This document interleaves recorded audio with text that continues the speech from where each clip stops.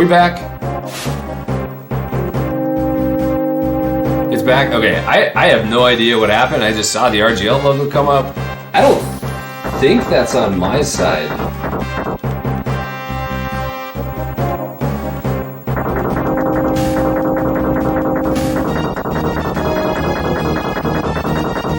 Okay, good. At least we're back.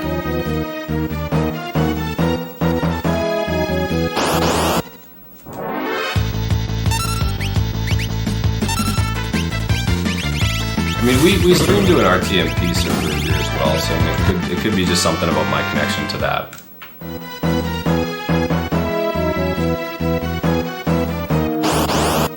Yes, this is just Kafka and Ars Tristal.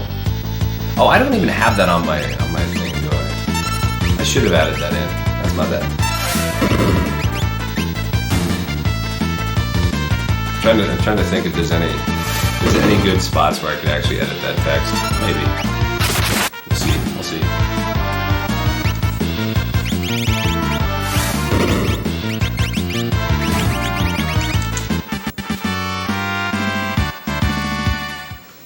Good morning, Smitty.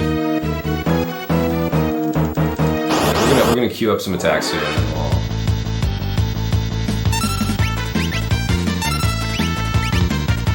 Okay, let's see if we can change this quick.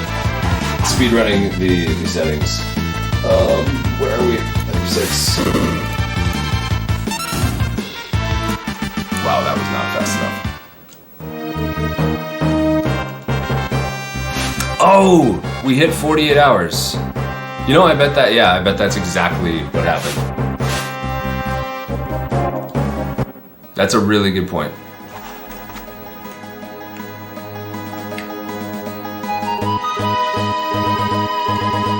So I'm gonna save here.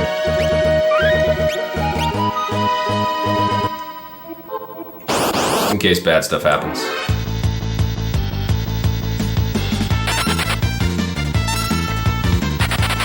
So if anyone takes damage, we want it to be Cyan. We're actually completely fine with Cyan dying on this part, because he takes forever to run away.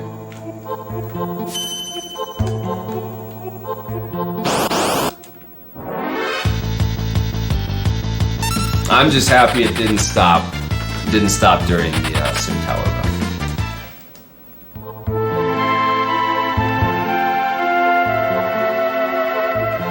I'm sure that time won't stand for a long time, but at least happy we got the world record.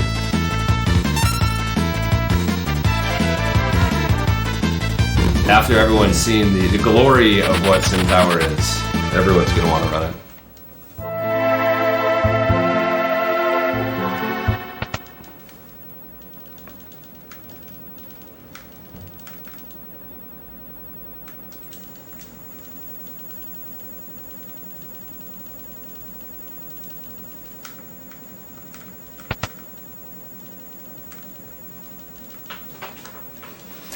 I should look up and read that guidebook if you're talking about for Sim Tower. Because I need to actually learn more about some of the other buildings that I don't even pay attention to.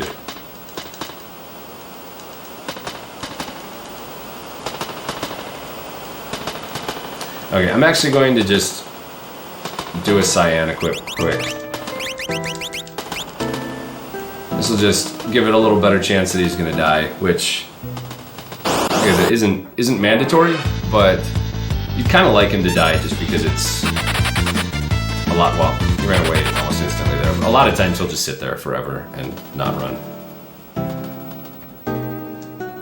But it also, taking off his armor also helps kill him for the next boss fight, which is important. We're forcing one encounter right here, and then we need to step perfectly for the rest of this train and the next overworld screen, or else we're going to end up getting a grasshopper fight, which is really rough because then we'll also get it on the belt. Come on, up. Yeah, my up button is weird. Hey, preemptive. We like that. So that fight you can get 1 or 3 ghosts.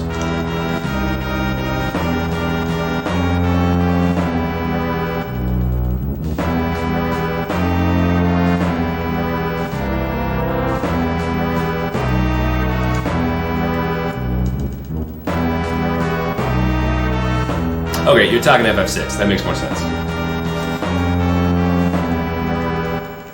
I don't need to read that guidebook.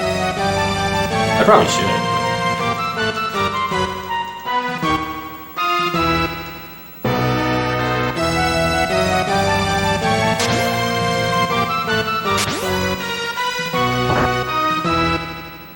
Yeah, I lost my box at some point for this game, but I still have my original 1.0 cart from when I was a kid.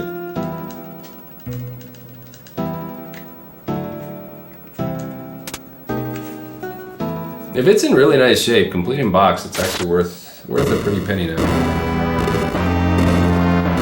Yeah, so, yo, Fuzzbop, thank you for the 12 months.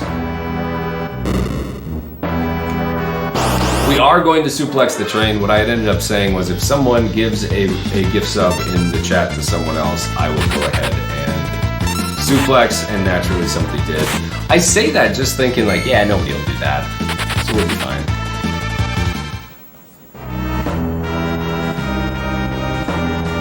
But then naturally, they did. So, yeah, we're gonna suplex it, even though I would really prefer not to.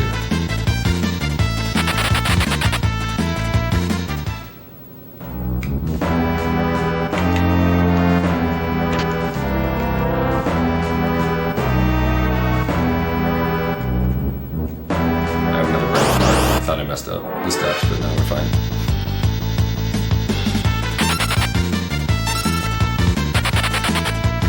So these bombs can kind of wreck your day. Just be really careful with our steps here. We don't want to mess this up now. Hey, good get, preempted.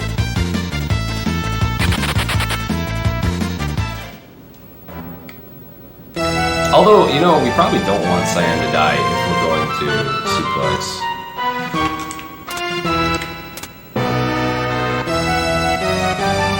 I don't want to see Evil Toot. The only way that would be worth it is if we end up getting a self-suplex. I don't even remember what suplex is. X1 down up, I'm pretty sure. No Evil Toot, just give us a wheel or something.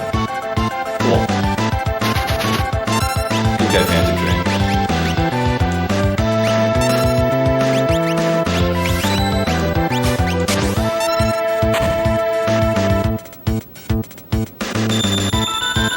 There you go.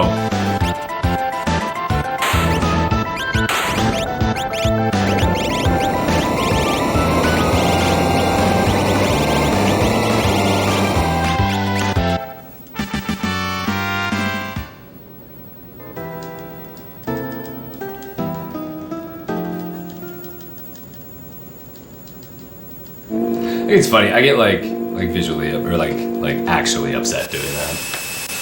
It's fine. It's fine. This run is like nowhere near on pace for like a PB, so.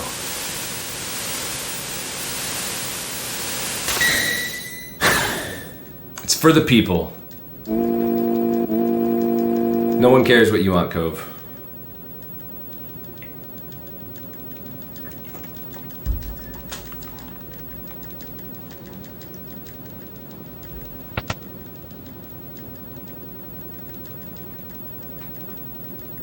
Okay, so here is the kind of part 2 of the sad part with Cyan.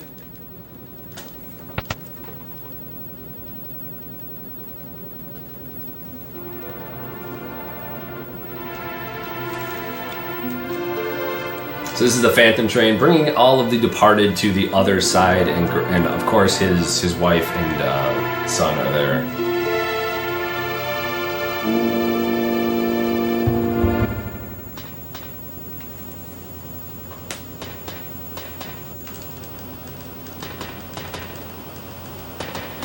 I do kind of go back and forth on this one though, because like I feel like long term, you would absolutely want to be able to say goodbye.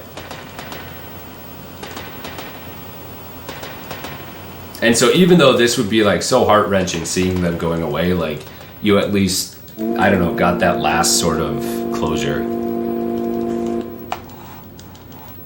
Yep, this game came out in 1994, just like most of the games we're playing this weekend. All the games either came out in 1994 or 1989. So, Oops, I don't know what I'm doing here. We want to put this on potion. Yeah, and we're fine.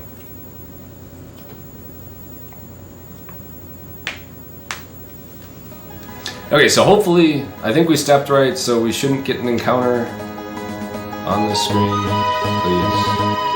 Cool. I'm gonna save here. I don't think we need to, but it's a marathon run. I don't want to have to replay anything.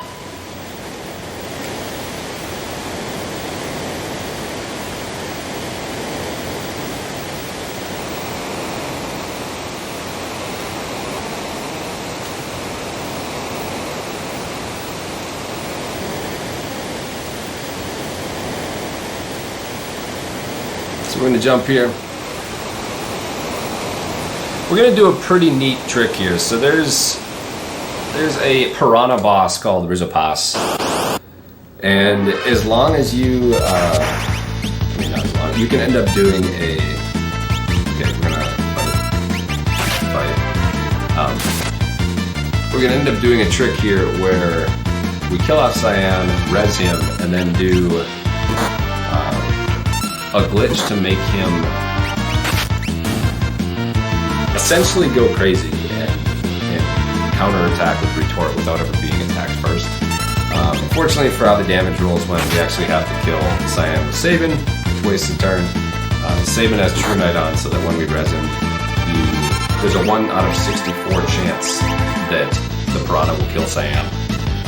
So we want to make sure that doesn't happen. But because of that, we actually have to kill Cyan with Sabin if he gets into critical status. That run will absolutely be submitted. Okay, so we're going to Sword Tech 2, and then we are going to Suplex. And what we'll see here is even without being attacked, Cyan is going to retort, kill this Piranha, and suddenly the boss just doesn't even show up. How that fight usually works is you fight series of piranhas for about a minute, and then after a minute, once you kill whatever's on screen, the boss will appear. But you can actually just skip that by doing that glitch.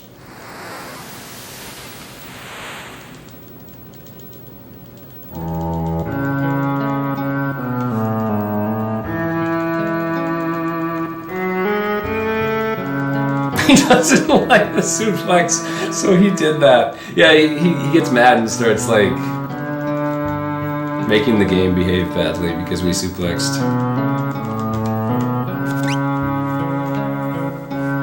I think you mean GG weapon. Yeah, you can fight a bunch of waves of them. Like I said, I think it's about a minute before the boss will spawn.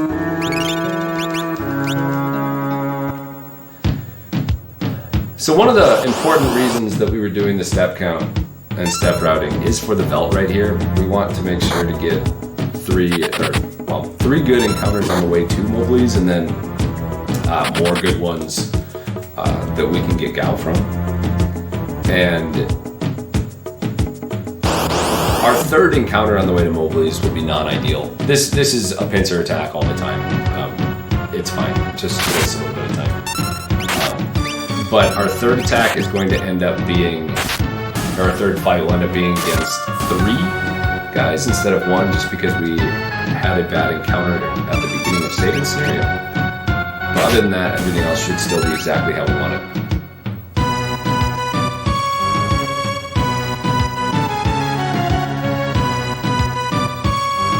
So we're gonna get, I think, 2 beakers here instead of 1 beaker, which is what we wanted. But it's a preemptive, so it doesn't matter.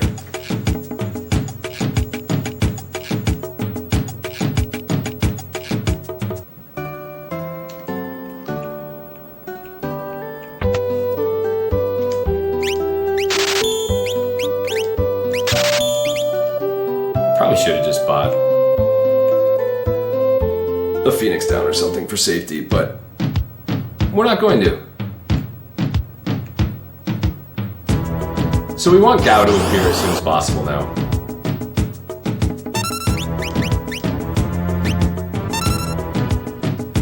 He has a 5 out of 8 chance to show up.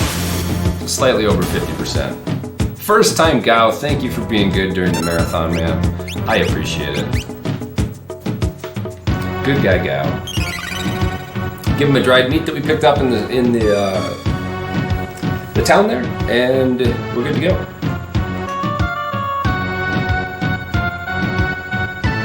Yeah, Gao is the kind of mohawk dude with a ponytail. Well, I mean, they look like their hairstyles are identical. He's the one on the left.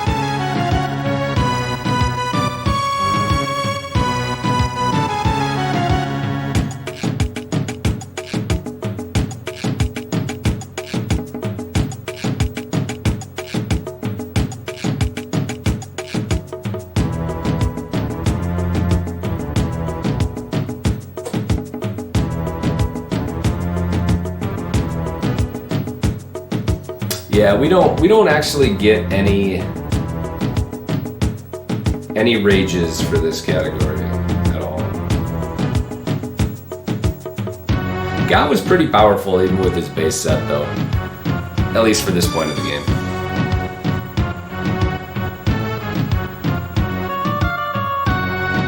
We will absolutely be using him on the Kefka fight.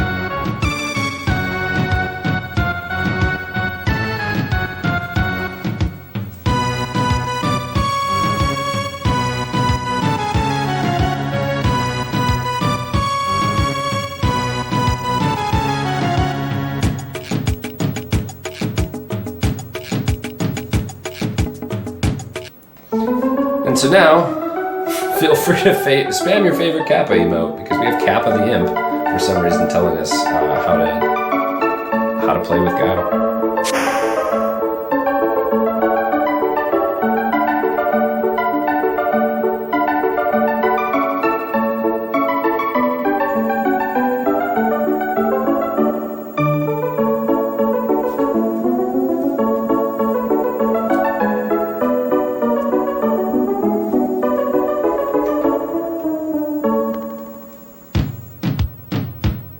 Okay, so we got Gao, we're happy.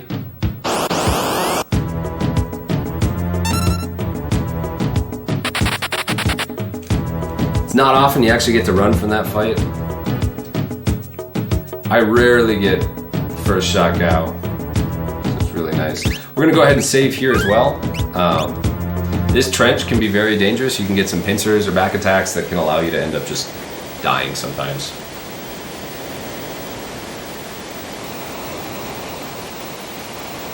We should be fine, but it's definitely not guaranteed.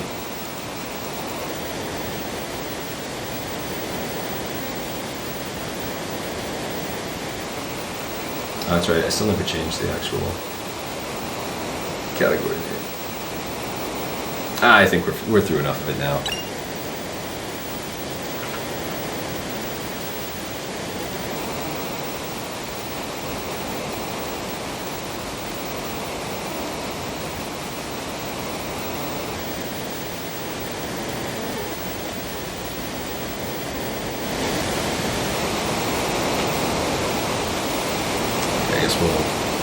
We'll try it. Why not? We'll try to fix this. One last time.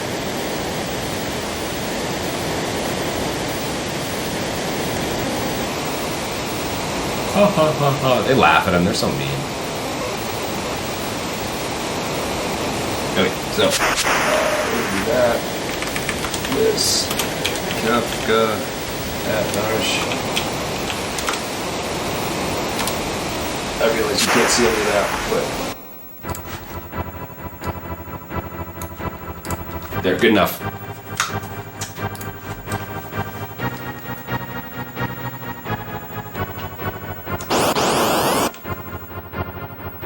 Yeah, so remember how I said that you can get things like pincer attacks? Surprise!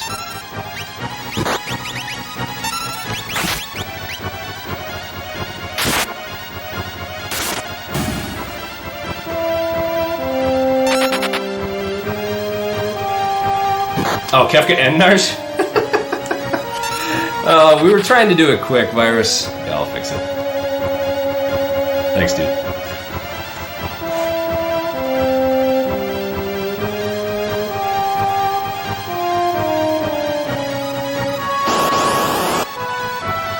That first fight can actually be really dangerous too, because you can get that little sea dragon thing at the bottom, the Anguiform. If you get one of those, it can cast a multi-target spell that can pretty much just wipe your entire party.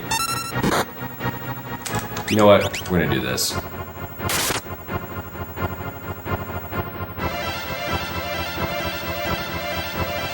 I am gonna heal though, because we have like no health left.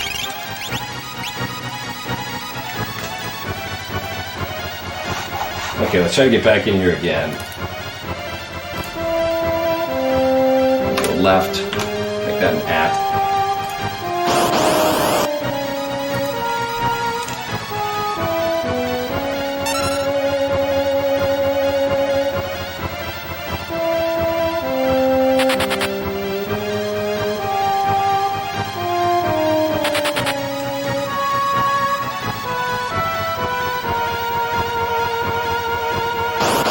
Last battle. You always fight 4 battles in here.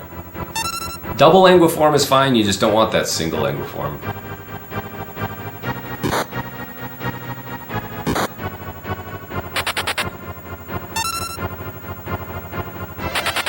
Yeah, we killed Cyan on purpose. Cyan actually gave himself the killing blow.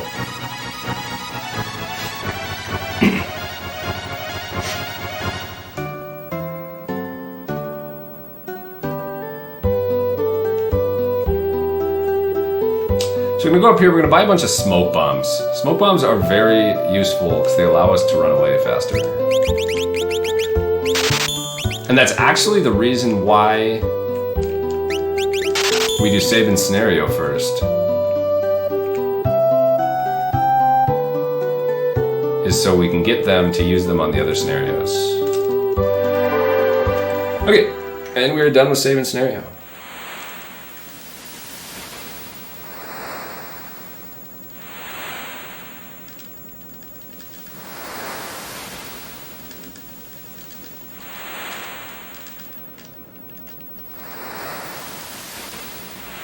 On to lock scenario next. This scenario is not very dangerous. It has one scary encounter that you can get, but we try to mitigate that by putting him to the second character slot. We're also going to optimum him and give him sprint shoes so he runs fast. What the second character slot does is if you happen to get pincered in that bad formation, you end up being on the correct side so that you're facing the left instead of the right. And so you won't get back attacked by the gold bear that's over there. Oh, I should totally be using smoke bombs as well, that's why we bought them. You saw I clipped through a soldier there. That's how you kind of sequence break the whole South Figaro sequence part of Locke's scenario. And it turns this scenario into like 3 minutes long.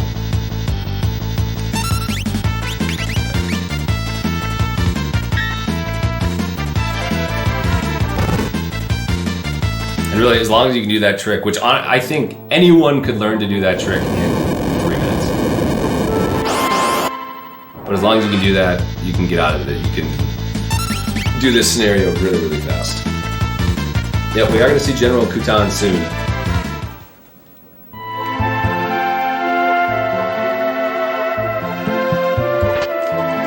So if you grab that treasure chest your first way through the game, like the first time you go through there, that's the fight you don't want to get pincered on. It won't be a Thunder Rod. So the game kind of has progressive chests where the longer you wait in the game, some of the chests actually have different things in them. We don't get Celis. Celis is not in this run. And because we didn't get Celis, her character isn't actually, doesn't overwrite the Moonless character from earlier. That's why we're going to end up not seeing General Kutan.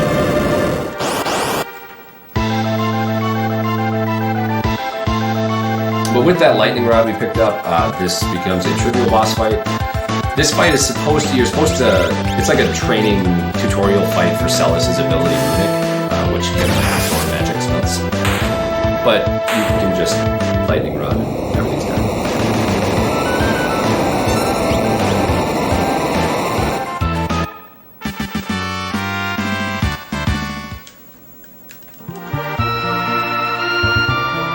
So lock scenario is done. Short and sweet. On to our last scenario. I should probably save here too. There's a world in which Bannon can die here. It's really unlikely. I think we saved like 6 or 7 times already in this run. I just do not want to have to repeat anything that if we get really, really unlucky.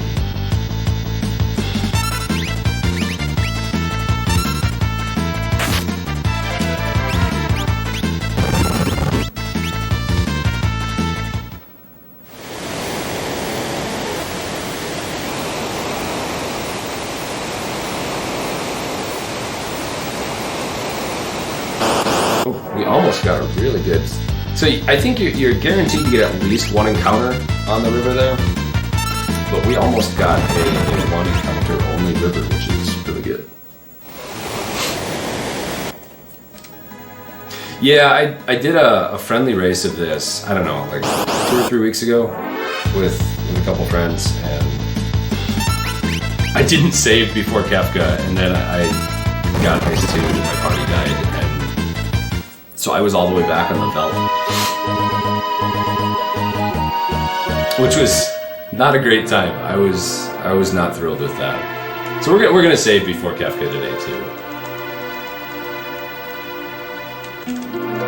Because Kefka is dangerous. He can, even if you do everything right, if he does the right combination of his first 2 attacks, he can take out one of your members, and that can be really bad for being able to do enough damage to him before he gets his 3rd turn, and on his 3rd turn there's a 1 in 3 chance that he uses Ice 2, which is a party-wide attack, and I think Saban's really the only one that if he's at full health he can survive it, but it pretty much wipes your party.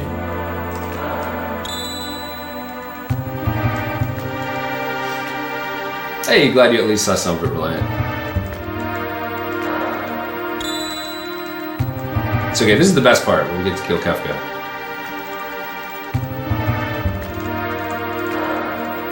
So there's a neat little trick. If you just hold the A button and run up, and just hold up an A there, it will actually let you bypass that perfectly. I'm gonna go ahead and change weapons with Edgar here. The Smith Blade, we'll change him to a pike.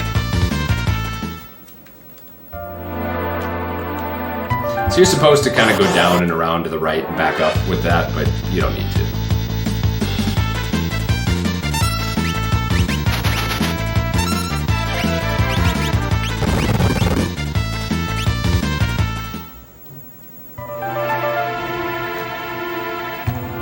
It's funny, I never knew that, like, before I speedran this, I didn't know that was a thing. But I mean, you also a lot of times don't think about doing stuff like that. You're like, okay, well we go here, then go here. This is the path around this way.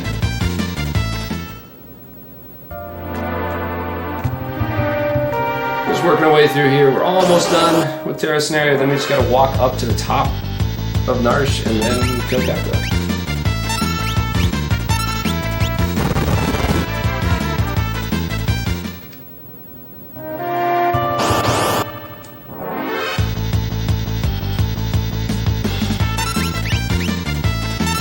Oh no, Petra, that's really terrible, I'm sorry.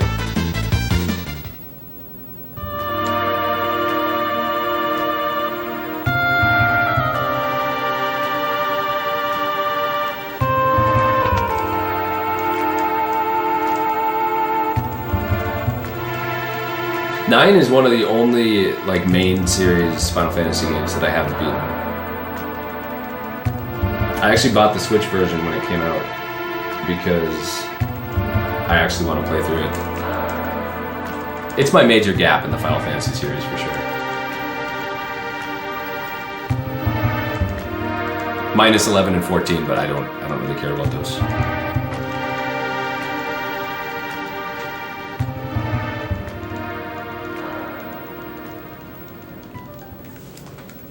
And just to be clear, I think I would really, really like playing 14. If I play MMOs, I kind of ruin my life, and that's all I do, so I stay away.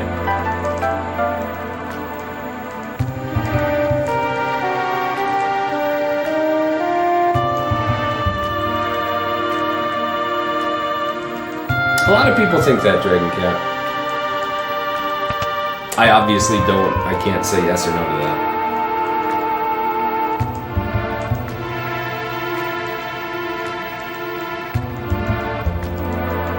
Seems like a lot of people have a love-hate relationship with it. I think so. I'm only maybe an hour and a half into my playthrough. The only thing that I don't like about it right now is the combat is super slow. Like just the actual speed of like getting turns and attacking. But that so far, I mean, like I said, I haven't played a lot, but that's the only thing that I dislike so far.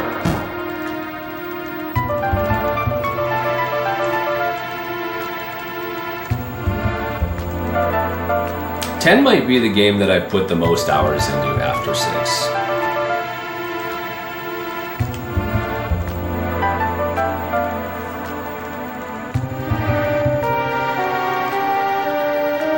It's an underrated life choice.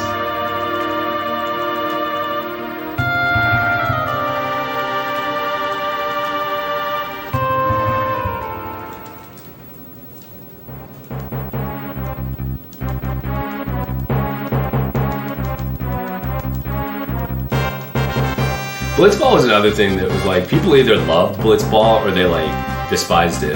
I personally loved playing it. Like I could play Blitzball for hours on end and have fun doing it.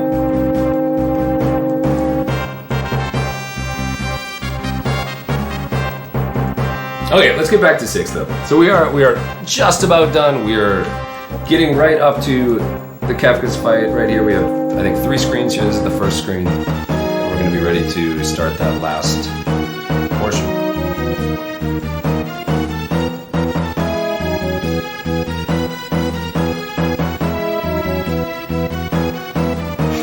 Exactly, dog. It's either yes or no. Like people like it or they usually definitely don't. Okay, let's do this. We are gonna save because hey, we don't want to go and redo all of Terra Scenario.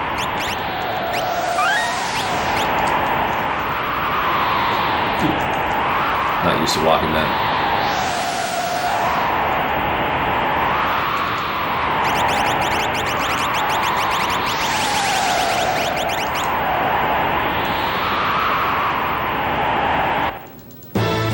The strange Moogle isn't a party, it's just that it's all by itself. So really there's only one trick in this Kefka fight. You want to wait trick Sabin's first Orbital. And your goal is that Sabin gets his second Orbital off before Kefka's second attack. If that happens, you should be okay. If it doesn't happen, you need to also wait trick that second one.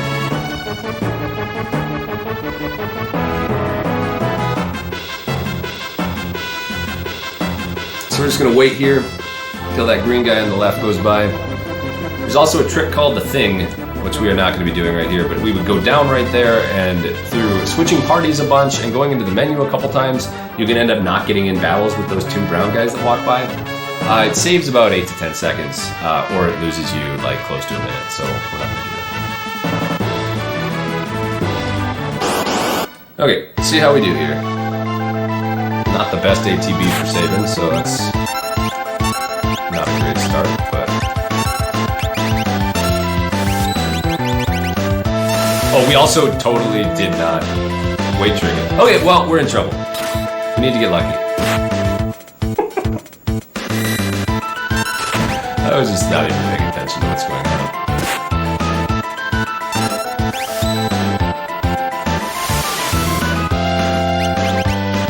If we wait trick that one, hopefully it'll be enough. I don't have great confidence, though, with how slow Sabin's ATB was initially.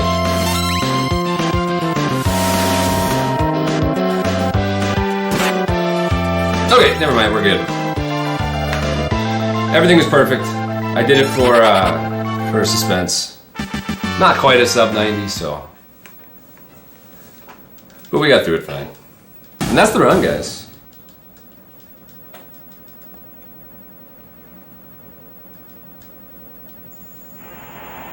So this is not the end of the game, fat guys. So, I mean, this is the world record is, I think, 352, maybe, for the main run category, which is no sketch, or it's about 5 hours for glitchless. It's just a little long to run at a marathon like this. And the no sketch run is super dangerous now, so if you want to do marathon safety strats, you're looking closer still around 5 hours. And so for something like this, it's just a really, really long run. So there is a category that's the first 90 minutes, which is what we did. And I'm just gonna leave it with Tara turning into her Esper form and going crazy. But I hope you guys enjoyed this. I always love running this game. It's one of my favorites from being a kid. When this was announced and it was like, yeah, we're doing everything from 1994, I was like, okay, I know one game I want to submit. But yeah, I am going to switch you guys over to Bald Nate pretty quick here. He's going to be doing King of the Monsters, and then we're going to be having King of the Monsters on SNES done as well. I can't remember which one's first, whether Nate is doing SNES or Genesis, but yeah, the nurse just screams and flies away. But thank you guys for watching so much. It's always a joy to play games in RGL for you guys. I hope you enjoy the rest of today with the finishing out of our special. We've got a lot of really good games today. So I'll talk to you guys later and have a great one.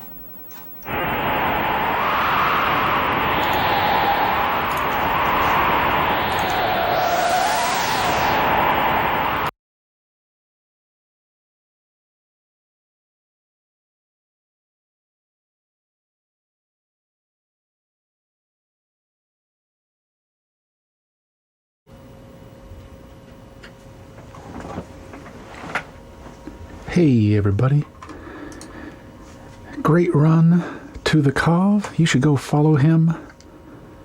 The Cov runs some interesting games. That was an interesting block of Sim Tower and of course Kafka and Marsh. So here we are, King of the Monsters 2. And this is the Genesis version, so as Cov mentioned, this is going to be a survey of two different versions of King of the Monsters 2, aka King of the Monsters 2 Too Furious. So this is the Genesis version. It's a little bit weird in that it doesn't really have the adventure part of the game. It's sort of just a fighter. So first we're going to go into options. I'm going to set the game level to the lowest. I'm going to turn off the time limit because it saves time on every round, and I'm going to turn off items because as it turns out the items, generally speaking, just make you go slower. There's a chance that the enemy will pick up a life power-up and just give you more work to do. So I'm going to pick a fighter. I use Super Gion, which is basically like off-brand Godzilla. And let's get going.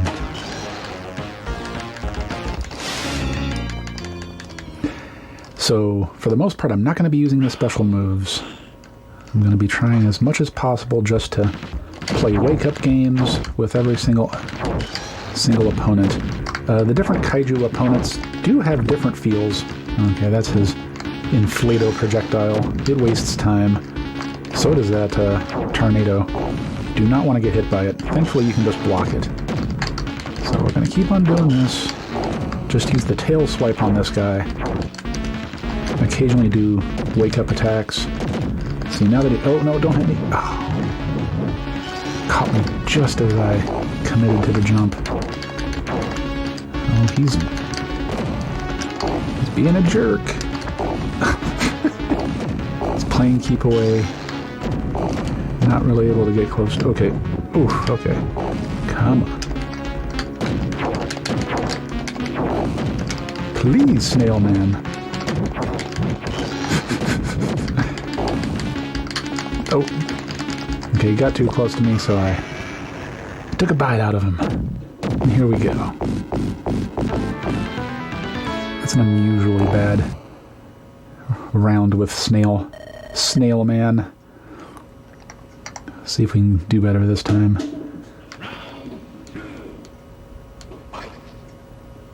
Okay. Come on.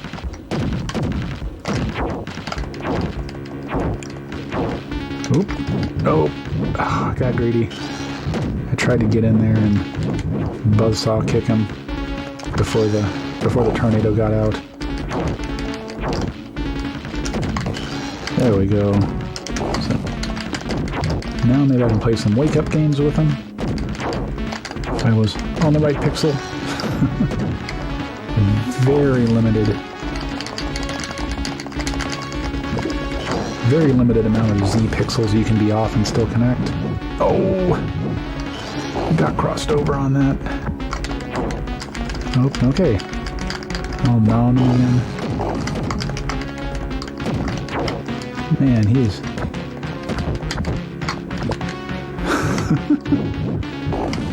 he's being extra jerky today.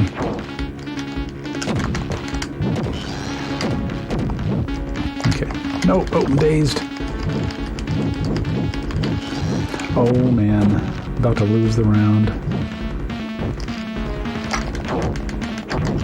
There we go. Whew. Well, I won't waste any time on counting down my vitality. Okay, that's a rough start, but let's pick it up. Who are we gonna get next? Okay, mirror match. This can be a little bit squirrely, but not too bad. So here we are gonna try to keep him pinned down. There we go. Oh. So the grabs don't do a ton of damage, but on the easiest difficulty, with a little bit of D-pad waggling and button mashing, you can pretty much win every grapple. So for the opponent kaiju that like to run all over the place, you know, catching them in a grapple isn't the worst thing, because it keeps them from running around for just a little bit. Okay, get a good start. Okay, that's the earthquake jump. It does a good amount of damage if it hits you. Which, if you're on the ground, when he hits the ground, it does damage. But the thing is, there's just so much time to get over and punish it that it's not that bad when he does it. Okay, just one more hit. There we go. So I do the jumping buzzsaw attack a lot because if you're off Z-axis from the opponent, they're likely to try to get back on it, either through jumping or just walking. So throwing it out there has a good chance of catching the opponent when they're trying to reposition on the Z-axis. Okay, Woo is frustrating because he has special attacks that will waste a lot of time that have almost, like, they just come out really quickly. So definitely going to be trying to stay away from those.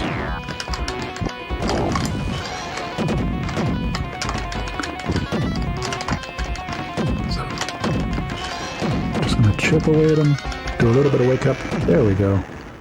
That was a pretty good woo fight.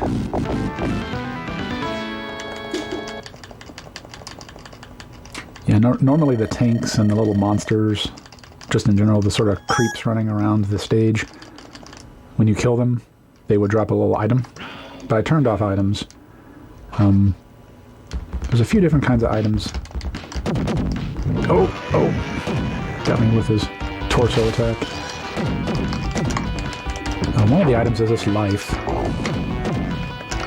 which generally speaking you don't want out on the battlefield.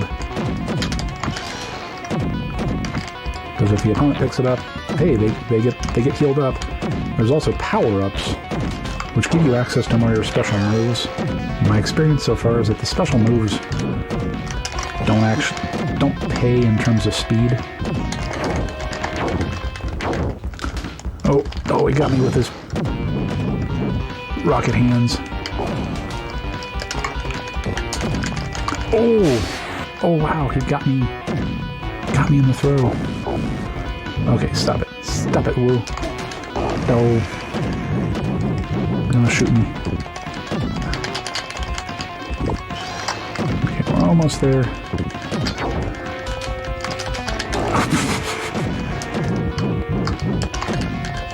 There we go.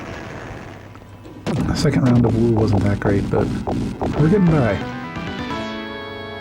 As you can see, when you walk across the different cityscapes in the game, you pleasantly destroy the buildings. The destroyed buildings also drop power-ups for you. Who's next? Lavicus. So this is a nice, pleasant-looking stage. Not sure what Lavicus is, to be honest. Most of the other kaiju opponents have some sort of clear, general animal inspiration. Gonna gnaw on them just a little bit. This stage is interesting. The lava does not damage you. It's just there for decoration. But it has a couple of tiers. Lavicus is a Lavicus. Yeah, that's it. The only of his kind.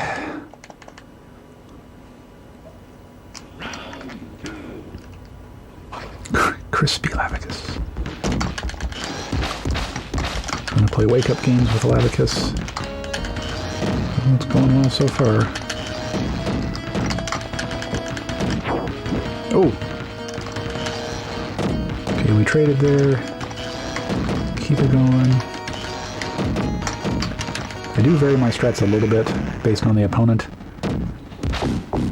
Some of the opponents are quite agile, sort of like Wu, likes to run all over the place, has really fast attacks, so you're playing a little bit more just trying not to get hit by him, trying to keep him from running all over the place.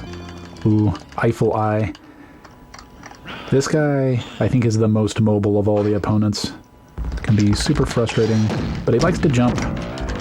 He also, when he wakes up, he rolls backwards, so you have to, if you're playing wake-up games, you have to aim behind him to hit him. Oh. Okay. Whoops. Oh, I destroyed the Eiffel Tower. Oh, I got too close in. He threw a squid head.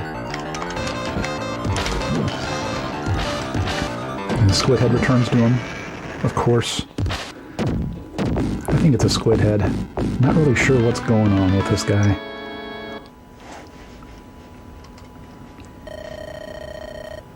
But we're in Paris.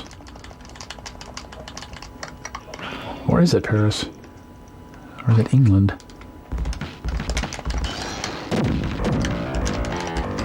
Okay, gonna keep on doing these little Z-baits. There we go. Oh, we were a little bit too far away on that wake up. So, okay. They can block out of the wake up, that's fine. Just something that happens. There we go.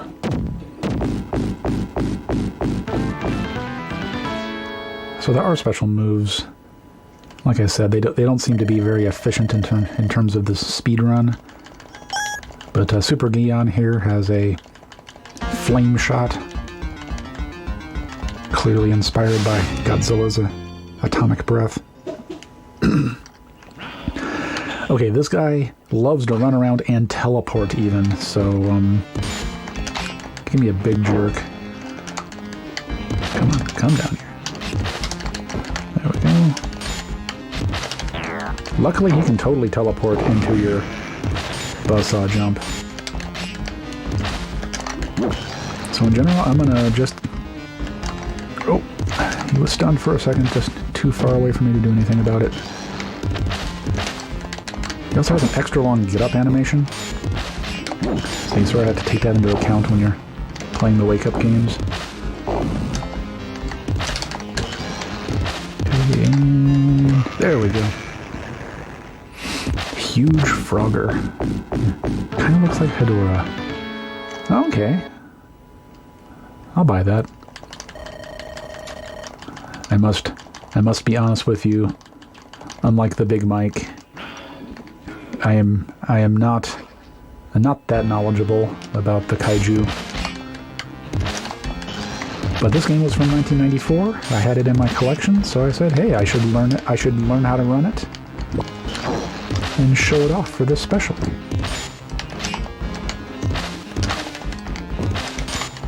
So I've been playing it on and off for about a month. Oh, got lasered. He wants nothing to do with me. Come on. There we go.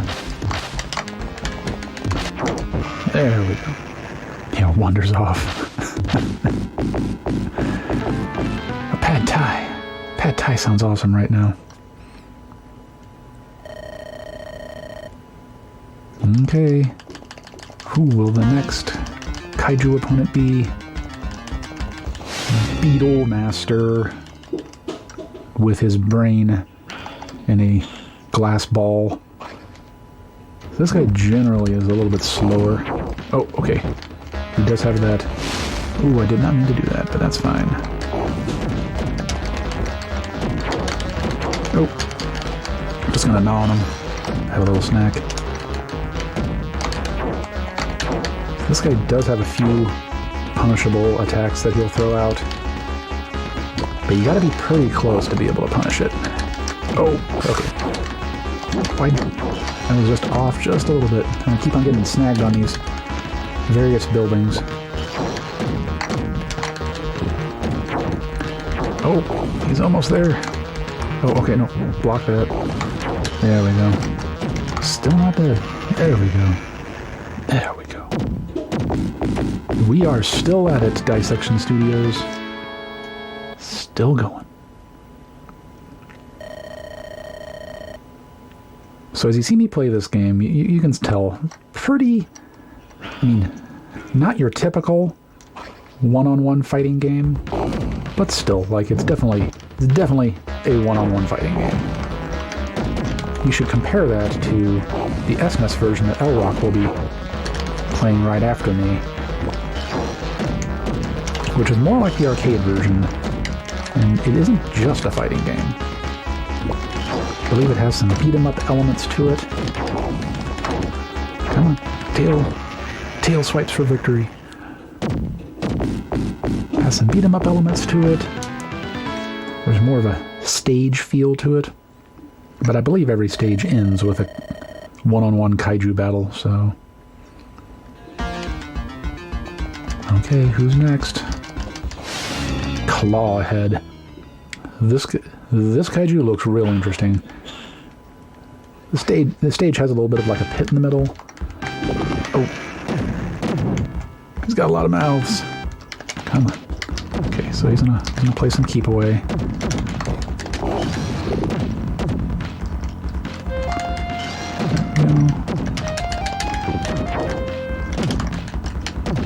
He likes to run around. There we go. A little bit earlier. A little bit early on that wake-up attack. There we go. Oh, finish him off with a little chest bite. Or whatever. Maybe that's his neck? What was I biting? Sonic the Dragon Head.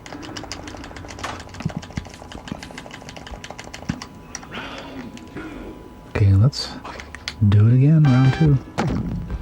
Come down here. Oh.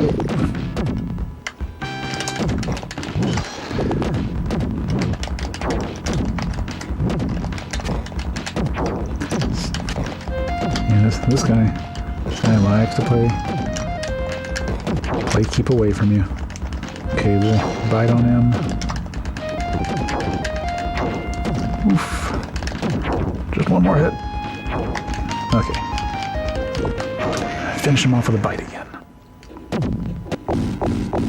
And I guess we're near Mount Rushmore? I never noticed that before. That's quite the river up there.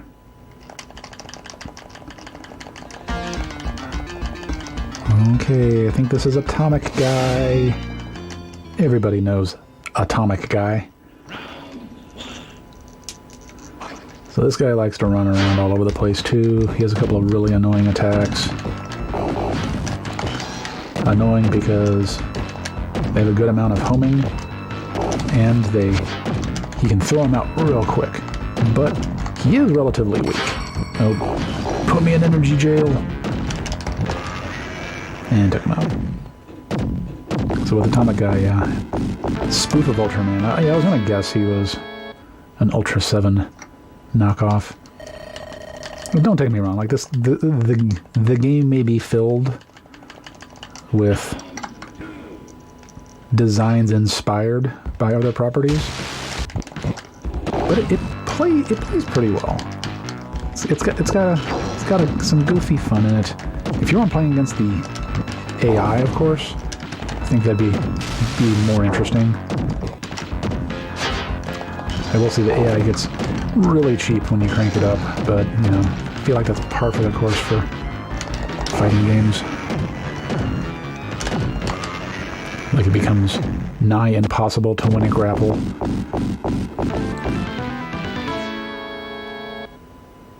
And I get a nice little rampage vibe from destroying the buildings, because if I had power-ups turned on, there would be a reason to destroy the buildings. Or especially if you're playing one-on-one with a human. You know, grabbing some power-ups, grabbing some life. Okay, so this is the final boss. Happens to be you, except it's a fully powered-up version of you. Okay, let's punish this earthquake. Timing was a little bit off. At least I didn't get hurt by it. So, powered-up Super Dion can be a bit of a butt. Again, those fire geysers, completely decorative. Okay, got him on the wake up.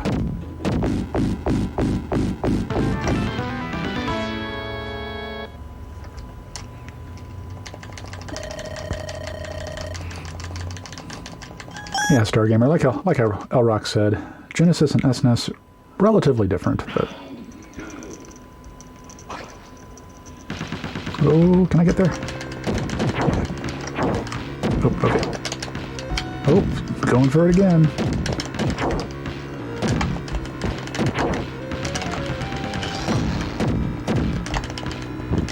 A little bit more wake-up attacks.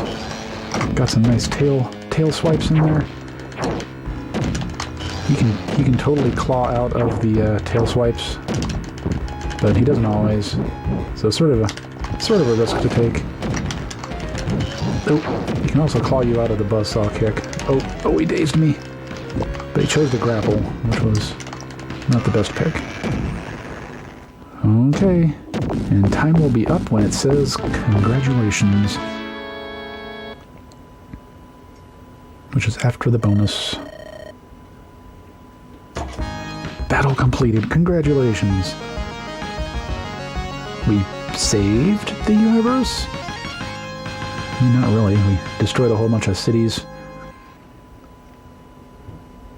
But now we get to see the earth rumbled and everything sunk into the ground. Then the earth was silent. Peace existed at last. Is this the end?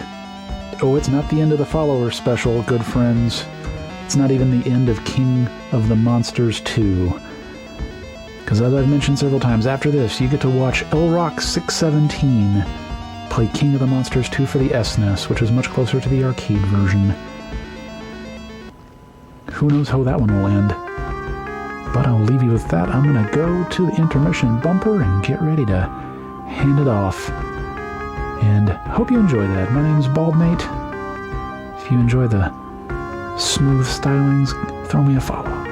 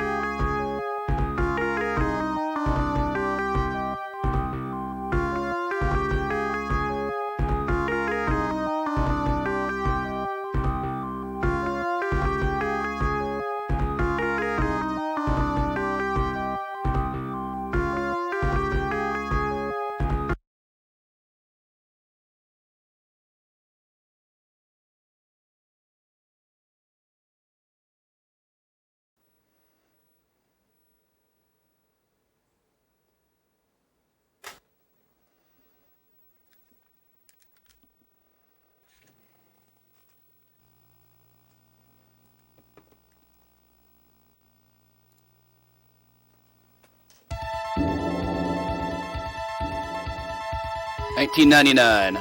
Only 3 years later, only 3 monsters survived. And then they go into some cute little profile stuff with the 3 characters we have. How's it going, everybody? Rock617 back with you one more time. So, you all just saw the Genesis version of this game run by Bald Nate, who has the world record. Really cool addition to the franchise. And as I mentioned a bit earlier, the Genesis version is very different from both the arcade and SNES versions in terms of gameplay. And even further beyond that, the SNES version has mechanics that the arcade version actually did not. So that's what we're going to go into today. Quick things regarding controls. Going to be just going on the normal difficulty here. Default controls are fine, that's what I'm used to. It is a little weird that you have to use X as an attack button, but it honestly doesn't bother me. So, this is going to play more like a standard beat 'em up. These are our modes. Co-op mode in this game is very, very fun. For those of you that have a friend that want to try it out. We're going to jump right on into it. Here we have our 3 characters. And I'll be perfectly honest with you, you have Atomic Guy and Super Geon, and you might as well completely ignore the fact that those characters are even there unless you're doing a co-op run. For solo run, we're strictly sticking with our boy Metal Kong here, so we're going to get started in 3, 2, 1, go. I believe this is the only version where this is the case, but the Super NES version of Cyber Woo is hilariously broken. One thing we're going to be able to exploit is the fact that every character has a meter, like a super meter for additional moves, and you can actually charge it too. So we start right away with a fight, which isn't common. I'm going to go ahead and charge up. Hold the L button to charge. I'm going to try and keep him away from me by doing a booty, which is just a jumping hip attack, but looks like he's hitting him with his ass. I'm actually going to save my meter from here. Just gonna hit him. If he tries to confront us, he's gonna try and grab us, and I'd rather try and not get in grabs if at all possible. Grabs are fine as long as we win them, because it turns into like a grapple situation where you kind of just fight for leverage. If we lose those, that's not good. So that's why I'm trying to avoid them. So our first goal is we're gonna be going through the stages trying to find power-ups. You can power up your character twice, and it changes their color sprite. Early segments here are just going to be wasting out some enemies. Did not want to get hit by that bomb. This headbutt attack is very, very good. It's by far Woo's best melee. He also has this kick, which is honestly has pretty decent range, but it's really slow, so I don't use it that often. I don't think it does any more damage than the headbutt does either. The headbutt has almost as much range, and it's really fast on both startup as well as recovery. Definitely don't ever hit a backwards P. That depowers you.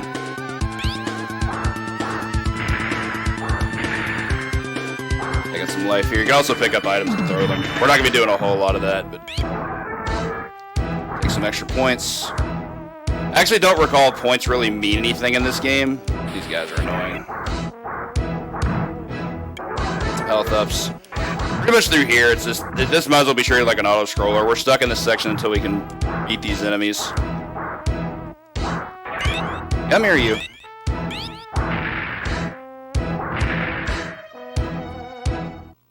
I don't need that life yet. I might not even get it at all. Pretty interesting music here. Okay, so this guy's going to approach us, and now we're going to use our meter to go into this little Tatsu spin. And this is what makes Cyber Woo the best character in the game. This move is ridiculous, especially if I can knock him down like I'm hoping to. I didn't get to show it off there, but when you knock him down, when you knock an enemy down, you can actually still continue to hit them while they're grounded. Hitboxes didn't quite line up as well as I would have liked. But we're going to go for it again. It's that overpowered to just waste time to do this. Or utilize time to do this, I should say. There we go. See, now I can just stand over him and just do additional damage. Really busted. This, not quite lined up. Finish him off with some booty. This doesn't do much damage, is why we're not utilizing too much. Getting hit by the purple stuff isn't good. That actually inverts our controls. So this fight hasn't gone incredibly optimally. And we lost a grab, so that's not good either. He's going to scoop us up, drop us down. Lost quite a bit of health there. Can also OTG us. Okay. Definitely making me pay for messing up the sequencing. Alright, took him out there. That'll complete our stage. Hopefully I'll get to show quite a bit more of that off in a later stage. That didn't line up properly. Ideally what you want to do is you want to hit him against the wall, because enemies for the most part can't despawn themselves on a knockdown. So you can just corner them or line them up against the wall and then just rain damage on them.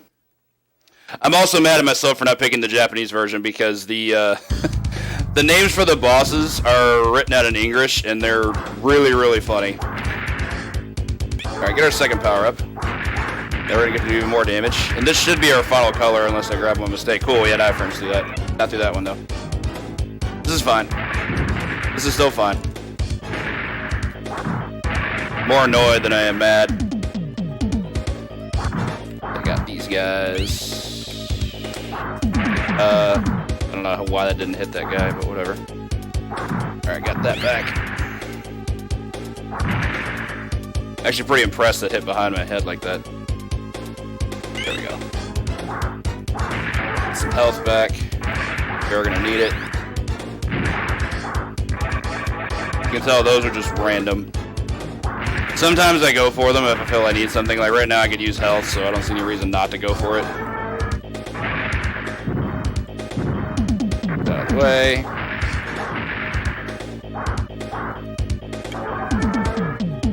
Yeah, when you pick up an item and you go into your taunt animation, you're completely invincible, which is neat. Should be lining this up better. Like so. There we go.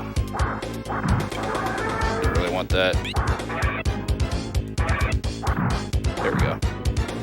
Can't really gain or lose time here. I mean, we can take them out as fast as possible, but I believe the groupings spawn at the same rate. There's a good 12 to 16 of these. Groups, not enemies. There's a lot more than that. Disagree. No. There we go.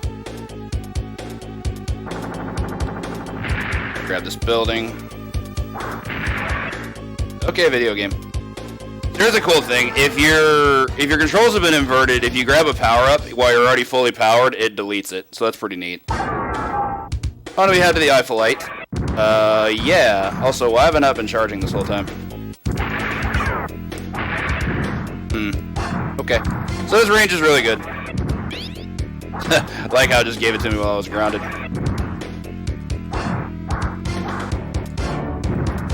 Turns out talking about this game and playing it is incredibly difficult for me.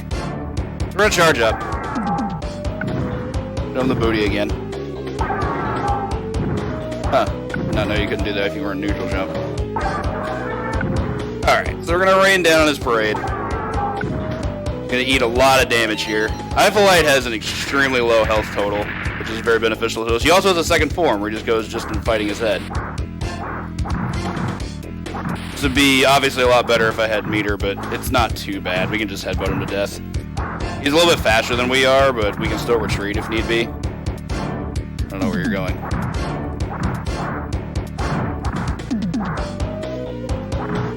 What a jerk. Just wants to despawn.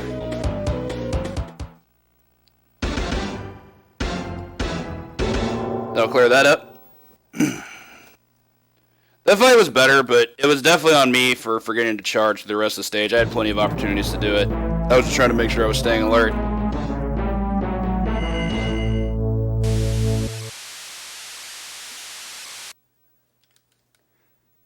Since I see people bringing up geographical inconsistencies, particularly drum there, I can assure you that's going to be the least of your worries.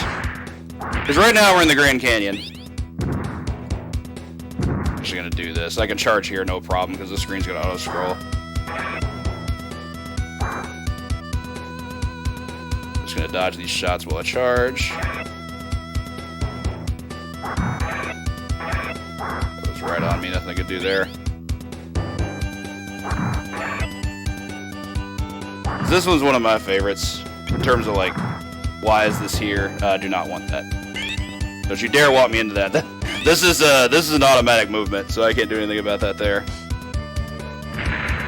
Smash. Do that to get health.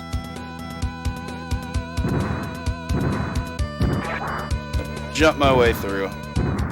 So yeah, we went from the Grand Canyon to Mount Rushmore. Not sure I can explain that one. On to our boss, the Claw. Same as before. Get over him. Spin your elbow in his face. Should be able to take him out. Charge up again though. It's fine.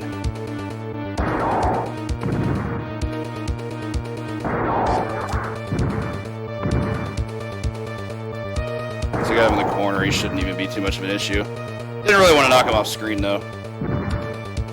There we go. Pretty simple fight. Could have been a little bit faster, but still decent.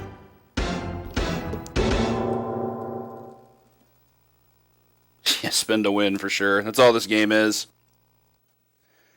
Similar to the Genesis version, it also is a big boss rush, but you don't actually fight the characters that you don't pick.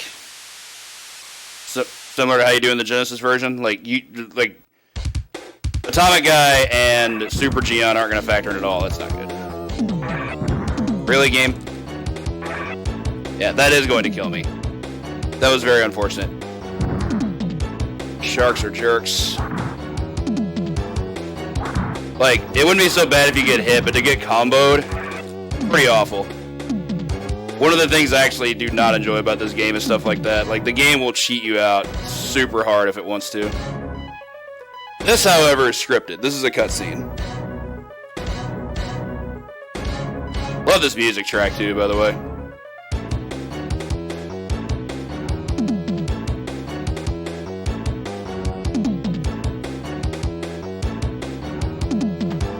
Up we go. I've actually never gotten this before. You're supposed to mash before you land to avoid taking damage and get hit stunned. I'm just mashing like crazy and I'm probably still not going to get it. Yep, still didn't. Oh well. Skip that.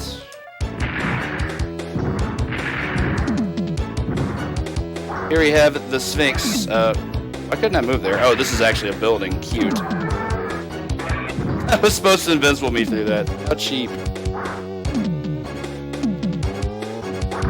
Another quick auto-scroller section. I should actually be utilizing this time to charge. Again, these won't spawn at any different rates, and there's no real reason to actually fight enemies.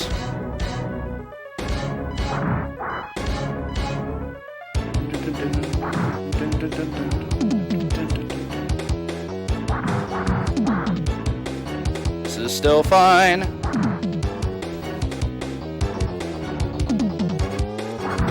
I also like making Woo dance. They have great turn animations, so you can just do stuff like this.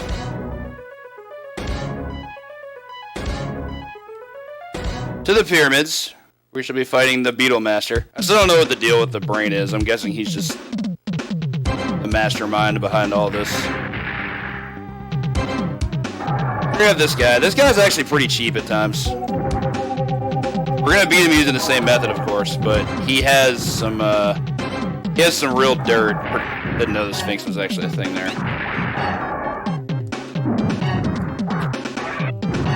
That was active. Particularly this teleport is awful. He has a second form he can go into where he turns purple and becomes more powerful. That teleport turns into a grab. Pretty cheap. Let me see if I can just finish him off this way. Okay, so we got him here. Throws the big stinger, but it's not going to matter because we just finished him off. I think it do damage. Neat.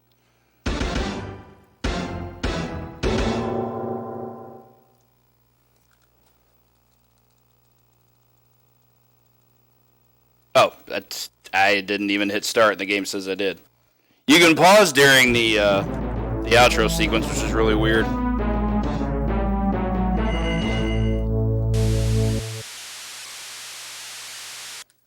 Gotta love that name.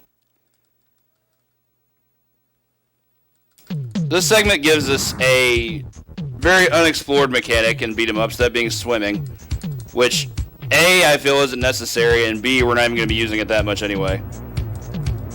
Just do this. Just swim right past these jerks. Right over here. Mainly, I guess it's useful here because it did let us skip all that.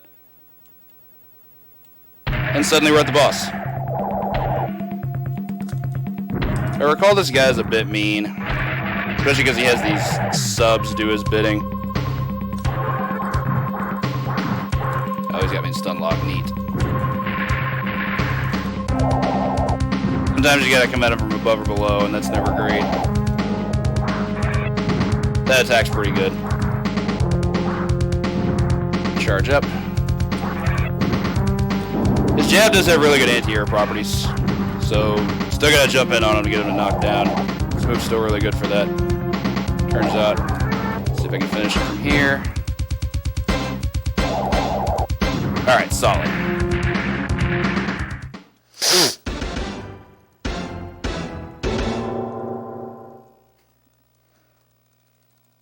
I like how they're still firing at me too. Like, yo dog, my sprite despawned, what do you want?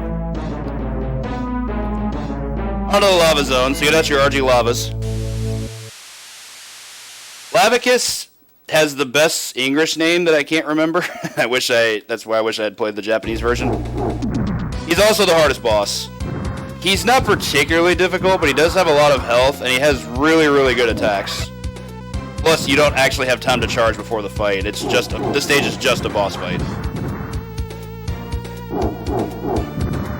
Gonna wear him down here. Bit of RNG to fighting him at times. He's being fairly cooperative so far, until there, of course. That attack is absurd. Like, that charge he does where he turns red, really invincible. And of course it's an aggressive move because it comes right at you. Cool thing we won the grab there. Go ahead and charge up. I disagree with that not hitting you. He also just has really good walk speed, so he can just run away from us at his leisure. Nice. Let's see if I can still hit him off screen. Yeah, this isn't a good spot to be in. Don't want to knock him down that way. Not ideal, but we can recover. Just gonna let him come back on screen here. That was almost a combo. I'm impressed. Come back for one more hit. There we go.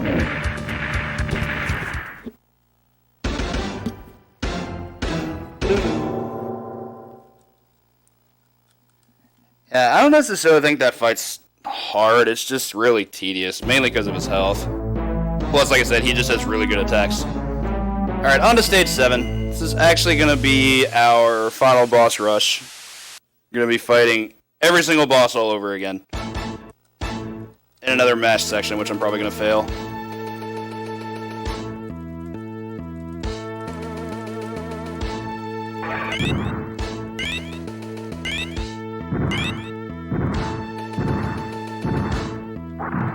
I'm going to use this time to charge. What am I doing? I like the music here, though. It's very heroic. Like, here we come to save the day. You. Did that for style points.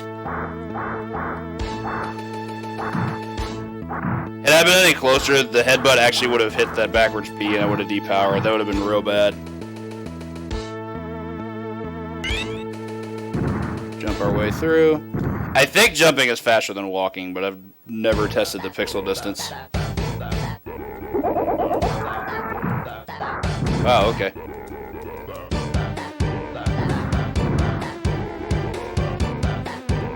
Don't know how I got away from that.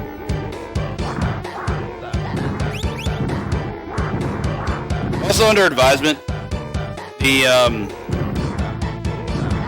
booty is a very good attack, but it's less good if you're having to jump either laterally or diagonally. If you have to jump horizontally to catch them, it's great. I'll take him out. I'm gonna get some health here.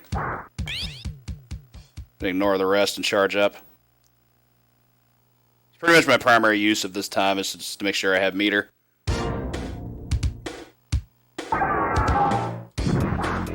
I also believe you can't do it as a neutral jump attack. Yeah, you cannot. If you're neutral jumping, you can only jump. Press the button there. It's on me.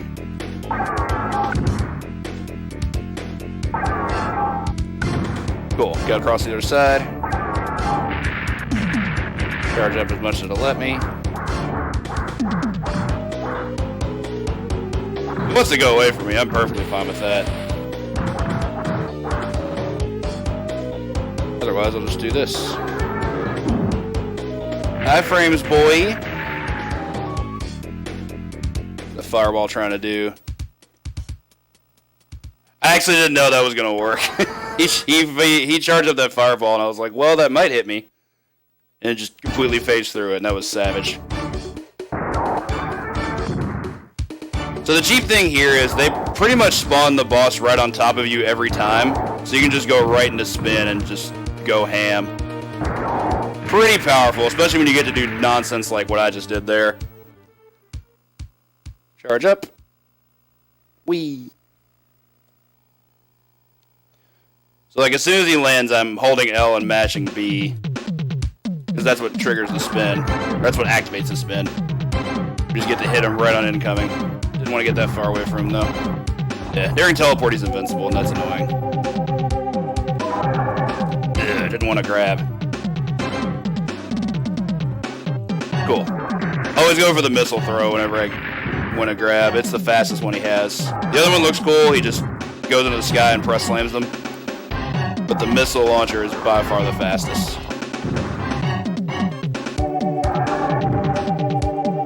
I need you to come back. That was rude. Cool, still won. I got really, really unlucky, and then I got lucky right after that. So I'll take that. Oh, you want some, huh? Cool. Cool story. Alright, I'm gonna go back to the center and just chill here. They're definitely in the right place then.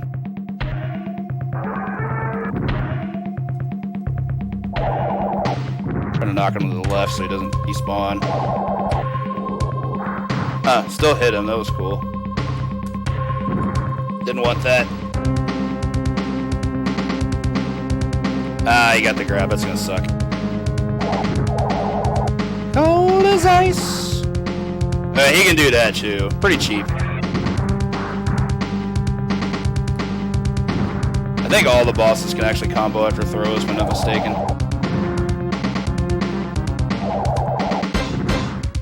Alright, I'm gonna let him back on screen here. Because, you know, I need to be able to hit the guy. There we go. Oh, I definitely want this.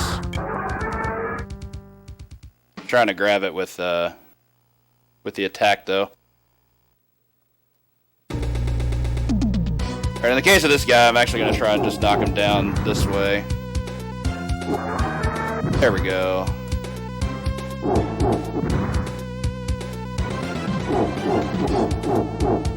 Interesting that he took flight and he still took the hit. Just didn't take hit stun. Yeah, he's going to be mean. There we go. He has really quick recovery time, which is obnoxious for sure. We're gonna be able to chase him, I think. Wouldn't mind him spawning back on screen though.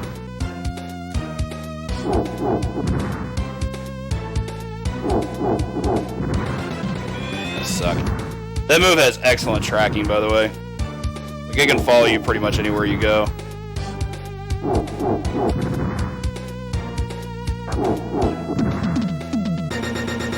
This character is cheap. This is why you don't play anybody but Cyberwoo in this game. Like, why should you be allowed to do something like that? Didn't need the one-up, but okay. So for our final boss, here we have... I don't quite know how to describe it. They're praising my bravery. Cool. I apologize for the fear that's about to be injected for all of you because, I mean, here's what we're looking at. This is the most unholy of things.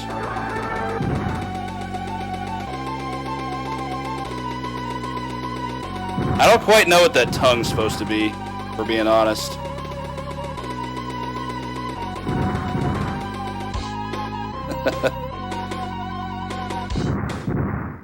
Very easy boss, though. Really slow moving, and his hitbox is ginormous. Like, you can't miss hitting this guy with basically anything.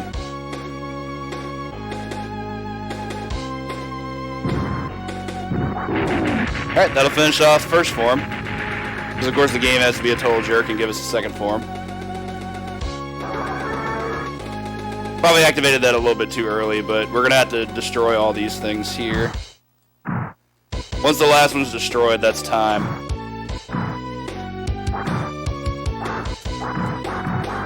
Kill them all. There we go. 24:38. Wasn't quite sure I was gonna sub 25, but certainly not a bad run, all in all.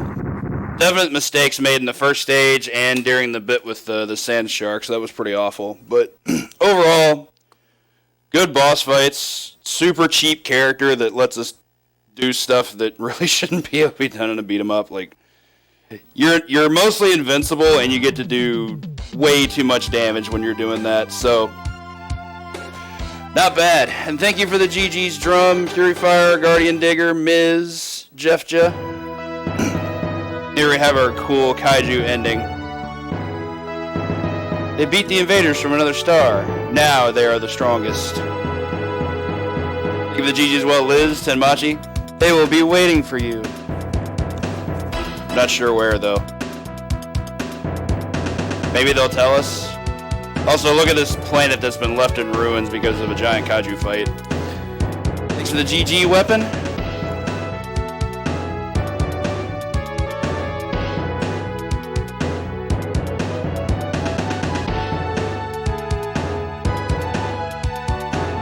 This ending music is really good.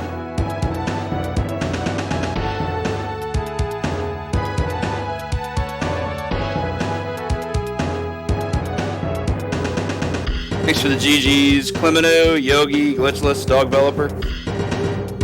I always thought it was so weird that SNK never deported the games that they made to the SNES themselves. They had an outsourcer named Takara do it. I'm sure, I mean, obviously there's going to have to be a reason, but I wouldn't begin to know where. Going to enter the AAA symbol there.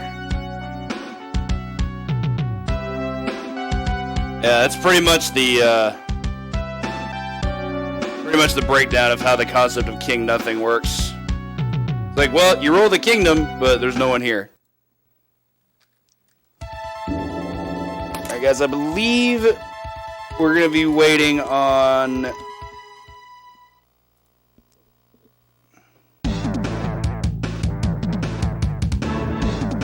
Alright, hang on one second, everybody.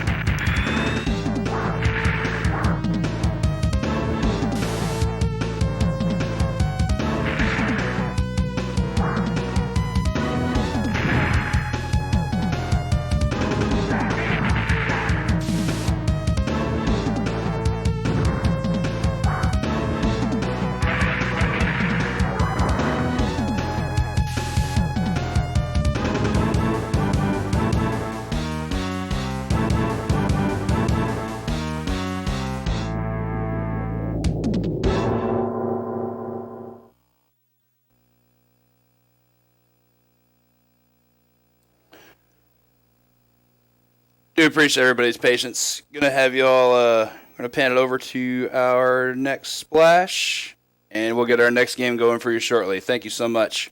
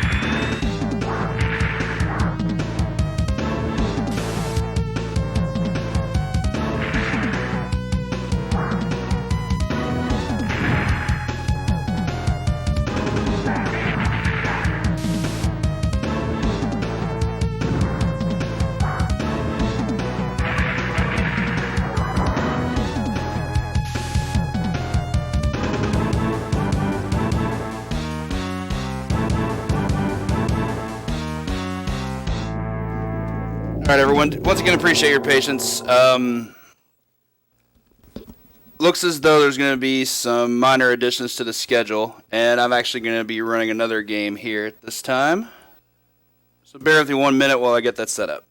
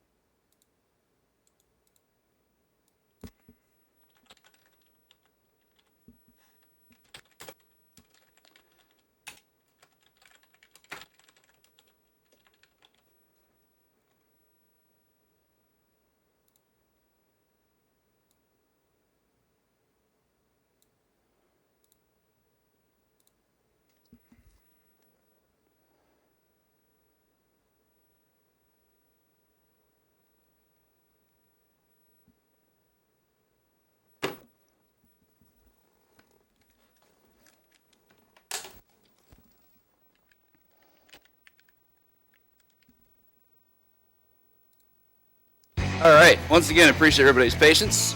This is actually one I had part of the backup run list. Actually one I had originally anticipated submitting, but didn't end up including in my list of games for whatever reason. So, growing up, this might have been my favorite comic book related game of all time, or at least during that time. This here is Spider-Man Venom Maximum Carnage. Gonna be playing the SNES version. Didn't care for the Genesis version quite as much, but I played this one to death. Game's really fun, really solid beat 'em up with two very playable characters, and a really good assisting cast. I'm just gonna go ahead and just get right into it while I explain the mechanics. Go ahead and get her started.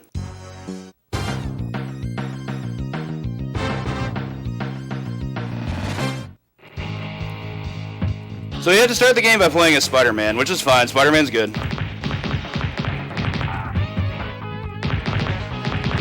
So Spider-Man has an infinite cancel in this game, as does Venom. But right now we're only going to be showcasing Spider-Man's. Essentially what you have to do in order to initiate it is start your string. Go ahead and finish this kid off.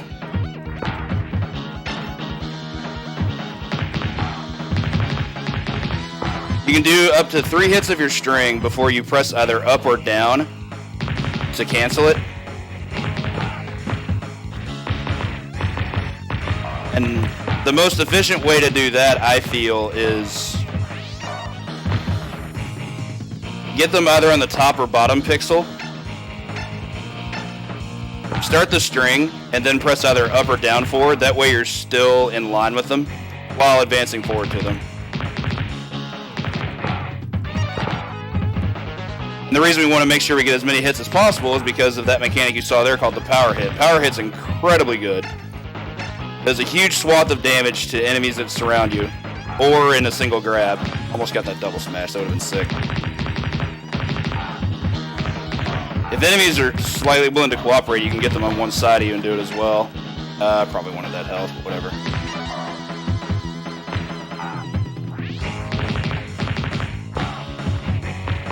Show off this little trick for you guys. I only learned how to do that within the past year or so. Get a little extra joy.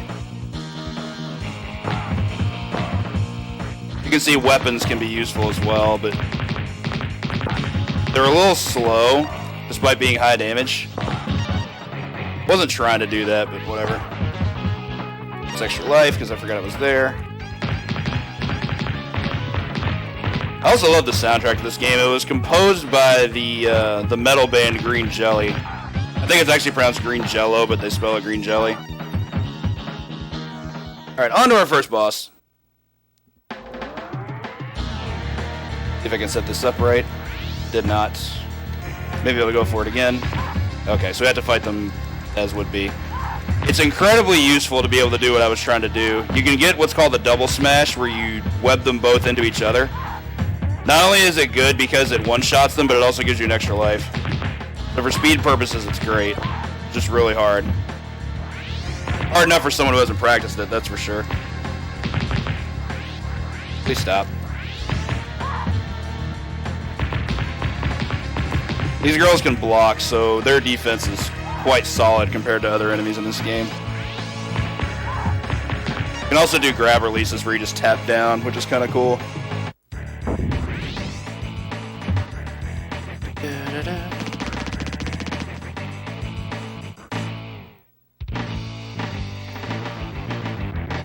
Something really cool in the climb stage. This stage is pretty awful. Like, I'm not a fan.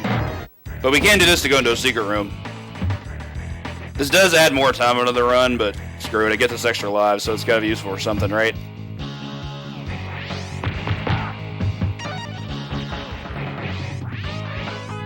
Where'd he go? Come here, you. Let's start hauling these fire extinguishers. That's new. Okay. Midge preemptive there.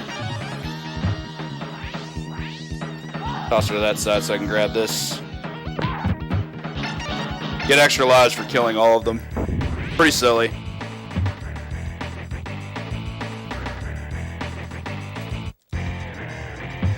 Alright, up we go. So here we have one of the villains, Shriek, just firing laser blasts at us. Pretty obnoxious. New players really don't like this section. It's completely understandable as to why. I'm just going to ignore Doppelganger. There's no reason to even bother with him. Just going to go this way. And we're at the top. Thank you for the updates there. Probably my favorite track in the game. This is Green Jello covering Black Sabbath's The Mob Rules. I'm going to drop this right on Doppelganger. What's cool is he can punch us to get him to blast him. And then we get sent off immediately into a cutscene.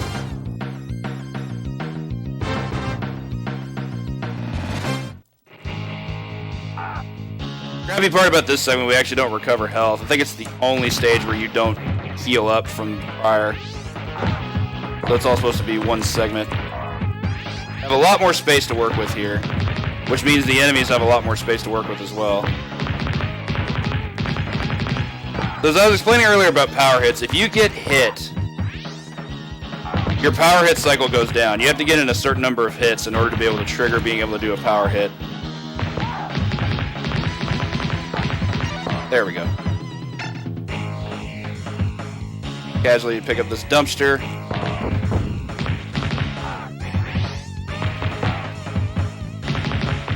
I have friends that like referencing dumpsters for whatever reason.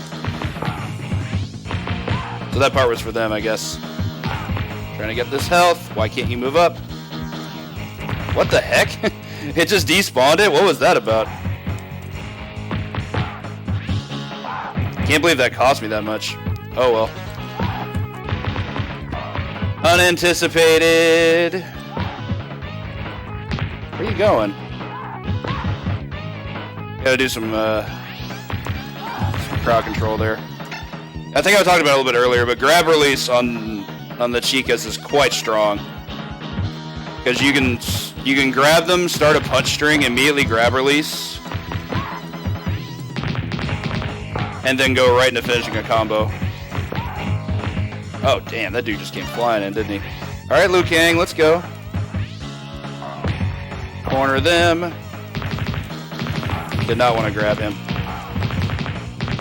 That's a problem that can come up. Sometimes you can, sometimes you'll grab enemies by mistake. It's purely proximity based. We can do some grab release tech. Doing the grab release is easy. Just press down. Who wants some? So for those wondering why Spider-Man is just fighting random people, the story involved in Maximum Carnage is that Cletus Cassidy broke out of Ravencroft, which is essentially Spider-Man's version of Arkham. Okay. And he's essentially just unleashed this huge murder spree on New York City that seemed to invoke almost like a... Probably need to discontinue. Almost like a survival of the fittest type mentality on the town. So essentially everybody's just trying to pick fights with everybody, which is why Spider-Man's just having to ward off randos. It's not necessarily they're criminals. They're just, trying to hurt everybody. Essentially a case of Carnage accomplishing his goal. He just wanted to make everybody really bloodthirsty. What are you doing?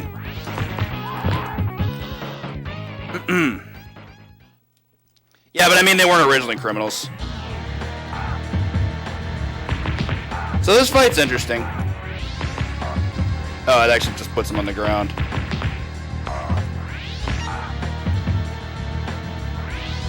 So for this segment, you actually can fight any number of enemies you want, essentially. First group with one guy. Pretty simple. You can actually loop him like this if you really want to. Then we fight two guys. For each one you kill, you get an extra life, so that's pretty cool. I decided to kill that guy just to retain the life that I lost earlier. I'm actually going to go ahead and take the death here, though. When they get you low enough, it triggers a cutscene where Cloak and Dagger come in and just save you. I believe you can get that as high as something like a second group of 4 at a time. Fighting 4 of those guys at a time is a real chore. So, no reason not to avoid that.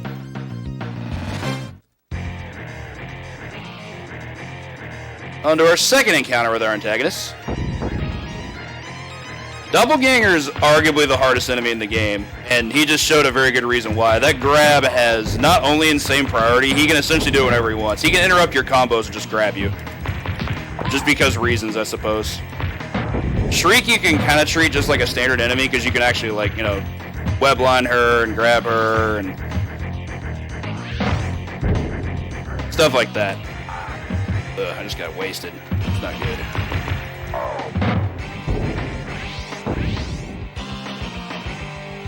Spin her too. Do it for fun. Okay. He also just has really, really strong attacks. That little lunge ground kick he does is obnoxious. You don't have to take him to 0 health. Shriek can't interrupt with that, which is obnoxious. So here comes Carnage. Gonna stab us in the face. He's gonna kidnap Dagger. Now we have to go get her. Here's the first point of the game where we actually get to choose between characters. Venom used to be my character of choice here. It's a pretty fun level, but it's also really slow. So I'm actually gonna do this just for speed purposes. Spider-Man's gonna drop all the way down during the chase with Demo Goblin.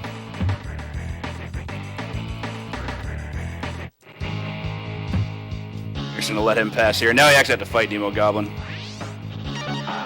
There we got a cloak icon. Took a death to do it, which sucks. And now we get the first use of our assists. Summon Cloak, knocks Demo Goblin off his glider, and now we only have to hit him once in order to be able to finish the fight. And away he goes.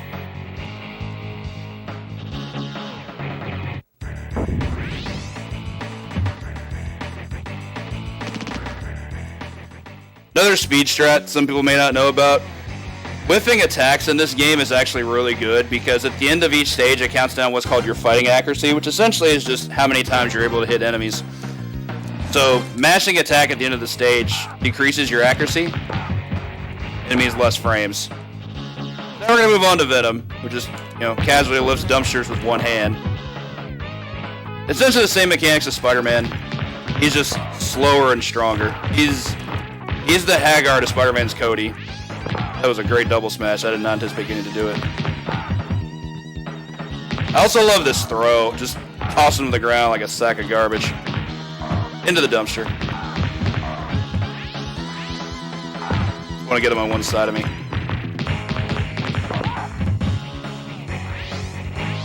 Come here. Oh my god, you're still alive.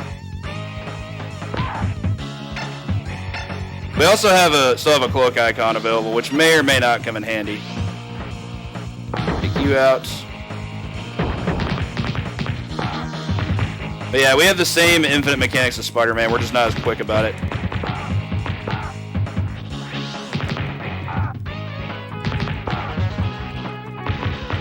Music's so good. Venom's power hit is insane too. He just gets Jax's ground pound. Kills anything within an interminable radius. Come here. Oh yeah, I forgot to mention, whenever you beat non-character bosses in this game, they essentially become standard enemies after that, so we're gonna see a lot more of them. Good double smash. Come here. What? Video game, please. You can tell there is some lag in the hits, which is unfortunate, but that'd be the same with Spider-Man. Good double kill there. What are you doing?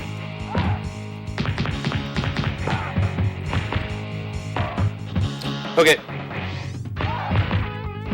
Alright, now I'm getting winded. Not ready to use Cloak just yet.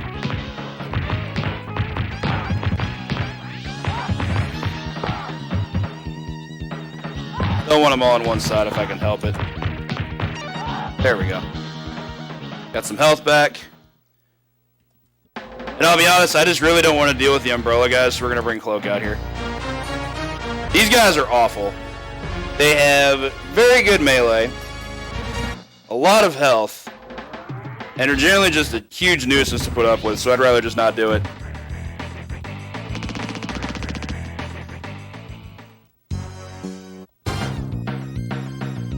Spider-Man, at this point in the story, is essentially reaching his, I don't really know what you call it, but it's basically like peak rage.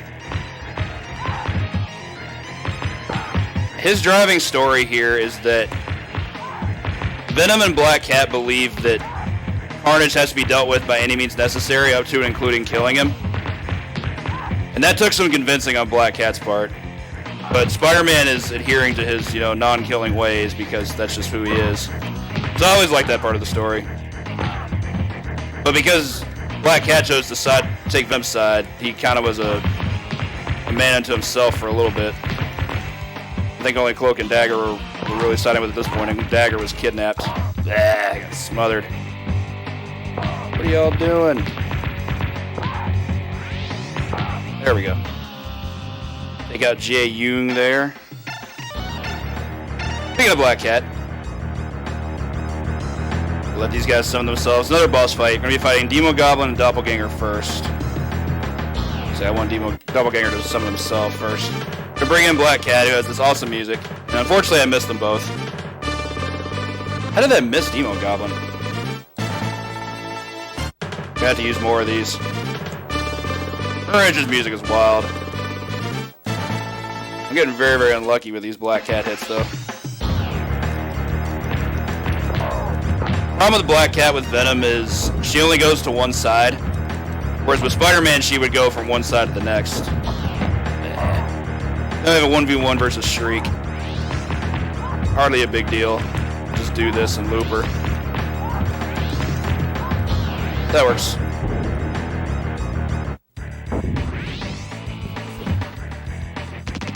Ooh, a lot of accuracy there. Should have been mashing more. Alright, on to the Fantastic Four HQ. For those unaware, the Venom and Carnage symbiotes are very weak to two things. One, ultrasonic sounds, and two, fire. So, the idea was to go to the Fantastic Four headquarters at the Baxter Building and steal Reed Richards' sonic gun to deal with Carnage. That's the portion of the story we're in now. Trying to infiltrate, I don't know what kind of lab this is that would be in the Baxter Building. That building has quite a bit more niceties than what's going on here, but all that aside, this is one of the hardest stages in the game because these Chun enemies are basically awful. They don't really suffer hit stun. They're incredibly fast, and multiples of them can combo you, no problem. I have done this room deathless a number of times, but it is uncommon. First goal is to make sure they get on both sides of you. If they get on each side of you, you're done. So that's always my first goal. Touchdown! There we go.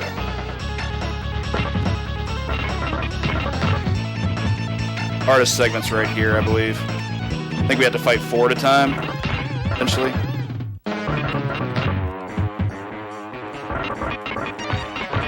interrupted my power hit. That was rude. I can back myself to the wall here. Okay. Alright, video game, please stop. Yeah, I didn't think so. It started good, and then when my power hit got interrupted, I pretty much just got screwed. Oh well. One death is not the end of the world. They were not around. The Fantastic Four, I think, were on a mission in space. Like, obviously they would have been cordial about it, but they weren't there. We're gonna go for another secret room here. See if I can get it this time. Oh, you have to start from, like, right there. That's fine.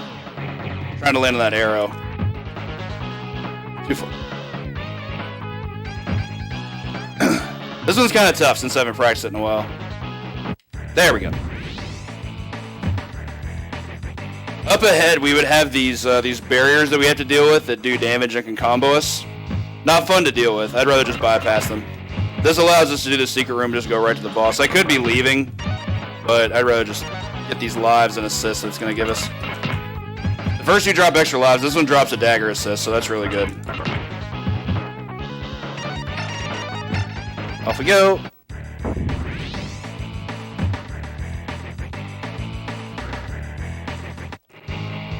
Alright, on to our boss, and this is admittedly one of the gatekeepers for a lot of people in this game, and it's pretty easy to see why. The Muzzleoid is obnoxious.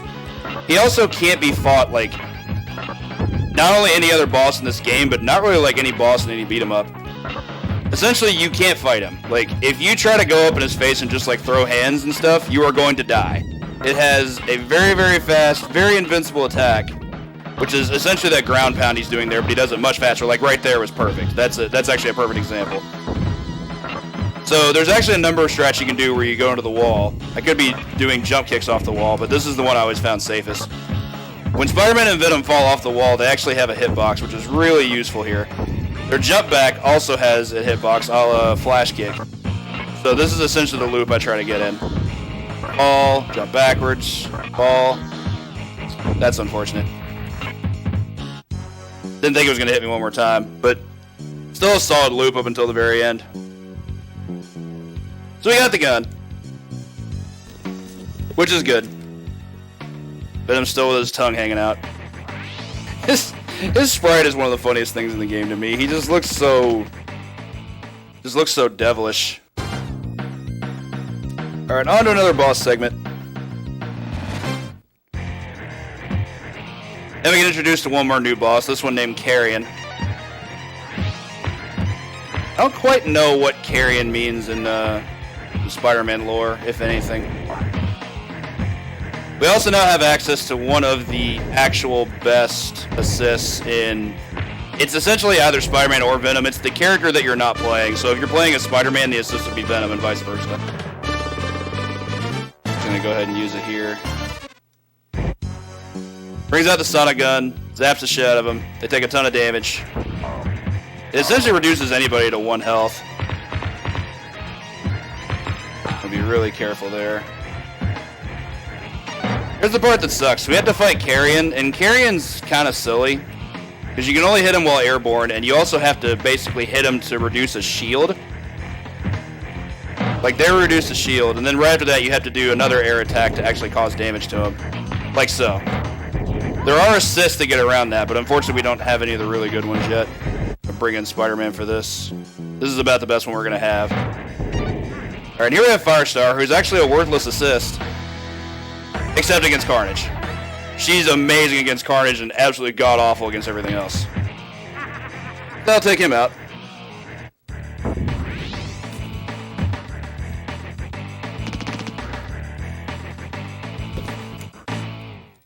We'll save that one for another Carnage fight. Go up here and get this Morbius assist. Didn't really want to do that. I was trying to infinite there. Rude. There we go.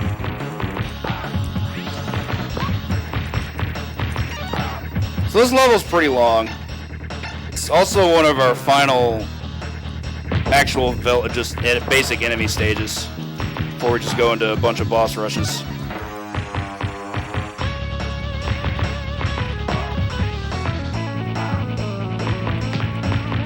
Truth told, I could be going a bit more assist heavy here, but I think I'd rather keep them for the boss segments we're going to see in the next stage. That was rude. Bring out the lariat. That was useful.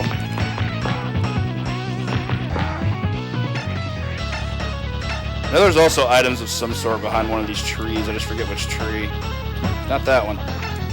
Alright, bring in the pizza. Shows you gotta hit somebody, right? Eat. One side, please.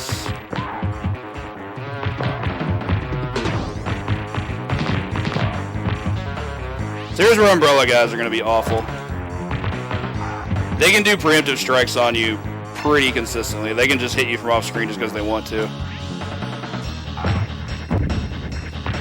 That was funny.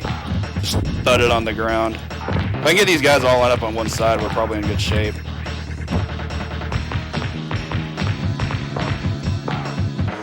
Not bad. Alright, where's this blasted tree? I'm gonna bring in Morbius while I'm down.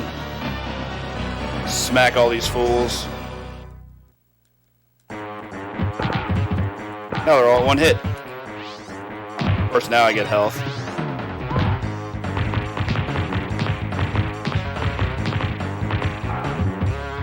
Morbius, honestly, isn't an incredibly useful assist. For Spider-Man, he heals him, which is, like, kind of meh. But here I'm going to be making excessive work of my dagger assists.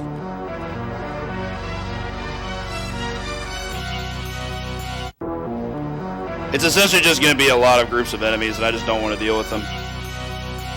Bring in Morbius for these two. Yeah, thanks, game. You made me pick him up. That was awesome.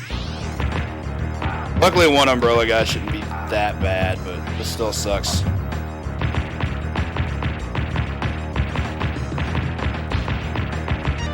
There we go.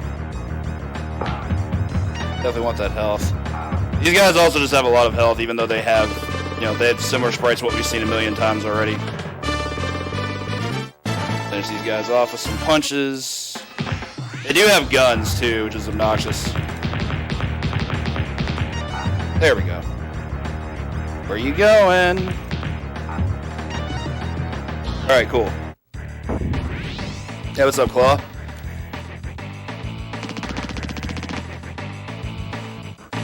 Alright, this stage is not necessarily hard, but it is important. There are assists up in this tree that we really, really need to get.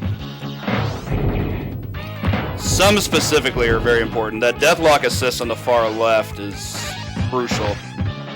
And getting it can be kind of tricky, because, these two are being jerks. Okay, so we got that. The rest aren't as important. That's the one I really need. Black Cat take down those two.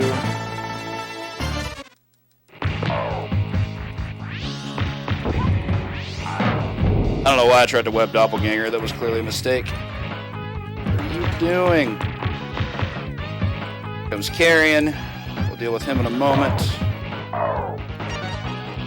Okay, so here's why we need a Deathlock. Deathlock against any flying enemies is ridiculous. He just pumps them full of lead and essentially makes them not a problem anymore. You can see he basically defeated Carrion all by himself. I was anticipating taking the hit from that pumpkin bomb, unfortunately. Stopped him from getting on his glider, and now he gets away. Carnage is supposed to hit us there. Alright, on to our final segment of the game. We could pick Spider-Man here and have to go through a big ordeal of stages, so we're going to take Venom and just go to this cutscene instead. During this cutscene, you can mash X and Y alternatively to trigger the symbiote to absorb the gun. This is the only portion in the game where you can actually control a cutscene, aside from skipping it. This is actually a cool thing to have. That's going to take us to another bonus room. We go inside the Statue of Liberty. Really small stage. Going to have a small number of enemies to deal with, but the important part is they're all going to drop a bunch of goodies. Like, we're going to be getting assist galore up in here.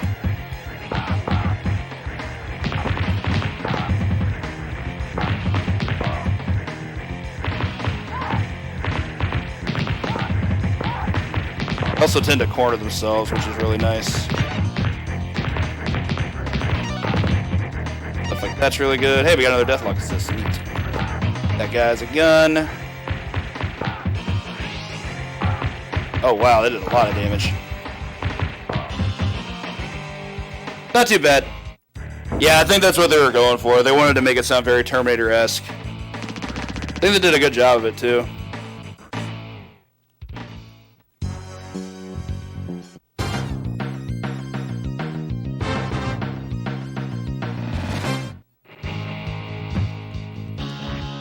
Okay, on to our last stage here.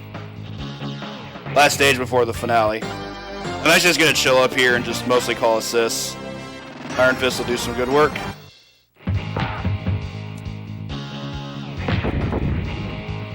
Head over here, get another assist from Dagger.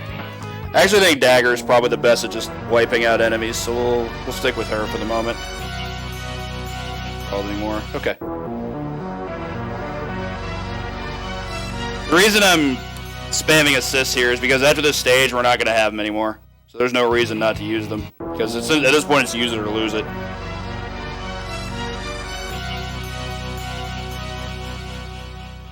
More? Okay. Dagger's theme is awesome.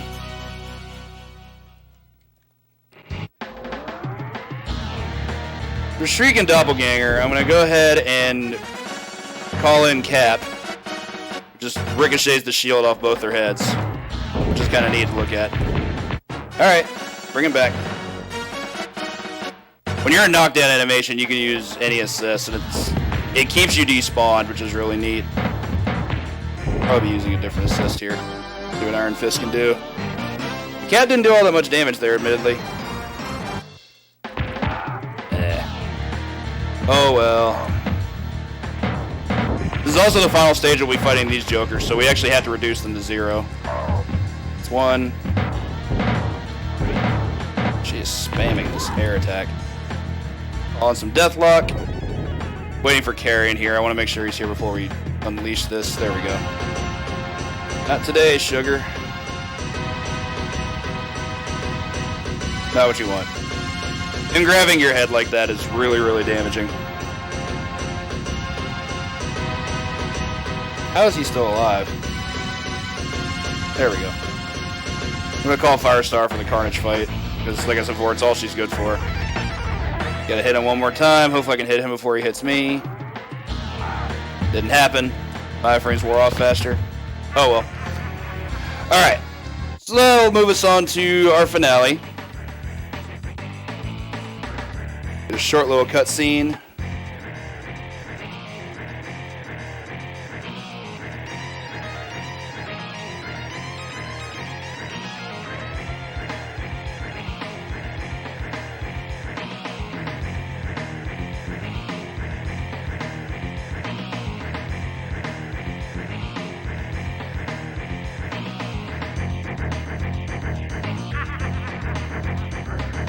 We get a short little cutscene where Spider-Man and Venom are really pissed at each other.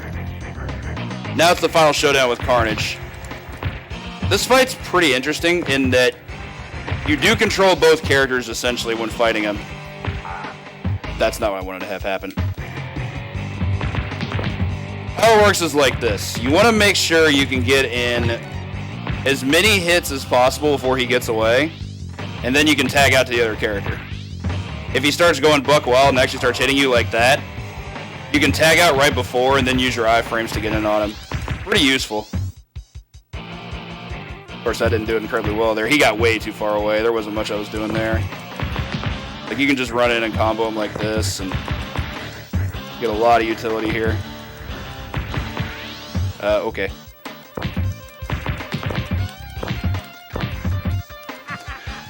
So the first fight's easy. Even though I took a death with each character. You also, when you start the fight, you effectively double your number of lives because the number of lives that you have at the time get applied to each. So I had 6. Now Spider-Man has 6 and Venom has 6.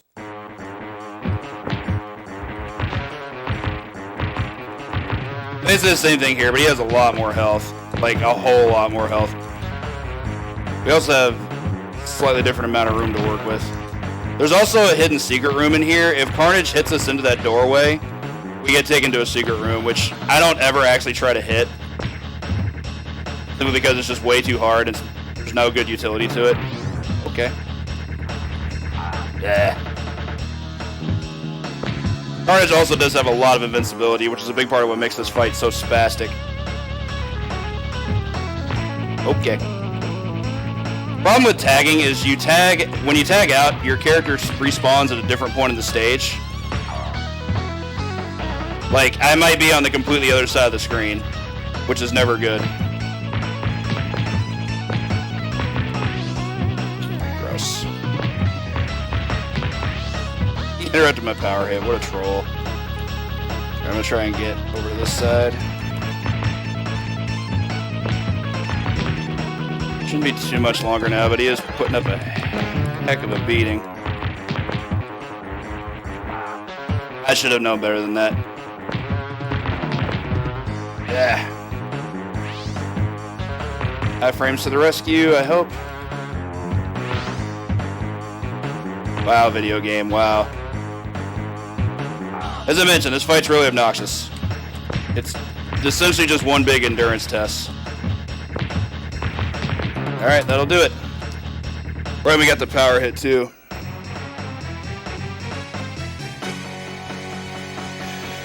Sub 34, I think the best time I've ever had in this game was like a 31, and I don't speedrun it, so for having not practiced it in a long, long time.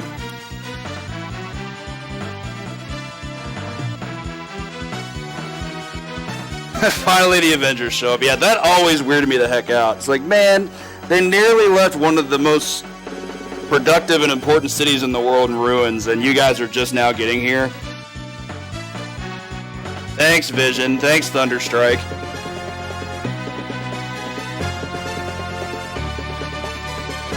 You can also control this cutscene. Like, it doesn't advance unless you're actually pressing buttons.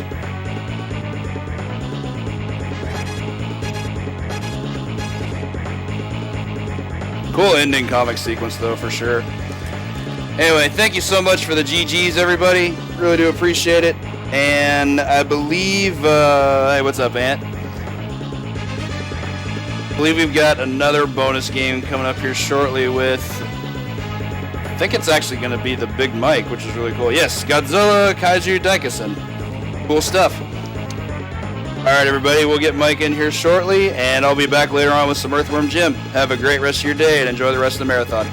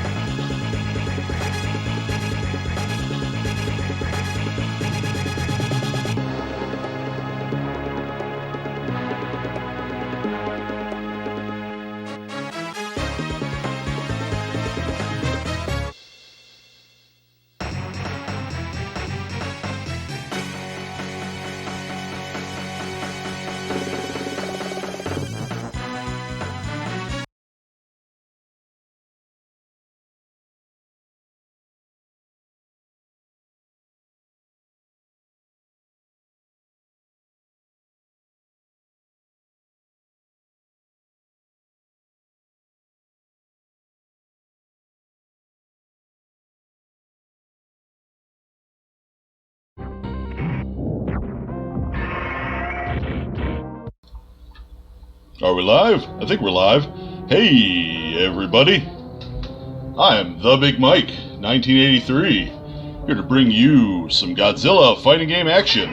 Because who doesn't love Godzilla? Especially in a fighting game, which coincidentally came out in 1994. So yeah, let's just go ahead and get started. I'm really hoping the RNG is going to be kind to me today.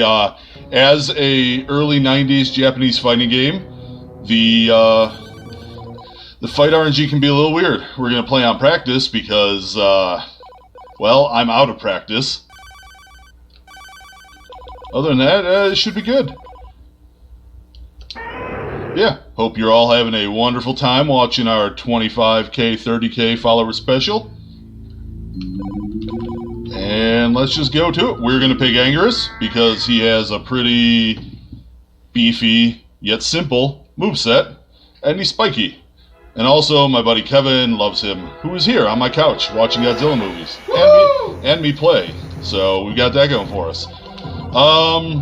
Really, it's weird in this game. The kaiju can have different varying levels of difficulty when you fight them, and it's entirely random. So we're just gonna start off with Big Green himself and try and get Godzilla out of the way.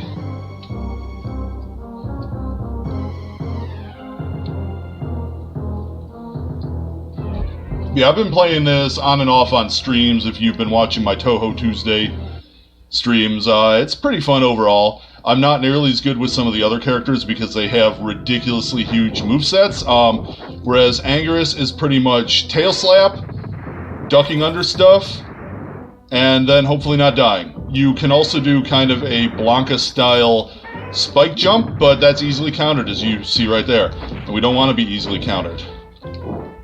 Alright, so I'm glowing, and I'm trying to get my special move done, and that failed terribly because apparently I waited too long. So, good strategy for Anguirus because he can go under enemies' projectiles is you just give him a lot of slaps, and then they just pick you up and bite you. Thanks, game. Alright, come on, come on, come on, come on. Yes. So throws in this game are basically their command input. You have to grab them and then do an input for a throw, but they do a ton of damage and are pretty hard to counter. Sometimes you get out of it just due to button mashing.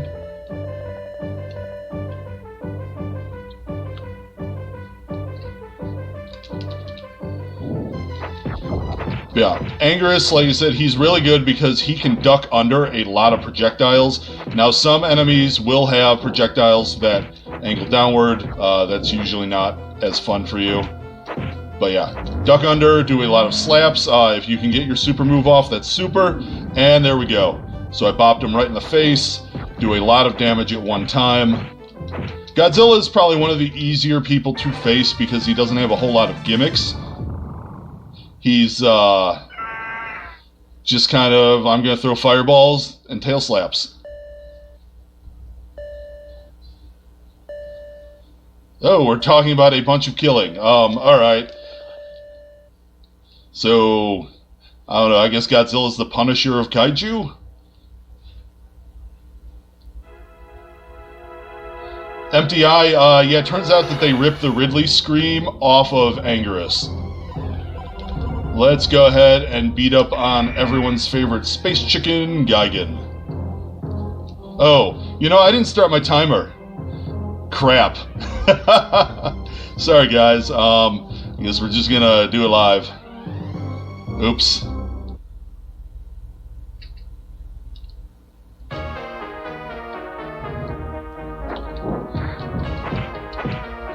Alright, so, if you're not familiar with Gigan, he is a big jerk. He's a giant space chicken, he has eye lasers, he has a flamethrower breath, he has hook hands, and of course he has his buzzsaw belly, which you don't really want to get hit with. It's pretty nasty. So, Anguirus' tail swipe really good after stun locking them because you can, you know, slap them on the ground. And you do a little bit of chip damage with each attack. Yes, that's right. That's right. Gonna get a world record with 0. Playing on practice baby mode.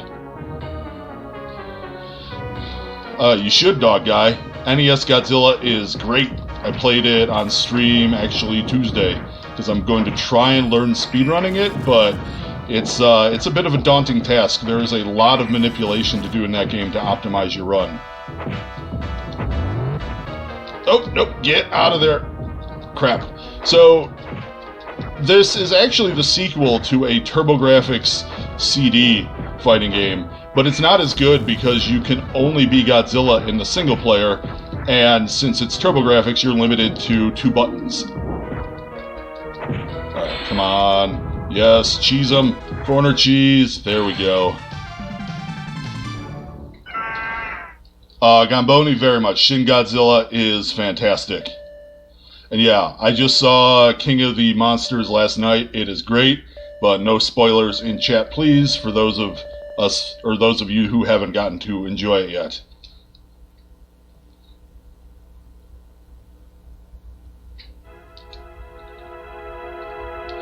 Let's try and beat up Mothra. Mothra can be a pain in the ass for Anguirus because obviously she's a moth and she flies. But if you can get her grounded, you can usually tail slap her and then take the victory.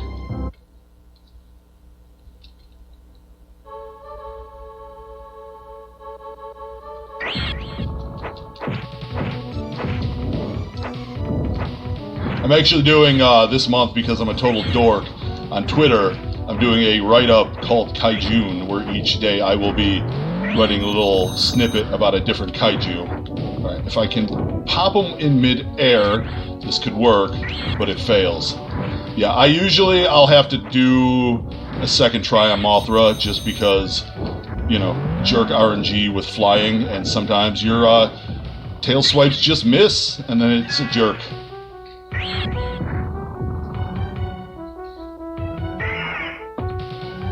Yeah, Mothra is not fun for Anguirus. That's why you really have to start being aggressive off the bat, and then try and down her. There you go. If you can get a couple good tail slaps in, and maybe a couple spike shells, you just do enough damage to take it out for the rest of the match. Because once it starts flying, it does that. It just dodges all damn day. Come on. Don't make me restart this fight. Slaps! No! Mothra, you jerk. There we go. So, you'll notice I'm doing 2 different types of tail swipes. I do the one where I'm doing a backflip, and then I do the forward flip. The backflip is just my normal heavy attack. The forward flip is my technical special move. So now I just need to repeat that.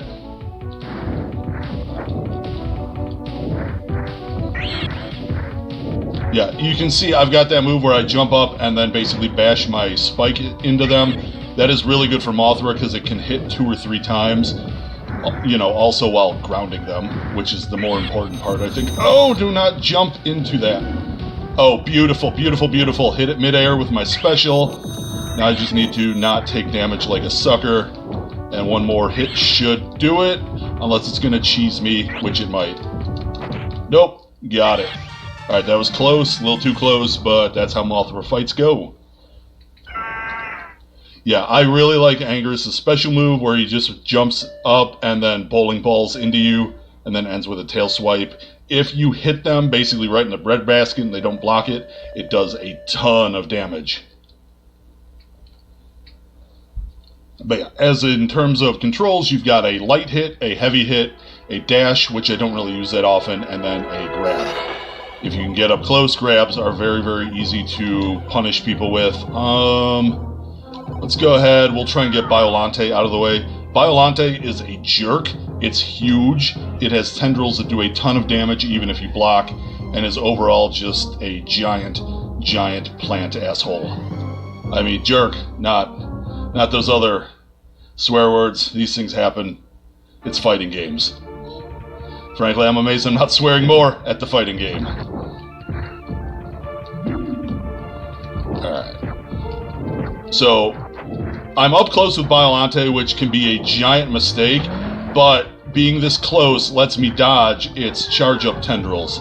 which is really, really important because those are the ones that do a ton of damage, even while blocked. So I think, can I get the corner stun? Come on, baby. There we go. So avoid the tendrils. If I can get it into the corner and stun lock it with my tail swipes, as you can see, it's pretty good. I'm really lucky it didn't grab me because its bite throw does a ton of damage.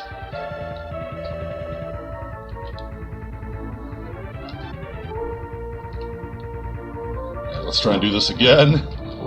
Yeah, its super move is a pain in the ass. It basically just vomits acid on you from every one of its tendril mouths. And there's the bite toss. And there's the acid spit. And here's where the fight goes all cattywampus on me.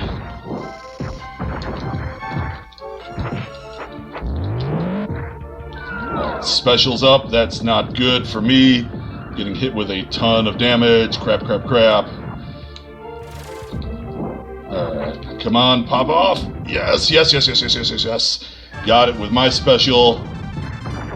Right in the face. Didn't block because it was doing its tendril attack. Very good for me.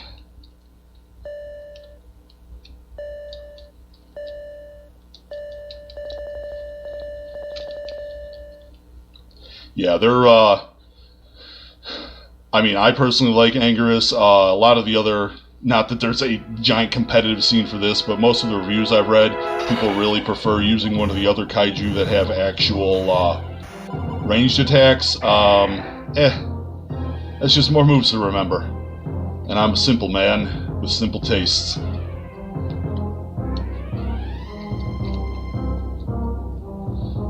Alright, come on, Megalon. So Megalon is a giant bug. It's a jerk. It spits out basically like napalm firebombs. As you can see right there, it's going to start out with that, and then it also has its horn laser. Alright, that was not a great use of my special, but at least did something. Alright, come on, let's get the stun. Yeah, the stun is that blue bar underneath the health. If I get that to fill up, it basically knocks them down for quite some time. And he just interrupted my special, so I'm going to have to take a death here. If I would have popped him, I may have been able to pull it out, but... by gow.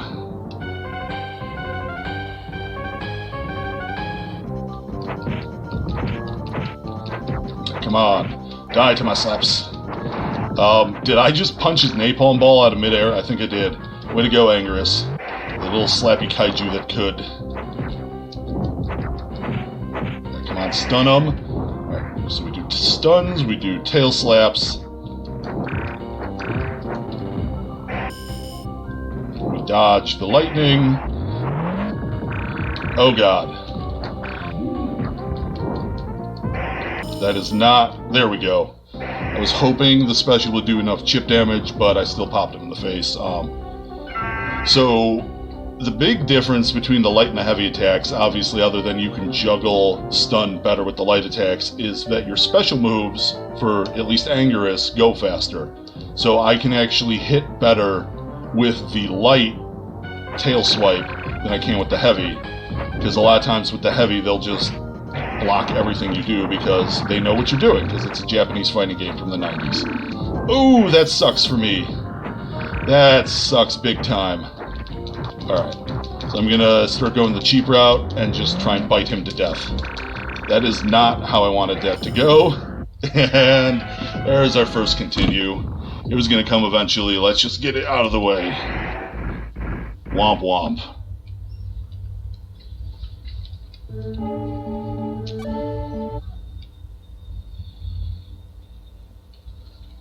So yeah, it's a fun game. It is tough. On the harder difficulties, good luck. It is gonna just punish the hell out of you. So whenever I lose to a kaiju, I like to just cycle on to a different one, and then we'll circle back. So we're gonna try and take out OG Mechagodzilla. This is the first one, built by space aliens, possibly made out of space titanium.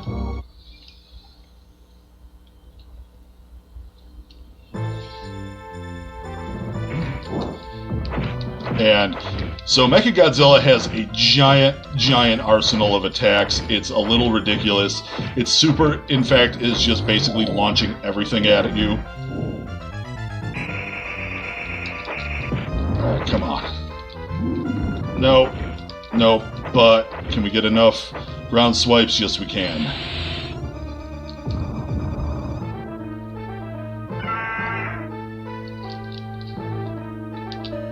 Alright, I'll take it. It's cheap win, but you know what? You gotta have cheese strats sometimes.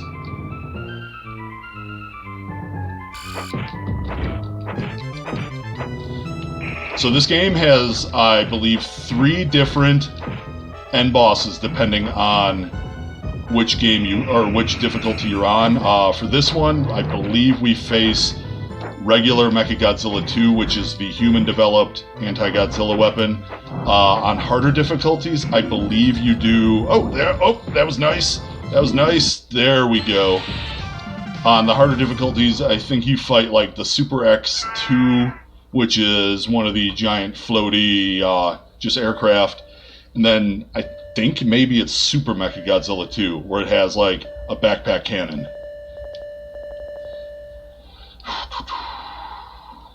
But since I'm a little rusty, practice mode. Alright, let's do try 2, you stupid bugman.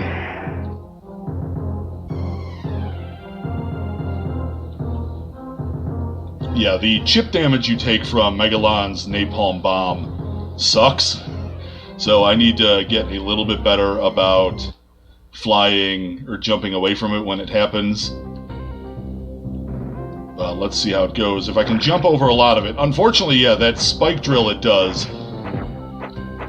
where it basically M. Bison Psycho Crushers me, sucks. It does a ton of damage, and once you're caught in it, you're just hosed. Come on, stun, stun, stun! There we go. Tail swipe on the ground, tail swipe on the ground. Nope, no, God, no, stop it. Stop it, you stupid bug. Alright, there we go. Couple tail slams, puts them away. Let's try and repeat that next round, only with a little less getting Psycho Crushered. We are Frosty. No timer strats.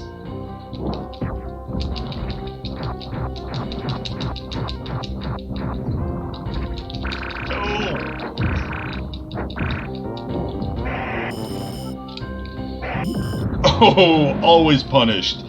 Oh, wow. That at least got me out of the way of some damage. Come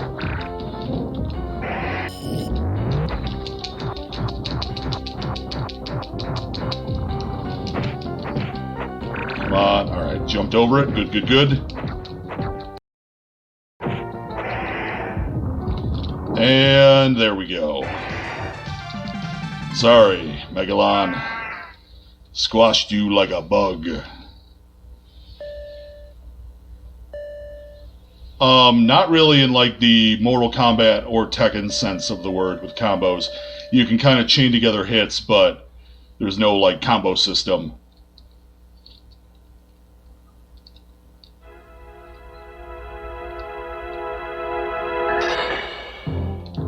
Actually, we're on pretty good pace compared to my last run of this, so I think we're going to come under estimate, he says, as Ghidorah just wrecks everything.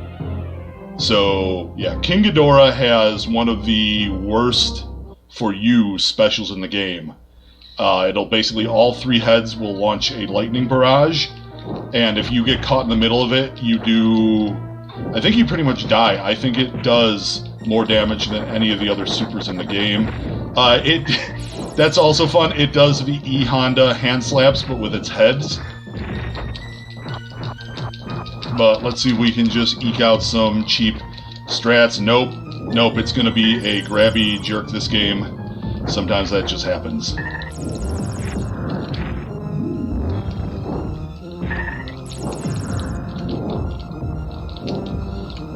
Alright, come on, get over here.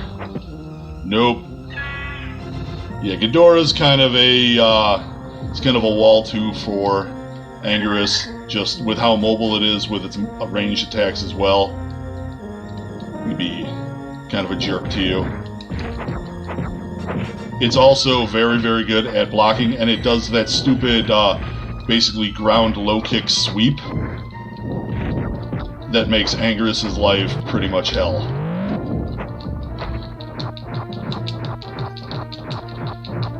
Oh, come on, come on, come on. No, no, no, no, no, no, no, no, no. No, no, no, no, no, no, no. Well, that's just the way she goes. Oh, this game sometimes. This game.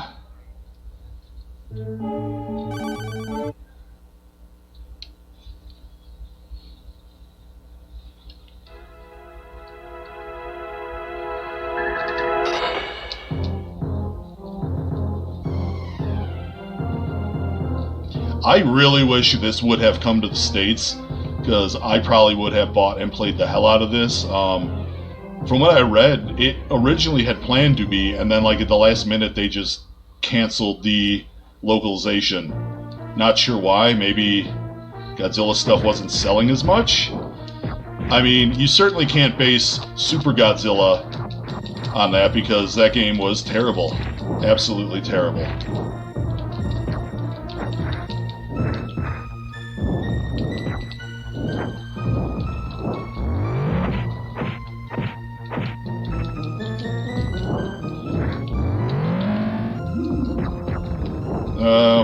Alright, that got some chip damage. Come on, game. Yes, do enough damage, please, please, please, please, please. There we go.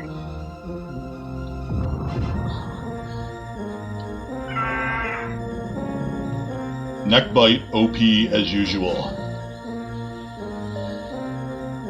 Tom Zauer, unfortunately Godzilla was the first enemy kaiju I took out.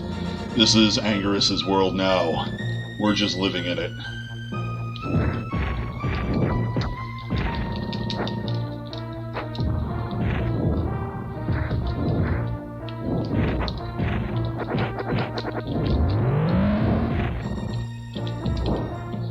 Come on, come on, come on, get off in time!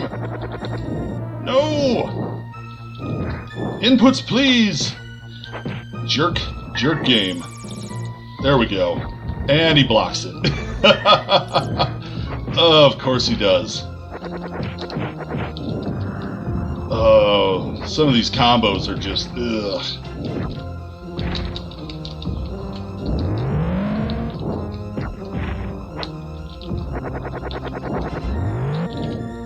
No, I really hate that ground sweep he does. It has such a huge hitbox. Alright, so 1 and 1. See if we can pull this off. Yeah, I'm really convinced this game just randomly really decides, hey, is the AI gonna just screw with you this match or not? Because I have ones where King Ghidorah has been as docile as a Xanaxed up house cat. And then I've had ones where he's doing this.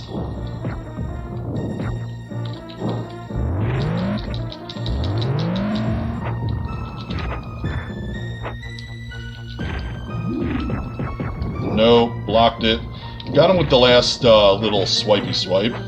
Come on, come on, come on! Shoot! Clip! Not. Oh my god!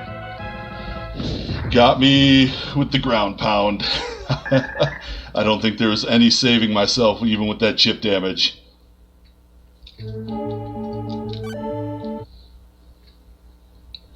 That's okay. You know what we're doing? We're just we're getting to our estimate time. Even if we don't want to.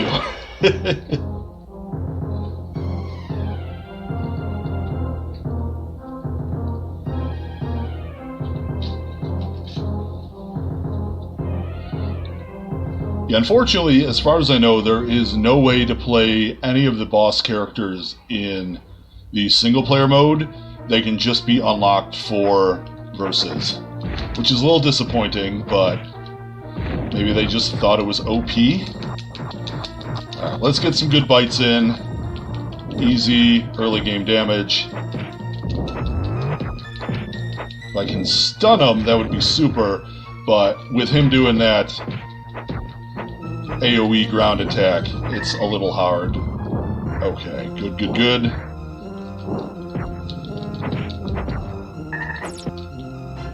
Beautiful. Alright, took the first round. That'll give me a little bit of breathing room.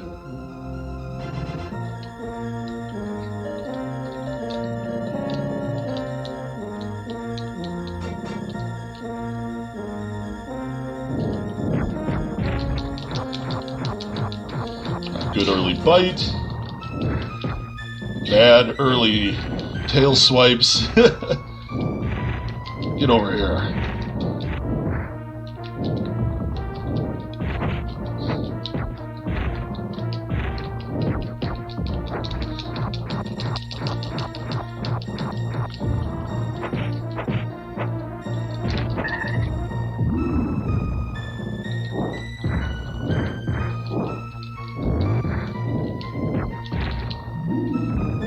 Okay, perfect.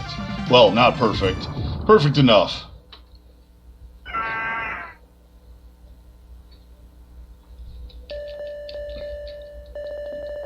An imperfect perfect. The best kind. Yes, Uber. Ghidorah can really do some massive chunks of damage.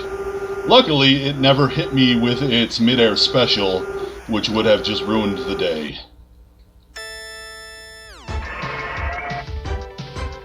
Okay, so final boss of the game is Mechagodzilla 2, and it knows Kung Fu. Its super is basically just doing a martial arts combo on me. Now, whether or not it attempts it or it lands it, we'll see. Yeah, so this is Mechagodzilla 2. It's the one from the 90s movie, where it was actually built by humans to fight Godzilla, but it was not prepared for Anguirus. It still has ranged weaponry, but it doesn't really have as much as Mechagodzilla 1, so I kind of think it's not as much of a threat. Its big thing is basically doing the martial arts combo and doing, I think, more melee damage than Mechagodzilla 1. Yeah, O'Neil Ford, it's basically Mecha Bruce Lee. And I really, really hope it doesn't get that combo off.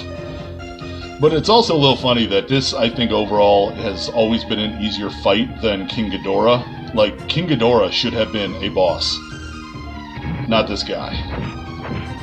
He does have, however, one of his grabs is like lightning electrodes into you, and that does a lot of damage. And you do not want that to happen, but unfortunately, once he grabs you, sometimes there's nothing you can do. Alright, we're going to break our teeth by biting it.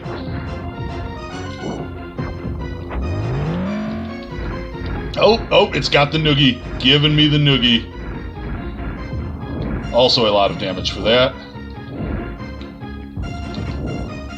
Ooh, going for the special, and it just kicks me in the throat. Well played.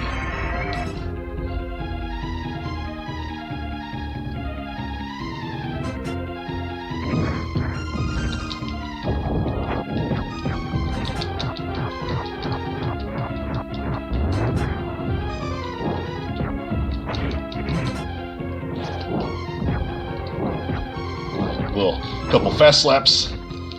Oh, nope, noogies, more noogies. No!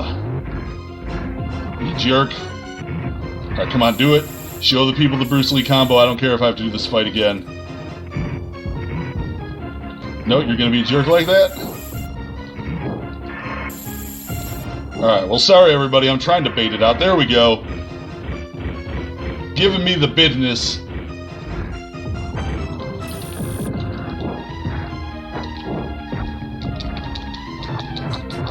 But unfortunately, I end it with a couple chompy chomps.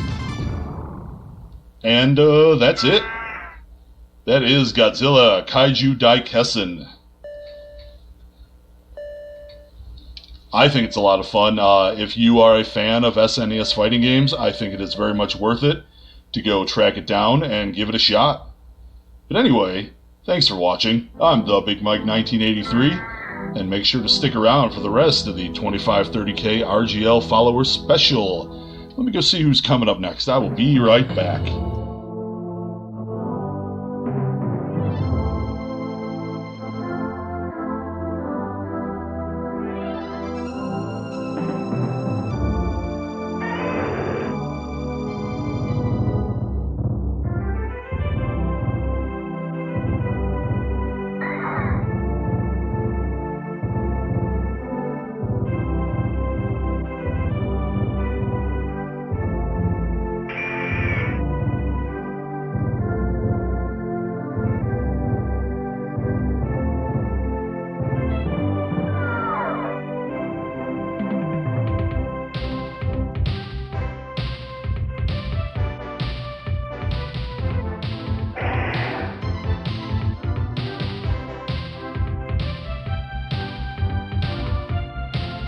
Okay, you all stick around and watch Retro Omega X coming up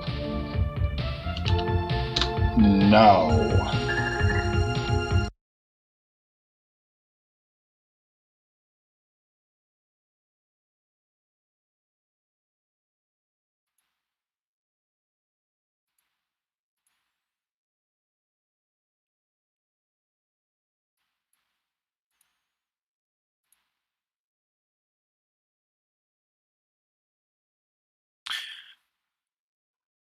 Okay, hi everybody. It's me, shoot, hold on. It's me, Retro Omega again, and this is, also thank you, Mike, for that lead off. This is Elevator Action Returns. For arcade, made by Taito. Plays a girl, because that's what I was practicing with this whole time. So, if you played the original Elevator Action, it's basically the same thing. Also, wait a second. Sorry. Sorry. Shoot. Let me fix that real quick. Completely forgot about Gunbird last night. Okay.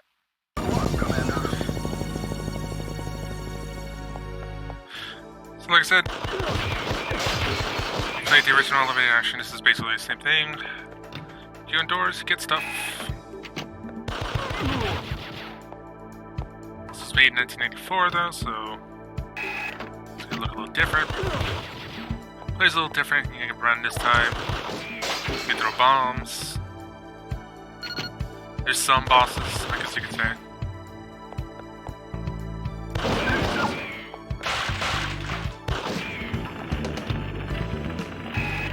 You guys watch the kind of classic East once you see this one. This is the best weapon in the game, the launcher.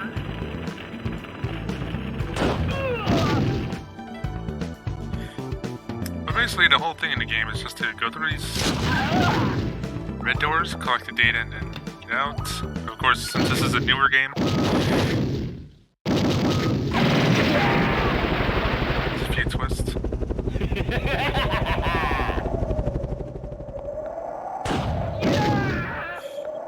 It's pretty cool graphics as well. I think I can do this in 1 second.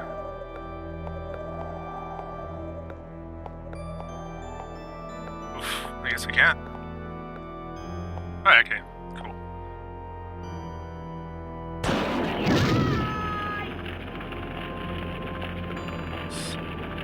So we're gonna take the elevator all the way down. Oh wait, that's right. It's the red door.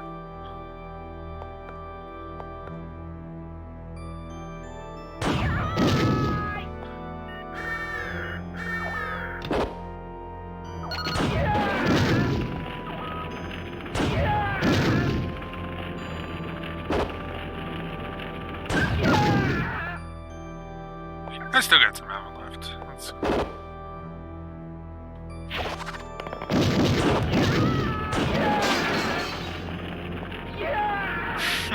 So the thing about the explosions in this game, or fire, or whatever, is that it's whoever touches it will combust and catch on fire.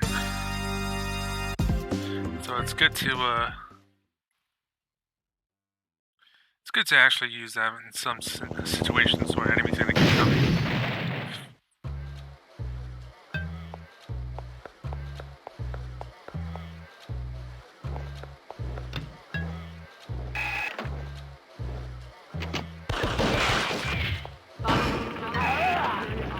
See, just like that. But you can't fall down the elevator shaft because you'll die. I think it's the Game Boy version I'm used to because you can fall down one story. It doesn't matter. But in this one, you fall down a little bit, you'll die. It's instant death. Alright, you got caught.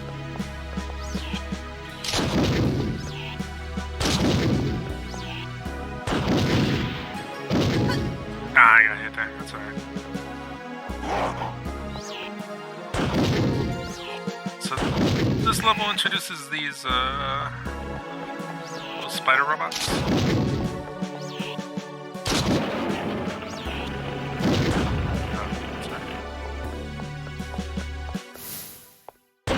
And these jetpack guys.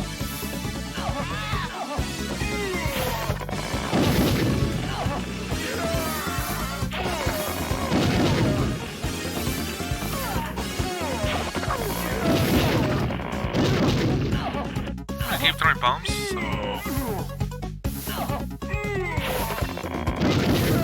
Let's get it. Keep getting this little skill.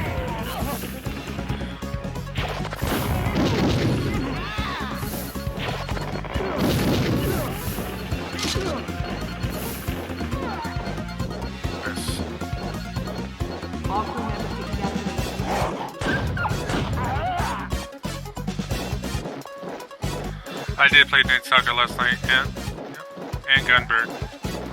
Danger, danger, danger, danger. Yes. Yeah, I really like the animations again. Animations, despite working, really, really good.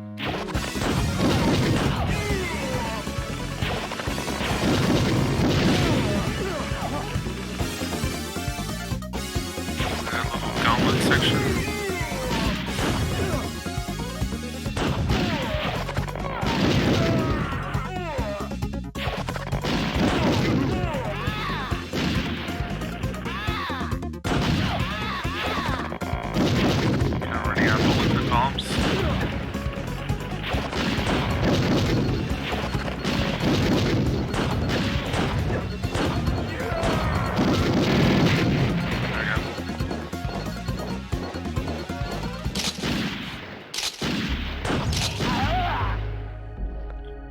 Also, you can jump on this game. You can. I don't think you can jump. Yeah, you could in the original.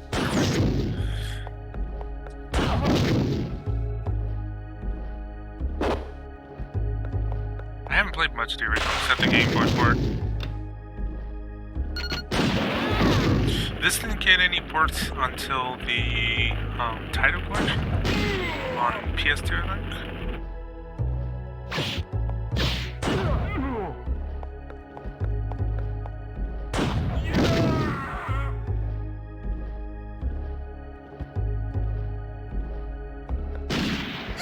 Oops. Ah, he got me.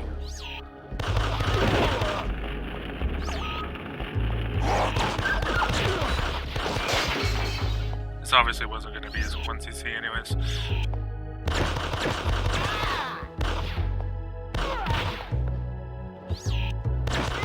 But this isn't really a super fast-paced game. You gotta kind of think. You're gonna have to think your way through this because there's just so much stuff going on. No! Ah, that's the other thing that can happen in Squash. Well, there goes my rocket launcher.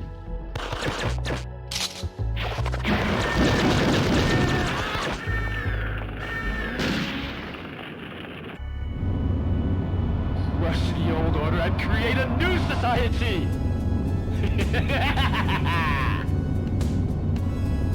So that's the bad guy. Guy in red suit, in case it wasn't obvious.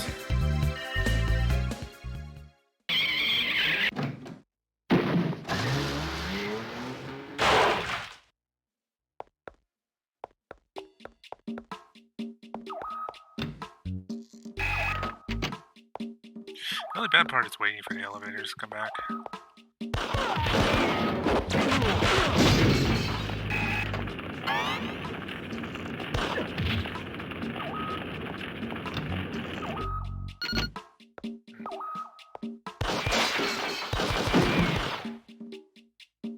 So we can knock down those cameras because those cameras, whenever they're seen by the cameras, they send out more guys to come out of the doors.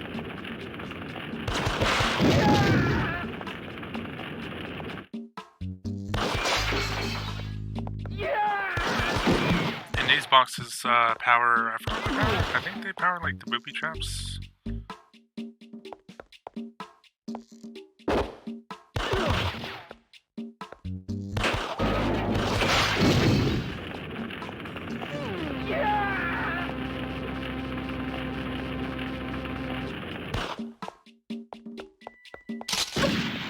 Oof. I don't think you can with the lens, but I don't know. I know you can with like barrels and stuff.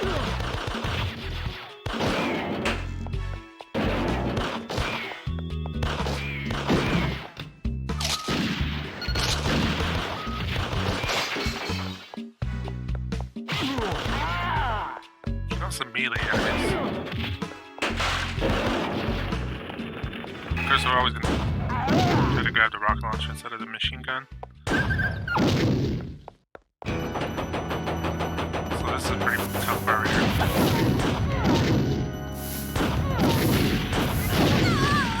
I knew I was gonna kill.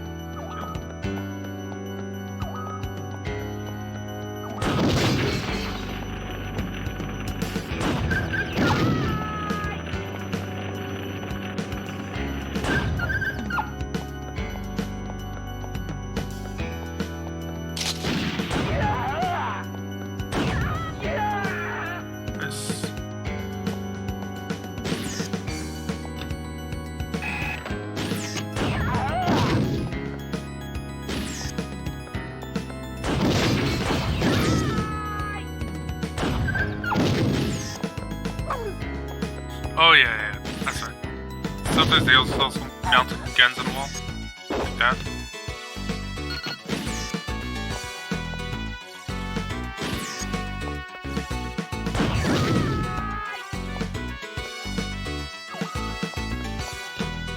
Can't destroy those guns, I don't think. I mean, I'm having a bad luck with the wheels. There we go.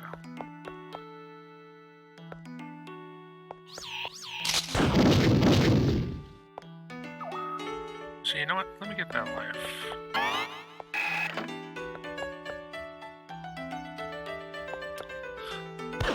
Got to say hi to everybody. Sorry. Hope you guys been enjoying the marathon. Sorry, should have been on here sooner, but.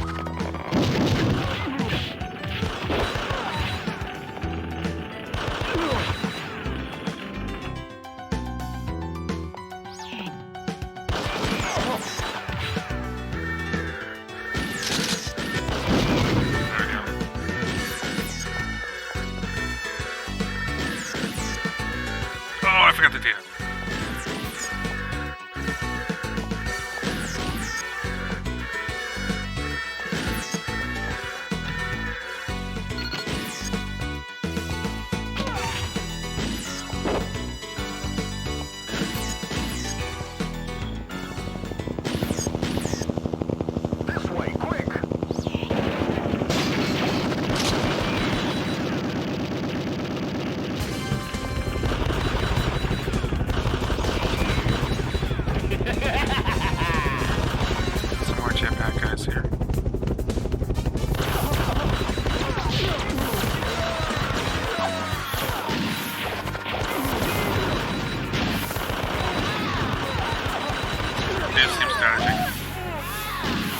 actually gonna get killed this time.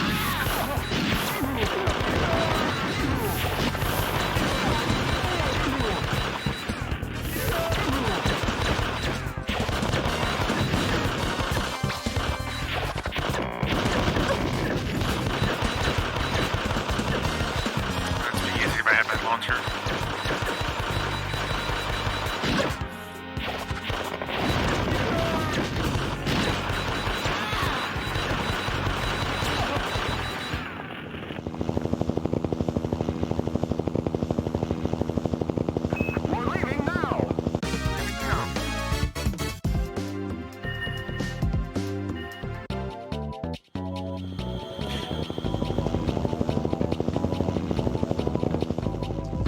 Okay, so the sewer level. Yeah.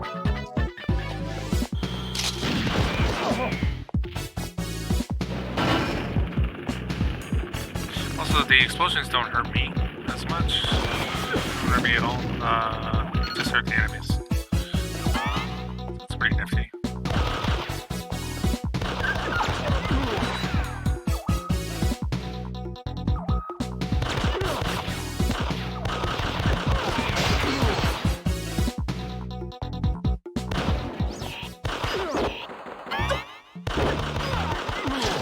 So in this level, there's introduced SWAT guys who are flying in those vehicles, and the guys walking around here with the shields. They're very annoying. They're very tough.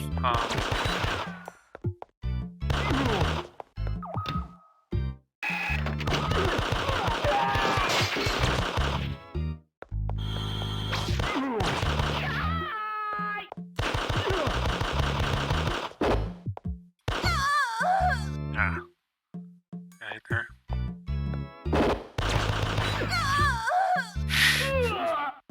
Nice double death.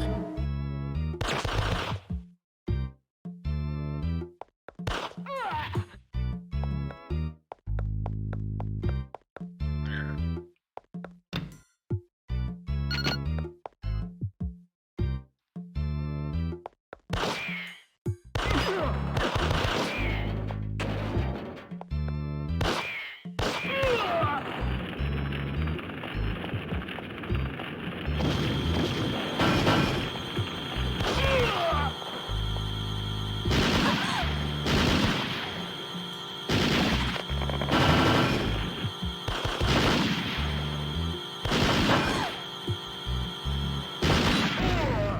Okay.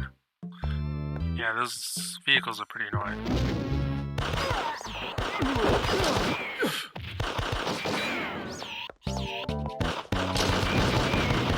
Enemy reinforcements have arrived. I'm really having. Usually I don't get killed by the elevators. Oh yeah. Well, I guess I'm just running to the house.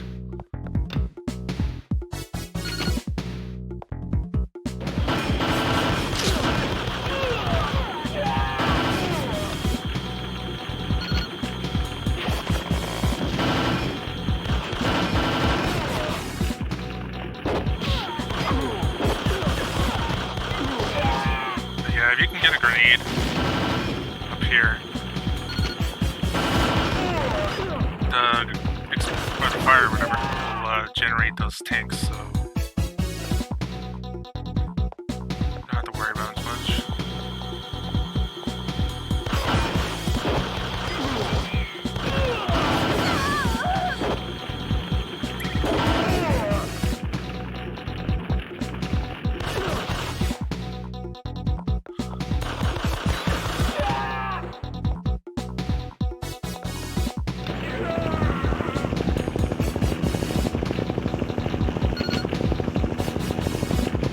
Well, and no, I'm not even gonna say your name, guy, because I don't care.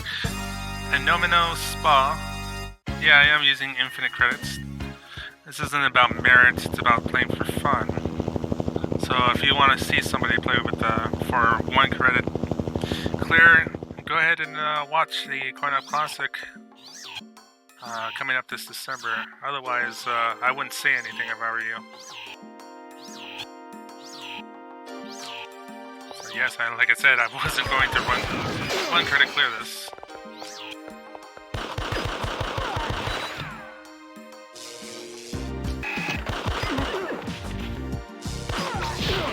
Think you could do better? Go ahead. Otherwise, I don't really care.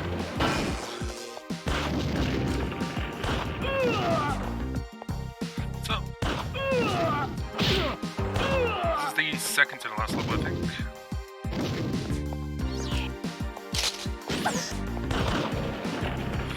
Mostly the same thing. There's no new enemies. There's already these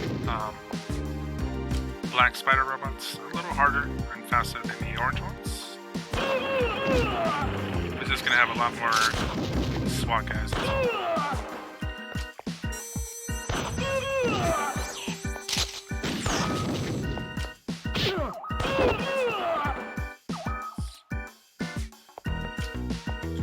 Ooh, I'm surprised I didn't get killed by that.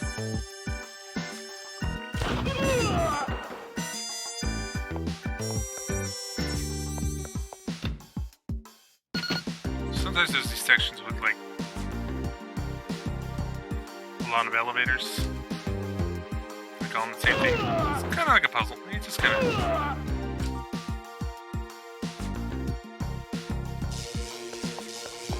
You can just kind of you can jump across each one or take whichever one you want.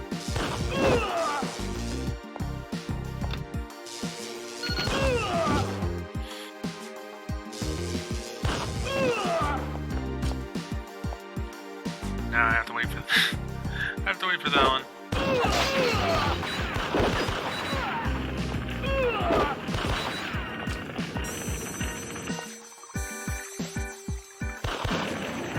Yeah, I'm very sorry guys, this isn't a one critic player. Just like all the other arcade games I played. So unfortunately we're not going to be about merit today. Ah, shit. It's bad.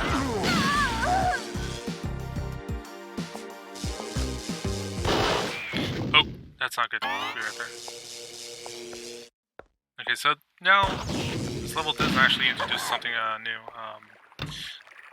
The electrified.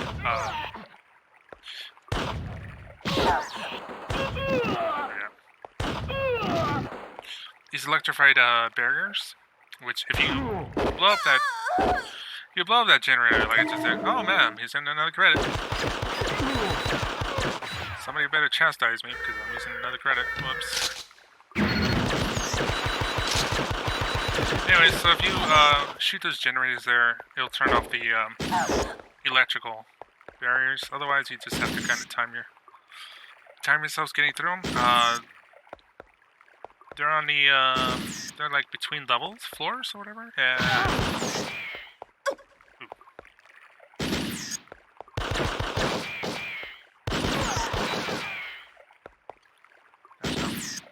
There's also these mines here. Very easy to avoid.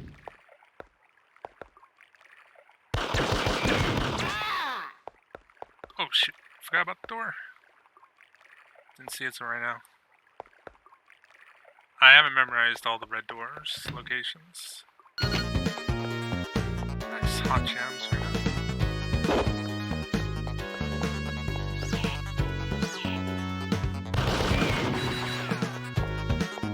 I just missed the elevator.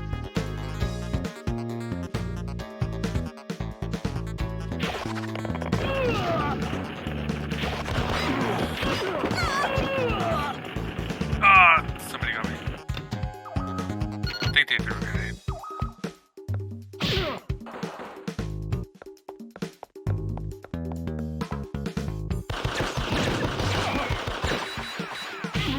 I think with the girl, she can jump and kick.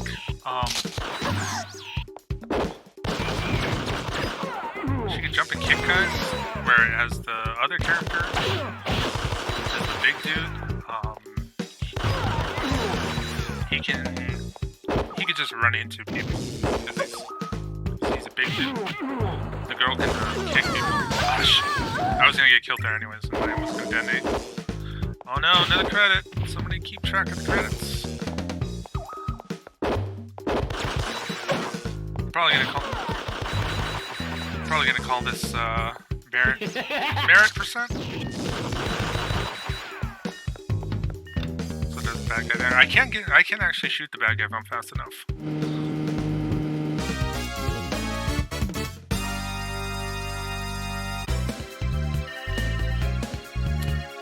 May the power be with you. This is the final mission. Good luck, Commander. So the main dude, I think the blonde dude, I don't like using him.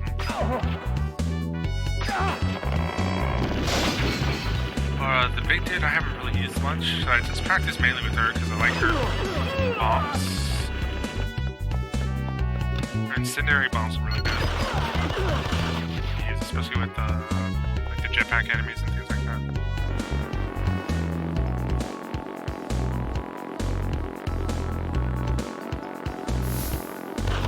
Not much jetpack enemies come back in this level. This is the final level, so a bunch of bad enemies. Pretty much gonna have everybody.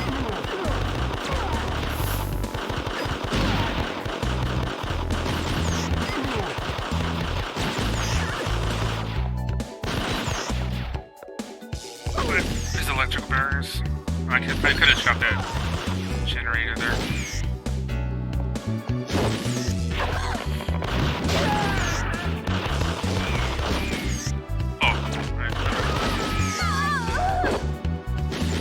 I got confused. Oh,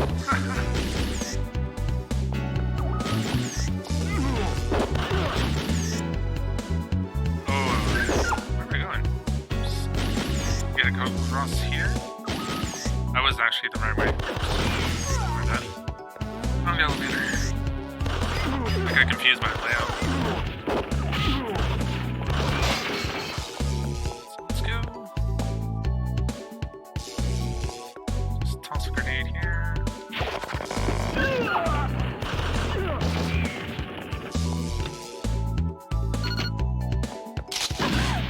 Oh, right now, guys. Alright. Oh, he got me too.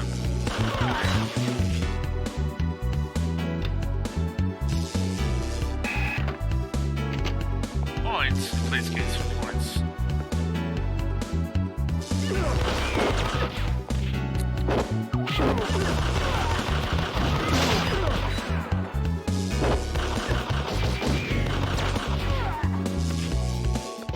Oh yeah, there's also that new enemy right there, round stair guys.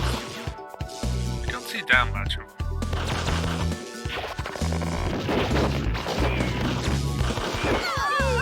Ah, I should have just jumped around.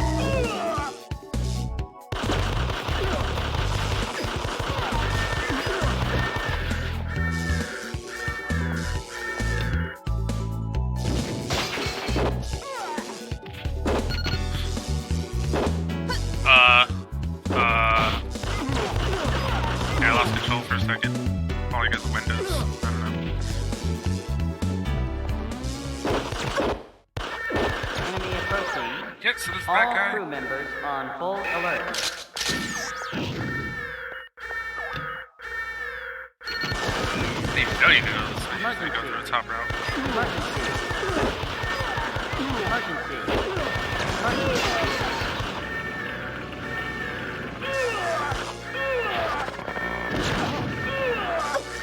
Oops.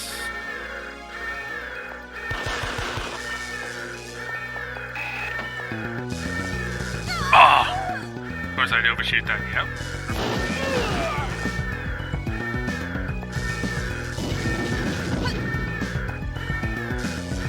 Just don't get killed.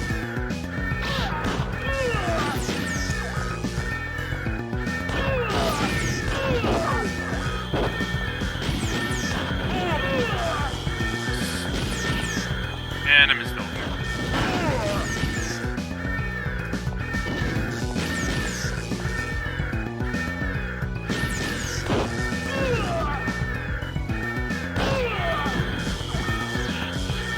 So these green robots now.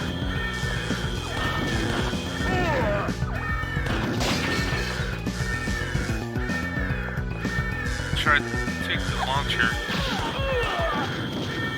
Find lost, but chances are I won't be able to. We got 2 shots left. So yeah, the countdown already began until he fires the nuke. Let's see if we can. There we go. Yes. Yes. That's the way. Ah! Okay, I overshot it. Oh, there he is. Let me just see if I can. Oh, I missed it.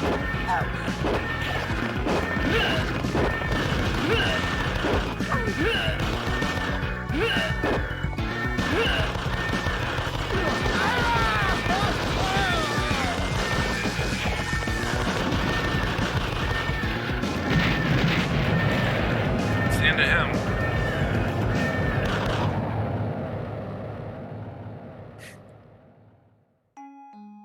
Yeah, actually, it is the alarm from GoldenEye. So I was thinking, that's time. Ah, it's sub 30. Just underestimate.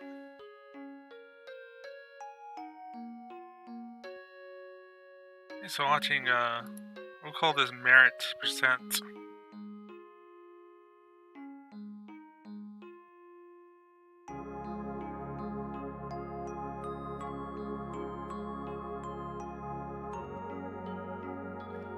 Yeah, no, the missile blew up. I think the entire base blew up, and,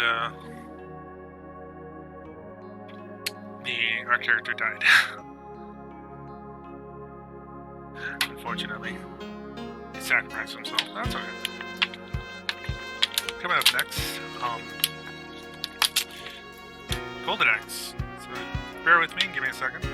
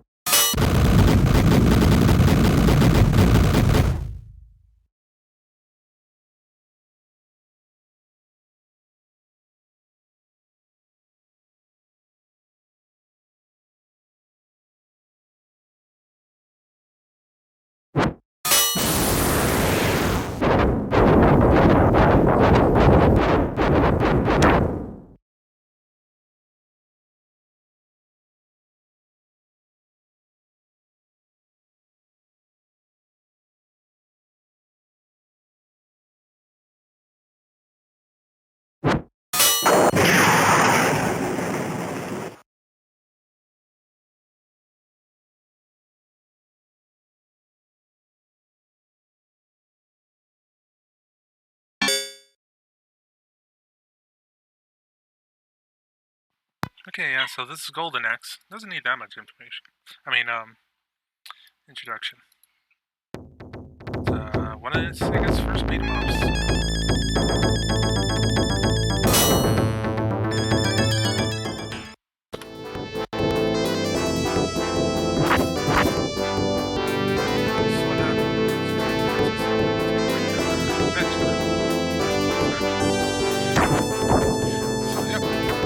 Stop the Death Adder. Evil Lord. Kidnap the princess and the king.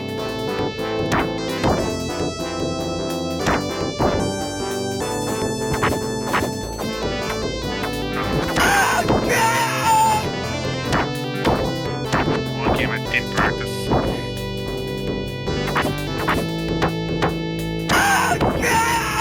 We're gonna use Thor because why not?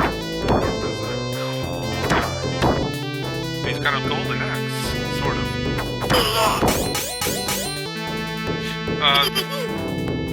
I don't know if he was originally supposed to just be the one with the golden axe, or changed it later on, because later on he's just got like a really brown axe. Which is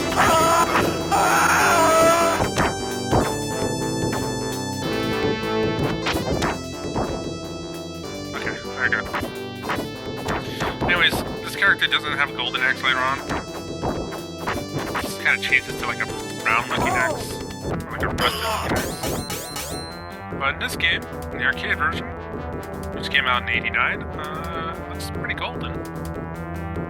So I wasn't sure if he was always supposed to have the golden axe, or is it just a weapon that Death Adder has? It probably should have been the girl because she has more magic. But that's okay. I do like being a dwarf because he is pretty strong.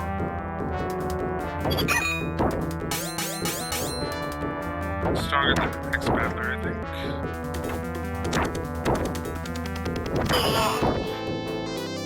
So we can ride on top of mountains. Really cool. Especially when you can hold on to them.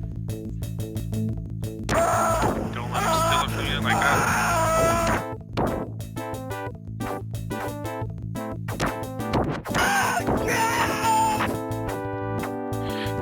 So this is a beat 'em up in the vein of all the other Sega beat 'em ups, like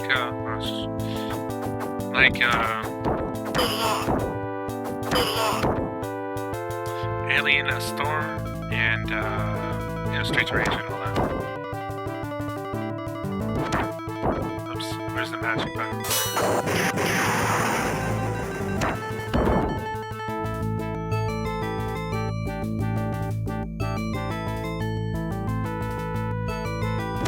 Big Hammer Brothers. Pretty popular Golden Axe enemies. Big dudes. Big sledgehammer. Also, this is being played under merit percent. So I'm gonna infinite crit feed a lot of this. You know I hear it's not that hard for once he's there.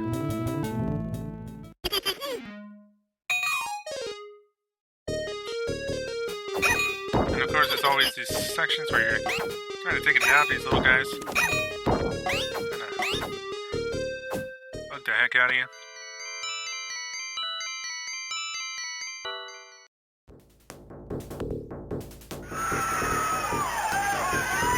It's okay, everybody. I'm here. Got an X.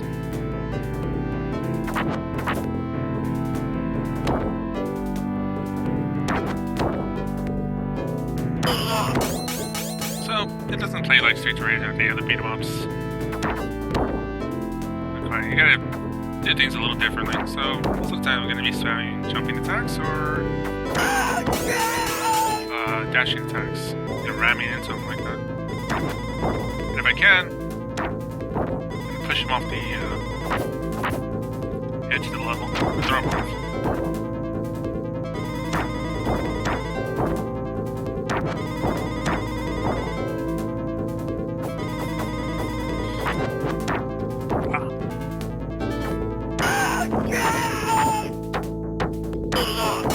I think these voice samples were taken from Conan. I think somebody told me that.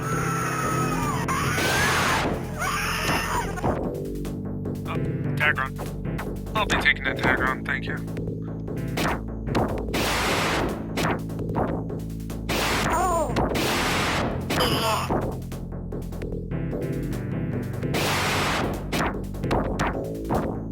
How dare you.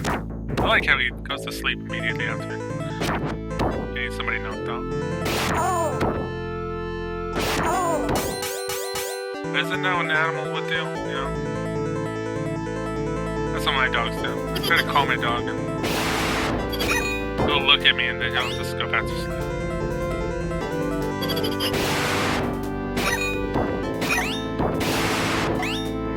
You get that little guy from Magic, even though I only carry 4. And no cooling. This stream is all about no cooling.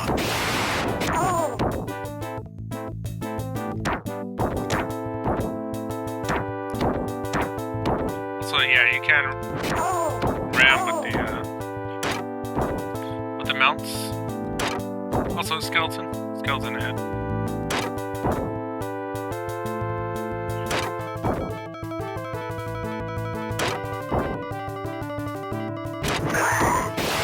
Oh, that dragon last case. Out of here. Thanks for updating those guys. The little green doors drop meat. Gives you back health. See, food is very good because it gives you health. That's the thing about video games is that food is a good thing to pick up. Iron helps us play. Also, we are in the back of a giant turtle on our way to Death Adder's castle.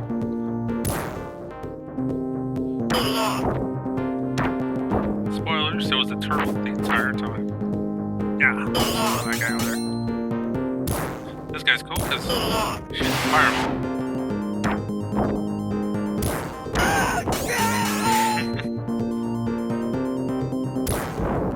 Okay, so these guys are gonna try to surround me. Ah, and it works. Also, some stages won't have bosses, like that other stage. We'll let these little animals sleep.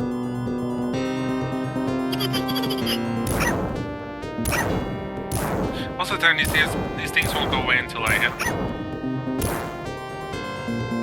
Okay, there it went. And there's a little turtle. Or actually, a big turtle.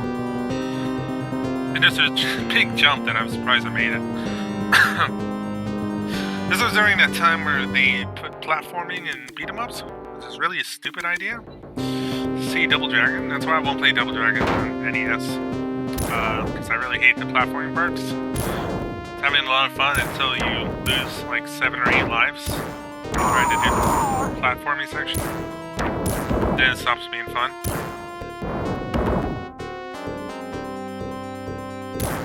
I'm gonna cheapen out these guys.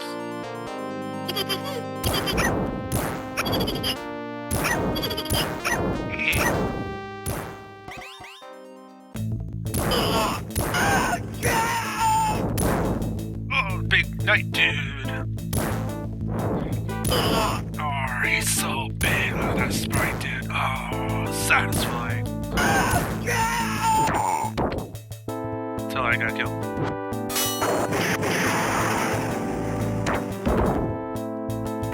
Oh, that was great. I didn't want to do that.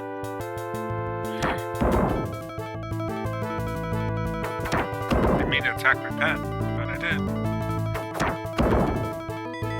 So I'm going to do the super jump, which is dashing and then jumping. Oh, okay, he was prepared for that with the,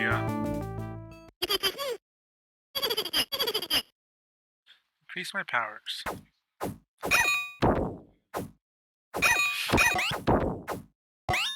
Cool.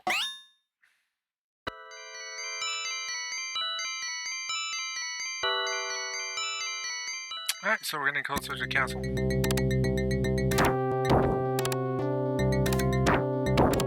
Oh, white guy.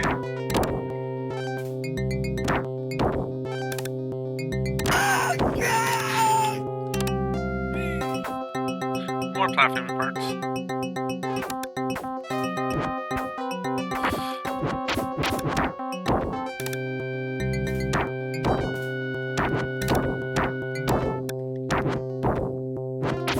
Oh, you got me there. Okay, I kind of.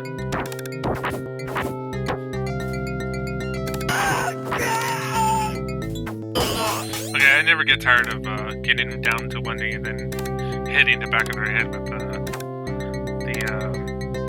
butt of my axe. It's usually pretty funny. The skeletons are the worst enemy in the game because they're very, very tough and they're very fast.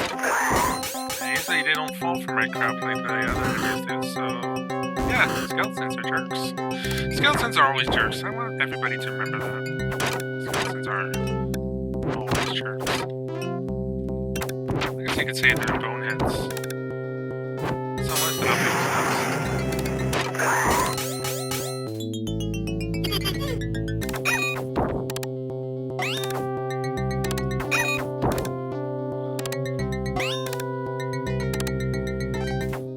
Also, there's these, I guess, stone guys?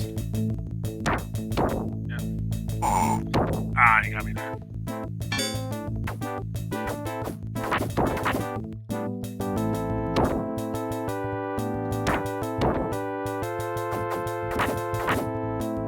Yeah, get out of here.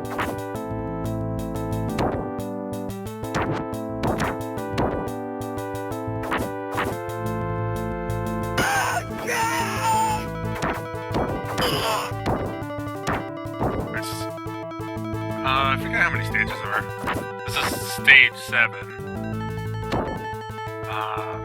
It's about 12. Pretty short though. It's a very short game. So I might have put this overestimated this. Huh, overestimate. Now I know what that means. Interesting.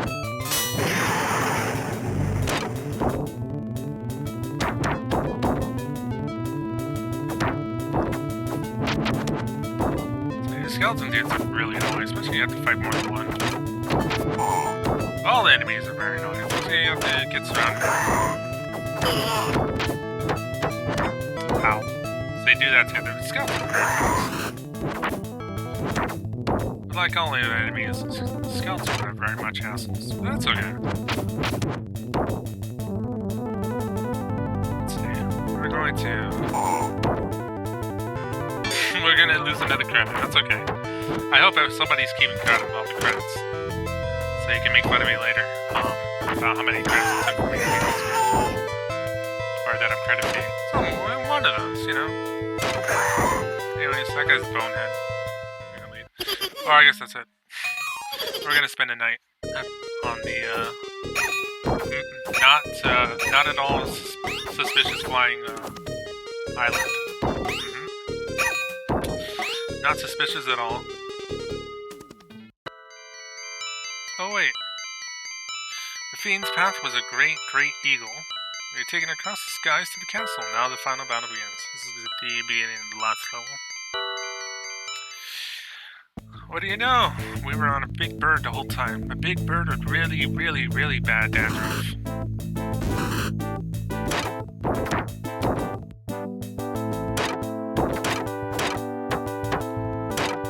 Ah, he nailed me. I was hoping he could get away from that.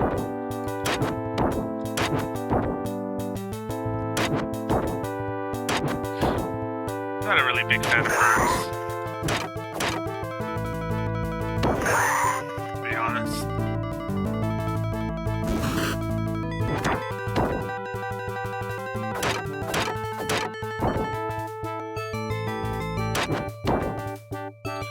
Look, there he is.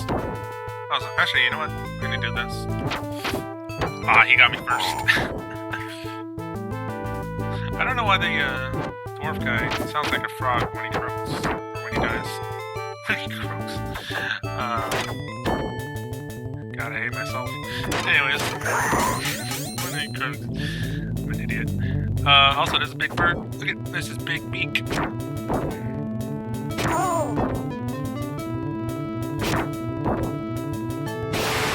Dragon back. It's the best part.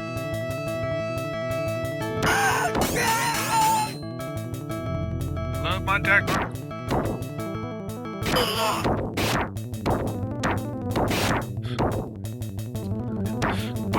What fantasy thing wouldn't be complete without a dragon, you know?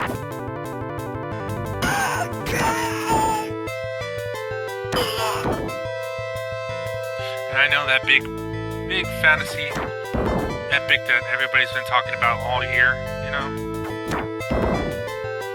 And it's got, I think it has dragons and all that. I haven't seen it. You know what I'm talking about. Willow. Yep. Big fantasy epic. Really popular this year. Ah, okay, he just tossed me one hand. That's height abuse, sir. How dare you? Bullying a dwarf?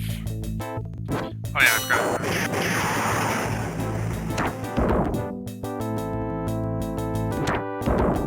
I think it has a twin-headed dragon. And yeah, how you doing, Anthony? Sorry that I'm not saying hi to anybody individually. I'm just a little distracted by the game.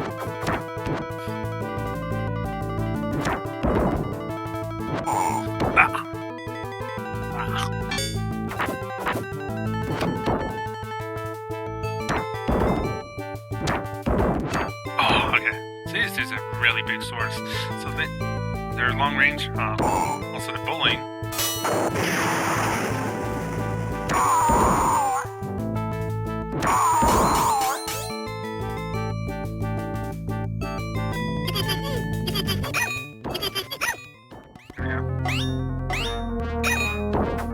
man.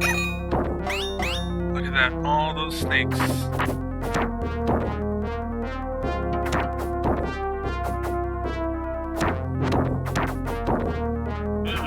The snakes are forming. Yup, Death Adder.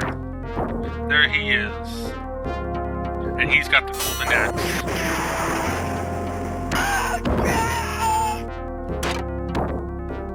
He's got the golden axe.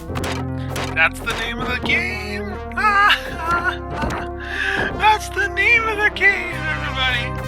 The golden axe. Get it? Also, he's got powers and stuff, so yeah. Oh my god. It's like the end of the House of the Dead. The final level's called the House of the Dead.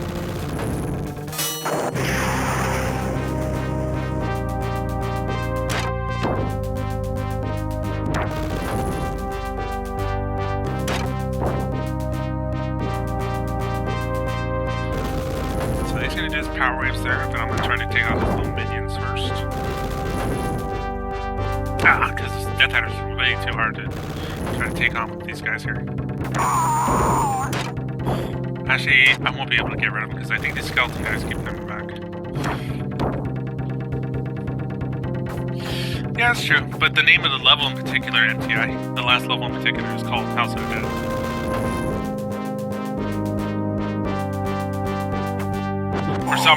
For some reason, that's what it's called. You think that would be the name of the first stage or something, but they call the last stage that. Even though you're not really in the house anymore. You are, technically.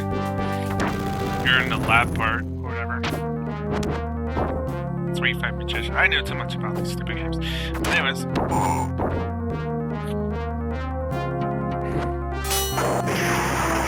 Best strategy right now, which is me keep dying. So I can get more magic back. Even if it's one bit of magic. Okay, he does have a weak point. If he's gonna do his magic, then he's vulnerable. Like that. Unless I get hit directly by it. Probed again.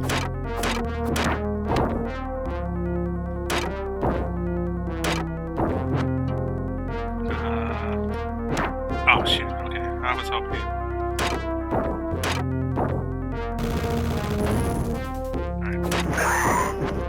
It's probably faster to jump attacks.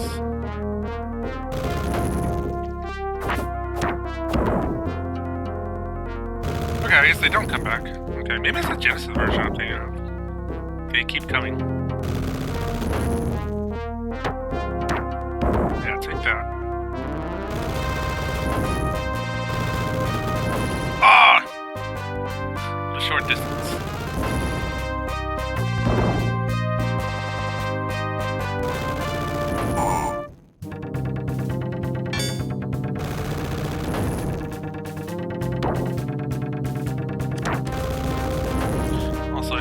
Death Adder is a really big dude. Big dude that even McCall would be proud of. I can get him in this loop. He doesn't swing his axe. Oh, of course he would swing his axe.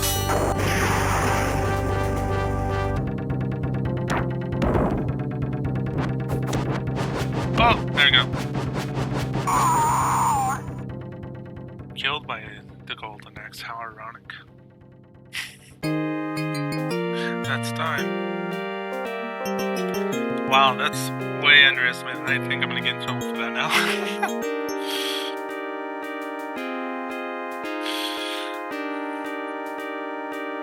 I forgot Golden Axe is a very short game. Also, here's the best ending ever. Just gonna show up.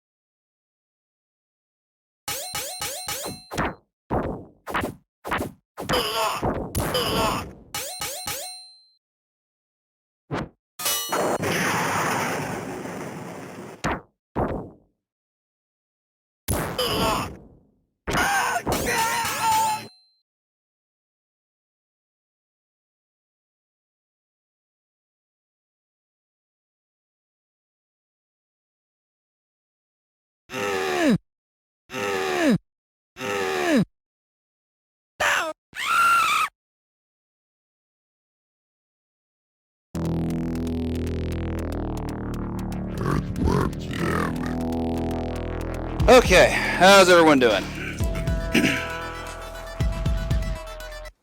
Good to see you all. Name is LRock617.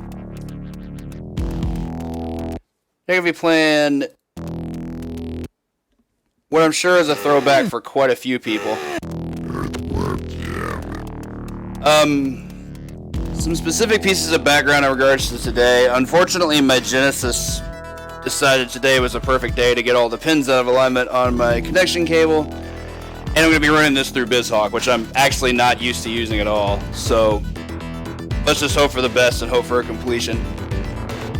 So I actually didn't play this game a lot as a kid. I did have one of my best friends actually rented it a number of times. And watched him play it quite a bit, so I got to at least get a feel for how the game looks, how it works, things like that. But in my adult years, I never could beat it until about, I think a year ago was the first time I ever actually successfully completed it. And I've been practicing it all the week because I wanted to make sure it got showcased for this marathon. Because for 1994, this might be the most 1994 game ever. It's irreverent humor, really good music, awesome sprite work, especially for the Genesis version. So we'll talk a bit about the run as we can once I can get into it. Make sure I've got this quick setting turned on. live split is not cooperating today.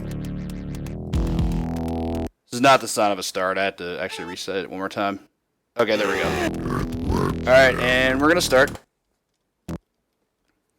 The first stage, New Junk City. First thing I'm gonna attempt to do is go for a helicopter jump that I completely missed. That's always super fun. We're gonna have to heal that up here in a little bit. Got the refrigerator, launch the cow. That's important later, by the way.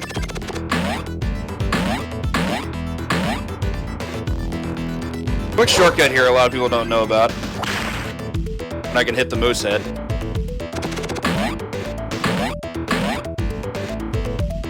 Try it again. There we go. It's gonna take me all the way across here. We have to avoid a fairly large segment of the stage. I want to take that. It's 10% per hit, so those hits aren't good. Probably didn't want plasma there either, but screw it. Snag this extra life. Alright, on to our first mini boss. Here we have, I forget his name, it's the Junk something.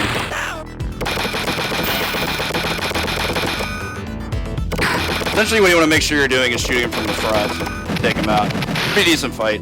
You can actually 2-cycle that, but I haven't quite figured out how to do so yet. I think it has to do with how many shots he takes in a certain proximity. It's actually fine that I didn't get that. The bird kind of scared me off from that. Hello? Oh, you have to hook to that. Whoops. There we go. Would prefer to have full health going into this boss. Oh, yeah. As mentioned before, we skip a very, very large segment of the stage here. So here we have Chuck. Takes 6 hits to put him down. It's either 5 or 6. Just gotta whip the boxes into him. Watch out for the fish. They do 10% apiece, which isn't the worst. The tubas are generally what I watch out for more. They do the same damage, but it's easier to gauge their trajectory. Now that he's moving back and forth, we actually have to time the box hit here, like so.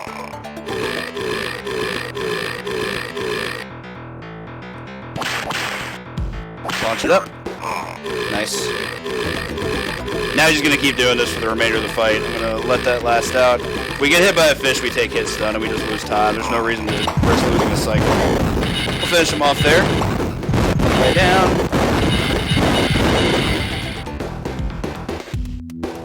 Enough to do what he just did.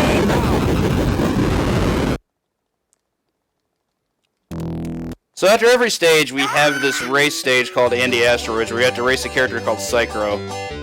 It's absolutely to your advantage to be able to win the race.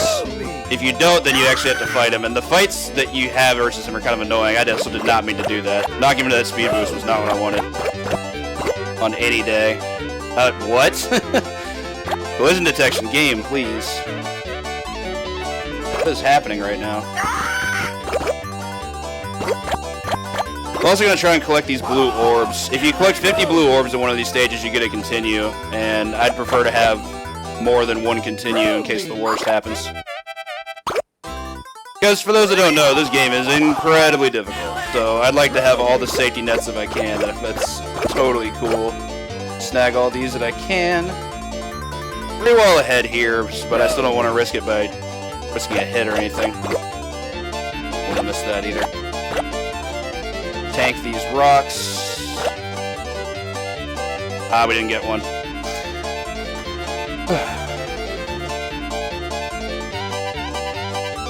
Unfortunate. Barely able to consistently get one there, but the opening of that was pretty rough. I missed 2 speed boosts right away. So, upside is we cleared it. Here we have our second stage. This is called What the Heck. And of course it takes place in... name speaks for itself.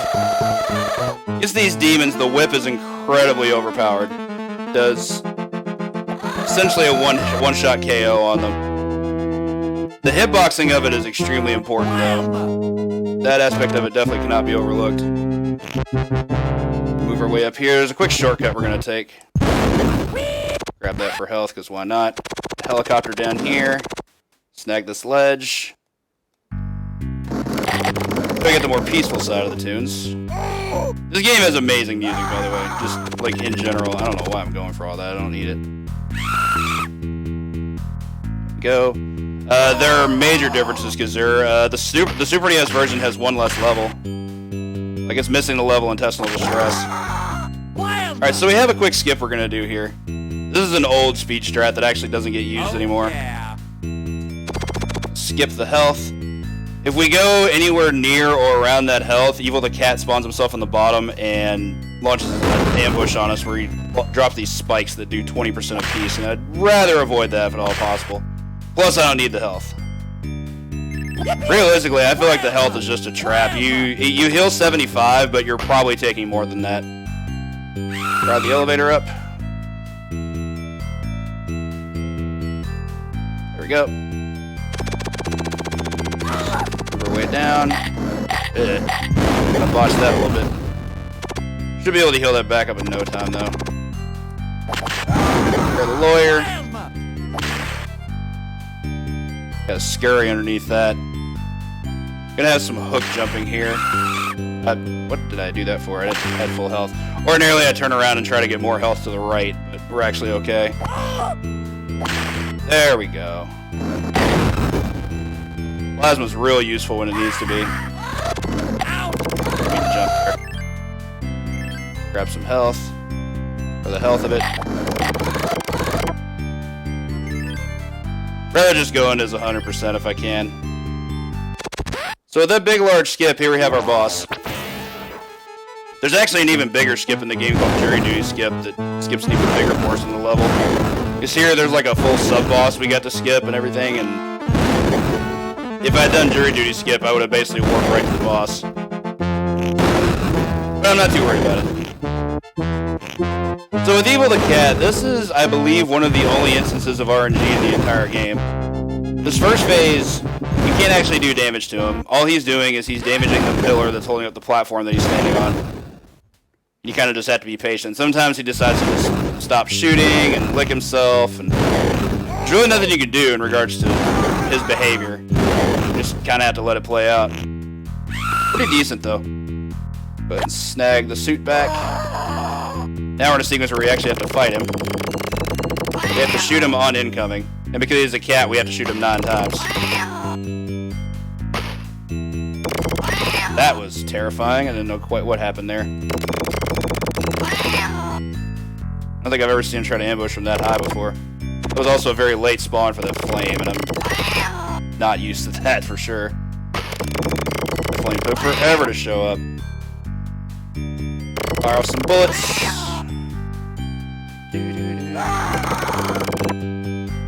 Screams of the damned. There we go. Really good fight. Didn't get hit once. I missed one cycle because of that late flame spawn, but still not too bad. Alright, now I'd like to try to get a continue. If I can. Probably try to avoid communication here so I can focus on that.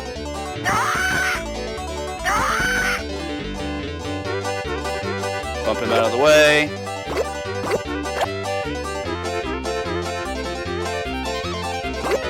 The first few anti-asteroid stages honestly aren't that difficult. They have their quirks, but they don't start getting really really tumultuous and tedious probably until about the 4th one or so.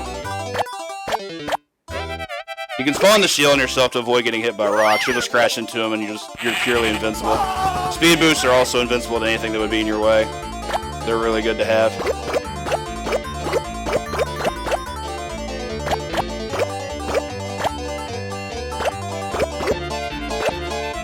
One other thing about the asteroids here, they actually can do damage that carries over to the primary stages. I want to say they do 10%. But yeah, if you enter an anti-asteroid stage with less than 10% health and get hit by a rock, it does kill you. They're a cool little ending sequence. This used to be one of my notifications once upon a time. Just love that alert there. So we got our continue, which in this case, of course, is a can of worms. The humor in this game is just completely on point. It's so good. Alright, so down the tubes. What many have dubbed I guess a casual killer. It does have one of the hardest sequences in the game when done blind. I've only just today been practicing it on emulators, so there's a good chance that I may be playing it as if I've been doing it blind. For these cats, we want to just cling to the ceiling, and then we're just gonna chill out. Hold up your pants. Don't get hit. They grab you and they punch you, and it does like 20%. It's a lot of damage. You're better off just not dealing with it. Here, these things. Nice, got a twofer there. It's also probably my favorite music track in the game. The bass is just everything. Alright, so we don't need the health, so that's cool. Great sequence here. Just hold a button, it'll just keep chomping.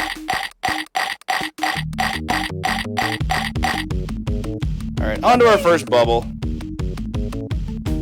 This is a mechanic we're going to become very familiar with very soon. The first one's not too bad. Actually got to it pretty quickly, so we're going to jam right down here. Oh, yeah. I think that's the fastest I've ever gotten to that one. Floating enemies are kind of hard to see because of the gleam and the tube. This is fine.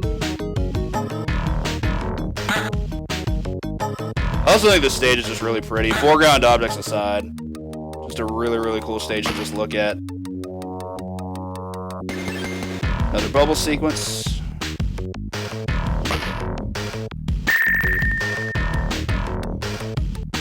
Those unaware, for speedrun purposes, it's actually possible to complete this specific sequence without using any of the air supplies. A trick called airless. Really hard. This one we actually don't need to obtain, but we'll do it anyway. Gotta go back out this way.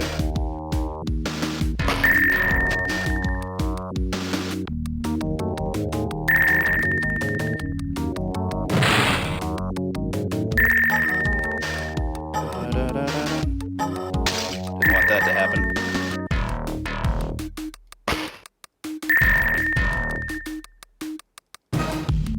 I don't know if the controls are necessarily bad, but they definitely take some getting used to. It's very quirky and weird. Be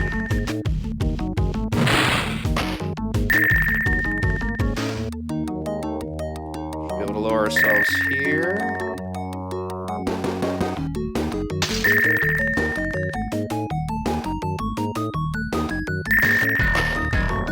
I'm in. Okay. Didn't get plasma, so I actually have to take this hit.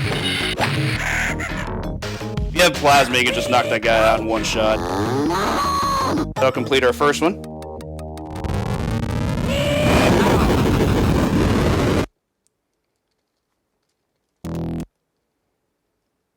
Alright.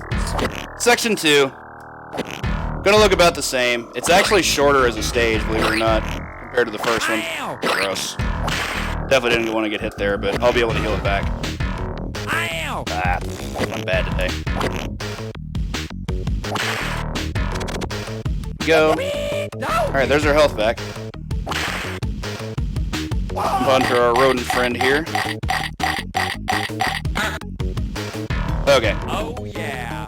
This is the part where I'm going to need quiet time, so we're going to move on with this bubble, take some air. This is going to heal us to 99 seconds, and then I've got a fairly distinct amount of time to be able to make it through this, so wish me luck on first try.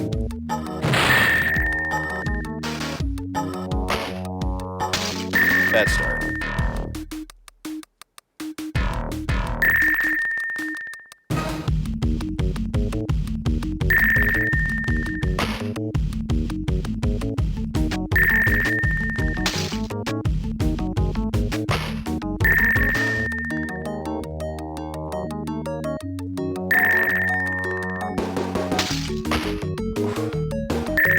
Those were some hits.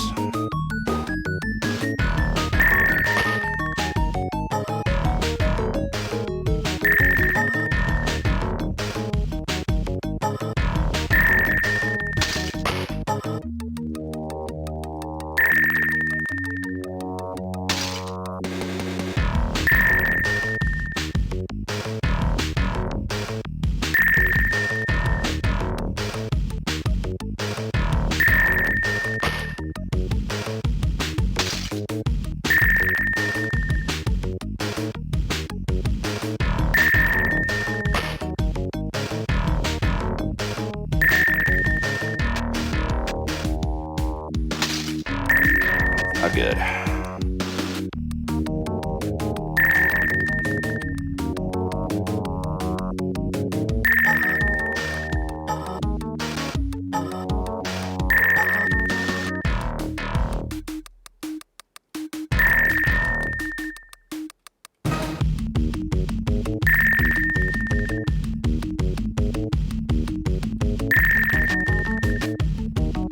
First try, let's go.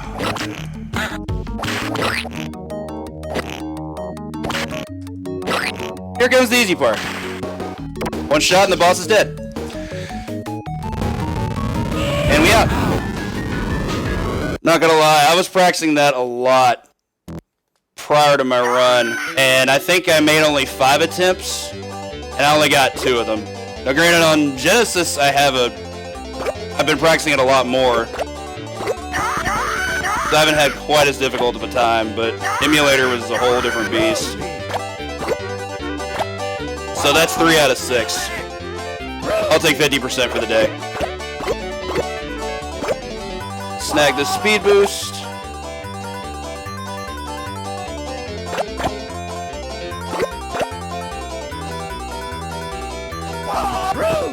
May try and get a continue here, but I'm not super focused on it. They're a bit more spaced out here and a bit harder to snag in a pinch, so to speak. I'm gonna shield up though, just in case. I can do some tank strats here. 7 more. I don't even know if there's that many left in the room. Oh, that's not good.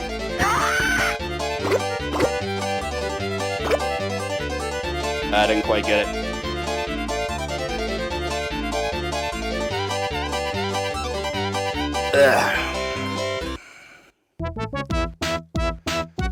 Okay, so no extra continue, unfortunate, but we at least got the race, and we almost lost that because that ending was a little gross. So on to what I can actually call my least favorite stage in the game. It's not a problem, it's just I don't think this stage is good at all. I think conceptually and execution-wise, it's just really, really poor put together. It's different. So I have to give props for trying to do something unique, I guess, to interplay. But as a stage itself, I don't think this stage is good. Essentially what we're having to do is we're having to do a bungee battle against Major Mucus here. And we have to hit him to the side of the wall a number of times to be able to make him lose all of his health. And he's trying to do the same to us. So part 1 out of the way. Part 2 is a bit tougher. Essentially, with each of the 3 rounds, he builds up more and more resistance, so it makes it harder to push him to the wall. What I'm trying to do here is manipulate him to where I can actually get him into the wall, and I got greedy. Unfortunate. See if I can manipulate him again. If you take a death, you actually, he respawns all of his health, which is also not good. Like, you both go back to 100%, it's a full reset, but you lose a life.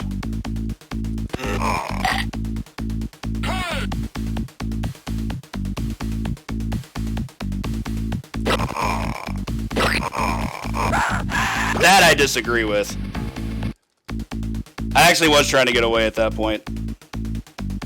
Being kind of a rag, though. Don't bump into me. Thank you.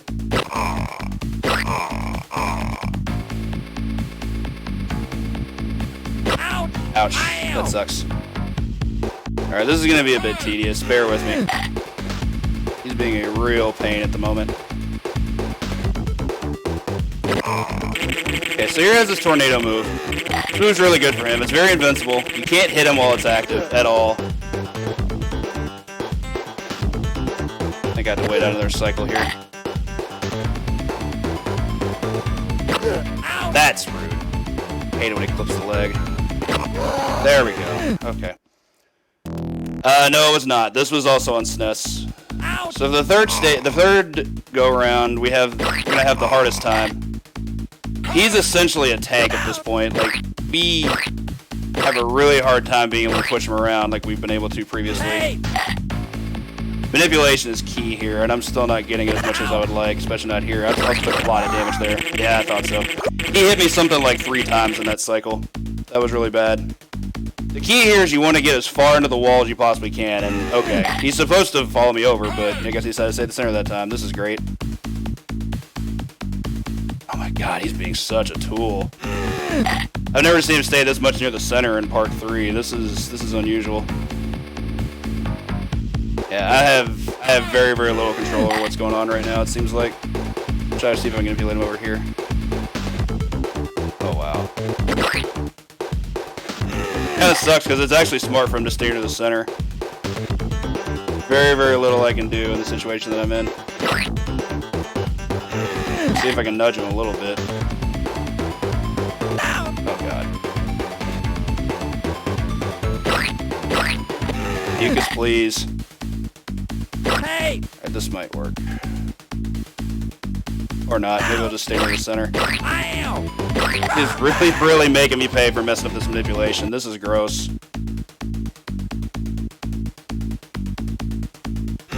I want to say this is about the same amount of bad RNG that Athens got in his run at SGDQ 2015, I think it was.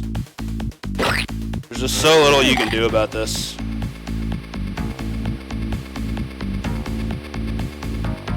Hey! Not good.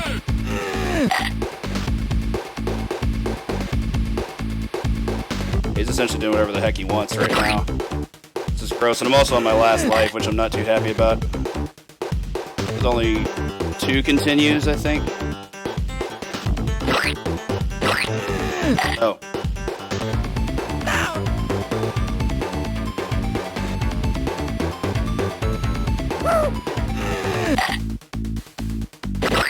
Yeah, this is actually a first for me. I've never seen him be this much of a pain to get out of the center.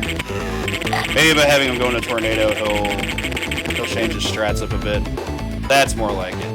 Moved away from it though. I think that's on me. I think I started moving away a little too early. Got some hits. Took a hit myself, so that's not good. That was close. Say, if I do this incorrectly, he is going to get to hit me. Of course I did. Alright, this is going to be really tough from here. Rude. That was just him reacting to input reading. I guess it was time.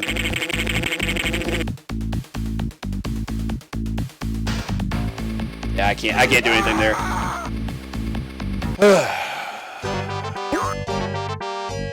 I don't know what to tell you guys in regards to this. This is probably the most uncooperative a game has been with me all weekend. That's saying something. Ouch!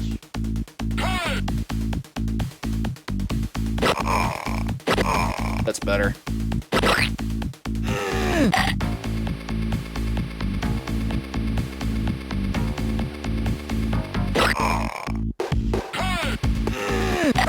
What?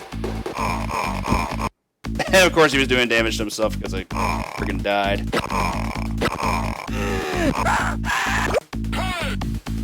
Unbelievable. Ouch!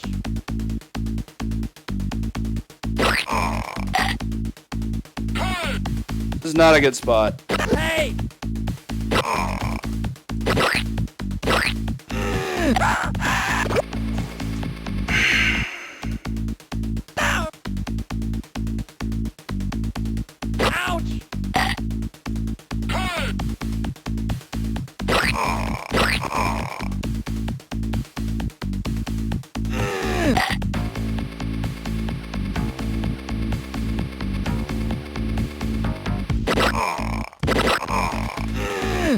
That was actually good. For reference, it is possible to one-cycle this. To say it's hard, though, is an understatement. I've never done it. Not on round 3. I've done it on round 1 and 2, but not on round 3. You can one-cycle all of them. You're losing health real hard. His positioning is really, really messing with me.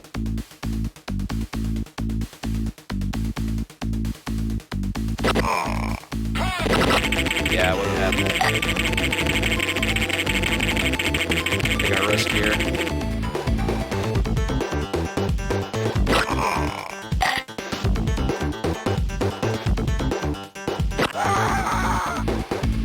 Real low on health. Alright, that's another continue, I guess.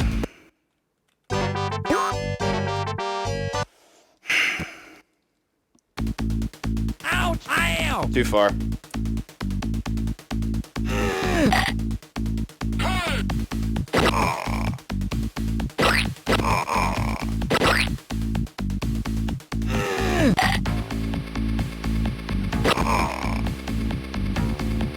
long as he leans himself into the wall, I can do this. Wow. That almost got me.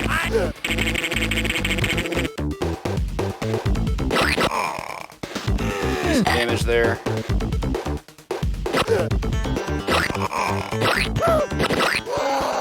Finally, jeez. That took way too many lives. Now I actually have to try to Mize and continue.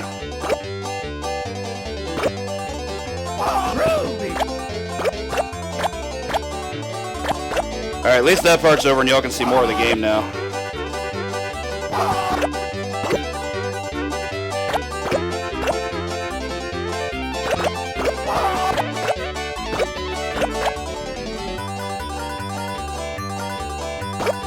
Gonna be actively trying to collect these bubbles here.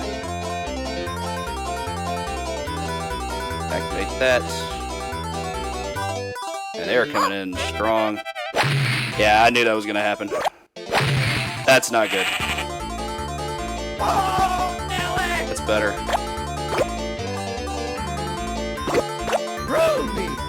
Go ahead and just use this now. I've never had to actively try to collect the continue in this stage before, so I don't know what I'm in for. Oh wow, very minimum number of bubbles there.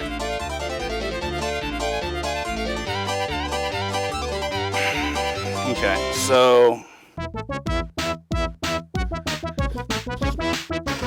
upside here is this will move us on to what is actually my favorite stage in the game. Level 5 is really fun.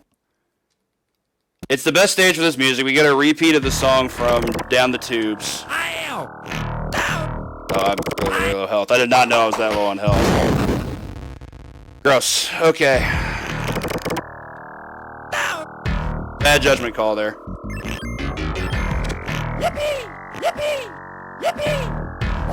Do that. Shoot that target. That is a hole. You can fall down that. The reason we hit that target is because that starts this escalator here. It is possible to get to the top without having to use that, but it's basically TAS only. It's super duper difficult.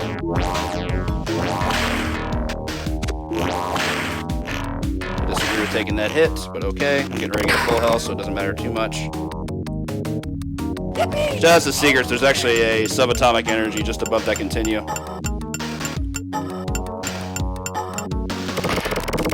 So in this section, we're going to have these amoebas that are going to be thrown at us from all different directions. That should be self-explanatory. Our goal is just to make sure they don't get to us.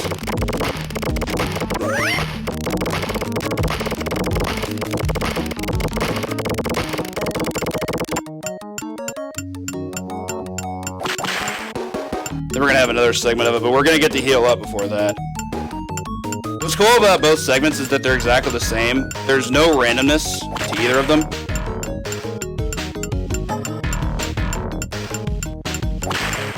But making sure you can hit everything without it hitting you is challenging. I've never been able to successfully do it perfectly. I'm going to get a subatomic energy here. Yeah, the patterns for both never change. If you do it enough, you'll be able to know the exact pattern every time. How about that?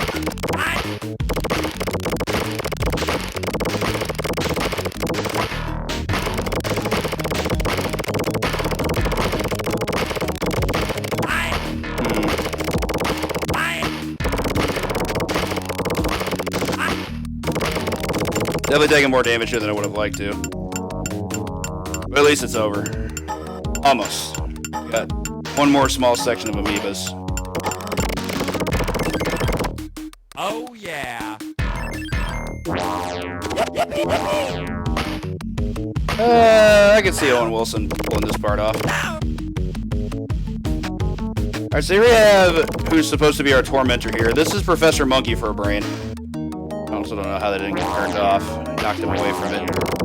For the first segment of how he's interacting with us. We have to make sure that we get him off of these bubbles that are spawning these enemies on us.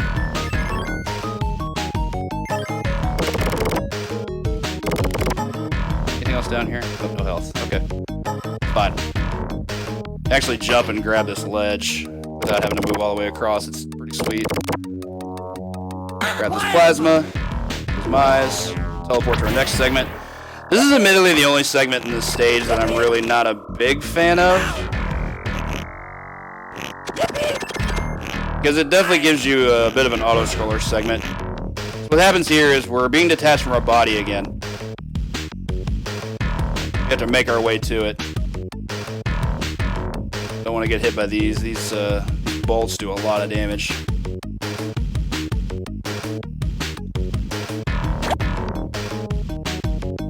Oh yeah, you can just jump right up here. That's right. Oh, Grab the yeah. continue. Now here, I'm gonna try to gather health before I get back to my suit. I'm not gonna spend too much time trying to do it because there's a conveyor belt below this segment where the suit actually ends up, and you don't want it to fall down there. Essentially, that's surprising. I'm generally able to hit that. I think they're gonna chase us now. That sucks. I'm just gonna wait this out. Very unlucky there. Ouch! Gross. Go away.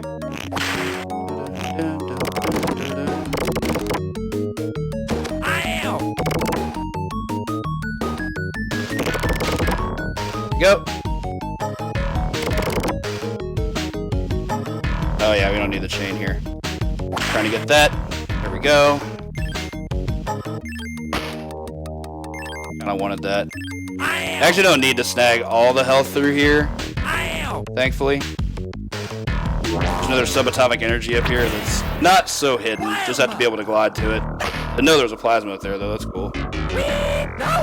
So the safest strat I found here is when the professor's throwing beakers at you, just run right past him. You might take some damage, but it's not too bad. I think you only take like 10. Grab the chain and just haul ass. Just move. You don't have to worry about any of the stuff that's on the ground. Be able to slink right past them. It's very useful. There's also subatomic energy up there, which is neat. Gross.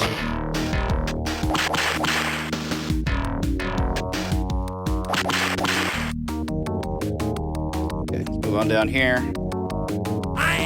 Another chain segment. Just run, run, run.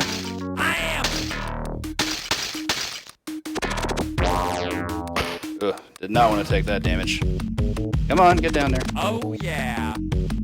Alright, so not too crazy about having this kind of health going into this fight. Do not get hit by these bolts, it kills you immediately. Like it just knocks you off the cliff and you just die. So for this awesome looking boss, we have this super metal chicken. Try and get him over here. And he's flying, of course. First goal in first phase is to make sure we can hit him 5 times to go into phase 2. That'll take us here. Pretty low health here, which I'm not too crazy about. From here we have to hit him 20 times, either with bombs or with gunshots directly to the head. I actually didn't even know it was the head until maybe like a couple days ago. And I wonder why my fights were taking so long, so I decided to adjust a little bit.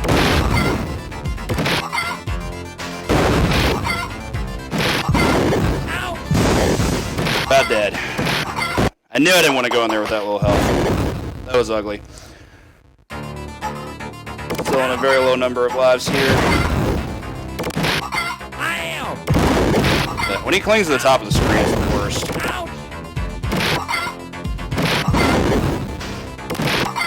It's just a total screw you pattern. The bombs can also hit him, but getting setups for those is a bit harder. Like you can actually shoot the bombs towards him, and I don't think it does any more damage than actually shooting him. I'm pretty sure it doesn't. There we go.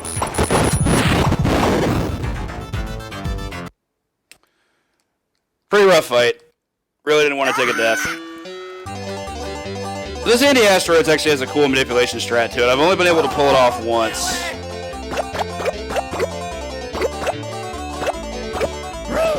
It involves hitting Psychro to the left and then taking that speed boost before he can. It essentially guarantees you the race, which is nice, but unfortunately it's not the most consistent thing. Really bad that we took that hit, too.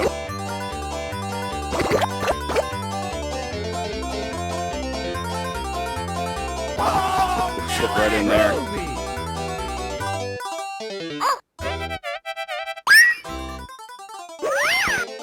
Just remain steady through here. I'm gonna try and get some bubbles. See if I can maybe forge a continue from this. All on that side, that's not good.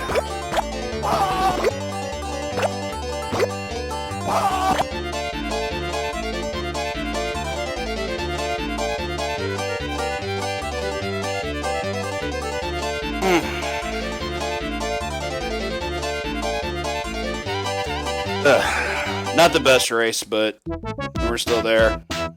Fortunately, we've got 3 really hard stages ahead of us with only 2 lives to spare, so I don't know what's going to happen. So for Pete's Sake is a pretty infamous level. A lot of people aren't a fan. There's a pretty absurd speed strat that allows you to just skip being able to have to guide Pete home altogether. It basically just completely despawns him from the stage and it turns it into a very basic platforming stage. Very hard to do. On the Genesis version, it's a 2-frame window at the very start of the stage. I've never gotten it, so to say it takes a lot of practice is a mild way of putting it. Okay, I'm actually going to calm down here from the meteor shower. I don't want to take too much damage. I'm pretty low health. I would say that's accurate. You don't want these UFOs grabbing you. They waste time. Like, they actually make it to where you can't save Pete if you're not in a good spot.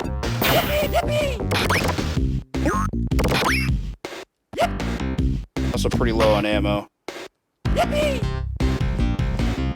Another thing weird about this stage, it actually has designated checkpoints.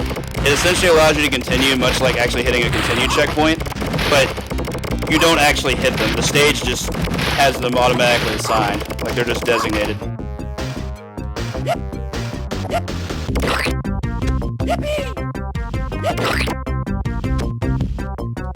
Glide past here, get some health.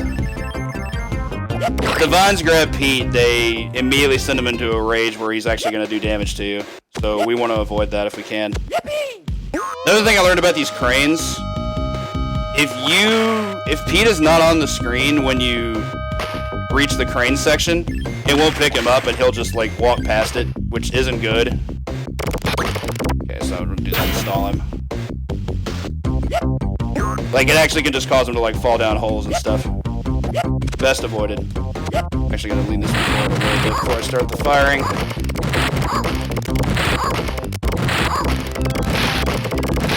Got out of ammo though, it's not good. Alright, so we're as good as we're gonna be, I think.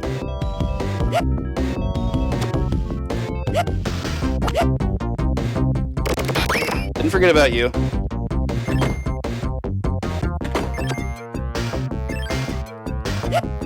Almost missed him there. Health wasn't really my concern there, to be fair. I just wanted to make sure he was safe.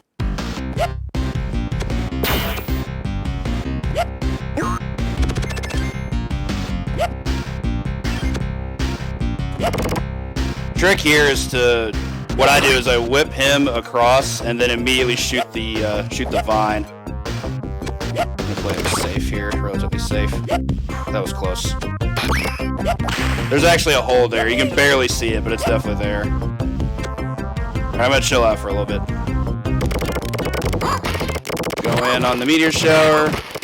Don't have a reason not to. Full health. Pretty decent amount of ammo.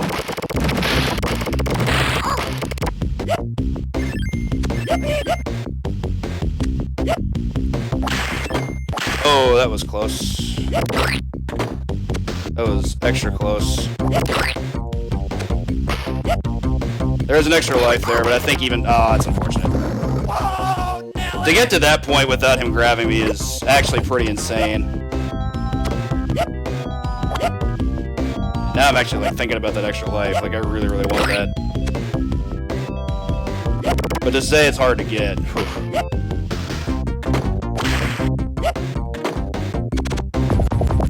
I disagree with that. I should have whipped him in the air. But here we are. Not too terrible though. We still got healing.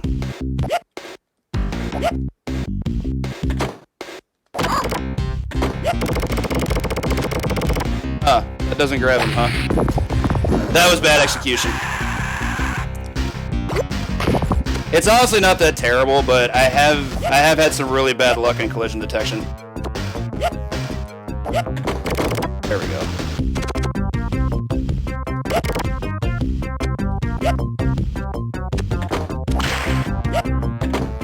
That's what I should have done. We're gonna let the crane grab him.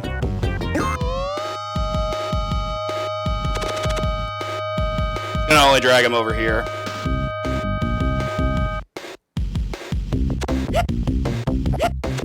Okay. I think there's one more. Oh, actually, no. I thought it was gonna be one more meteor shower, but we're actually home free. Get some of this health that I desperately need. You can't see it, but Pete's in his home waving at us, so just gonna move right on. Still don't think a continue is gonna be possible here, but a deathless for Pete's sake is pretty decent. Especially considering everything else I've put up with in this run.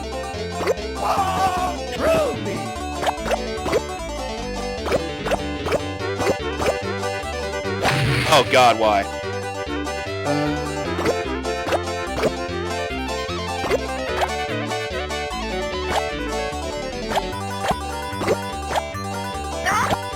That was really lucky. I'll take that.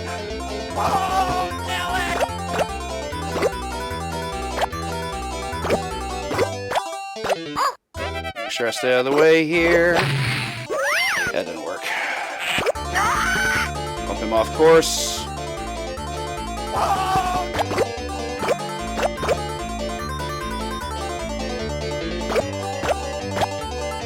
Hey, we gotta continue. I just have to make sure I actually win the race. I mean, I get to continue no matter what, I think, but I could be wrong. Gotta avoid all these rocks. Oh, we might have a run after all.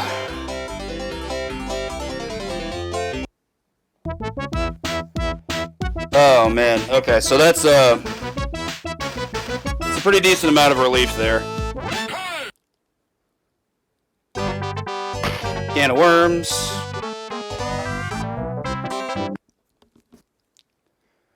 Alright, so this stage is for 16-bit consoles exclusive to the Genesis version. This is called Intestinal Distress, and the name is incredibly appropriate. Ow! Ow! It's actually got some cool stuff. The platforming in this section is really well done, I think. The reason it's so stressful, any of those items that are rolling or that are falling that can hit you do an obscene amount of damage. They do, I believe it's 13 apiece, which is quite a lot. Actually, I'm gonna grab this extra life.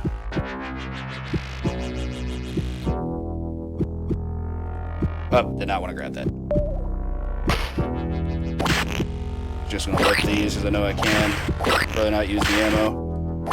So these things are included. These stupid little yellow balls that are trying to fall on me. Ouch! They do a lot. Ow! Not surprised I died there, but the cool part is this is actually going to be a bit where I can farm if I need to. As long as I don't get the checkpoint in this stage, which I'm going to actively try to avoid. Ow! I can farm that extra life as much as I need to, as long as I can reach it. Yippee! It's also important not to hit the checkpoint because there's a section that I'm going to be able to get some plasma shots that are very good against the boss. See? Extra life respawns itself, we'll be able to get it. Getting it is kind of weird. You have to essentially move all the way to the left that you can to the top of this platform, and then press right and it'll bring you right back down.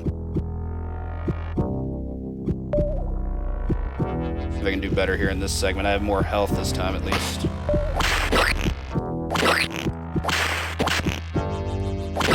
I also don't believe that for these these falling objects, you can interact with them anyway. Like, I don't think you can shoot them or whip them or anything like that. Like, I think they're just purely there to be a nuisance and be invincible and such. Shoot our way up here. Literal shoot. Quick double hook shot I've got here. Get some health. There's the plasma we need. I did not want to get that. Oh god. Okay. So, not good. I have to be super careful going through this stage. What sucks about that is now we can't farm the life anymore, and we don't have an opportunity to get plasma. That's not what I wanted. Avoiding these can be kind of tricky at times. Not bad. Move down here, all the way up. Got a little bit of health we're going to be able to get. So for Dr. Duodenum, who's our boss, we can actually take him out in 3 plasma shots, and that's exactly what I'm going to be aiming to do. If I didn't have plasma, you can whip him, but whipping him is way harder to hit him with. We're going to let him spawn. Do that. Do that. Hello.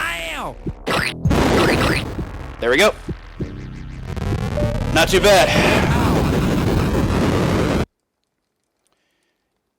It was a little bit mean there with that jump, but we managed to overcome it.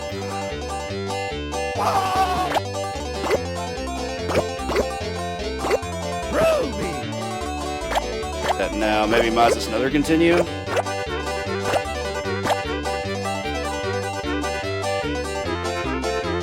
I think that's also the first time I've ever completed intestinal distress, only losing 1 life.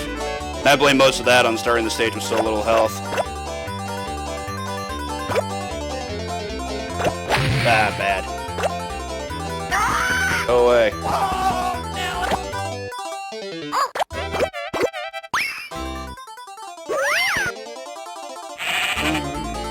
Take some quick time to focus here. Yo, how did I pull that off? Get out of my mind there.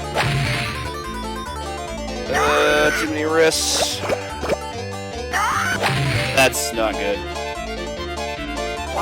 Okay.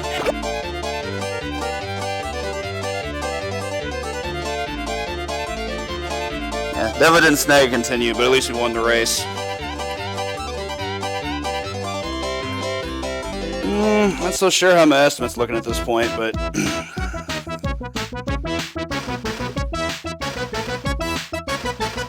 so no death of the game? That's rather difficult. Yeah,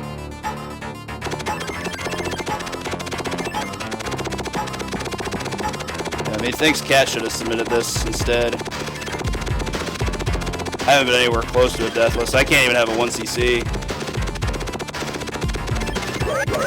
Not good. Spikes deal 40. That's a lot of damage. Okay. So, post-descent, this is where the game is essentially gonna make me not want to try to make me not want to play anymore. There's a lot of bad stuff that can happen here. Everything does boatloads of damage, which I'm not gonna try and concern myself too much with. Spikes are the only real enemy.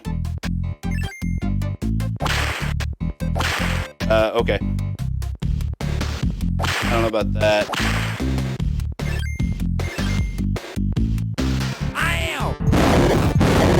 Unfortunately, I missed that. These guys one-shot you, but you can kill them with a whip. Didn't know that for a long time. Did not want to get hit by that. Oh, bad. A lot of damage here.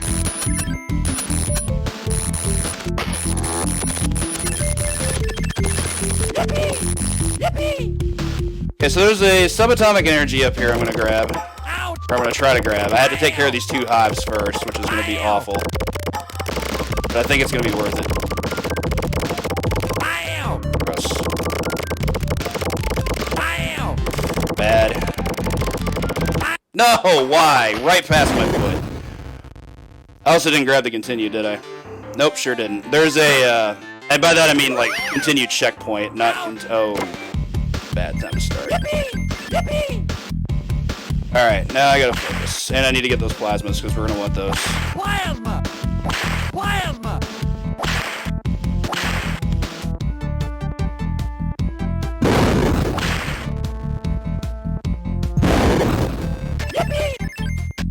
Ow! Alright, so we can play this better. Rare I first try anything in this stage. This stage is just insane.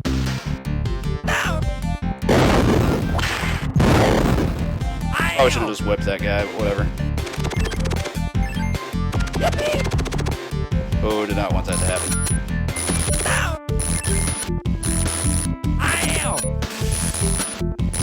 Would love to disagree with that, but I think it's on me. Right down. I was gonna be able to avoid this, but it took too much damage. Ow! Got as many of these as I can. Okay. Go away. Oh yeah! Well, at least I got that. But at least I can go snag this now.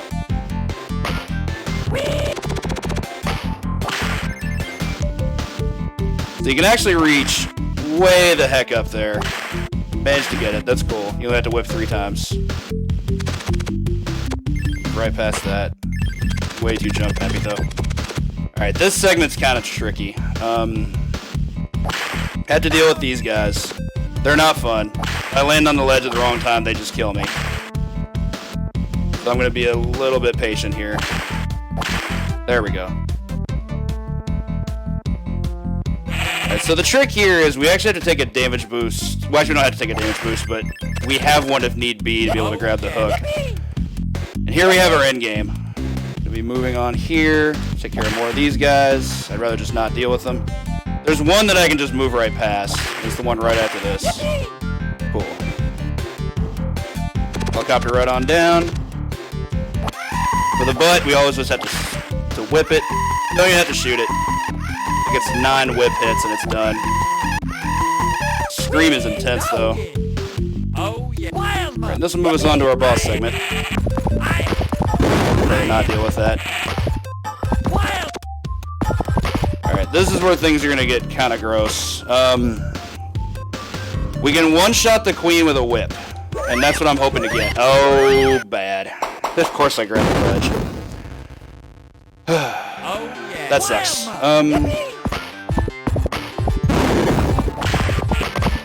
Missed my jump. Probably not the last time that'll happen. Okay. What I'm waiting on here is the second platform. The second one's really tricky to jump to for me. Okay, we got it. Alright, so trying to whip. And time. Whew. Yeah, only takes 1 whip and that's done. 2 continues in a PB? Did those other stages just go that well?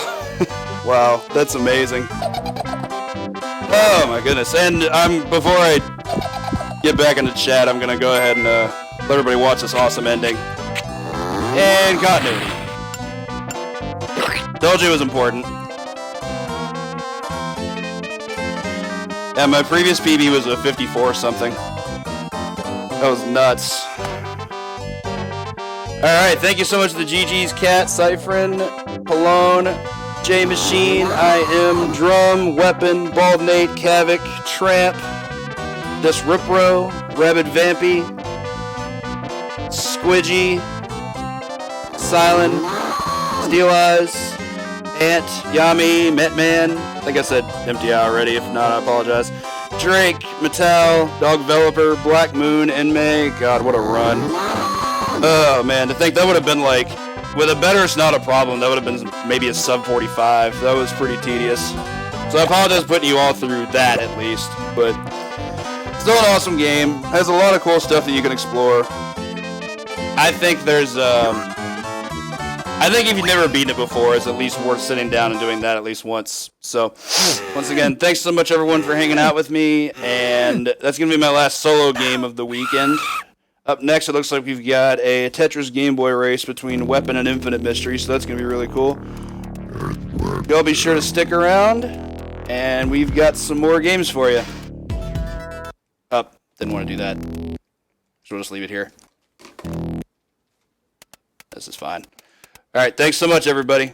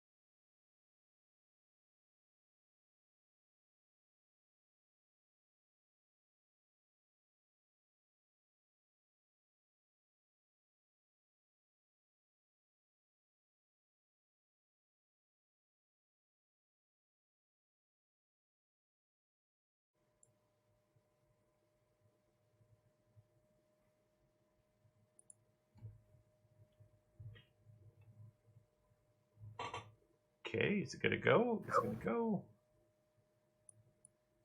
It wakes up. It's not waking up on my screen. There we go. It's woke up on my screen. Good afternoon, everyone. Welcome to this final day of Retro Gaming Live's 35,000, 30,000 followers special. I am Weapon, joined here with the ever awesome Infinite Mystery. Nah, but hey, everyone. How's everybody doing? All right. So, for a little fun activity, as we get close to tying up the last couple of games here of the marathon, again, we want to thank everybody for coming out and joining us and enjoying the time with us. Infinite Mystery and I are going to do a quick 100-line race of Tetris, but not Tetris for Nintendo, what everybody's used to. We're going to play for the Game Boy. And the reason for that is that the Game Boy was released in 1989, and this was one of the 6 launch titles, 5 of which that came out in America and 1 that came out in Japan. And how appropriate to celebrate not only our 30th anniversary, or 30,000 followers special, but also to have the 30th anniversary of the Game Boy. So, without further ado, I suppose, Infinite Mystery, are you ready, sir? I'm ready. All right. I think I'm going to go ahead and let's go ahead and move to the music select, the game type here, and level. All right. So you're there, I'm there, we're ready. I'm going to go ahead and count us down. In 3, 2, 1, go. Good luck. Good luck, and we're off.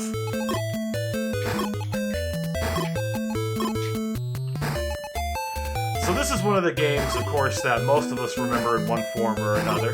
Very pleased to have an opportunity of playing this game in front of everybody again. One of the coolest things is that when you, back in the, about 30 years ago, appropriate given the release of the Game Boy, and thus the release of this game actually was a release, let me try to see if I can figure out what I'm going to say here. Was released with the game, was actually packaged with the Game Boy. So if you bought a Game Boy, you got Tetris. At least originally. Tetris randomizer win. Isn't it enough? You know? You gotta randomize the randomize? I suppose you could randomize it so it doesn't drop any line pieces. Of course, that would just be mayhem. But yeah, even in the Game Boy version, line pieces are very, very hard to come by. Freaking logic there. Anyways, but much like any other Tetris game, this is a masterpiece of music. Wow, English. Music and action. Line piece. We're gonna dump this here. Great game. That's all I gotta say. Tetris is a great game through and through. I'm nowhere near a master of this game, but I really do enjoy playing it. I'm sure Infinite Mystery, you feel probably the same way. It's a classic. What more can I say? It's a classic.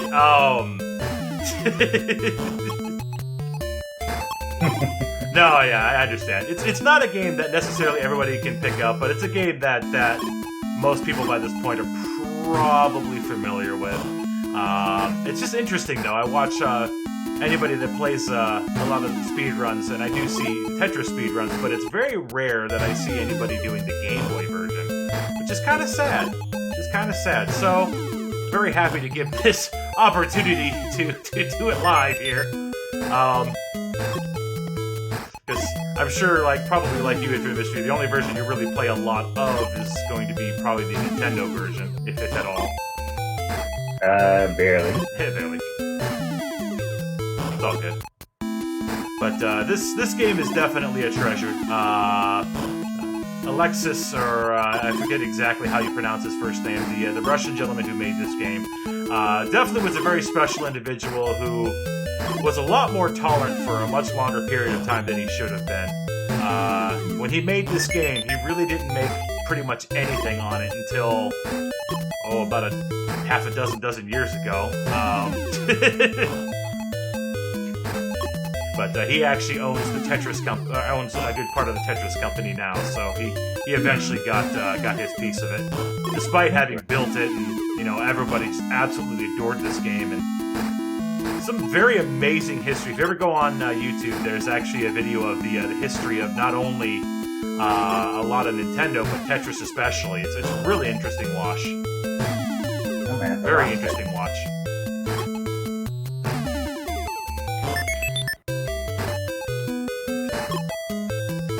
So we're gonna try to build back. I'm gonna try to build back up here. I think I've only gotten one Tetris this entire time. Feel kind of bad about that. The only problem is with this game. Oh, there we go. There's another one. It sometimes can get kind of nasty with building up and then trying to break down and not getting trapped by not trying to wait very, very hard and try very, very diligently not to screw up while waiting for that line piece. But sometimes a line piece just cannot be relied upon. So you gotta do what you gotta do. Go.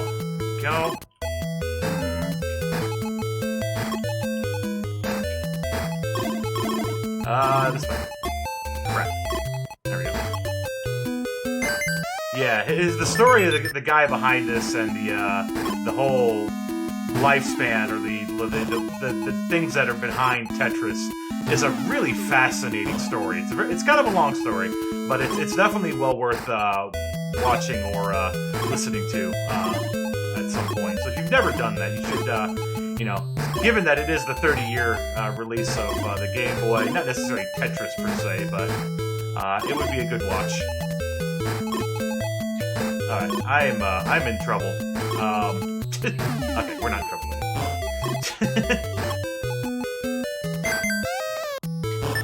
Alright.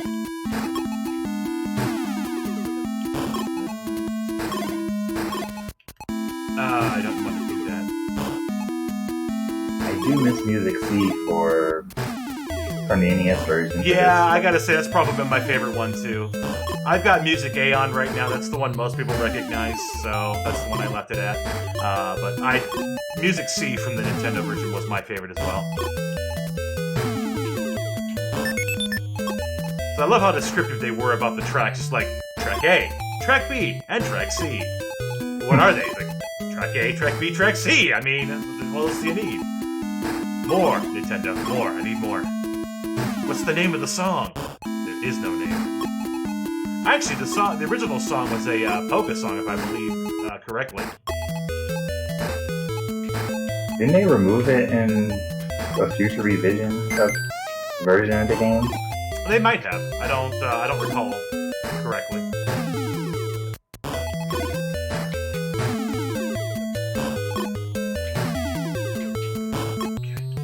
Oops! Oh, wow! I porked that up. That's a tasty porky.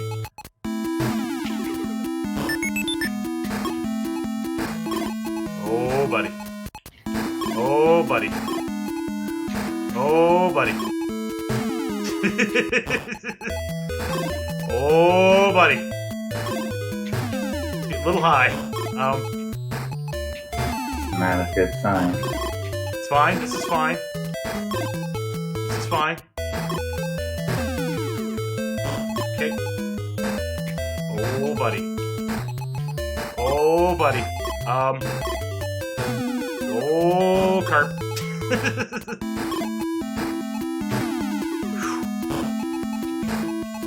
And 100.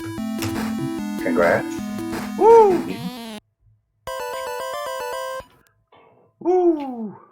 That was rough. All right, let's get you back up here.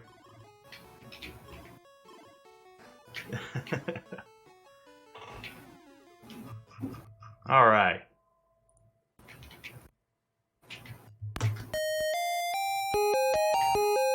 Alright, so let's cheer on Infinite Mystery here. If I actually manage to reach it. Oh, you'll get there. You're not doing bad. You're not doing bad at all. Anything could go wrong between now and 100. Ain't that the truth? I guess I should apologize for everybody for torturing them through this color scheme. I was gonna say, that's a very interesting color that you've chosen for this. I don't know that I recognize that color palette from pretty much anything. But I'm kind of digging it. Though I might have to excuse myself in a minute from eye bleed, but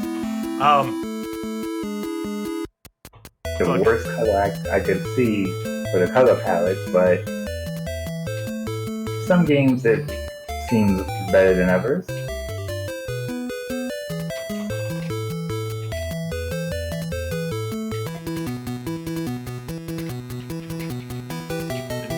say neo color palette there. Or neon, excuse me.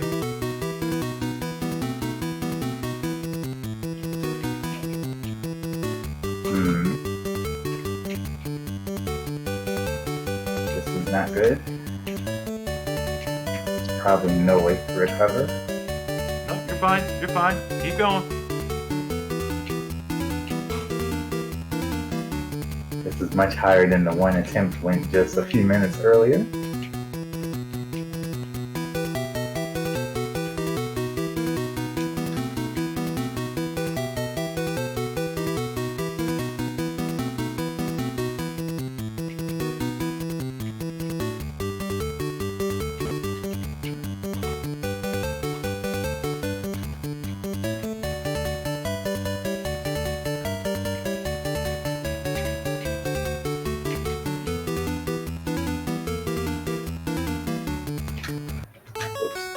Yeah. There goes my only chance. No, you're still alive. You're still alive. Barely. Don't give up. There you go.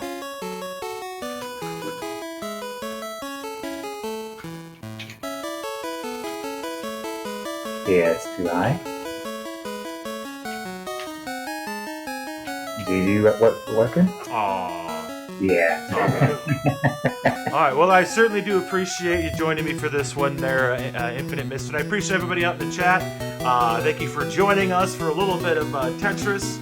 And again, we want to celebrate the 30th anniversary of the Game Boy, as well as all the games, as well as the 30,000 viewers for this.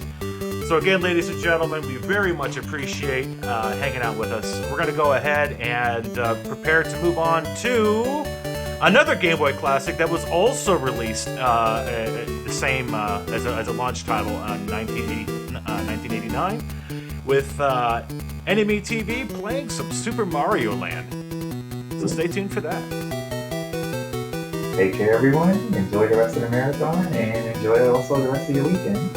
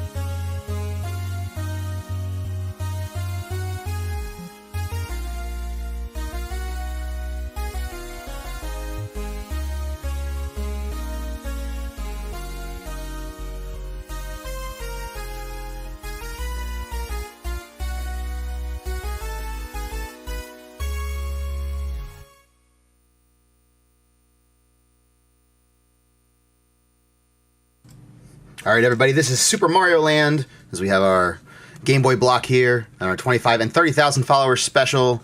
Thanks for sticking around.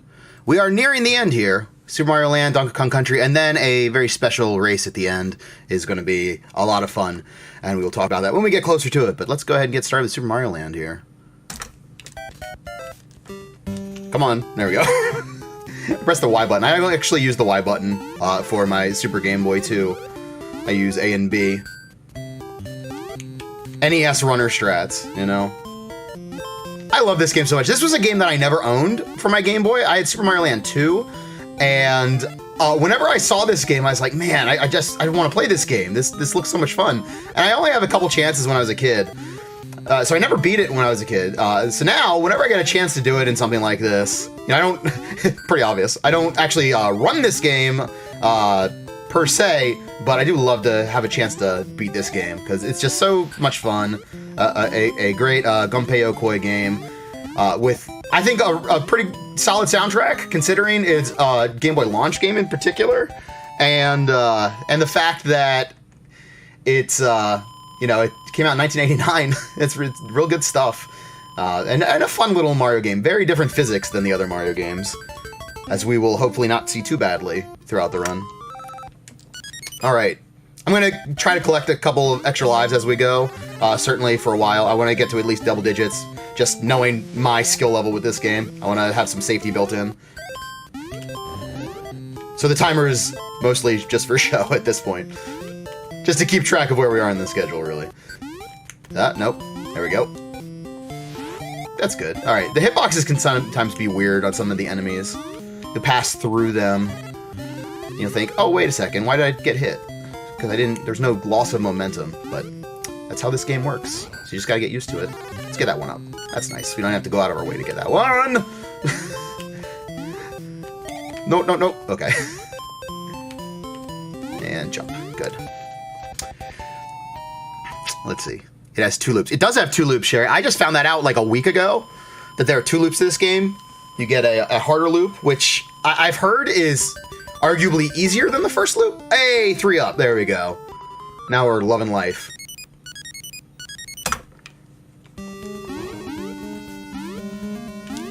Ooh, okay. Boy, we just avoided that piranha plant, huh? Holy moly. Hiya! There's a fire flower somewhere around here. Oh, it's that last one there. I'm pretty sure. So we're gonna squish that guy. Oh, no. Alright, now I'm just making stuff up, apparently. Well, none of these can be fire flowers, I guess. Oh, see? See right there? Ridiculous. I disagree with the video game. Hiya! So, sometimes you gotta hiya if you want to get extra height on your jumps. There we go. Very important. Otherwise, you never know if you're gonna make it. Let's see. The super ball flower. That's true. The fire flower is somewhat toned down in the Game Boy version. Isn't that right, Drake? Let's see.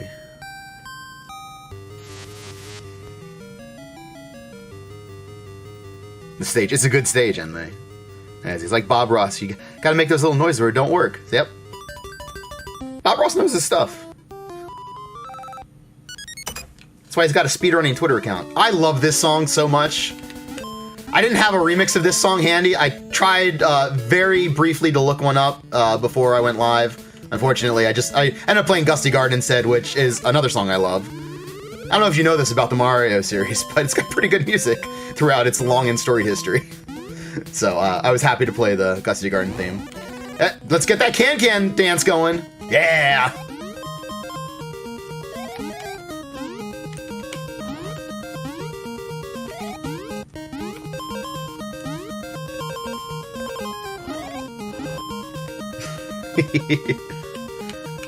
That's so good. God bless royalty-free music. I guess it was out of copyright or whatever. Let's see. Clubber says Mario's totally cool with that twist, it seems. Yeah, you know. Oh, wait. No, that's not yet. Alright, we're gonna get 2 up, and that will put us at 10 lives. It's pretty good. The trick is to stay above 10 lives through the next couple stages. Through level 2, it's usually not too bad for me. I realize, having just said that, I've signed my own death warrant, but generally speaking, that is the case. I find level 3 to be the most challenging in this run. Part of the reason I love this game so much, I was dumb. I was hoping that I was going to have greater distance on that jump than I actually had. But part of the reason I love this game so much is because it's got a shmup part to it on 2 stages. That fireball just went through me! I'll take it as a receipt for questionable hitboxes earlier on in the run. We'll just go through here. Okay, we'll take it. Princess Peach sitting at home going, who is Daisy? Yeah, all right, shmup time. Let's go. This is a jaunty tune, also. I love getting the big head when you're in submarine mode. The entire submarine grows in size. It's very fun.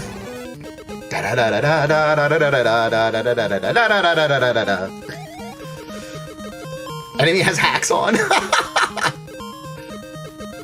Stop cheating. Oh, because the fireball went through me.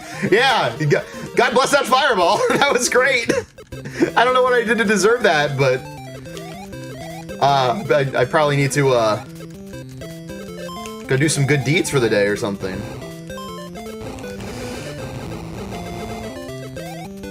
Avoid it.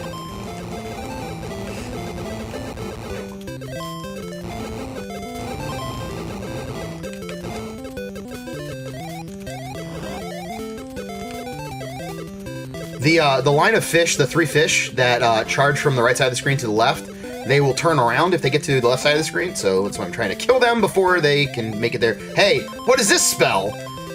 M-A-R-I, and then a C at the end. That's weird.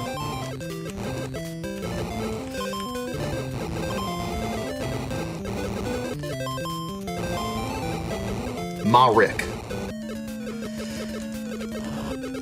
You don't actually have to kill this fella, but we're going to. There we go. Waluigi.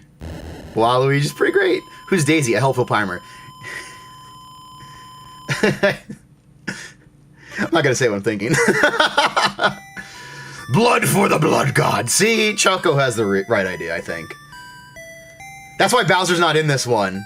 Because we're satiating his bloodlust by killing all these unnecessarily defeated bosses.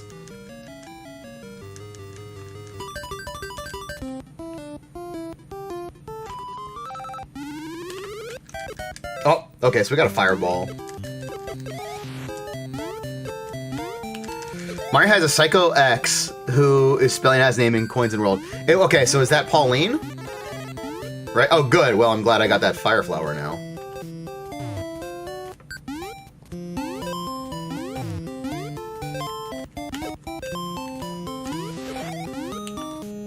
Good.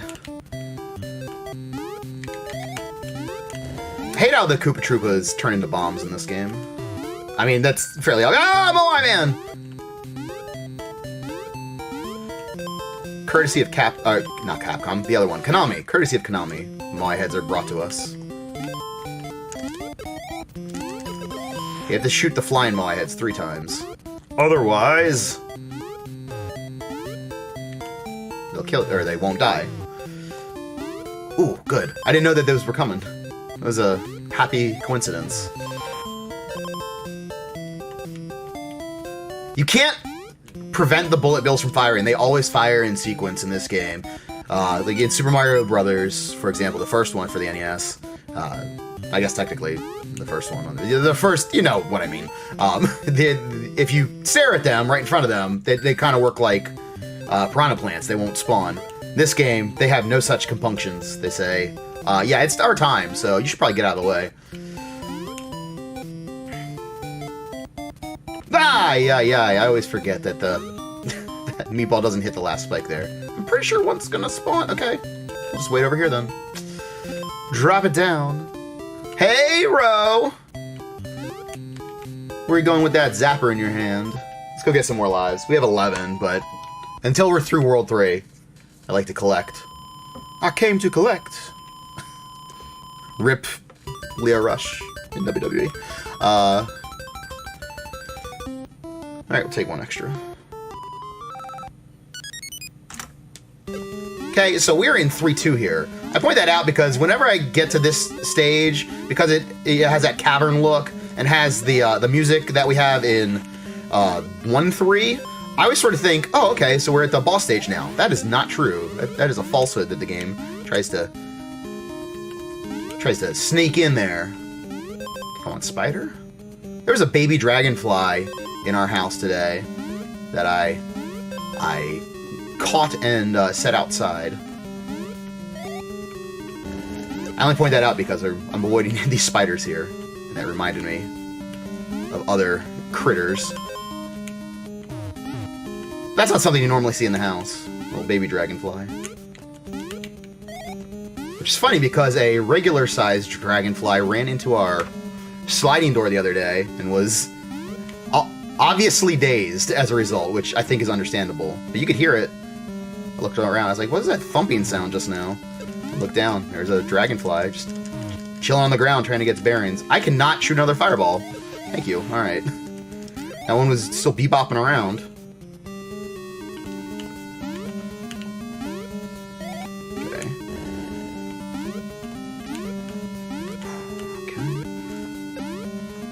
Okay, well that's okay that we fell through that platform. Because we survived and we didn't take any deaths on 3-2. So that is good news. Greetings, T-Mac. How you doing, morning after kill? Alright. Oh, crud, I forgot. There we go.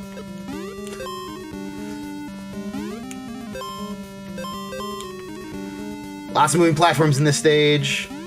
There is, I think the trickiest part of the game comes up in this stage, actually, in 3-3. Which I'll point out when we get to it. I think we're coming up to it here in a hot second. Oh boy! There we are. No. Oh, thank you. That was convenient. Okay, this section right here, because you gotta have the timing just so, or you gotta go. There we go. Alright. It's really not that bad, but you have to be used to the way those platforms move and just how far they're going to travel.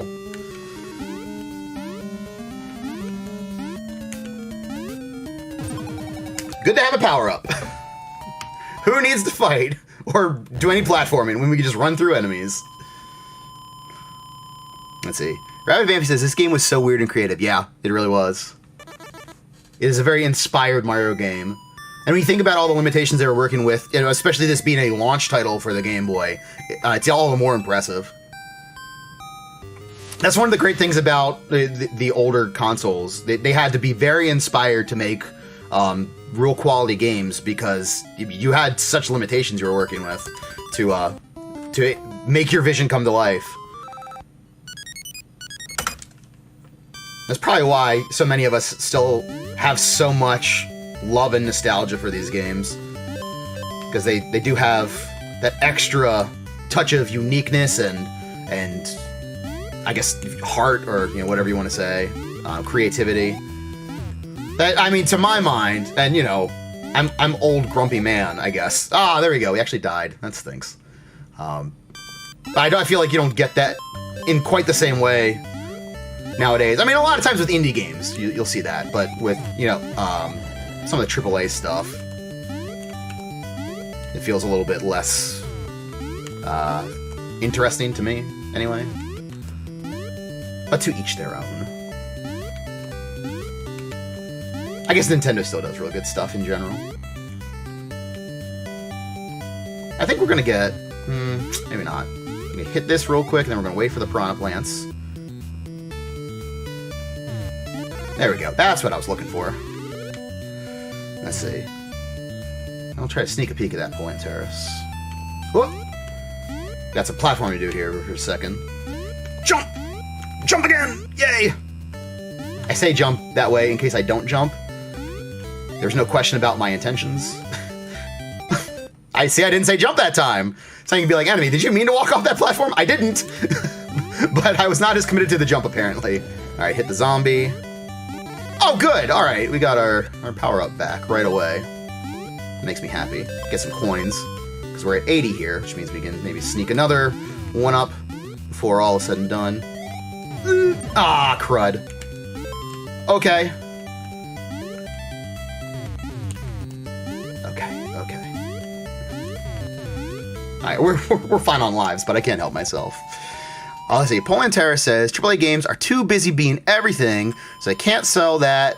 They don't get this kind of inspired uniqueness. Yeah, I think there's something to that. Okay, 3-up. I actually was okay with taking the Fire Flower there, because our lives are good, but that'll work. I wasn't looking at the screen. I just held B and right. And down I went!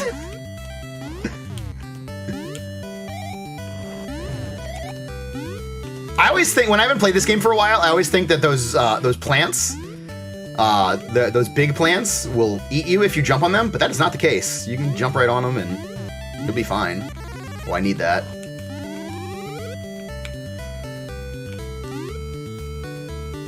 What? How did I thread that needle? Oh boy.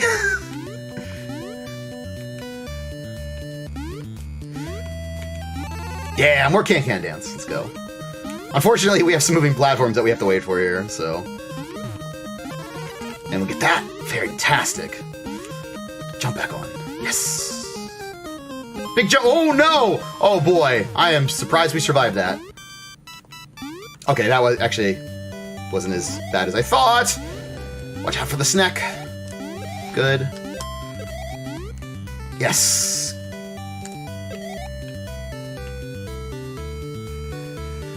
Whew.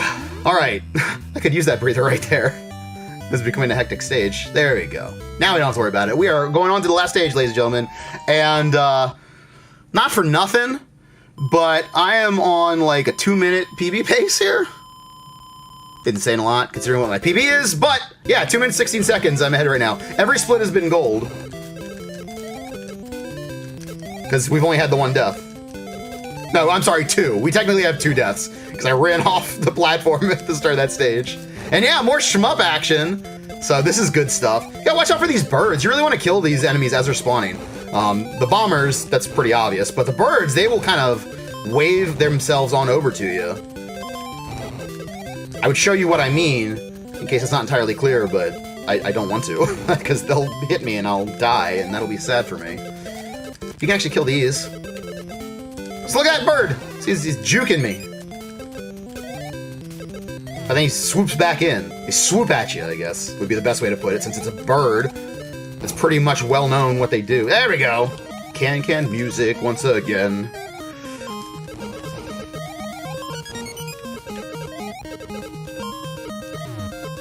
So we fight Topanga or something at the end. It's not like actually Topanga, Tartanga, something like that. Tartarus. No, wait, that's Greek mythology. Talladega Nights. I don't know. Topanga. It's something like that, Sherry. Wait, Outworld's here. The best emotes on Twitch. Second RGLtv. Are here in my chat right now? What? Tatanga. Thank you, Epic Android. Thank you very much. Tartar sauce. Yes! Exactly, Morning After Kill. I think it's Tatanga. I know something along those lines. I may have been overstating my ignorance to it just a hair. But yeah, I knew it was something around there. In that ballpark. Dodongo. No, I don't think this enemy dislikes smoke. I mean, look, it's in a giant cloud right now. Outworld, thank you for 2 months! Alright. Here's Tatanga. You actually fight this fella in Super Mario Land 2 as well. He's the boss of the moon stage. And he's significantly more of a pushover. I mean, they realize, they're like, okay, he wasn't about all that much in Super Mario Land, so I guess we'll just make him a boss instead of the boss. Oh, that's time, by the way. Hey, sub 20! Gold's all the way through. Let's go. And we ended with 17 lives, so I guess that worked out okay.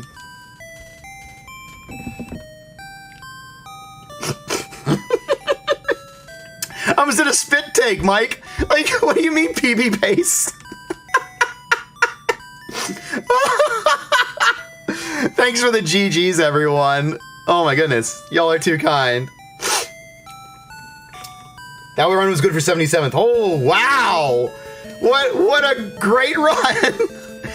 My previous PB was over 22 minutes, so I guess it's pretty good progress. What was that one? What was that one? If it was 22 and change, Drumboardist.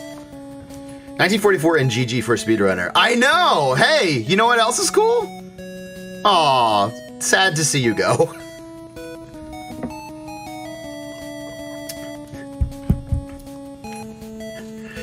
I don't speedrun this game. And nothing of value was lost. All right. I would encourage you all to maintain this goodwill as we play Donkey Kong Country. Because we're not gonna maybe see so many golds. 76. The nice thing about being in 76th place is that it's the 76th best run on the leaderboard.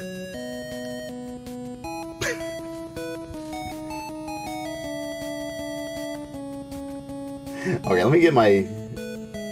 Which DKC song do we want to go with here? I know which one it is, I just need to find it. Not that one, although that's a good one too. Nope, that's DKC 2. Man, DK... We'll talk about it in the run. Alright. Here we go.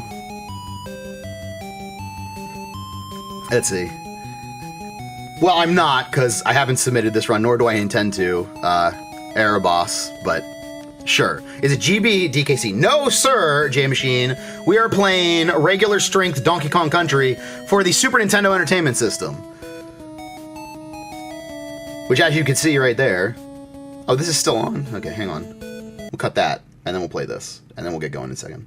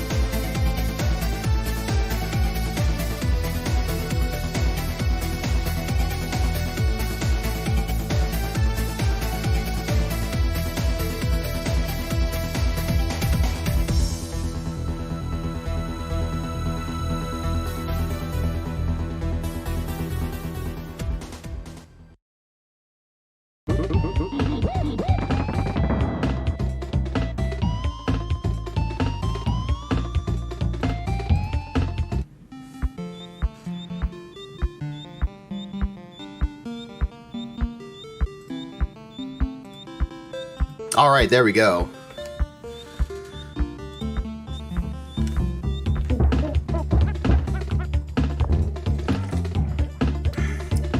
DKC. DKC. I have built in a very comfortable estimate for this, which was not originally what the time was. I expected to have a little bit more time to de-rust this. This is a game that you really want to have memorized pretty well, and I don't anymore, unfortunately. Also, the tech. I mean, the tech that I do is somewhat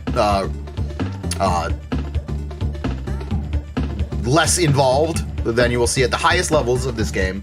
But even so, you can get yourself in trouble with this one. So we are going to try to be cool with this game and hope that it will be cool with us, because this game rules really hard. This is one of my favorite games growing up. I love Donkey Kong Country. I know there's a lot of haters out there, and I'm not one of them. I guess that's all we need to say about that. All right. Thank you. Mike Vital says, we will have this one way or the other. Oh, man. Okay, there we go. Ready in 1 and set and go. There's so much cool stuff in even a casual speedrun of this. I get to use the Y button instead of B and A. I see. I own this game. It rocks. I agree, Nitz. I agree very much. Oh, man, I was supposed to die there. Okay. Or we at least die with Donkey. So Diddy is our boy in this game. He's a good boy. Loves Jesus and his family, too. Oh, wait, I forgot to actually... I was... Never mind. Okay. Yay, Tom Petty. I guess. All right, moving on. We're just going to roll for a little bit here. I own the whole trilogy. Me too, Drake. Although I bought the Japanese version of DKC3, and I don't really know if there are any advantages or disadvantages to that one. I bought it because it's cheaper than the US version of DKC3. Actually, I thought I had DKC3 US, but I do not. So, well, I mean, well, no, I still don't. I just said I had the Japanese version. That'd be... Ay. But DKC2, holy cow. I started saying this, and then I was like, yeah, we're gonna have a long run here, so I don't need to say this before we start playing, but holy crap is the soundtrack for DKC2. Like, one of the greatest soundtracks in any video game in history. Can we all stipulate to that? And I realize that that's covering a lot of ground, but good God. David Wise, the genius of video game music. My goodness. What a talented individual. So, I guess we'll wait till we get to Aquatic Ambiance. I don't remember all of the details about what I'm going to tell you, but it's, there's an amazing story behind that song, which okay, well, we did that part wrong, but that's okay. And it costs like a second, who cares?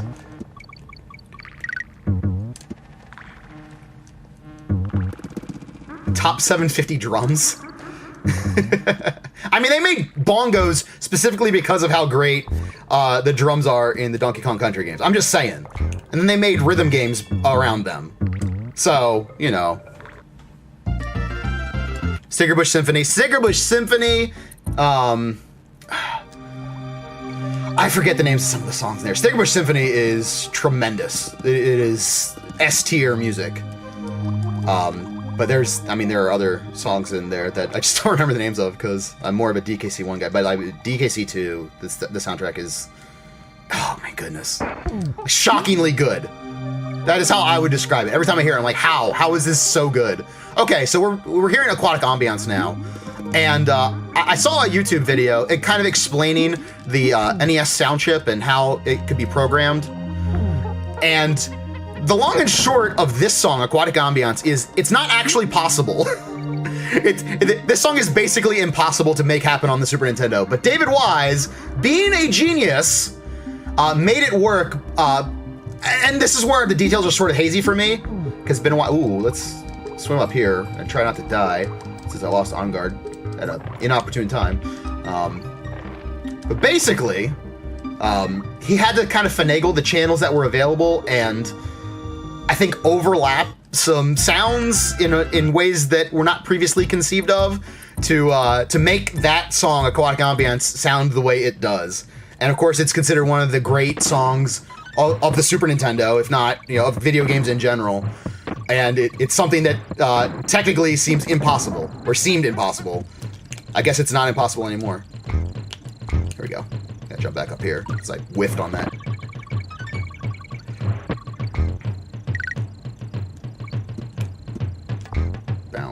Bounce, jump. Okay.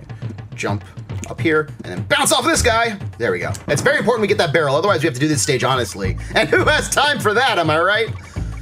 Not this guy. I just want to fly away. I still remember when a friend told me about this game.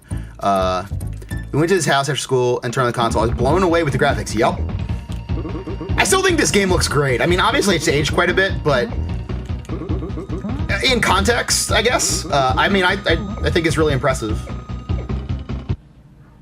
It doesn't have that crispness of like high-end sprite work that you could see on this Super Nintendo for some other games, but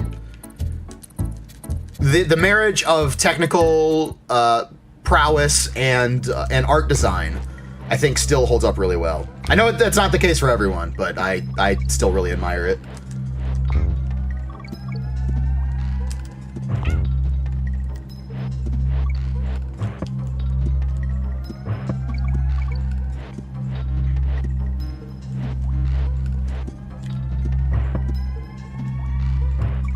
There we go. DKC has aged fine. I think so too, Desperate Rot. I really do. Okay. Also, fun fact, DKC has the 2 greatest minecart stages in the history of video games because you can skip them both. And in different ways as well. So this one, we just hit a barrel and then we go to the end. I love minecart stages myself, but I recognize that I am in the distinct minority in that opinion. So, and speedrun-wise, obviously we're going to skip it because, you know, otherwise it would take longer.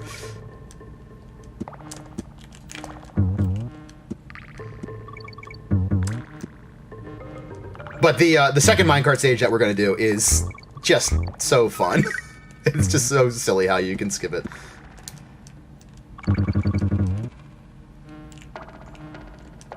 Whoop, whoop, whoop, whoop, whoop. There's a zinger there.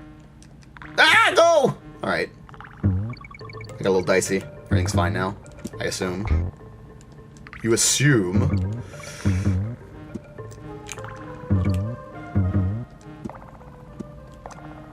Nope. Okay. Oh, what am I doing here? We'll just do it this way, that's fine. Hit this one, jump over the zinger, and then... Whoa! Flying over the pit. Okay, this is a cool stage too, Stop and Go Station, because we can just turn around as soon as we enter, and then we warp towards the end. I love stuff like that because it's stuff you could have very easily found as a kid if you thought at all to try it. Because it's just turning left. Like, you know, who ever turns left at the start of a platforming stage, you know? In most cases. You hold right and go. It reward you thinking outside the box a little bit. Okay, so we're going to get DK killed here. And we're going to take our boy Diddy. He's going to come over and get this DK barrel. And then eat it. And then we're going to hold this jump button and do a super jump. And then we're going to go far, far away. Now, there's this whole barrel, or this whole tire you're supposed to get to do that jump. But forget that noise. We just do a super jump. The super jump is done, and we're going to see that a couple times throughout the run. The super jump is done by buffering a big jump that only happens if a character, when dying, hits a wall and then does a massive jump into the air off the screen to leave your general vicinity. You can store that when you respawn that character and gain control of that character. As long as you're just holding jump, when it hits another character, it will just go, it'll say, oh, you're right, we're in super jump mode, and then off you go into the sky, and as long as you hold jump, you'll continue to rise forever. Which can cause troubles as well, so we have to be careful with that. We are actually going to use Donkey Kong in this stage, because there is a Donkey Kong only barrel that we need to access, and if we were Diddy, we couldn't do it. There it is, right there. Diddy Kong, can't use that barrel. Can't do it. If I switch to him, it would disappear. Game's rude like that.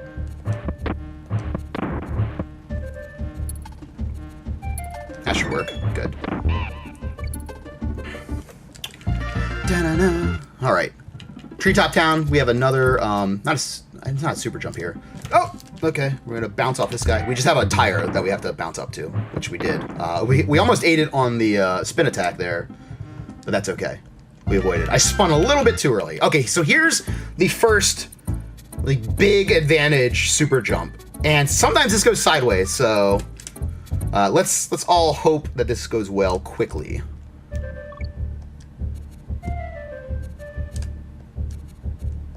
Then we're gonna come up here. We'll be at the top of this ladder, or rope. It's not a ladder, it's a rope. I know the difference between a ladder and a rope. Okay. Okay, we're gonna be down here. Jump! Hope that was quickly enough. Okay, good, we got it. Fantastic. Sometimes you can be in iframes and go through that last, what are their names? Crocodilus? Majoris? Whatever. Anyway, yeah, we're just gonna fly over the rest of this stage now. Now, I'm actually dropping right now. I've let go of the jump button, and I've started my descent, which is kind of perilous since we're going over an open pit right now, but trust me on this, we're gonna land in safety and near the end of the stage. But see, we get to avoid having to weave in and out of all of those nasty McNasties and just go to the end of the stage. So that's how we do it. All right, Temple Tempest. We get to do our first of 2 espresso stages. This one being the easier of the 2, at least for me. I really don't like using espresso because it's all about you have to have your spots picked. You have to know exactly what's coming and react to it accordingly. And I don't anymore in this game, so. Playing a guessing game when you're running fast is not ideal with espresso. What happens when you take a hit with espresso is your fast momentum, sort of like the super jump, carries over. So you end up flying off of him in most cases, and haphazardly moving in one direction or the other, and it's not really a great situation at that point. Usually, you end up dead. Okay, we're gonna hit this and bounce over. Oh, nope. I don't know that I could have made that. Maybe, maybe not. Little safety goes a long way. Especially since we hit the checkpoint, and the checkpoint will not allow us to get an espresso back. So we lost a boatload of time. All right, so now, instead of going to the next stage, we're going to go and talk to our boy, Funky Kong. And we're going to fly back to the beginning of the game. If you're unfamiliar with this, you're in for a treat, I think. Because we're going to do a wrong warp here. There it is. All right, second try. Very good. And now we are in Orangutan Alley, which is the next stage in the game. Except, like so many other times, we're at the end of the stage. Dunzo. That's it. That was some monkey business. That's right, Ro. I get it. Because we're playing as Diddy, and he's a monkey.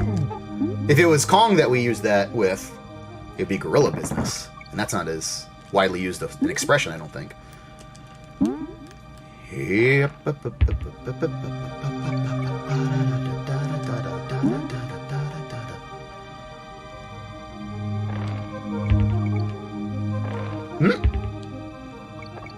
There we go.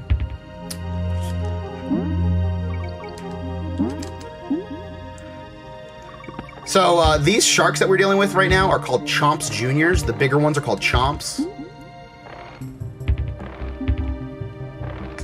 You probably there they are. Probably thinking that I'm going to talk about. Oh no. Well, I'm not going to. I'm not going to say it. At least not now. Maybe later. Oh, stay up here! Okay. It's fine. I've sent an email. Dang it, Dog Developer. I've got a tail. Am I a monkey? Do you have nipples and can we milk you, Kavik? No, you're a horse, Kavik. Jesus. Know your memes.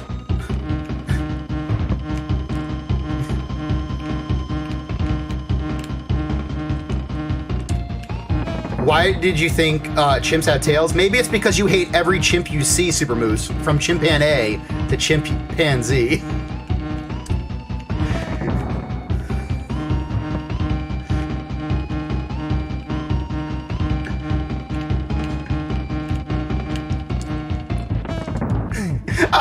Yes, thank you, Super Moose. Oh my god, I was wrong. It was Earth all along. Lord of the Lurkers. No, you can't be the Lord of the Lurkers if you're chatting. Your name is a fallacy, my friend. You blew it. Also, I didn't get the read it. Here, I'm good. Lord of the Lurkers. Is it true that you stream without socks? Of course. Of course. I am happily barefooted right now, Lord of the Lurkers. Lord of the Lurkers. You can't be Lord of the Lurkers if you... See, that's the problem with that username. Like, I'm going to call myself Lord of the Lurkers. This is going to be great. Wait, how is everyone going to know I'm the Lord of the Lurkers if I never chat? But if I chat, I can't be the Lord of the Lurkers. Ah! And then your head explodes. I think is how that works. Don't have your head explode, though. I don't wish that for you. You seem a decent fellow. I hate to kill you.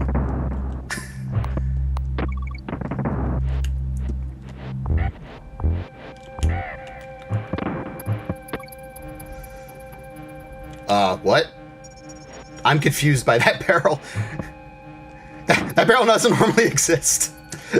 Oh, slow down, please. All right. Oh, I'm sorry, Ro. Can I play the piano anymore? Of course you can. Well, I couldn't before. Dr. Zaius, Dr. Zaius. What if I'm already dead? What? Lord of the Lurkers. Now my head exploded. All right, Slip Slide Ride. This is one of the great stages in this game. It looks absolutely beautiful and has great music that we will only hear one time, unfortunately. And for a very short amount of it. This is another DK only barrel. So we thank him for his service by sending him into retirement. At least for the time being. But he will return in the next stage. Okay, that was weird. I overthought that.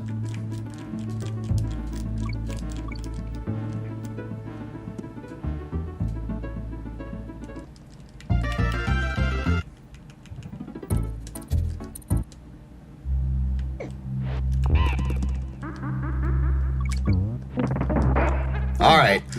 Hello, Espresso Stage. I'm sorry, Espresso. No, I was right the first time. Espresso Stage number 2, which can be the bane of my existence. We will hope for the best. There are some Neki Juniors that we can run through here. There we go. I say that now just in case we end up dying to them and then I become frustrated. There we go. Okay, good. We ran through them. Oh no, I didn't want to get that. That is a mistake. Shema, if you were watching, I apologize. I failed. There we go. That was good. One more perilous platform, but not platform perils because that's a different stage, a different part of this game. Yeah, okay, we made it. That was probably the best I've ever done that stage, actually, except for getting the checkpoint. You don't want to get the checkpoint in that stage because if you die, it's way faster to go back to the start of the stage and get Espresso again. Really? Hitbox, please. It's all right. We'll get Diddy back. It doesn't really matter for this stage so much. We just want to kind of have Diddy ready to go for the next stage. This is, to my mind, this is the easiest of the underwater stages. Although I just ate shit with Diddy there, so I guess shows what easy means to me.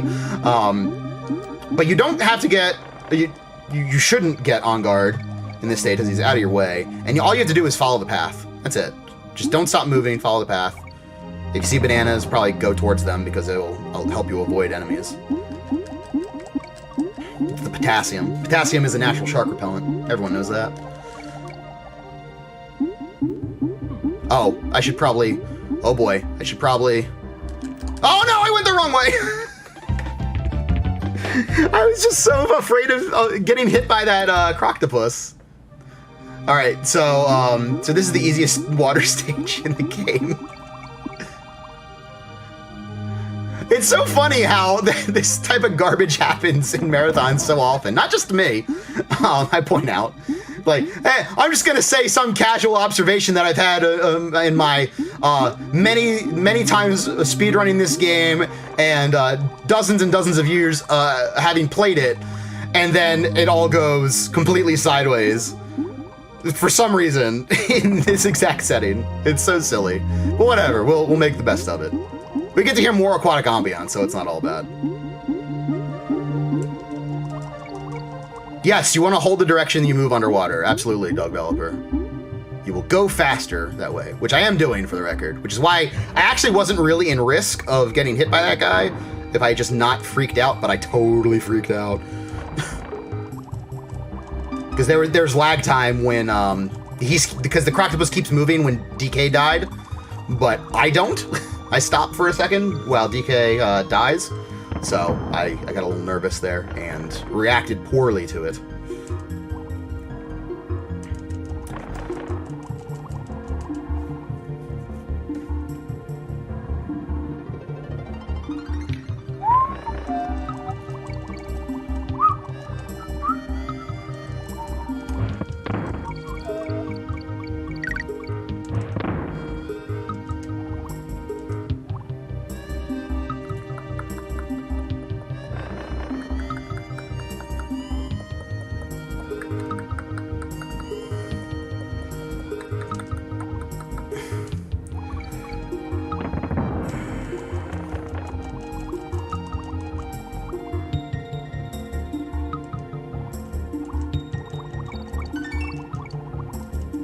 Okay, we're gonna hug the left side here. There we go. Nope. So we go to the left there if you want to get on guard, but we don't want to get on guard. It's all out of the way. Just gonna keep swimming. Keep it moving. This lovely, lovely tune. This fine crafted stage. Pick it up, pick it up. Easy, now we hug the bottom. Good. And away we go. Is this canon in the Mario verse?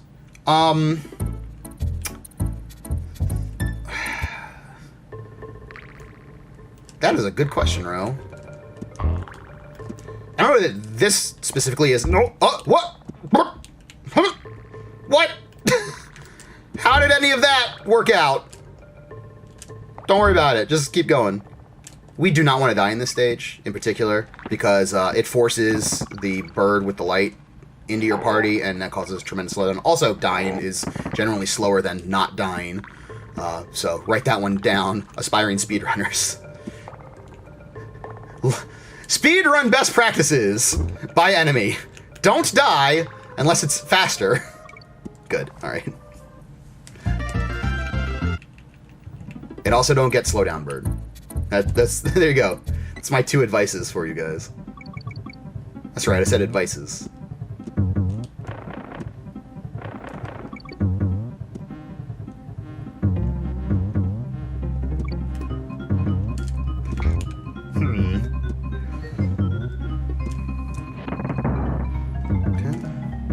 Oh, crad. Yep. Should have just committed to the jump. Hey, you.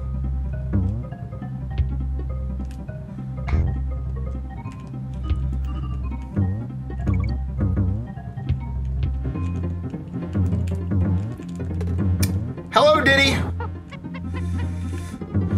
My old friend. Bounce. Good.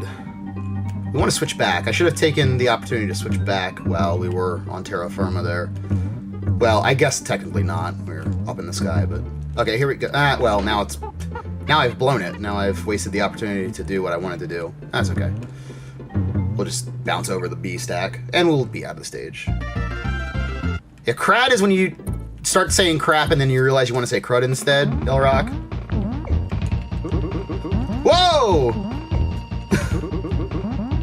Sometimes the brain works faster than the mouth, I'm afraid.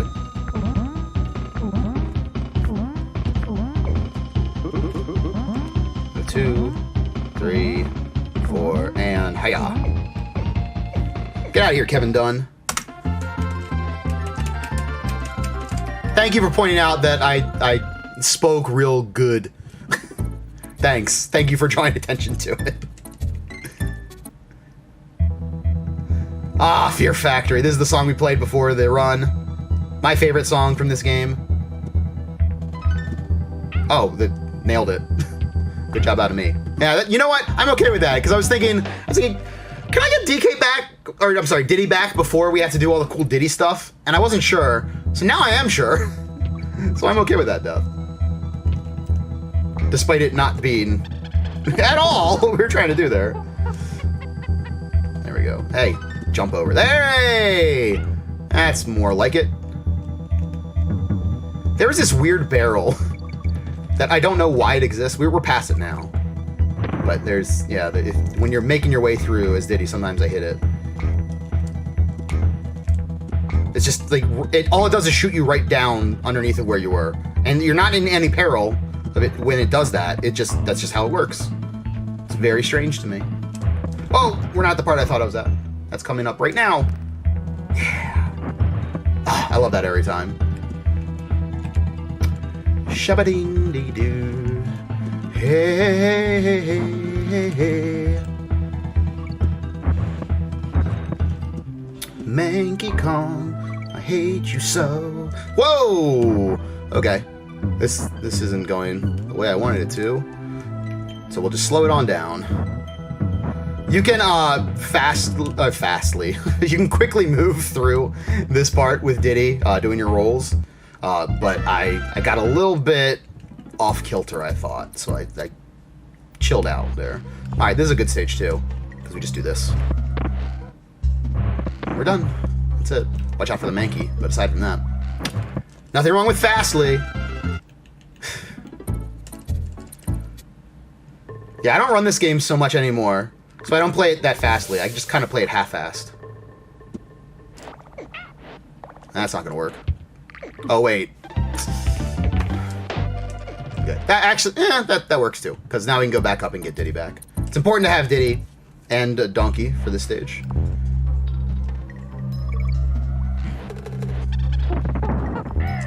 Can I swap here? No, I can't because it's a moving platform. Okay, we'll swap at the beginning of the stage. Yes, Palom. That's the joke.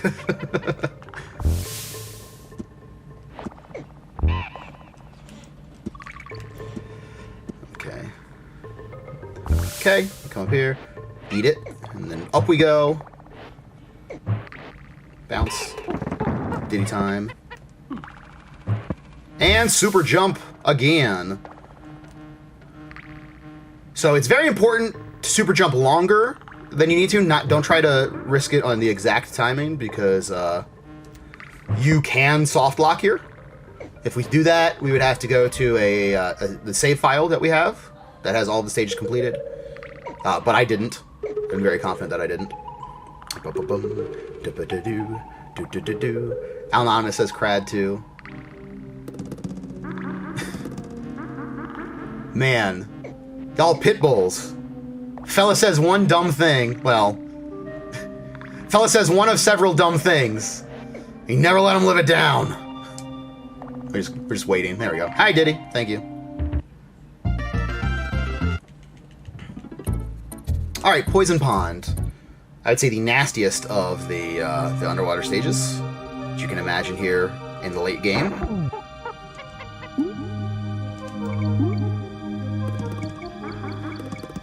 I should have got Donkey, actually. That was a mistake. Oh, on guard, please. Okay, hey, that worked out great.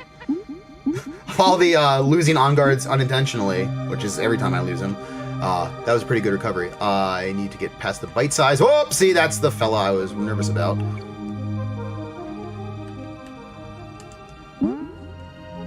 Stay up here. I think we have... Oh, no, we don't. Ah, crud. Oh, yes, yes, yes! Alrighty. Crud, crud, crud. Oh, we should get him back. Wow. Okay. No, no, no, no, no. No, no, no. Technically, probably faster to have not done that in the event that we die, but forget that noise. And now we will get our second.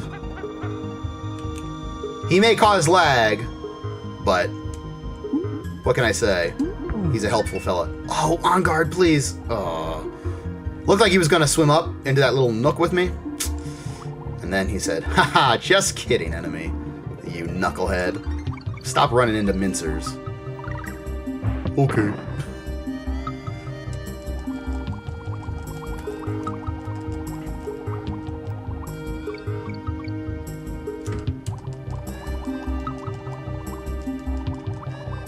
Whoa, hey, fast mover. Do-do-do. Hey, hey, hey. Alright, good. Minecart Madness. Oh, what a lovely stage. All right, let's do this. Swap. Okay, we got this. So as long as Diddy is still on the platform when Donkey gets into the minecart, we can do this! We can just roll on through the stage for most of the stage until we hit the next platform, which is not for a while, not till after the checkpoint. But yeah, I can just rip and run like this, which I think is one of the greatest glitches. Just flying now. Ay, ay, ay. So yes, the two best minecart stages in video game history are both in this game, in my opinion.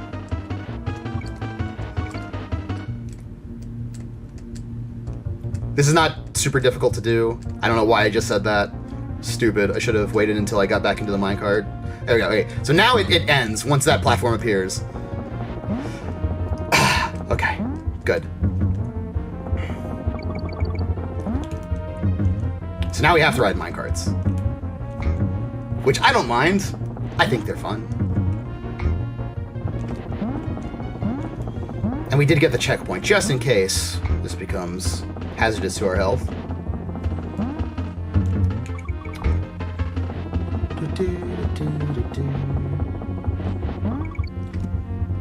Which it did not. I don't mind. I don't get it. You know what they say, Elrock, a mine is a terrible thing to waste.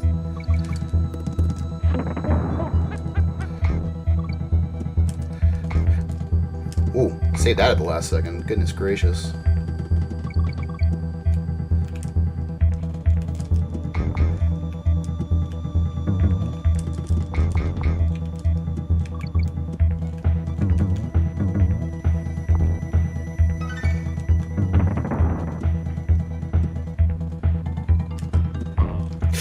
Yep. I knew as soon as I jumped, I was like, that's the moving platform. Now we have to play a guessing game, and I guessed wrong! There we go. Okay, wait for it. Hey, Big Mike, Big Mike! More like Big Spender. Look at those gift subs. What a beautiful sight. We're happy tonight. Walking in a donkey wonderland. Wasn't sure what word I was going to say there. Ah, clap traps. Okay.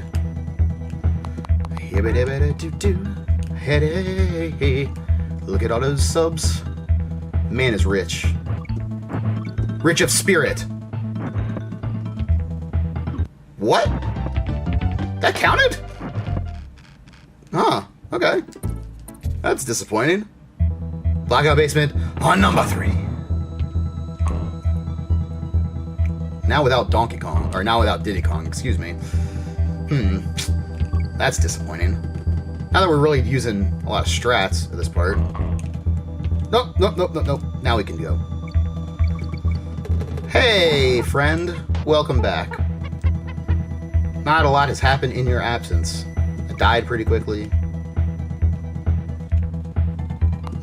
Mike dropped a ton of subs. I think that's about it.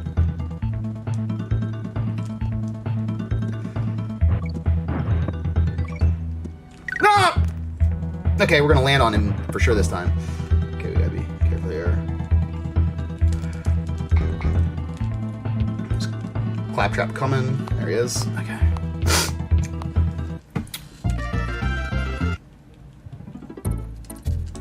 Boss Dumb Drum. Okay. Swap back. Traitorous orangutans. I know. Orangutans. Orangutans are orangutans that exclusively drink Tang. They want to grow up to be space apes. They want to travel to outer space. I know typically we've sent chimpanzees to outer space, but I like to think an orangutan could aspire to be part of the space program. I see no reason why they couldn't. I don't know the politics of simian space travel, but it seems plausible to me anyway.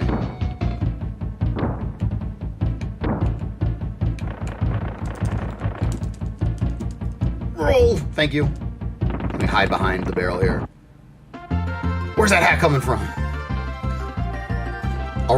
Orangotangos. They are dancing orangutans. Oh, wait, hang on. Okay. Cool. Oh, wait, no. I was wrong. We do still have to do the stage. Are we certain that's a hat? What else would it be? It looks like a hat to me, Elrock. I mean, I guess I'm about as certain of that as I am that anything is anything in the universe. Maybe we all just imagine it as a hat.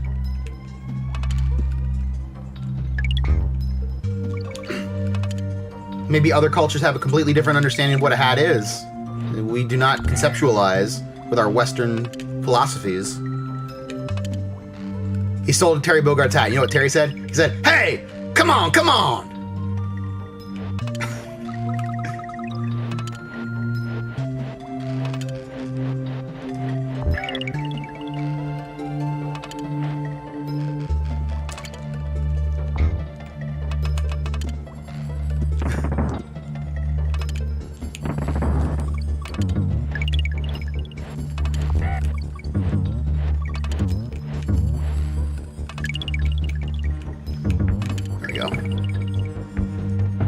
Oh, I need that.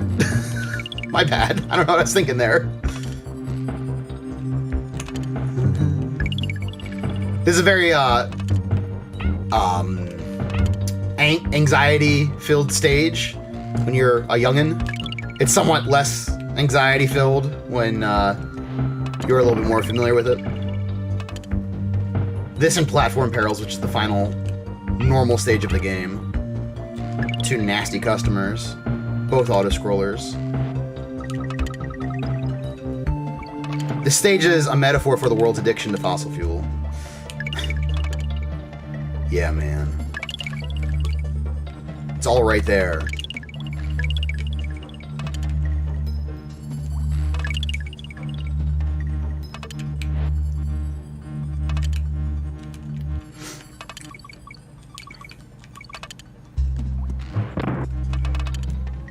Ooh, that was almost a big oops. Alright.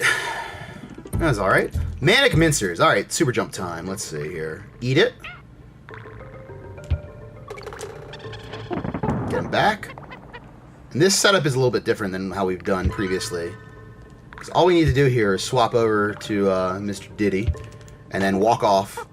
And away we go! Away we go with our super jump. Okay, I think that was where I want to let go. I think. Otherwise, we'll just have to wait around a little bit extra time. That's not a big deal. Still asleep on the toilet says, I prefer to think of myself as T-800 made of bone. Are you... Can molten steel melt you still asleep on the toilet? Uh-oh! Uh-oh! I was incorrect in my assessment. Oh, yeah, I deserve to die. I was stunned that I actually survived that fall when we fell. Also, there's no way I got the, how do I want to handle this? Okay, I know what we're gonna do. Switch back. And then, oh, hey, is there a pit over here? Oh. Oops, I didn't mean to fall in there. My bad.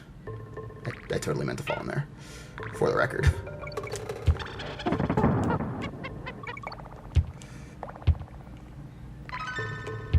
Alright, let's pay attention to where the heck it is I'm going again. Alright. It's been a while since I've done this super jump, so I sort of lost my positioning. Okay, not there. There we go. That should do it. That's the ticket. Emmy is messing everything up. Someone cut his feed. He's going rogue! What did I mess up? In my heart, I'm a killer robot from the future. You know what? Who am I to dash anyone's hopes and dreams still sleep on the toilet? Maybe that's something we should all aspire to.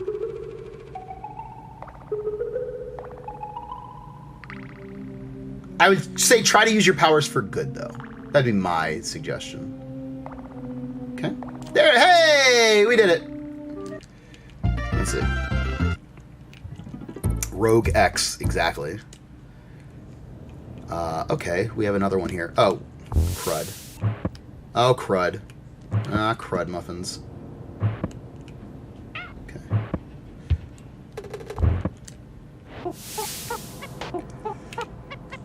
Crud. Okay, well. Let's find a pit. I did a dumb. This is not difficult to do, but if you mess up the timing, then it kind of throws everything into disarray. I need Diddy, though! The hell with it. Try to beat this stage, honestly.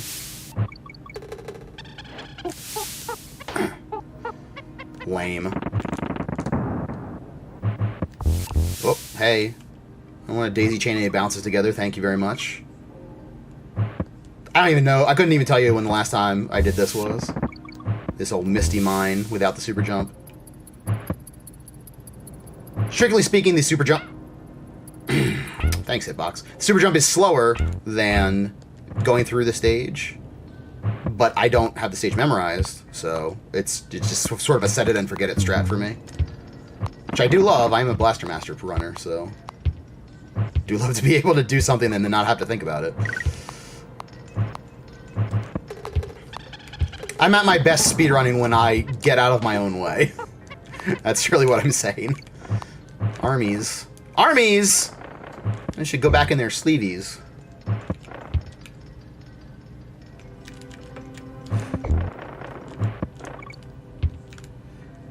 Okay, this is the end.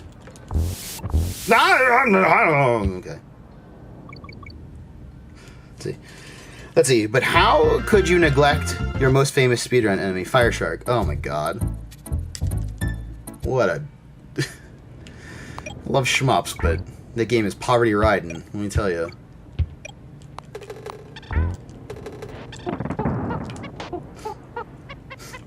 I am a dad, Sinistral. Although, that's not a dad joke. That's very much a kid's joke. I knew that joke when I was, like, 6 or something. A dad joke. How dare you? You know what cheeses me off? When people just say that any pun is a dad joke. Like, no, we already have a term for that. It's called pun. It's play on words. Dad jokes are just kind of bad jokes. But preferably not also kid jokes, you know? I don't have a good example of a dad joke. Not off the top of my head, anyway. I'm sure I will come up with one or more before the end of the stream. I can't hit you with that dad goodness right now. I can't do it on command, you know? This has got to flow from the heart.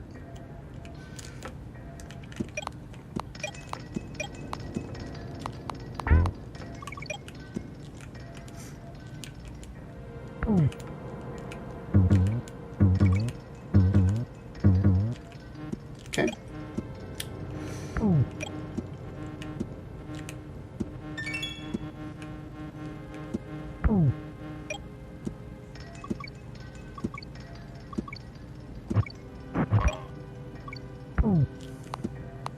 Good.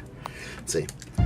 Okay, but also definitionally, any joke a dad makes is a dad joke. That is true too, Neon Gray. But people don't give you credit for good jokes if you're a dad. Which is funny because my dad was goddamn hilarious.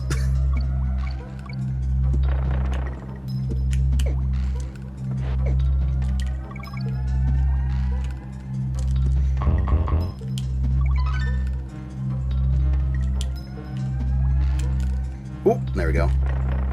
Get this army out of here. No, you go away. Ha-ha. These armies are such a pain in the booty. I do not care for them. Sigh.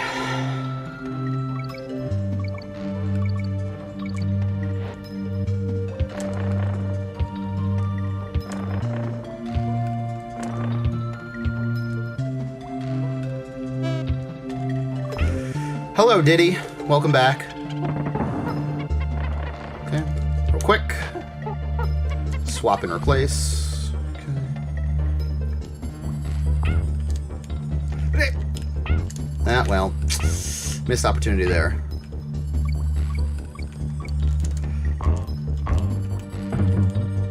So this is Platform Perils. This is, to my mind, the nastiest stage in the game. particularly when you're playing casually, because you have this section coming up here. Now we're gonna hopefully skip a good portion of it and not run afoul of what this part has to offer. Okay, interesting development.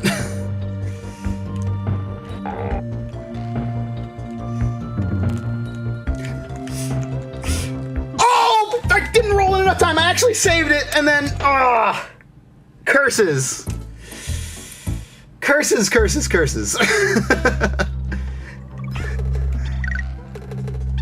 Hello again, Diddy. Welcome back. You were sorely missed at that part of the game.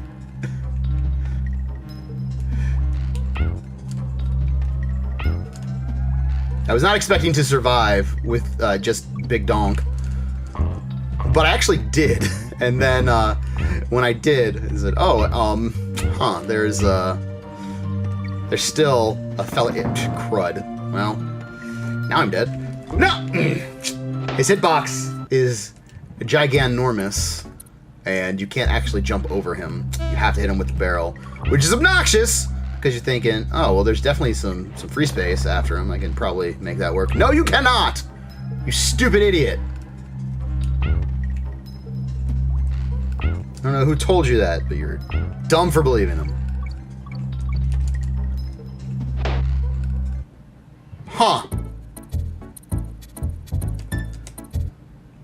Was thinking I would land on the platform and everything would be good, and then we would roll through the clump and everything would be fine, but instead,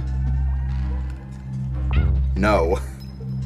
Okay, roll, bop, jump, land, roll, good, up, bounce, and bounce. Okay, take this barrel, throw it at him. Jump over the zinger. Wait. Throw it. Good. Okay. Jump. Slide. Okay.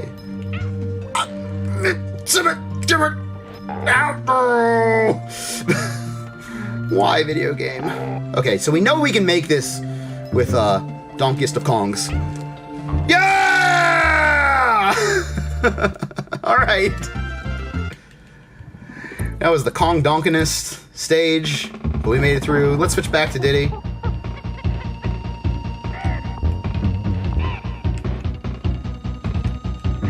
Oh, right. My bad.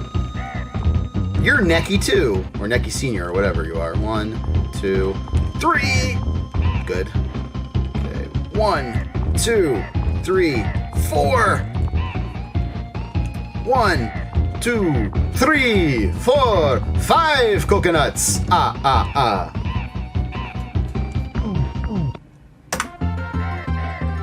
pretty sure that's a hat.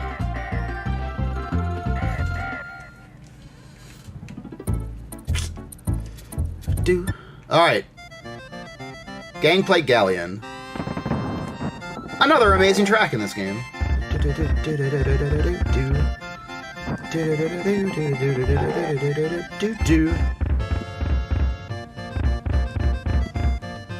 we go. Thank you, Cheese Whiz. That's right. Count von Count. Bleh. Alright. Bounce. Bop.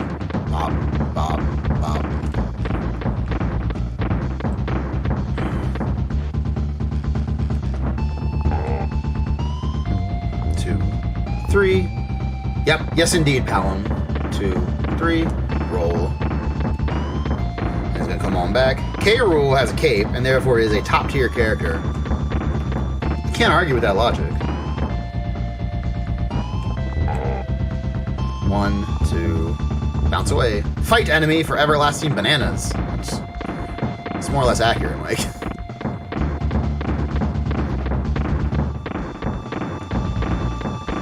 Oh, easy. Don't run into. Okay.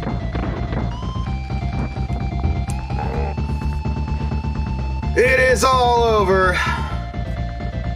You can tell because here come the credits with a K. That's weird.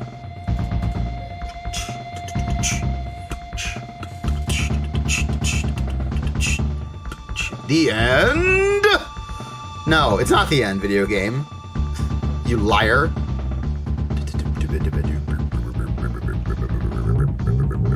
Duck.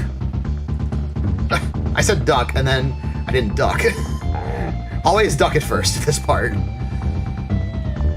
Now we have to roll. I knew what to do, and then I was like, nah, let's not do that. Jump. Roll.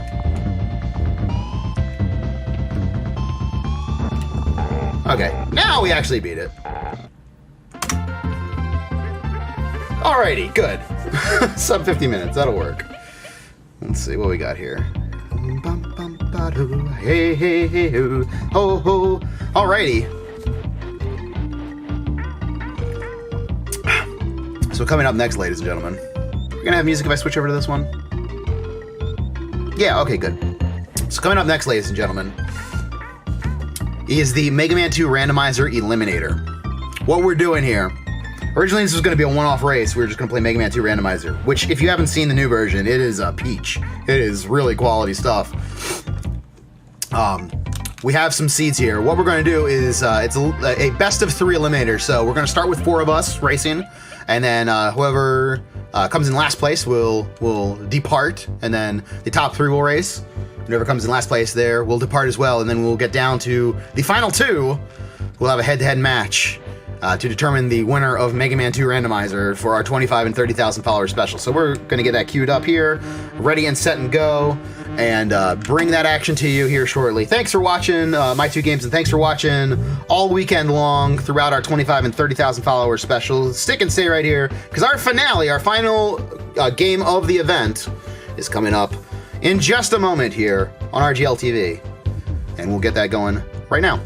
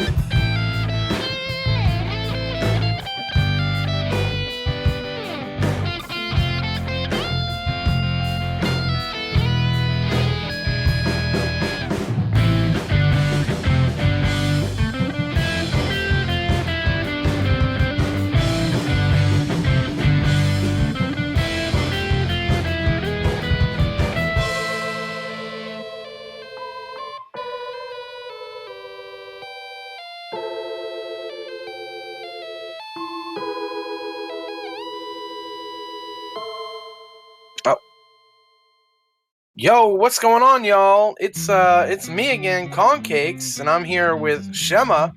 Hello. And what's up? We're gonna do some commentary for this Mega Man 2 randomizer elimination race. So how it's gonna work out is whoever finishes in last place will be eliminated, and we will move down to 3. And then the next person to finish in last will be eliminated and executed. We actually, this is it. Yep. The end Execution of their squad is waiting. Yep, we have, as soon as they finish last, step outside, they get their cigarette, and that's it. No. And then of course we'll go down to 2, and then we will have our winner for the day. The survivor, huh? Yeah.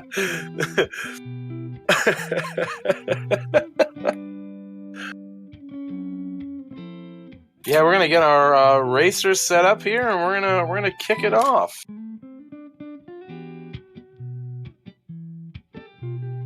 They're gonna be playing on easy mode. There's Burst Chaser. We have a bunch of characters playing as different people. Oh, let me check one thing.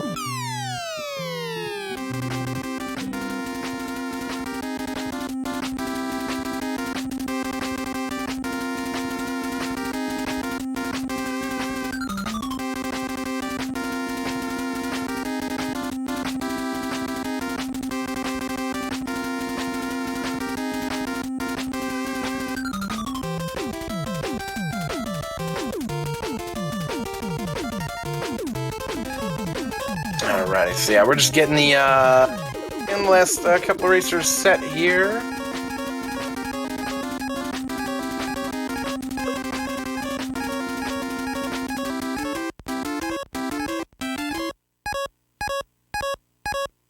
There we go. Perfect. Righty. Now we have everybody with a different character, I believe. Yeah, so yeah, Bald Nate's playing as Proto. Enemy is Mega Man. L-Rock is Bass. And Witch is Roll. Let's roll, then.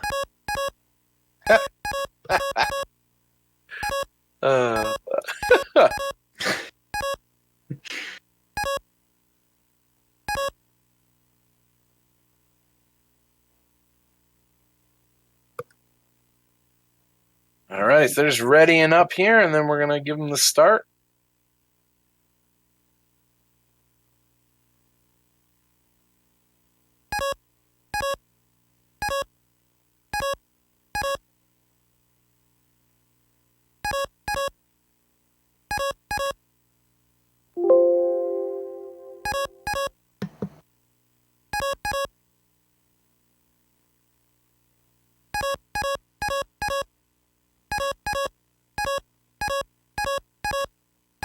Alrighty, let's get them started here, and let's get the first race underway. So the timer is counting down for the racers. So you'll see them starting off here, and they're playing on easy. Gonna play on easy. Easy mode. Hopefully everybody picks it. Oh, enemy went back to the title screen. Oh, there's a bit of delay. There we go. Oh. And we're off.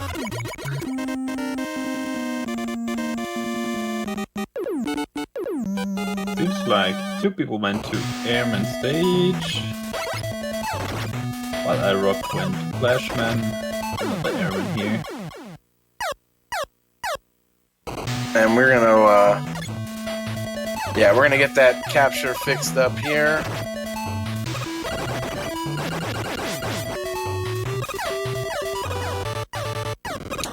Oh, enemy taking death there on Airman stage. So I'm not sure with all the delay. Oh, I'm sorry, go ahead. Did he fall? I think he either fell or maybe he was low on HP and landed on like the spike of that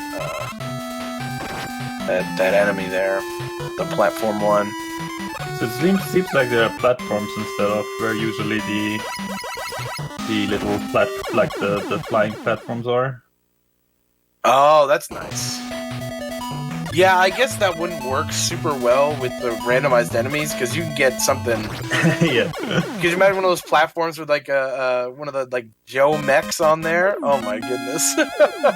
That'd be kind of cool though. Oh, everybody gets bunnied. Yeah, that's rough. So far, Glitch Witch in the lead at the first Robot Master.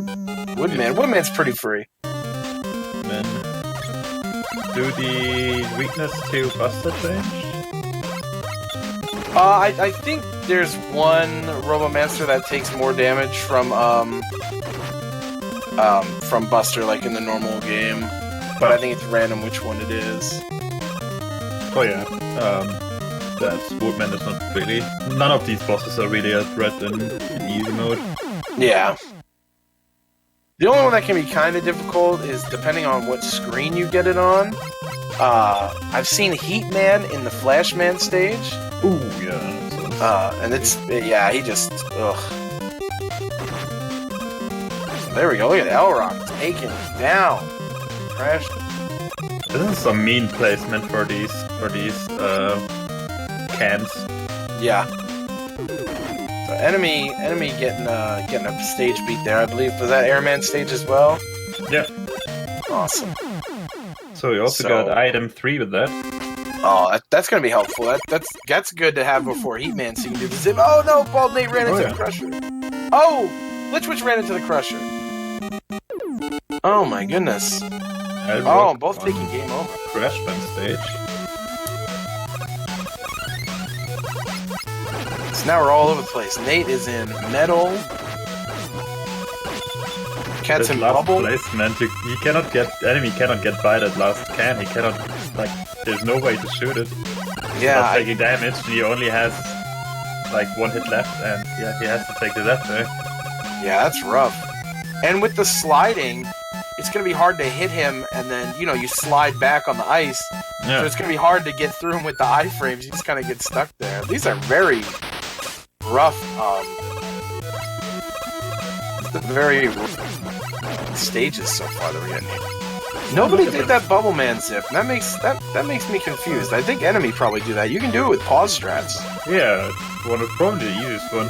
These Crashman screens are pretty interesting. Actually, the Windman stage guys on the Crashman stage where the platforms are. So it's really hard to stay on the platform. Oh, that's awesome. That's awesome. That's a great enemy placement. Alright, so let's see. Enemy's gonna... Yeah, he's pausing. Yeah, and with like the increased speed of first chaser, you should be. And look at that. No problem. Already caught up. Yeah, get right into this thing. Already caught up basically to where. And then the Joe under the spikes. Forced hit there. Oh, that's some interesting enemies there at the end. Heat Man on Metal Man's conveyor belt. That's kind of cool. Yeah. And Airman on Bubbleman boss. Shouldn't be much of a problem. Bow, he actually is a problem, since you cannot do the strategy of getting behind him, since he jumps to the far left side, it appears. He got stuck. Oh, look at him, he's in the roof. Yeah. You can't jump that high or you're gonna risk hitting the spikes. You cannot get behind him, so that's kind of like, this fight is a lot harder. Like usually you can just like, if you don't kill him in one wave, you can just like wait on your side of the screen, so you next wave you're behind him. But no such thing here. Cat got him down. Enemy getting a little bit better with the jumps now, near the spikes now. It's a little tricky to jump that high. You gotta be real careful. Yeah, and you gotta time it, because these tornadoes also block your shots. And they're doing barely any damage to him with the weapon as it is. So. There we go. Elrock mission. I'm not sure which boss that was on. And item 1. I think he was no. Crashman? Wasn't that Crashman? Yeah, I think Crashman. Oh, that was. Oh, yeah. Okay, yeah, I remember that. The wind guys there. Yeah. Cat is in Quickman stage. This is a lot easier with the super speed. I don't know if they have item 1, but I don't think dark in the dark for this would be super worth it. I just saw that item 1 is in the Airman, in the Crashman stage, because Elrock just got it. So I think none of the other races have it so far. Nate, second boss down for Nate. Crashman, Metalman at the end of Quickman stage. See, I think Cat is in the lead, followed closely by Enemy and Elrock.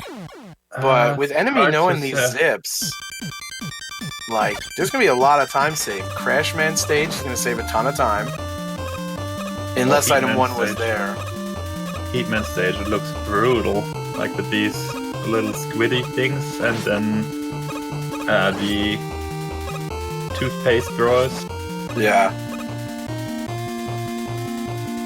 And then, in Heatman stage, the zip coming up right here to skip a part that, when we did this on Monday, we did a little Mega Man Day, did some Mega Man 2 randomizer. They were having trouble with this section right here, and we're going to be able to skip it all. Look at that floating flame guy there. Oh yeah. You would definitely want to zip here, just for like the ease of progressing. Because this looks, especially with the crash door that you cannot shoot through. Oh, I thought Nate was gonna get knocked back into that pit there. That's some meat placement right there. Yeah, there's a few zips I feel like everybody should know before getting into it, because you can get these ones down pretty easily. The one in Heat, the one in Bubble. And Crash the too, also pretty easy. Yeah, Clash. Oh yeah.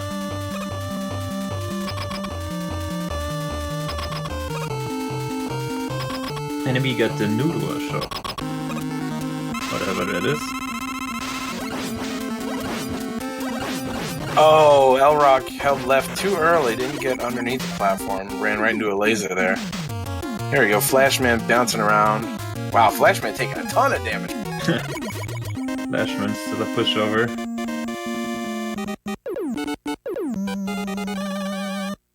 Oh, Enemy with 2 big health refills right there. That's pretty lucky right there. Those came in handy. Let's see if you're gonna do like a wood zip, but I don't think he has item 1, so probably not.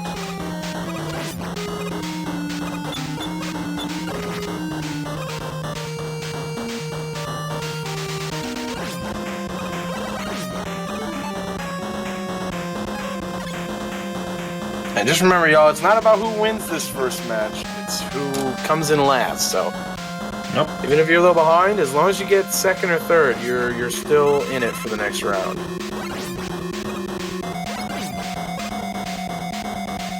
Wow, Crashman also taking a ton of damage from the regular weapon. Oh, was the Quickman? Oh, was that quick? Oh yeah, it was quick. So. I get those 2.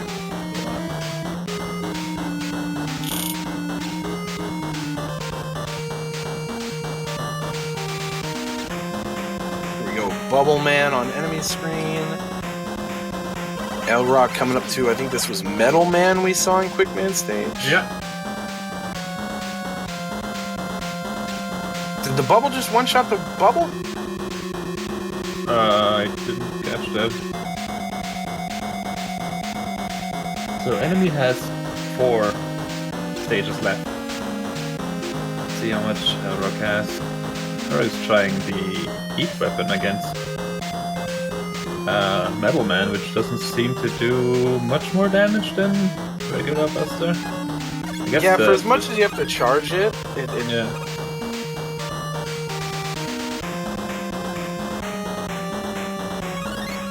Okay. Elrock also only has 4 stages remaining, so he's slightly behind enemy. I think he in the lead still. I think that's her 4th to last stage right there. She seems to do the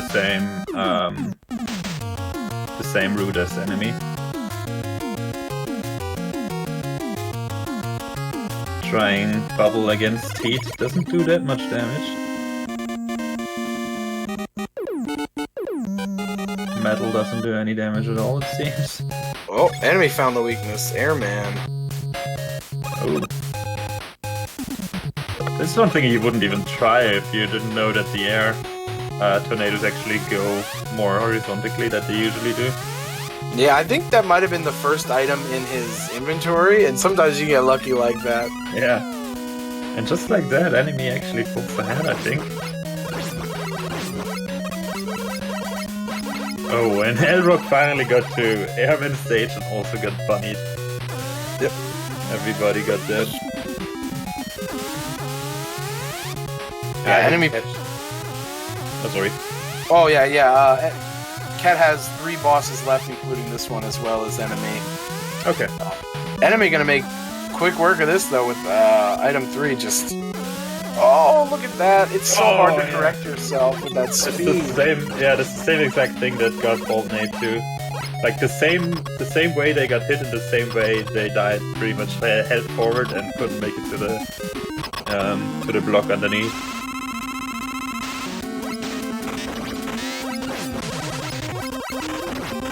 He's gonna wait a little bit and come back there, looks like. Kind of a crash now.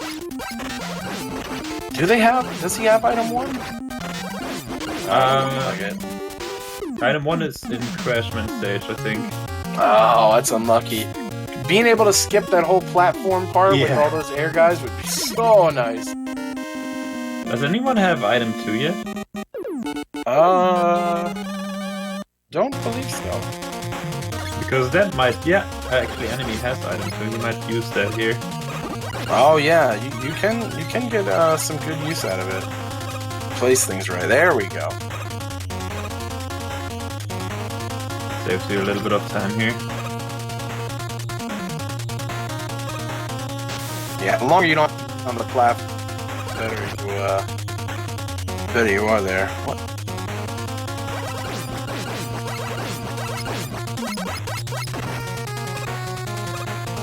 Alternates. Also not going for the bubble zip.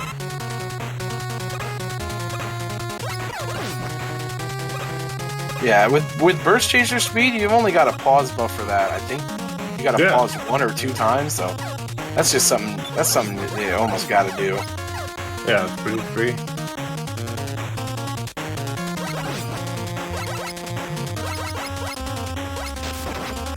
Who is in the lead? I think Cat is. I think Glitch Witch is in the lead by half a stage.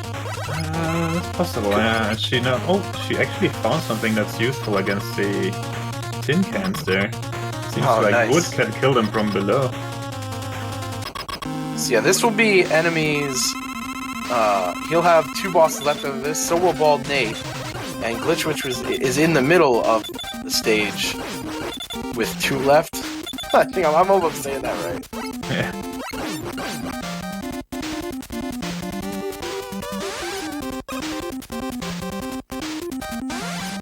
Oh, if Quick could work on air, that'd be nice. Have that little kind of arcs up a little bit to hit him without having to get that close. Oh, yeah.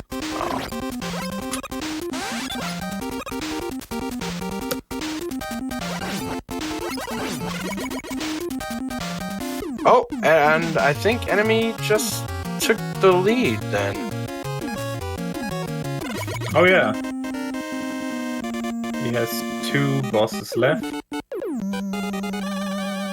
And Bald Nate right behind, and then after Glitch Witch beats this boss, be in the same boat as them.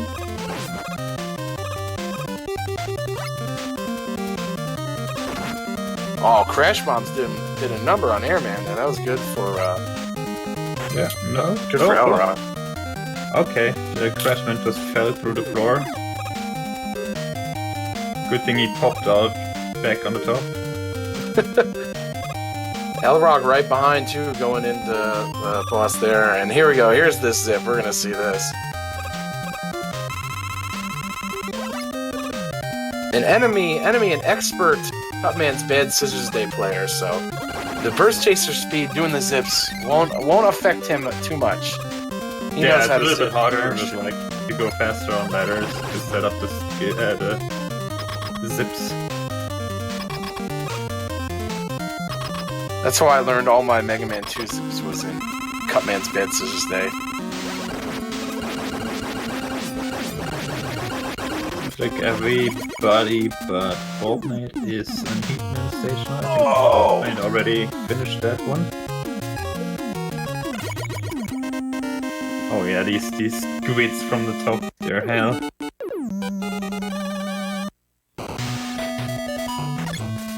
Boltnate actually only got one boss left. Oh yeah, so he just pulled up ahead of enemy a little bit there. Yeah. Let's see if he gets Bunny too in the Airman stage.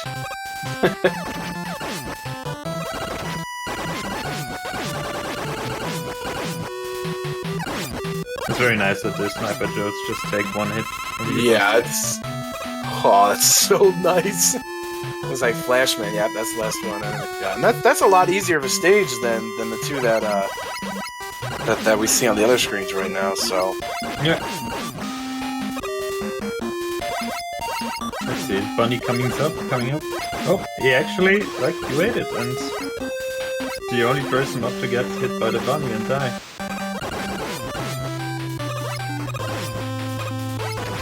Unless he played it in the beginning and then chose another stage, but I don't think he did.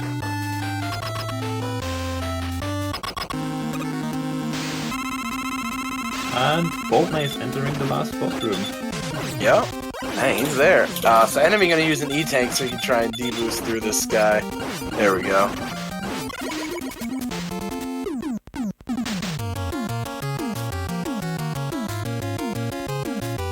Yeah, that should be an easy kill for Boltnate, and he's through. He's on to the Wily status.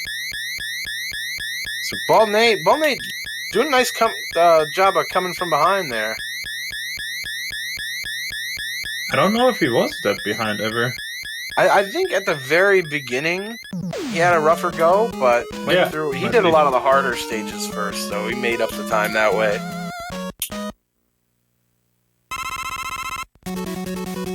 Here we go, Cat. Also on to the Wily stages. Enemy finishing up the last boss will be going on there, and Elrock's got to finish Woodman stage and then get onto there.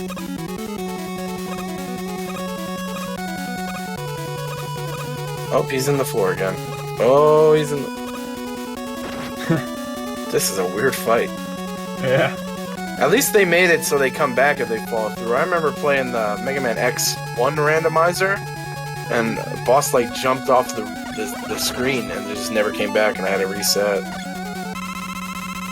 Sucks.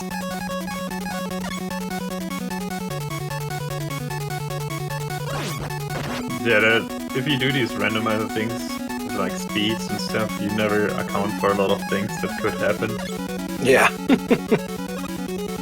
Let's see, there's a few zips here in the first couple Wily stages that will be pretty beneficial. We'll see which ones are used, if any.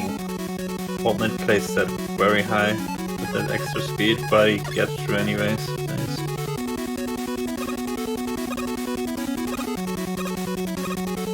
Enemy choosing to use item 1. Yeah, to not waste any of his more precious utility items.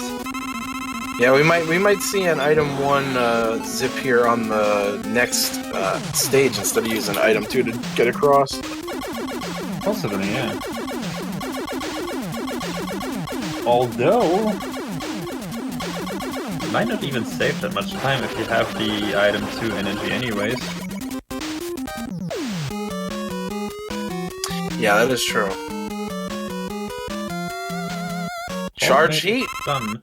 Oh, Cat just died on the dragon, I think. So she now has to farm up a little bit. No, she doesn't have to, but she opts to farm up a little bit of item 3 ammo. Enemy on the dragon, don't touch it. And this part is a lot harder than it's usually, but the extra speed, because you every jump is a lot more scary. And when you get hit, you try and if you get hit in the air, you try and like readjust, and you move so fast, you over adjust. Yeah. Enemies trying all kinds of weapons here. It seems like wood kind of works, but not really.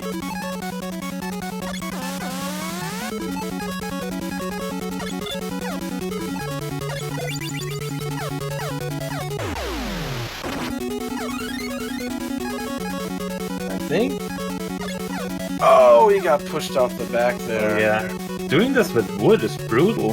There must be. Is this the only weakness to him? How did Nate beat him? Yeah, Nate used charged heat and 5 shots or so. Yeah, Glitch does it anyway with just the wood.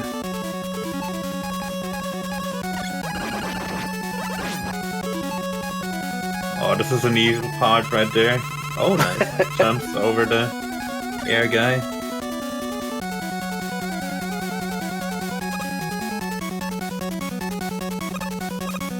Alright, L-Rock finishing up his last Robot Master. Now moving on to the Wily stages.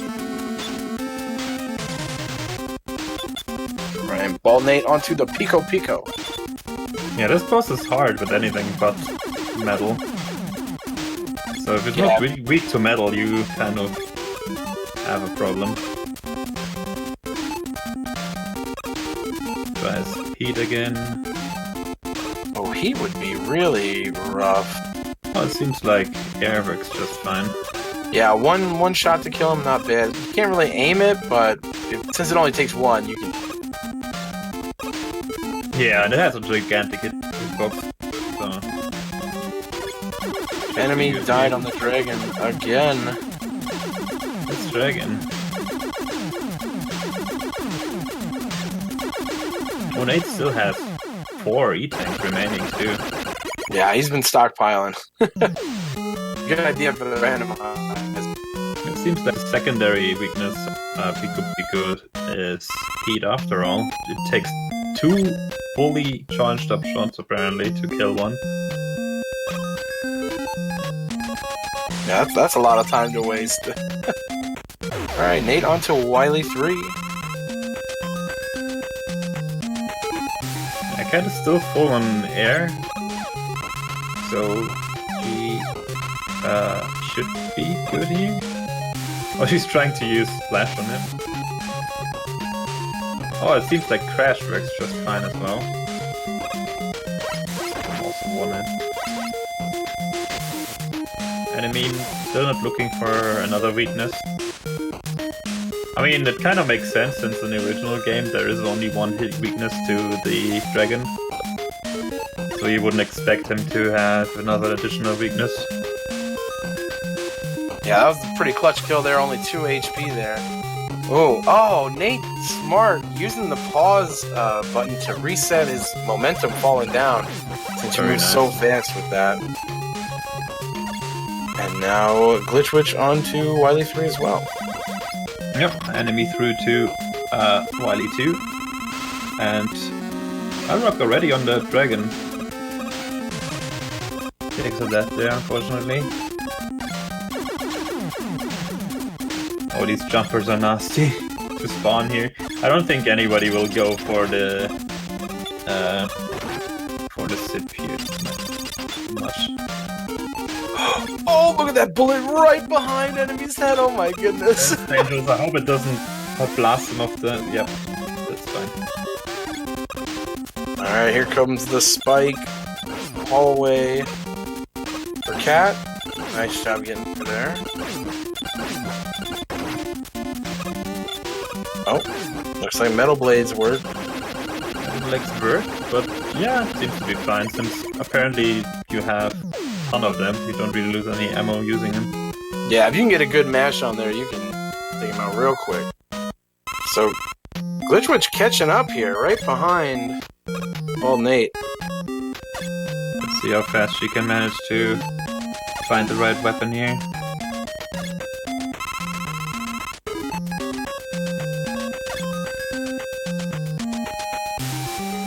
But this hitbox is also like you sometimes don't know if you like hit the right hitbox or not.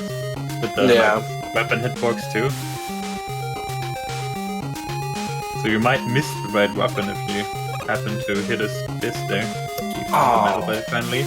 Does she still have a E-tank remaining? Because she might need it right now. Oh yeah, still got 2 of them.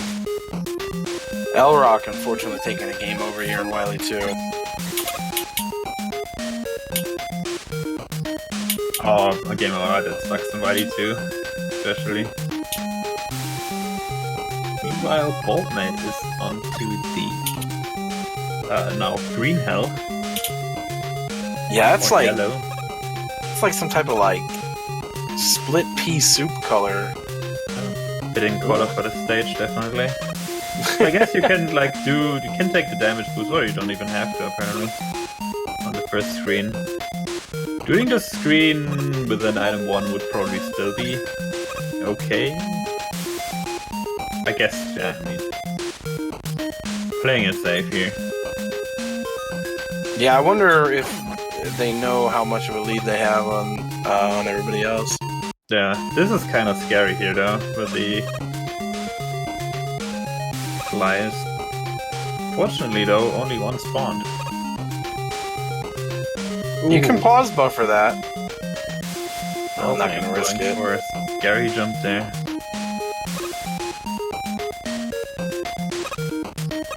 Enemy needs some item 3, unfortunately. Ah, Oh, he's out of IMG then. Unfortunate. He has some good placement on that second item 1. He should be able to get nice first. I just gotta get a little health back before Yeah. Pico. I know there's a large energy here, so I should be able to get that. Here we go. Poo beams for Bald Nate. Oh, no fill up on the. Actually, there wasn't any. I think that it's not in the randomizer then. I think he might have already got it on a previous life, and that's why it was gone. Ah, yeah, that could be. Although he's starting from the top of his weapons, as he hadn't fought the boss before. But he already found the weakness, so he is pretty experienced, the Mega Man, so this boss shouldn't be too much of a problem without taking a hit. Yeah, he knows where they're gonna spawn, so Yeah. he should be able to position himself well.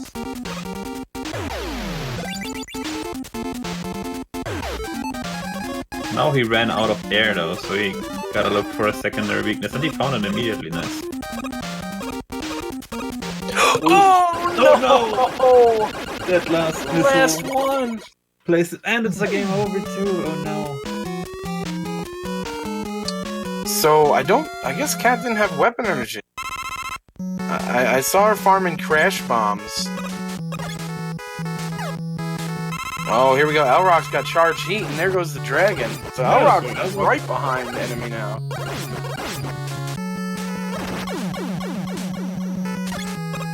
Alright, refights here for a Bald Nate.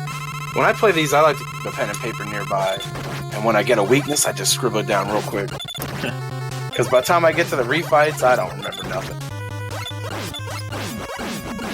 So it would probably come down to a race between enemy and Elrock at the end. Yeah, that's gonna be our elimination there.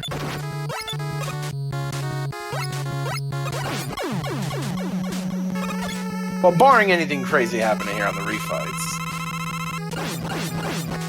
Yeah, but I mean, they already fought those, and none of the bosses seem to be especially dangerous. Unless, like, one of the Wily Machine is crazy.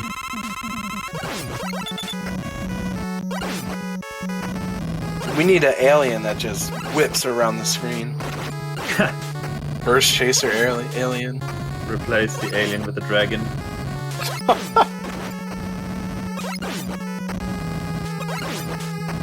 Nate's just going with regular here on the Heat Man. Decided not to try and find out the weakness.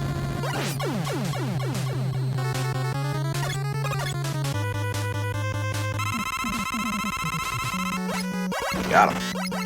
Seems like enemy should be having no trouble this time.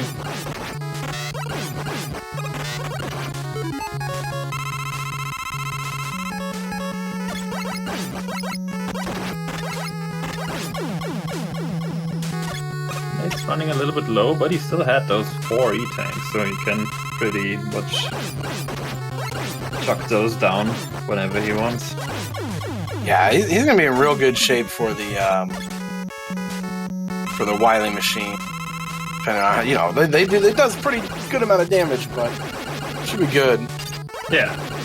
with all those E-tanks. I think he has the most E-tanks out of anybody.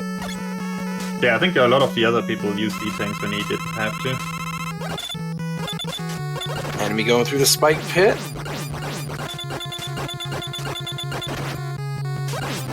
I think this is the last boss here for Bald Nate. Yeah, just gonna burst him down with Buster. The nice thing about the Buster is that it's so fast that it goes through the leech shield of Woodman, even if You just stand there and just get him down real quick. All right, let's see what's gonna be the one that works. I'm gonna fill up a little bit. 2 weapon pickups here. One place, so you take extra damage, so that's already half of his health done here. It seems that Buster is pretty effective here. Yeah, as long as you get the mash going, you're good. Buster's also effective against the second phase. Yep. That's the Wily Machine done. And he still has, I think, 2 E-tanks to spare. Yeah, two left, so pretty well set. Enemy now on to Wily 4. Let's see if he's gonna do the sip here. Probably not. Are the enemies random here too, or is still the drops? The enemies here, yeah, they should be random. The platform or the holes in the ground, they stay the same. That'd be I meant in Wily, the last Wily stage. Appears to be yeah, the very same. Yeah, I think it's just the same acid drip. That would be funny if the acid drip would be random too, so it could appear anywhere. Oh, that'd be fun. Just put it in any states. By fun, I mean aggravating. Well, it seems that Buster is just fine against Wily too, so there we go. Bald Nate finishing first. GG. GG to Nate. Nate is safe. Safe.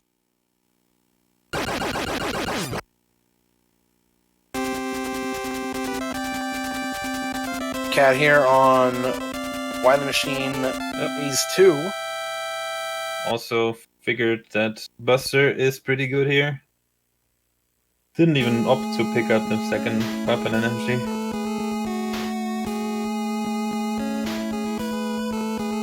L-Rock finding the airman weakness for the Pico Pico. Oh, enemies play that very dangerously here with the speedrun strats. Oh, too bad that shrimp went off screen. He's probably hoping it would come up and hit him back. Yeah.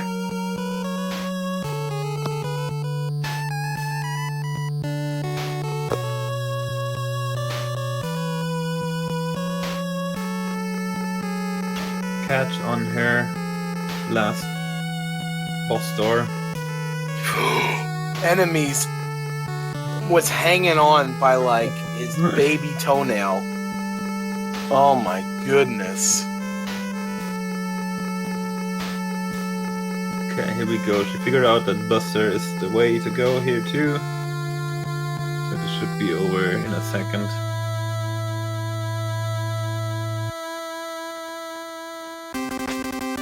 There it is. GG. Finisher number 2. Very nice.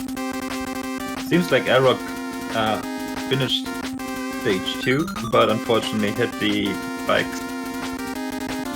That's a really neat trick that Bald Nate used with the pausing to reset the momentum, so you don't have to like frantically correct your movement while falling down there. Yeah, that was cool. I never even thought of that. Because in this, like, if you hold left for like 1 millisecond too much, you're dead. Oh yeah, you go flying.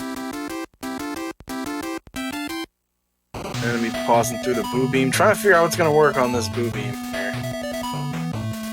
How nice would it be if flash worked? Did he actually do the zip inside? I think so, right? No, he used item 1 to okay. climb up there.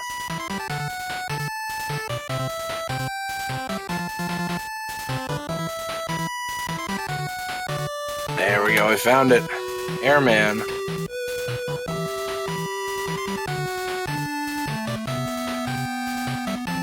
air does not seem to go through the doors, so he has to find what the doors are weak to.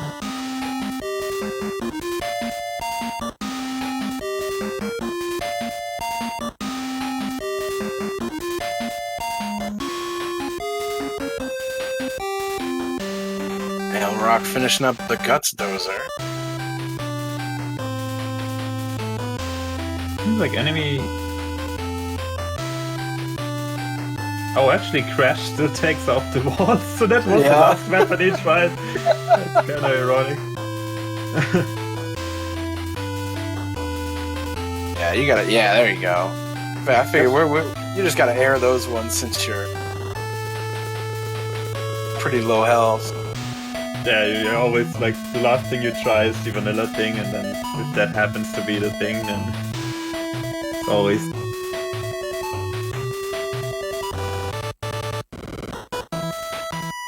Oh, got knocked down again. Well, actually, he can hit it from there. Should be able to hit it from here. Oh! He's not gonna take any risks.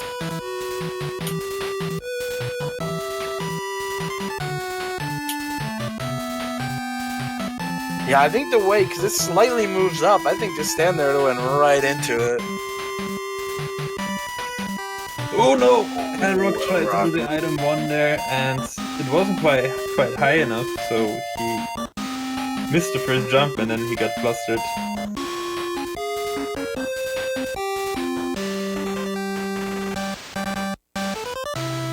There you go. Shows you the damage charts here in the credits. I like that.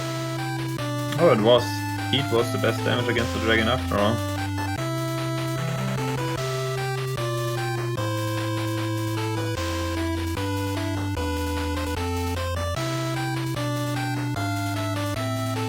Anyway, trying to find a weapon here for metal. Not much HP left. I wonder if he takes an E-tank here. Kinda has to. Oh. I think if that was his first boss, yeah, I think he might just take a death there. Actually, how many lives does he have? Because that might not be a bad idea either. Refill all your weapons. We keep the E-tanks, right, on the game over? Yeah, in this version. Okay.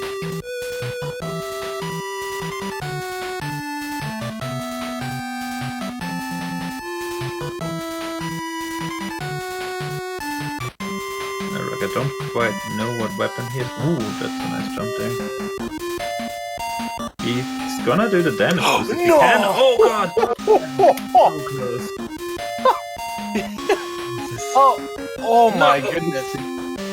Gee, he's trying to give us a heart attack up here. I thought for sure these 2 times he was dead.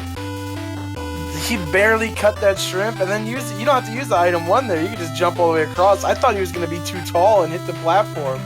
Yeah.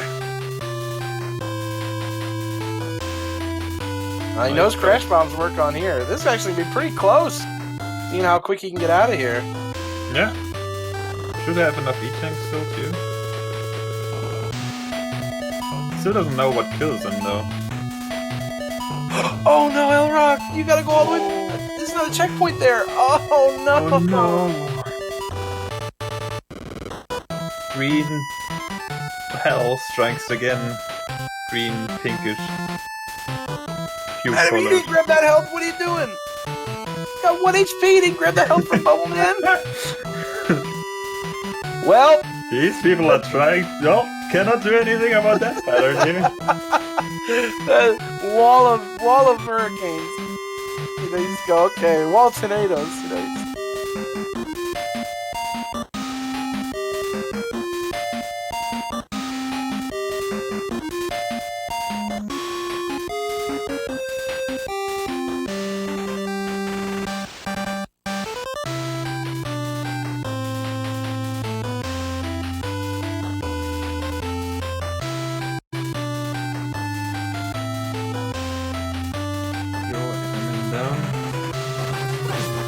oh, Elrock tried to go fast and ran off the platform.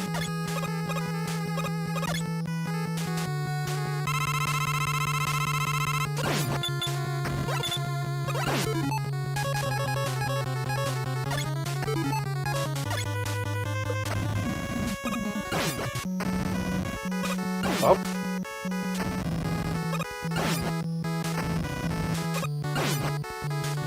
My Discord crash? I can still hear you. Okay. I couldn't click anything in here for a while, so I was kind of worried what was going on with it. It was kind of acting weird earlier, too.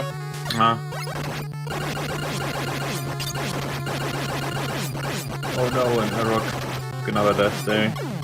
Once the hell gets to you, it's so hard to get out of it.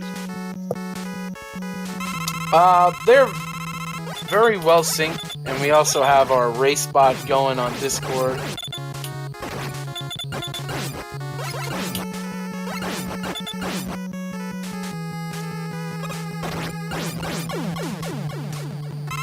Seems like my stream is actually ahead of my DLC feed for some reason. Oh, what am I doing? I've been watching off. I've been watching off of Twitch for like the last entire race. I think there's no delay really between those feeds. Oh wow, yeah, it's actually really close. Oh, what is this now?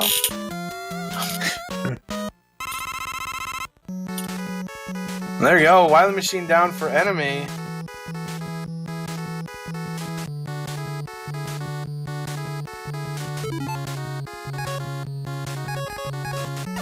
Coming up to the last boss.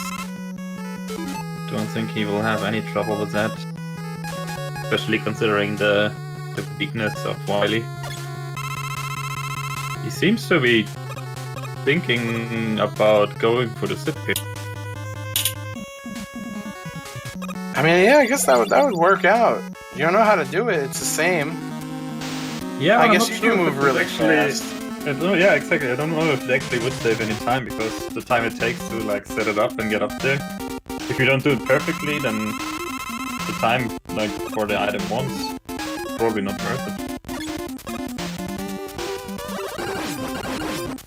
Alright, here we go. Enemy versus the alien. Gonna try and figure out the weapons, but not starting with oh, okay, there you go. I was gonna say, please start with regular. There we go, one shot left. And there it is. Very nice, GG. GG, enemy, third place, safe! And that unfortunately means that Elrock is eliminated. The elimination squad will now knock on his door.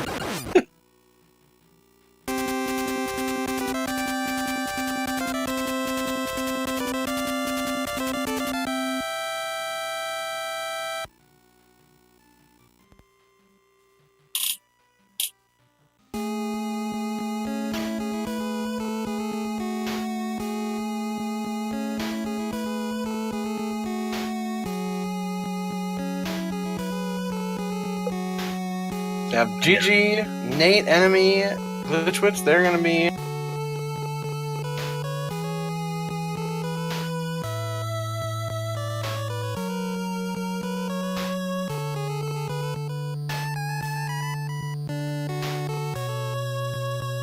Oh, Elrock already knows what kills those doors.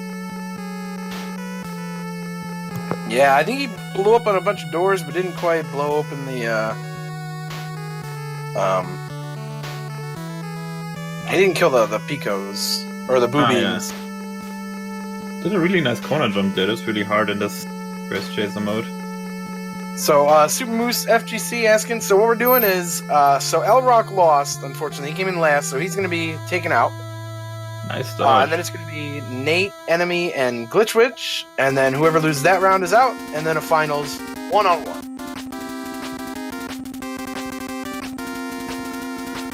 Elrock does not want to use any item here.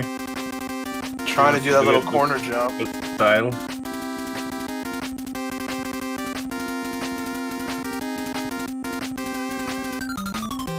This is dangerous. Oh no.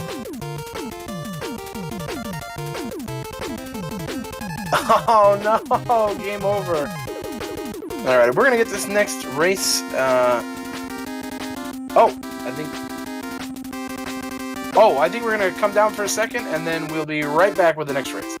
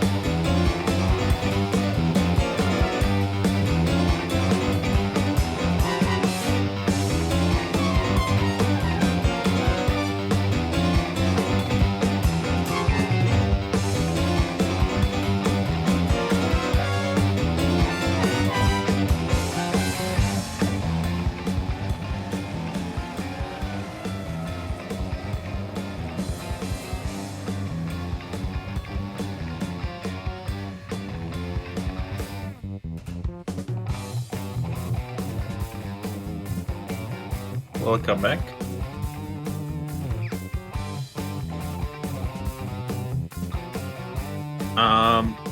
Kong is currently away for a little bit. I think he will come right back. I think he has some technical difficulties with this card.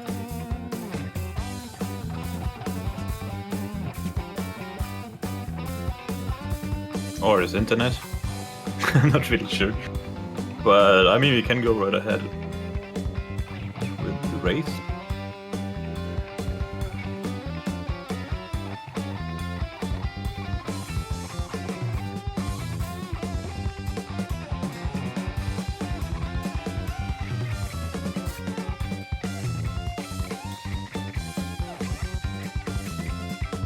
Ah, there he is. Okay. Am I back? Yep, you're back. Hey. You're live. For the Yeah, second... Discord just started, like, anytime I tried to click anything, it would just, like, chug and then blew up. Discord being Discord. Alright, looks like all the races are ready, though. So, let's get them started.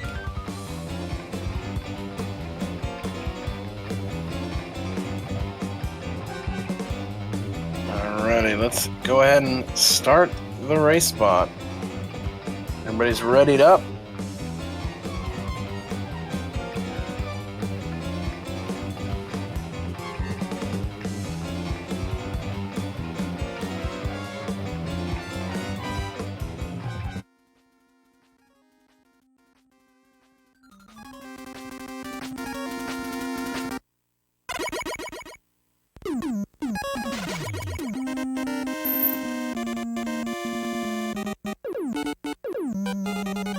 And here we go. Seems like Cat and Boltnate both going to Bubbleman stage, while Enemy is going to Woodman stage. They're actually Bubbleman enemies spawning in Bubbleman stage, so that's nice. Fitting don't see that. thing there. You don't see that all the time in the rando. Yeah.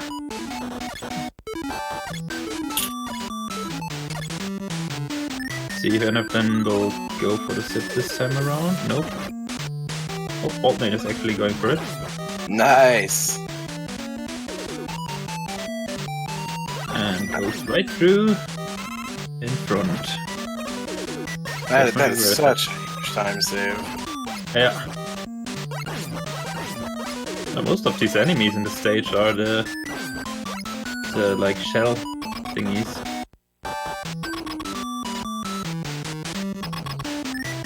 Oh, did Cat get knocked down? Oh no, and all the way back here. Yeah, it starts here right at the zip. That you can't take anymore because you don't have an item 1.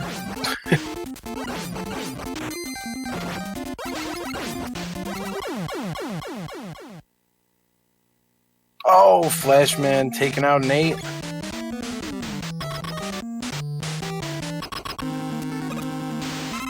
Good thing is, though, without losing any lives in the stage, you get more chances on the boss, so Nate's not in a bad spot. Yeah. It seems like he's just shopping around now. He doesn't really know what to do with this low gravity water. Yeah, he's hitting him in a good pattern, so he wasn't giving him time to freeze time. There we go, Metal Man down for Enemy. And Flashman down for Glitchwitch. So here we go, Crashman stage coming up next. Like in the end, it kind of equaled out. No item in the stage though. I don't think Enemy got an item too, right? I'm not sure what if anything came across with the weapon he got.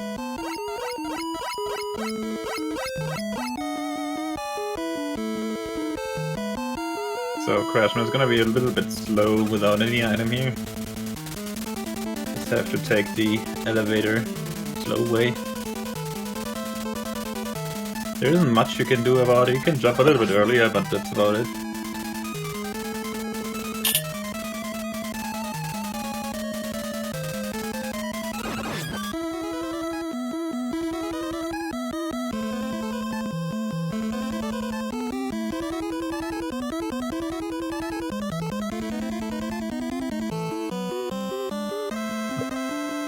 might be able to jump like from the rightmost part already, but I'm not sure. So I don't think anybody wants to take the risk and fall down and have to wait for the elevator again.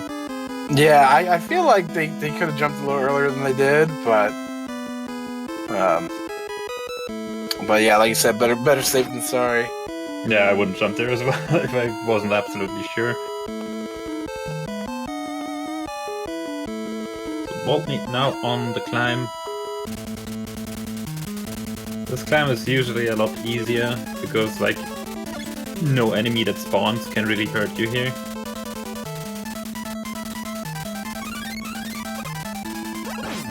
Boltney.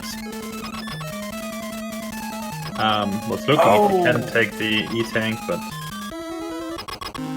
Glitchwitch taking that game over there in the middle of Woodman stage. oh, that's unfortunate.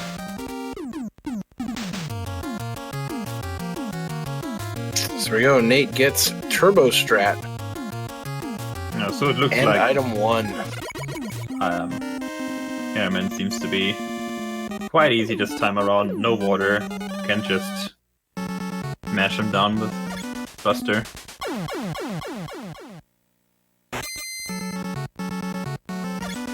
And Bolt is on to Heatman. Got item 1, so he could theoretically... Oh, no, actually. Well, I could do this zip, actually, with item 1.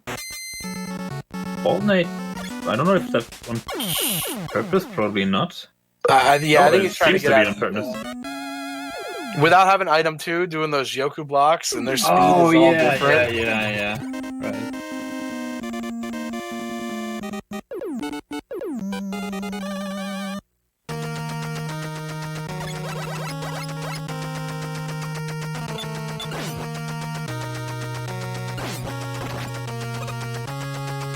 So it goes into Flashman instead. Flashman again with the tin cans in very, very bad spots here. Enemy picking up a 1-up there. That could turn out to be pretty useful.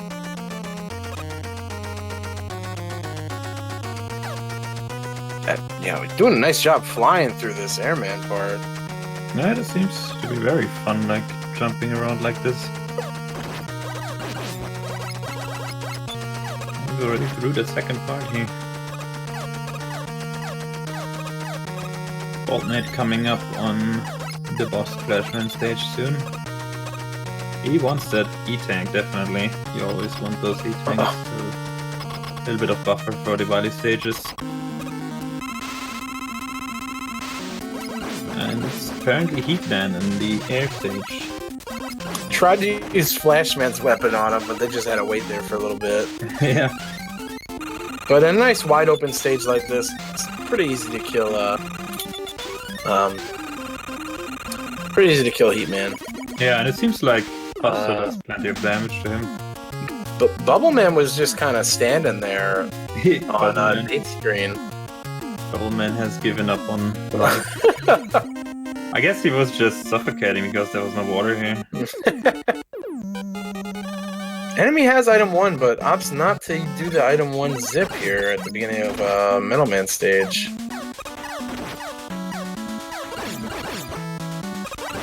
Oh, Nate coming back to Heatman. Looks like probably has item 2 now. Yeah. Oh, look at all the stompers.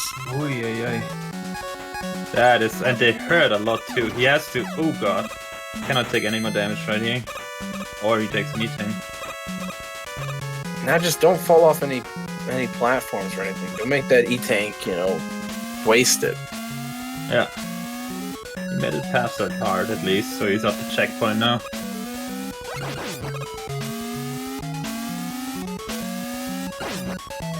He does have item 1, right?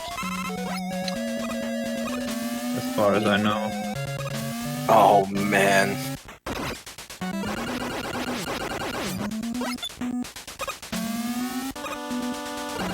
Oh, these wind guys in this part. That's some randomizing luck right there. Guess this last one isn't too bad, but Don't zip out of that block. Yeah, that's always such a... Oh. Crash. Crash is flashing, but it's not doing any damage to him. Oh, enemy on his last life. He's got to and use that Crash attack. actually, he didn't lose any HP, you're right. That's No! Oh, that's so unfortunate. Oh no, he did have 1 life left. Okay, that's my bad. I thought he was on his last life. Oh, is Quickman actually weak to just Buster? I think he takes a... Yeah, he's taking 2 a hit, so... Ah, yeah. I think that is normal damage, if I remember correctly. Like in vanilla.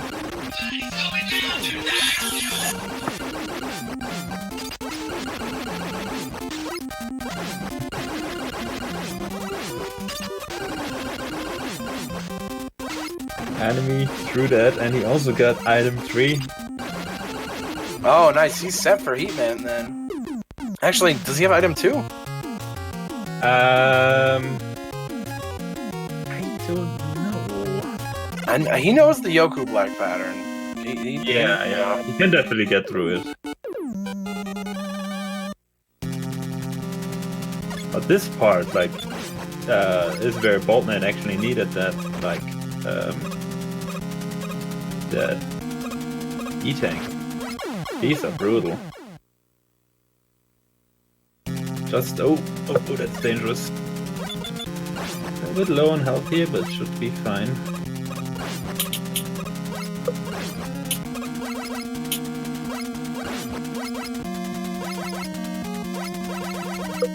He has no item 2, he only has item 1 and 3.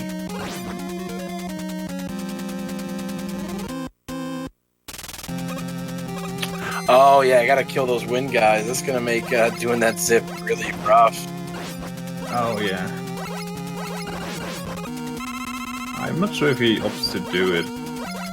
No, he does. Definitely worth it if you can get it. Yep. And he got it. Wow. Is he gonna try an item 1 this? I thought he was... So. I was getting a little nervous there. He might use item 1 as a backup. Like this zip up this first block is pretty easy because you just have to run to the right and then jump straight up. But with the extra speed, the spawn time is of course a lot later. Oh, nice item 1 there at the end, and not have to worry about the block that appears on top of the other one. Yeah, very nice. Because those Yoku blocks are going way faster than I feel like they normally do. They can mess you up.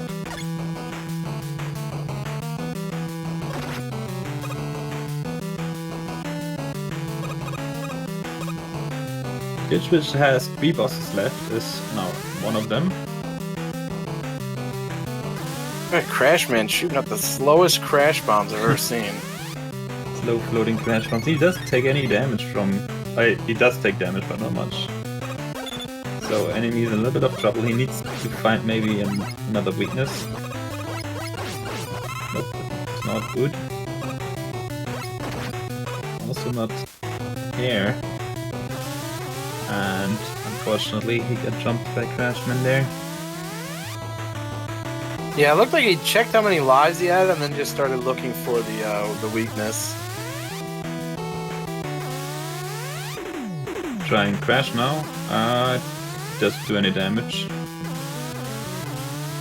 Doesn't try Flash, although Flash is gonna end up working on... will end up working on somebody. Yeah. But I guess if you could do it this way, you don't have to really wait. Yeah, it's always crash. yeah, it's always a risk. If it doesn't work, then you just sit there. I guess you can turn it off in this version, right? I think it's random. Like sometimes it'll be the whole bar, and sometimes it'll be like a quarter bar at a time.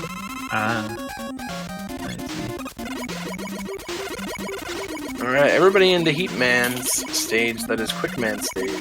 Boltman does not want to die here. He takes another E-Tank. No risk. Just take a save. Good choice. Actually, the Buster was pretty effective here. More effective than the Quick Blade, it seems. It also seems like Glitchwitch and Boltnate are pretty much neck and neck. They're on the same boss count.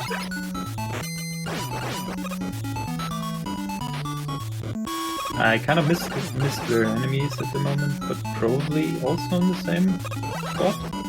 Because I don't think anyone had a major slowdown so far.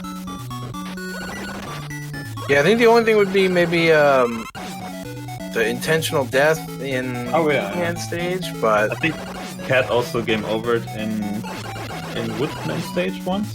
Oh yeah, you're right. Goes for the health pack.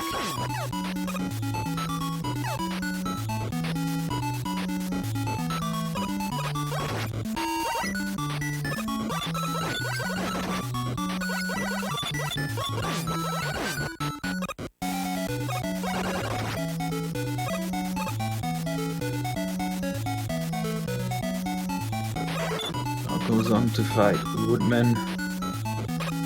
Probably opts to go with Buster. Yeah. Pretty good weapon here. In the plug knuckle. Yeah, so enemy's about 3/4 of the stage behind everybody, looks like.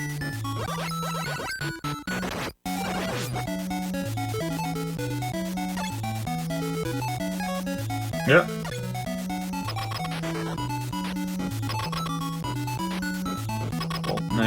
No more E-Tank available. He has 2 lives though, so he might just die here to like fight the boss with full health. Maybe he tries a few weapons. Yeah, it seems like Buster is the way to go. You maybe just can kill him easily. It's just Metal Man. There you go, Boltnate. Clutch. So we got Heat and Metal left. So they're on the same stage, but I feel like Metal is going to be way shorter.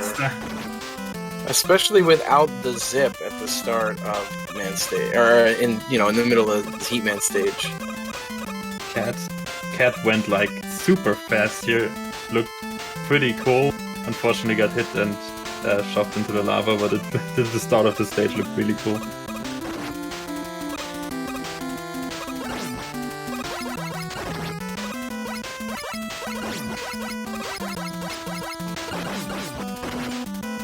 Seems like for enemy the Bubbleman is actually still moving.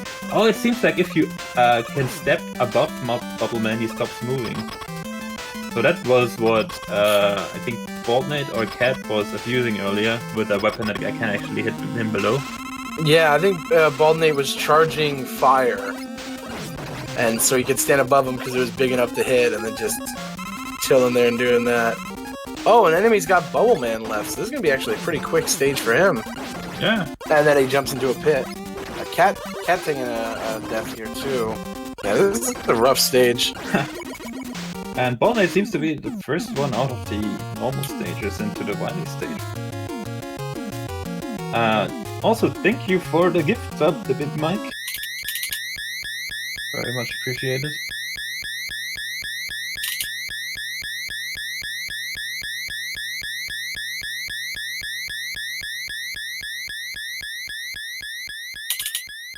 Here we go, Boltnate into Wily 1. Oh, enemy did not zip?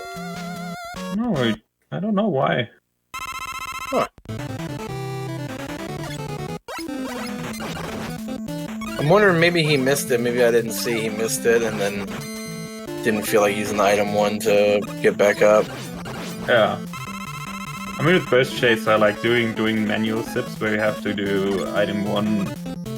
It's probably rarely any faster, depending on what enemies you get. Yeah, that I think probably the biggest part in there. But yeah, Cat's onto Crash. Enemy onto the final boss here. Who is in this one? Fleshman.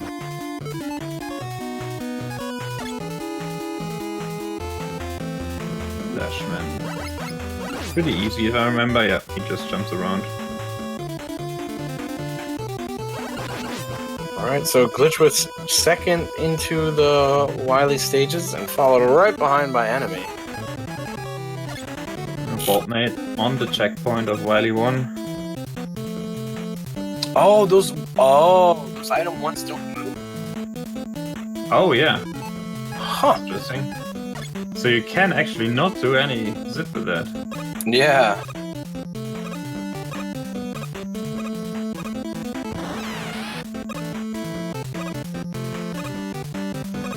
Onto the dragon. Some bolt jumps here. Or bolt jumps, rather. Oh, that's so nice. That's the kindest dragon I've ever seen.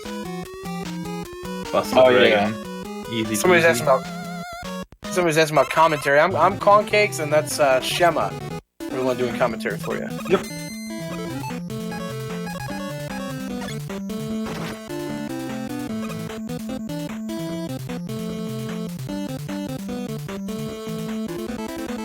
Enemy. Yeah, no, alternate, wasting no time trying to do any zip here. I don't think it's worth it, especially since you can probably set it up with an extra speed, but why would you? Especially since you get an extra E-tank by doing the item 2 here. Yeah.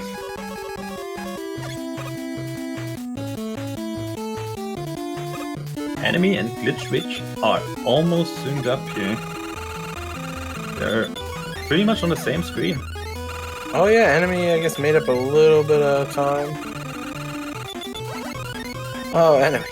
There we go. I think this will come down to who will, like, if there's any big obstacle like in the last race. Harder bosses, like some enemy that takes a lot of HP from you. Looks like these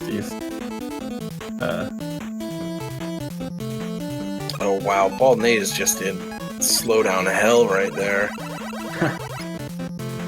Oh no, and that's the fireball pushed enemy off the edge. Oh no. That's very costly in the stage since you don't get, like, there's no boss door, so you don't get the boss spawn right at the boss. You have to go back half the stage.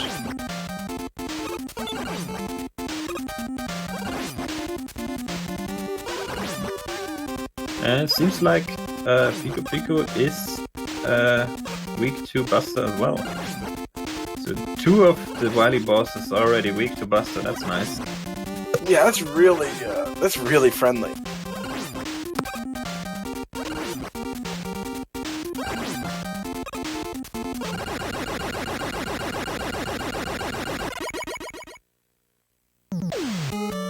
Cats wanna find out what these door are weak against. I think Altmate already knows. I saw him blowing what up earlier. It's not Crash this time. Could it be? Is it Heat? No, it's not Heat. There's a lot of time trying to find out what breaks the door now. Don't actually do it with the flash though. That's funny. You could only break doors on one screen one time. It would be cool for a YD4 boss too. Oh yeah, I mean I guess you just oh, you'd go with flash there. Might still be the fully charged Heat. I don't think she charged Heat fully the 2 times she tried. And I mean, it will come up later in the YD4 boss, so you definitely profit from knowing what takes down these doors. And these spawning crabs, man, they have a lot of HP. Oh, here we go. We got the Guts Dozer. And see, the enemy didn't spend any time trying to find out what worked on the door. Yeah. And he's right back in this now. E-tanks are good and extra lives, but that's a lot of time to try and get them. So nothing on the first page. We gotta go to page number 2. Is it metal again? It is not. Did you try Buster?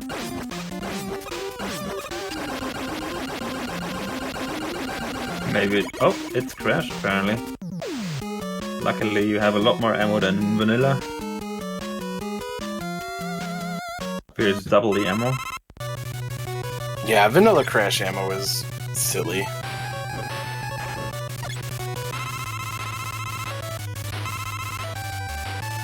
And they're synced again. Enemy and cat. That is. Looks like enemy is slightly ahead.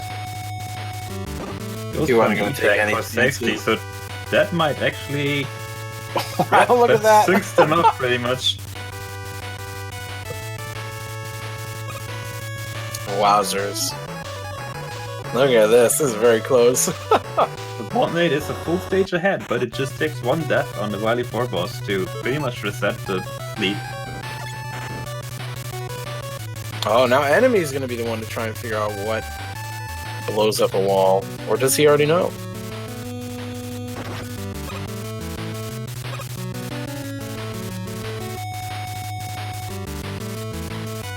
Doesn't seem like he thought for a second there, but opted to not waste more time. Oh no! And he got the hit off the air guy to deboost on the spikes. Yeah. Slight tap to the left. Meanwhile, Altnate are ready on the elevator section of Wily 4. Oh, these rabbits? Are you kidding me? That part seems... Holy crap, he has to take the band damage boost now, there's no way. Okay, he gets it. Oh, the thing doesn't go up here. Oh god, I think he's dead. Yeah, you gotta jump in place though, there's just nothing you can do about that. Now this screen is a real showstopper right there. That is brutal. I guess if you landed on the platform and then used your leaf, will leaf blow up the Oh, enemy found leaf that works on him, but hopefully he knows there's another item. Enemy might die if he takes another hit.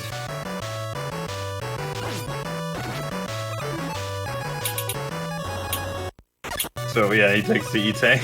Oh, I didn't even see. Cap finished Wily 3.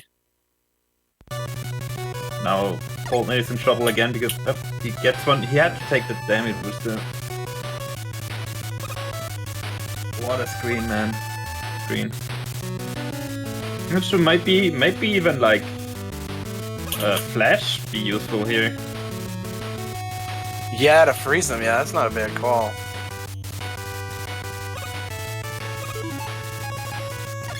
Oh.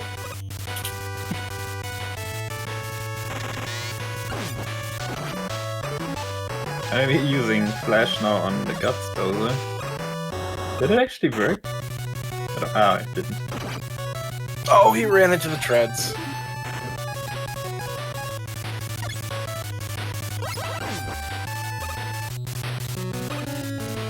Okay, you can kill that one on the left now. And use that one to... Yep, perfect. Damage was very nice. Yep. Okay, found a good strategy here.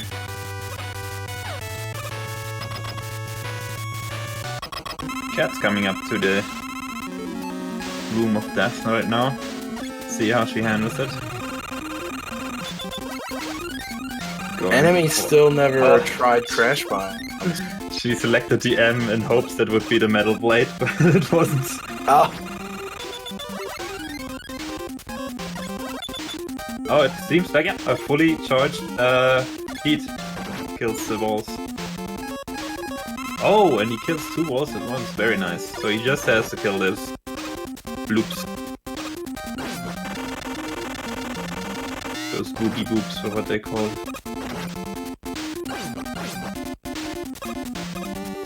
Oh, it's wood apparently. Oh no, he's out! He does not have enough for another shot, right? There might be another weapon though.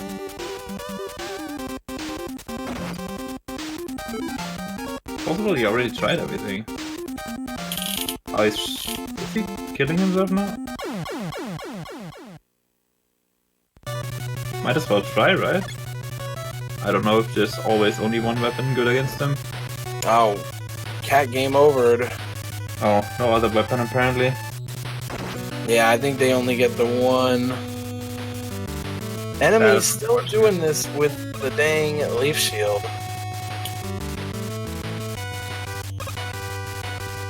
now gonna try Crash, and gonna be pleasantly surprised when Crash destroys him. The thing that will not pleasantly surprise enemy is then when he reaches Wily 4, he has 1 bar of wood left. Right Oh now. yeah. And Nate game over from the death? Oh my goodness. Might have been even faster to game over here because farm wood up. Oh well, there's enemy grabbed a bunch of wood, so that's a good amount there. Oh yeah, that's fortunate right there. So we're gonna see. I do believe Cat tried a bunch of weapons on walls and it didn't work. So Cat tried all weapons. She charged up twice, but she never charged it up fully. I think she thought she charged it up fully, so she switched to another weapon. So I don't think she knows that it's heat still. Oh, that are some crazy jumps right there. From platform to platform. Takes the damage boost, makes it through the room. Very nice.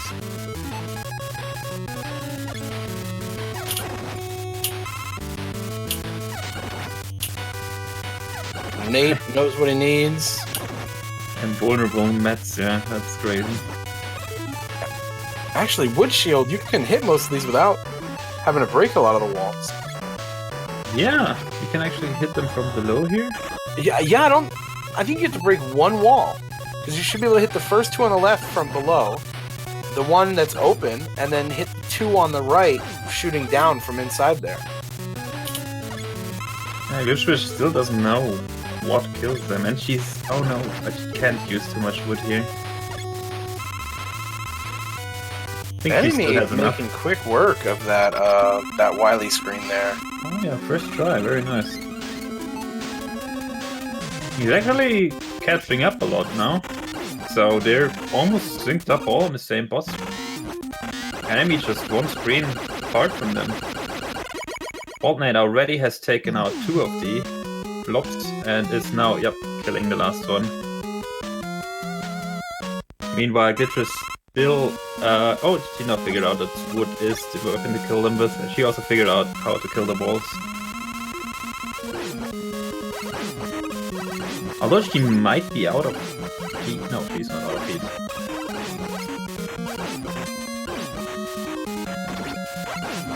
Boltnet onto the refights. Meanwhile, enemy on the same boss as Cat right now. So this race is still open. Enemy still has to figure out which weapon kills the boobs.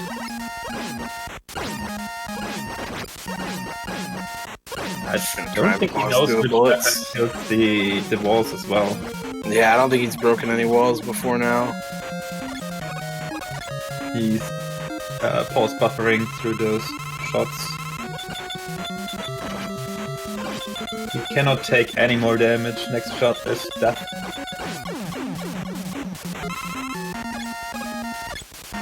I would have pulled the trigger and used the knee tank. Yeah, the question is, like, if you still don't know what hurts the boss, do you waste the knee tank? That's a good point, actually.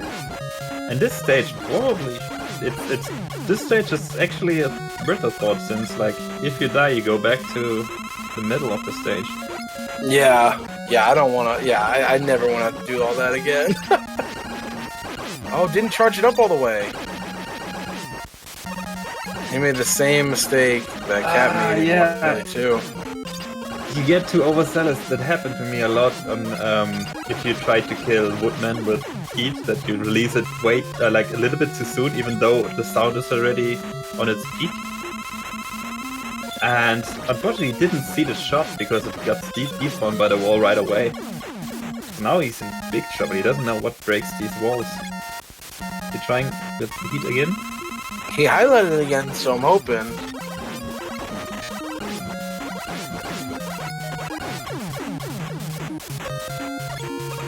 There we go. Yeah, he definitely waited for the full charge right there. It had to be heat, it couldn't be. I mean, he tried everything else, so...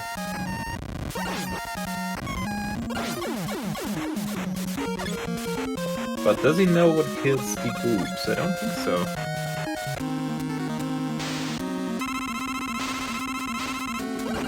no damage boosting through every shot of those boobs by trying out which weapon kills him. He will probably opt for an E-tank once he knows what takes him out.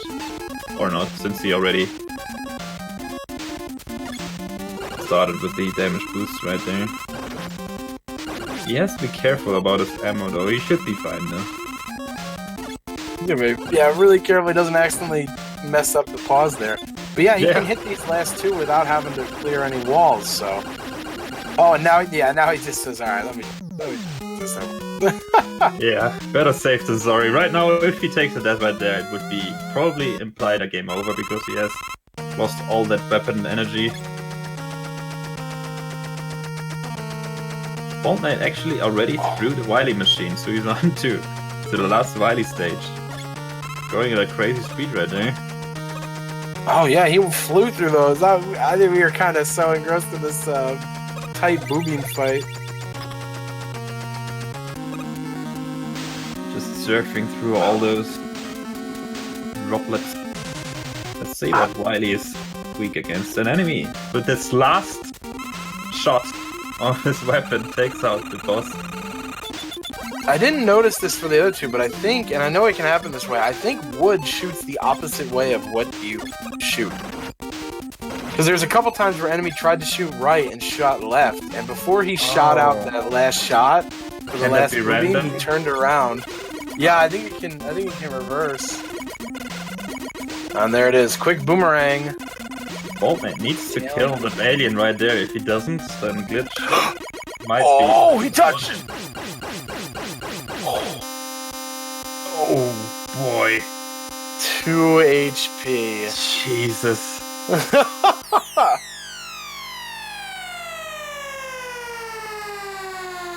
GG, Bald Nate. Bald Nate, the second win in a row. Yeah. Looking like the overall favorite coming into the final race here. Very solid play from him. Good mixture of risk and safe strats.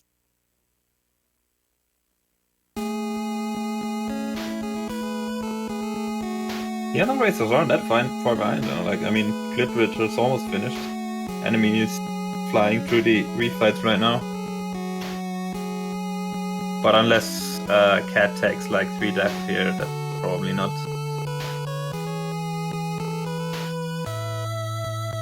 Yeah, aside from like hardware malfunction, like a power outage or something, looks like it'll probably be Bald Nate and Glitchwitch in the end. I think even then enemy might, out of fairness, concede.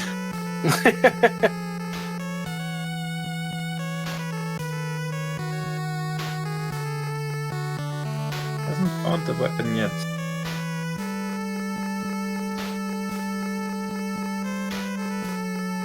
Still going back up, skipped over the boomerang. Oh, that did happen to your weapon, didn't it? Is that Dizcathlon? Yes, it was. Glitchwitch having trouble finding the right weapon. She's trying Flash now. That looks really cool. I never saw Flash being used in this boss fight before. There we go, I think she got it. Yep. Now there just don't touch the alien. There we go. GG. An enemy not gonna finish very far behind. Yep.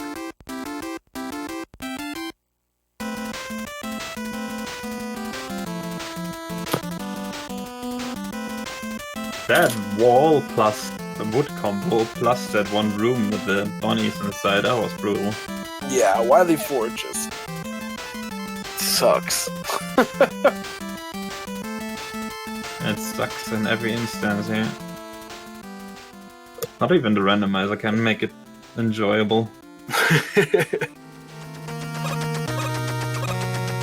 enemy definitely opting to refill some of his ammo right here in case Wily is weak against one of it.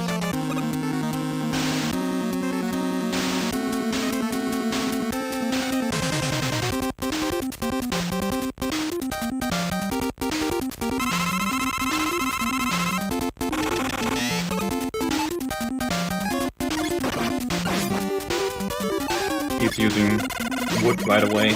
Check. Yep, you're definitely right. It seems like it shoots out the back, which makes it really awkward to use. And then, like, yeah, on top of that, you have to kill all the boo beams. You don't have a lot of shots of it. And look at the range of the quick boomerang. It only goes like a few pixels far. Yeah. GG to enemy. Unfortunately, he is now eliminated. So And we have executed. Yep, our finals between Voltnate and Glitchwitch coming up right now.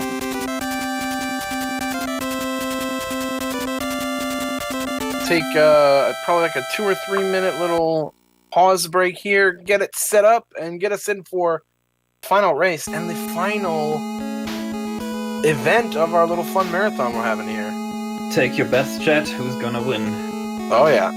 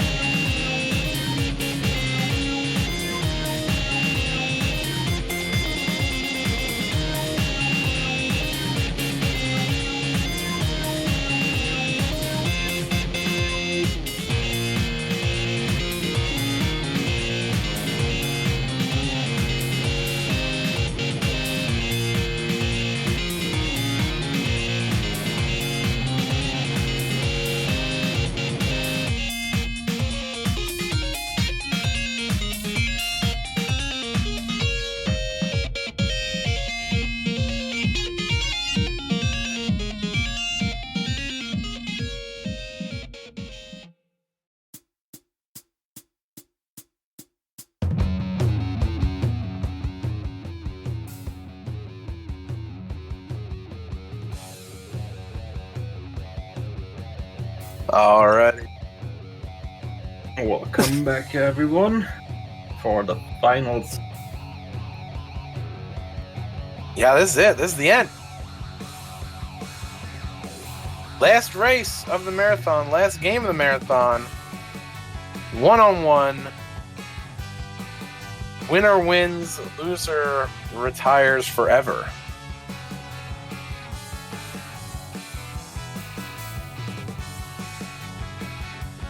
Oh, yeah, I guess we should get them ready.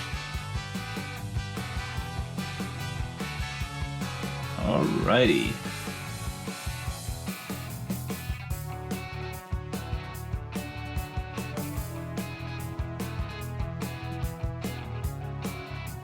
Alright, we're starting them up here. Here we go. Who has the better luck, basically, what it comes down to, and who Yep. can deal with the situations the best.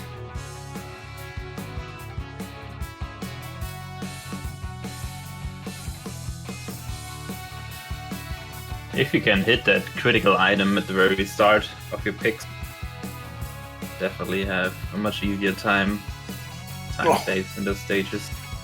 They go to the same stage, so nope, actually, scratch that. Alternate is restarting, going to a different stage. Cat is opting to game over, but yeah, if it's the first stage, just reset. Yeah, can just reset here.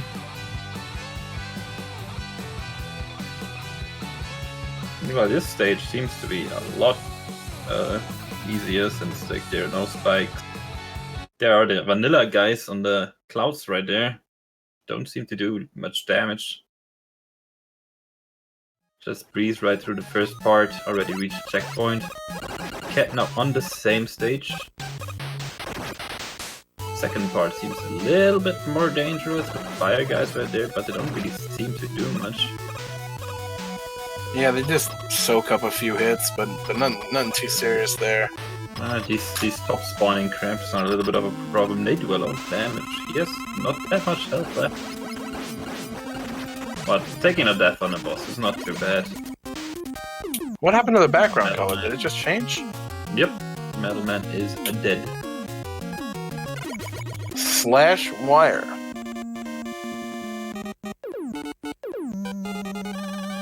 Be cool if they could actually the Mega Man 4 wire here in Mega Man. Yo. It would actually be useful in Wily 4 boss. Yeah, it'd probably be good in there and good on Crashman stage too. Oh yeah. But I put that in the wrong game apparently.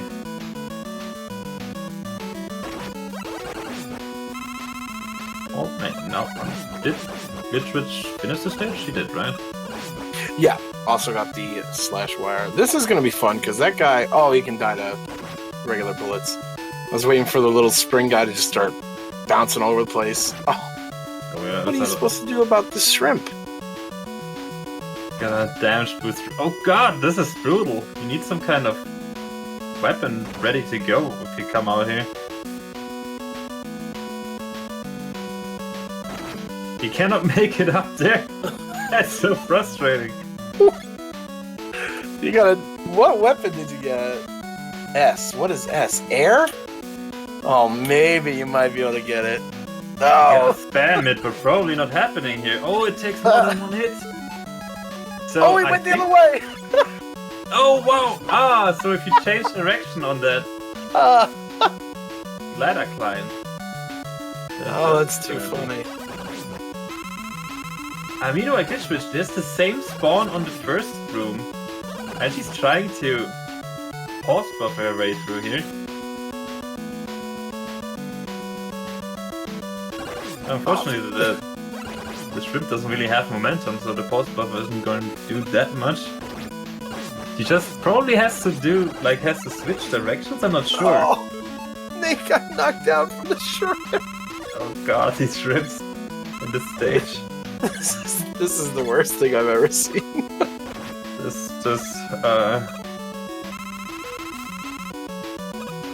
Quite the stage. Opt for the refill, that's a good point. Cat made it up the first room. Little does she know that there will be the same coming out again. I don't know. Apparently, Fortnite got lucky on the first ladder there. He finally makes it upstairs. Oh my goodness. This is... Oh. Oh, here we go. Round 2. And right back down. It's not funny because it's like super frustrating, but since we knew it was coming, we're just waiting for it, you know? He's trying the same strat with the like, oh, actually that post also helped a lot, or was she changing direction? I don't know, something did it for her. Changed the trajectory of the shrimp. Oh, now this shrimp room. This room was not a lot of fun when Nate was going through it. Yeah. And this early in the game, you don't have any weapon to like protect yourself. Later in the game, you have like metal blade and stuff that can help you get through this. But she has to stay on a platform while taking damage. Like, you cannot shoot these guys. Oh no!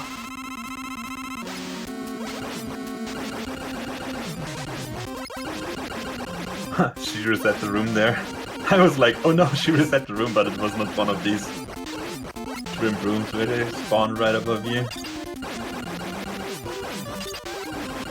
Apparently we have Crashman and Crash Stage with, again, very slow moving missiles. He's kind of running in place when he's not jumping. Do the crash walk.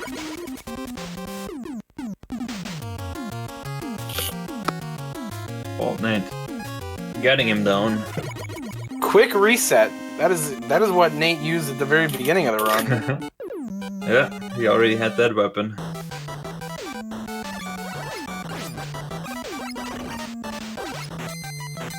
Time for some woodman. Oh, these very nicely camouflaged bumpers there.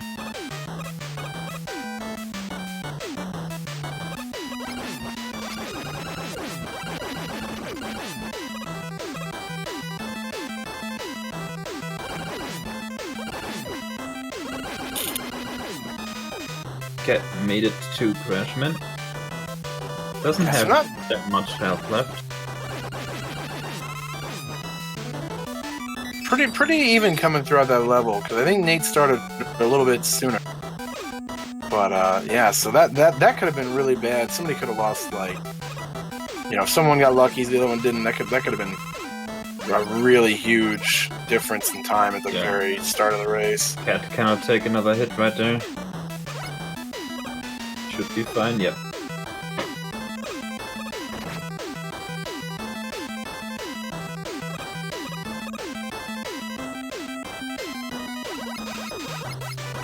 Two spaces on the bottom, monkeys. Nothing too dangerous on the screen. Oh, we have a slight route diversion, but Cat going into Quickman stage. And Fortnite finishing up Woodman, also vanilla spawn of Woodman and Wood stage. Look at that shield! Oh my goodness! That's slow shield right there. Thunder beam, whatever that is.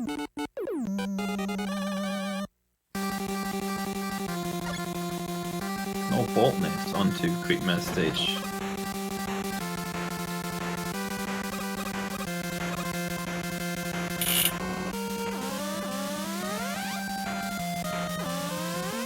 Just rushing through. Cat going for the risky one-up pickup after picking up the health pack.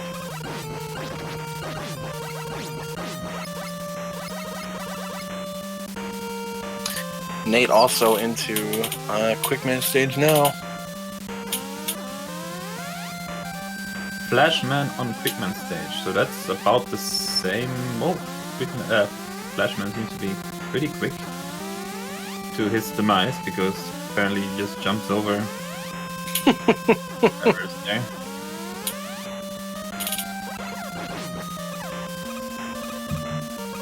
Pro hold. Oh, that's a weapon.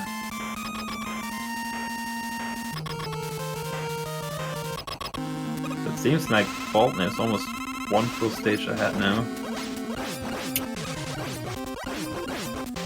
Minus the boss. Oh, these are some mean tin can spawns in Bubble Man stage, Cat. Gotta be careful not to jump into those, because they will put you right in the pit. Bald Knight picking up his pro hold. My Cat couldn't do the sit right there, there was a shot on the way.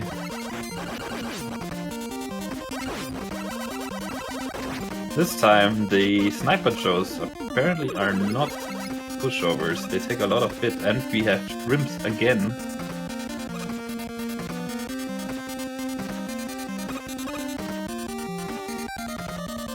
I really like the color palette of Flashman in this. Yeah. It's nice, the green on the blue. Seems almost natural, like it belongs in the game. Unlike whatever pukey hell glitch which is in currently.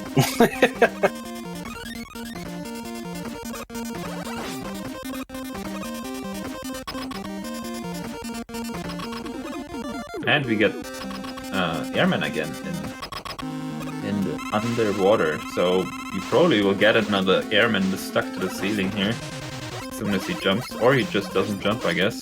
Also possibility. Oh, yeah. There we go. Hey. You only went mid-screen this time, make it nice though. And Bobbleman in Flashman stage.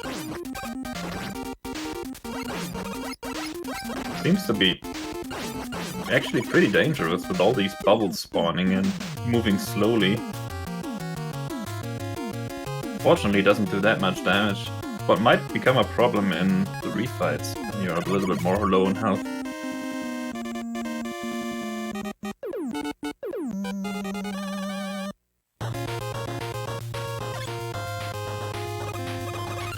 Glitch is racing through the first part of Metal Man, and Bald Knight right on her toes right there. Still, yeah, this is why that.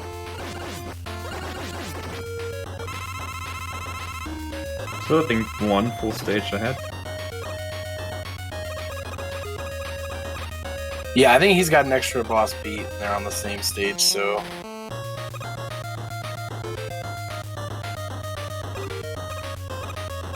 And through to the boss.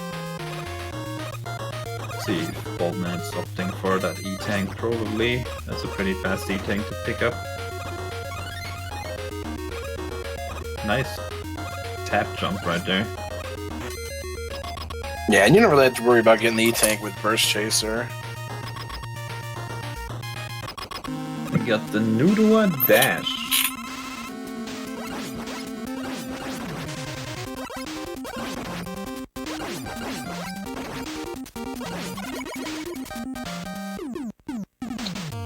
Pretty free quick man fight there. Yep. Now Cat is on to Flashman, which Bald Knight has already done.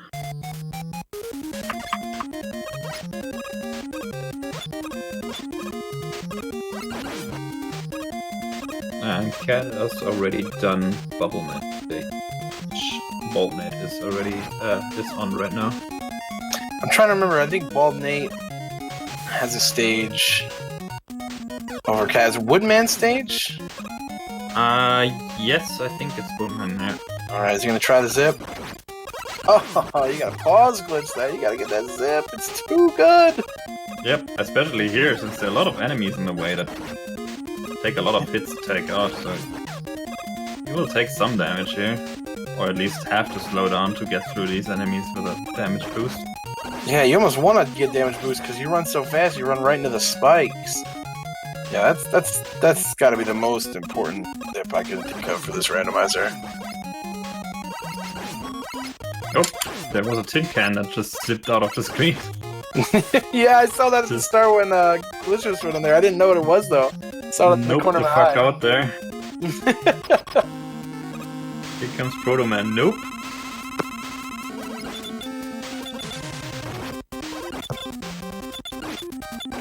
And item 2 was in last, whatever that was, Flashman stage.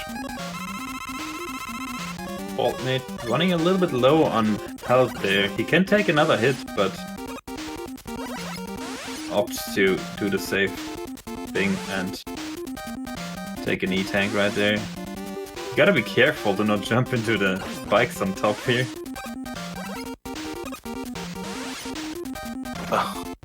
Just waits for Airman to come down.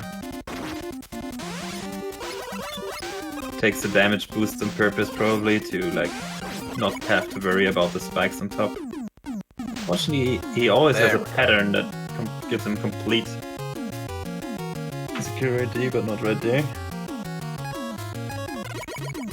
Cat now not zipping, but racing through Woodman. Yeah, so Cat has Woodman and Heatman left. Nate only has Heatman here. Yeah. And I think the last screen of Woodman is pretty free, so they should be pretty tied up very soon. Alternate took a death. Don't think that was intentional this time. Oh, look at the slowdown. Oh god, the frogs.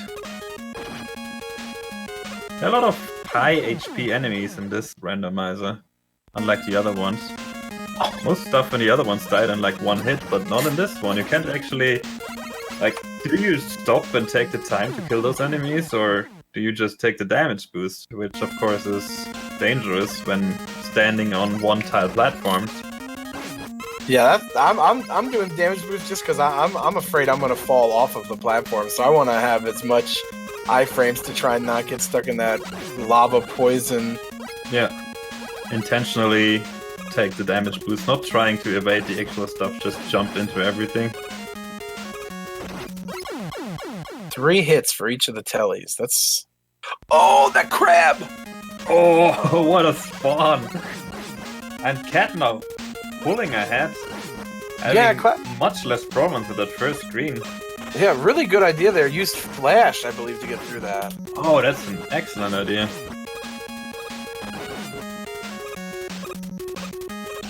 Metal Blade seems to be doing a lot of work for Nate here. Metal Blade's most OP weapon in any Mega Man game, apart from, of course, Power Stone. Did Nate know this zip? Oh wait, we don't have item 3. We only have 2 and 1. I don't think any of them did the zip so far. Oh, item 3, actually Cat has item 3, so Bolt Knight must have had item 3 as well. He could use it here too. Maybe skip a little bit, because this part is really annoying.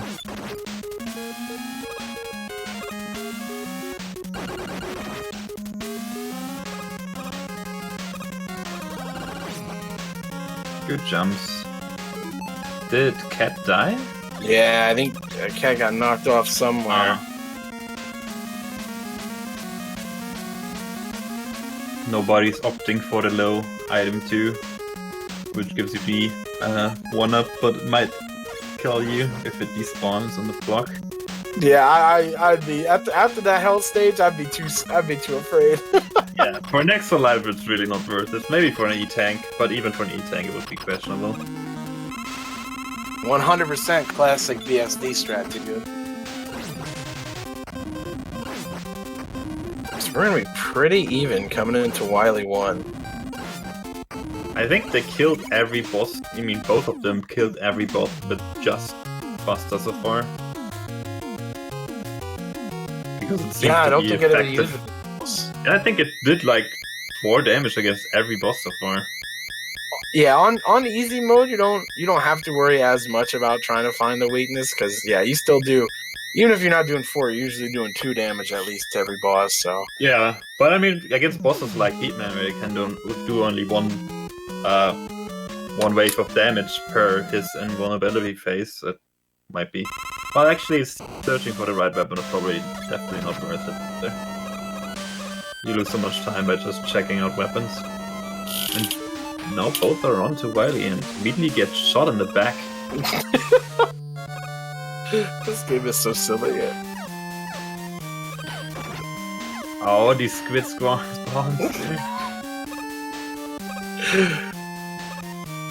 These are... Leave it to the last seed to be the trolliest.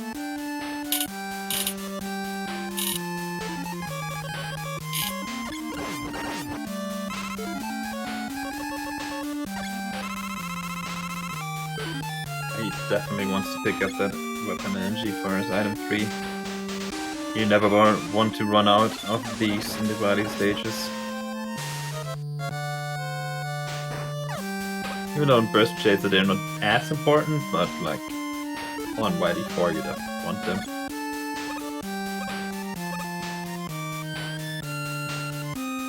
Good thing that the randomizer doesn't spawn in rooms where there are no enemies to begin with.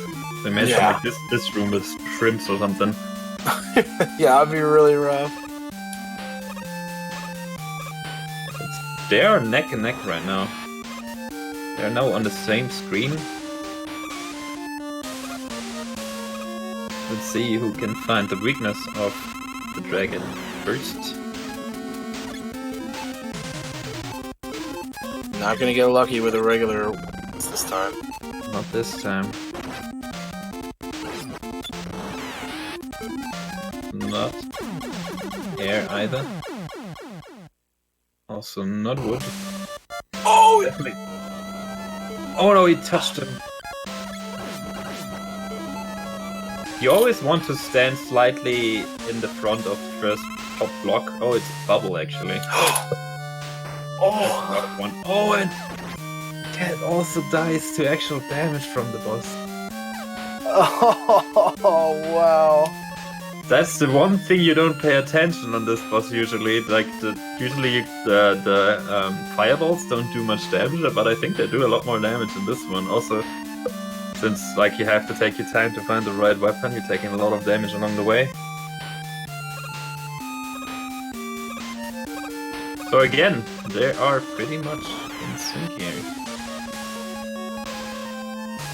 So yeah, they both know they gotta use the bubbles here. Does Baldhead actually know? Because it didn't seem to... I think he was trying to remember which weapon was which with the letters being off. Oh, he got it, yeah. So you can spam him down pretty nicely. Although the stupid dragon seems to be awaiting those bubbles quite nicely.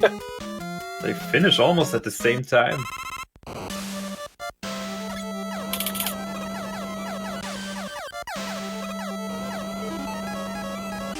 Now we have a real race here between those two. On the same stage, on the same screen, on the same pit, on the same item too.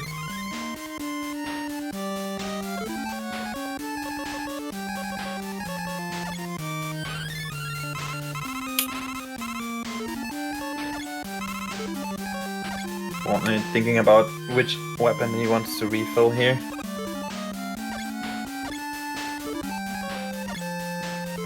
In the end, every little weapon ammo might make a difference. As you saw last time they fought the Valley 4 was Altnate going for the doors right here to try and find what kills them. Seems like he found it, whatever that was. Was that wood? Or is it bubble? I think it might be on bubble. Yeah, he was on bubble again. So that's good to know, though. If Kat doesn't know, that means she's got to find out either on the next stage or during Wily 4. Yeah. And that's I think that's the last place you want to learn where it is.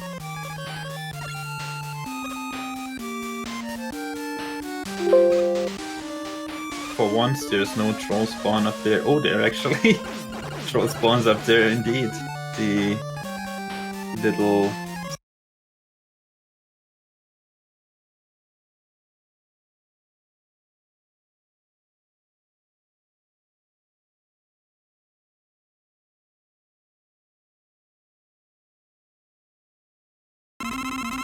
Well, it seems like Piku Piku is weak to his vanilla weapon, the Metal Blade, which makes it really nice. Apparently also the air weapon. Oh, did we have a little audio hiccup? Oh, there were two heat shots, it looks like, is another one that works here. But looks like you run out of that real quick, yeah. Or at least you don't have to charge those this time.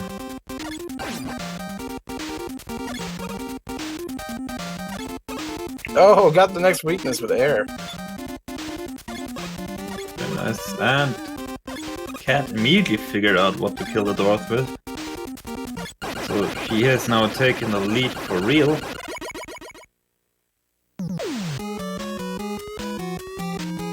Using the flash weapon time stopper to get to the first part. Probably a good idea. Since those, if those bunnies actually spawn their carrot projectiles, we might be in for a nasty prize while jumping there.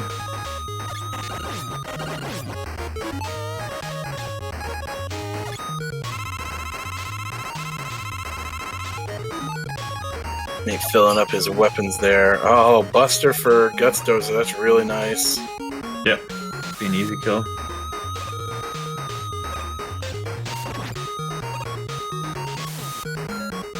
That's really nice blue water in this stage.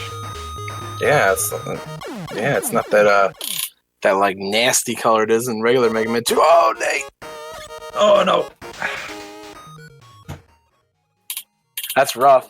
That puts you all the way back. Yeah. Not the longest stage, but still a But the bunnies and stuff that he has to go through again. Cat having a little bit of trouble with the trap holes in this stage. Like usually you don't have to worry about them in normal Mega Man that much. But I think they're randomized here, right? I think they're just the normal pits they usually are. Oh yeah. Just.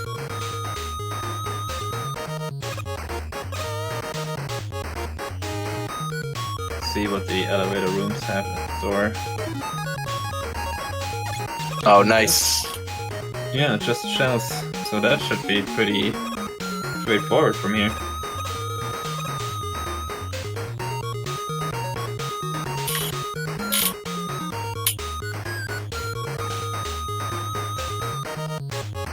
Oh, the fake floors are random? Ah, okay. Oh!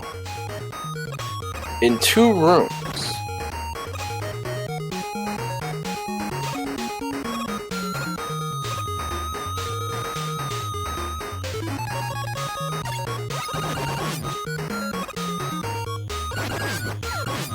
Both people in Wily 4 now. There are some vanilla enemies in the last part of Wily 4. But I hate those. Especially since they immediately respawn. You just slightly leave the room. And sometimes the original Sniper Joe stays as well. Gonna take the weapon tank to fill up her weapons. Actually gonna take a little bit of a farming detour. Yeah, she's low on a lot of weapons. I think Nate's got more energy. Yeah. I lose a little bit of time here for that. Show you how long she's might be losing more energy by doing that than she's actually gaining right now. Like the next weapon energy has to go back into what she used for killing those enemies. I'm just going for it, even with all the weapons really low. Yeah, a few weapons are low, but maybe she gets lucky. Oh, it's bubble, yeah. No reason dead.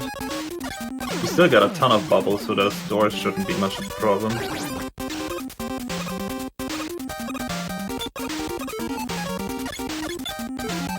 Nope, it seems like wood is going the wrong direction again. Nope. Please move forward.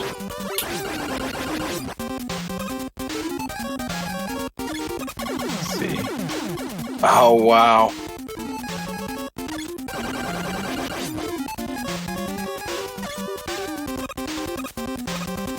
Oh, Nate finding out real quick. Oh wow, So this is gonna be real close. Gonna be quite the equalizer here. It can take another hit. Very nice corner jump there. He's opting for. Oh no. Should take any tank, yeah. Cat. Is Cat out of bubble? Oh, she can actually hit them through the doors since the weapon is so fast that it registers the hit. Oh, way too late.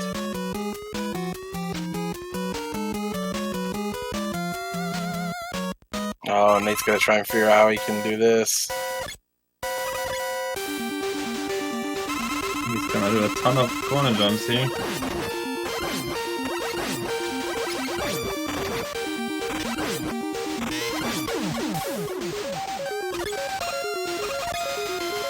There we go.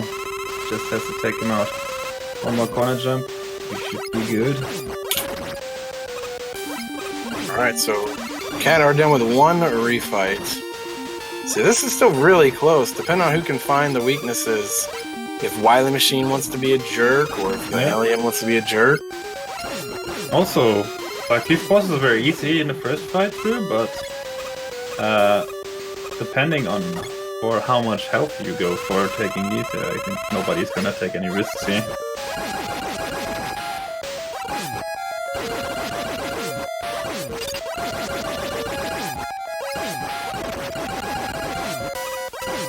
It seems like Cat is like one boss fight ahead right now.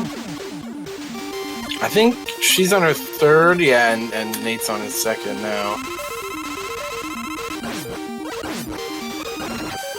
That was a very nice hit there for Bubbleman. He's killing Bubbleman a lot faster. Yeah, that was a good kill.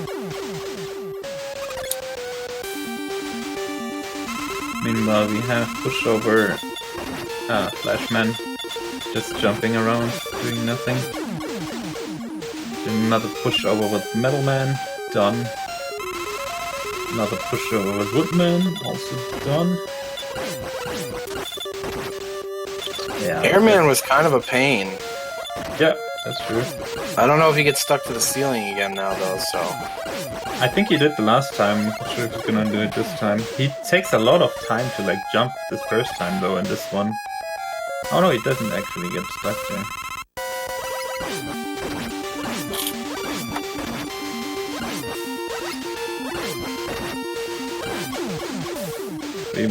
You might try to catch a damage from the tornadoes parting.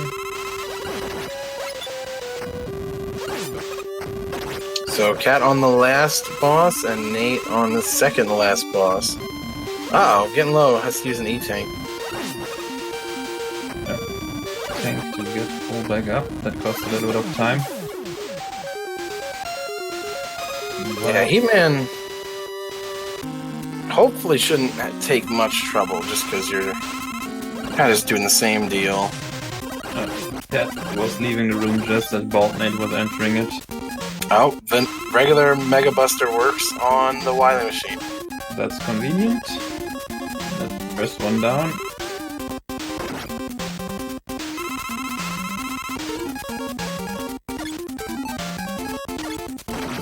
Oh. Okay. I thought for a second Knight wouldn't go for trying out Buster first, but he actually does. He's a little bit low on health. They haven't found the weakness. Have they found the weakness? Oh, it's regular Buster. Never mind. Wow, this is really close. Oh, it's all gonna come down to the alien fight.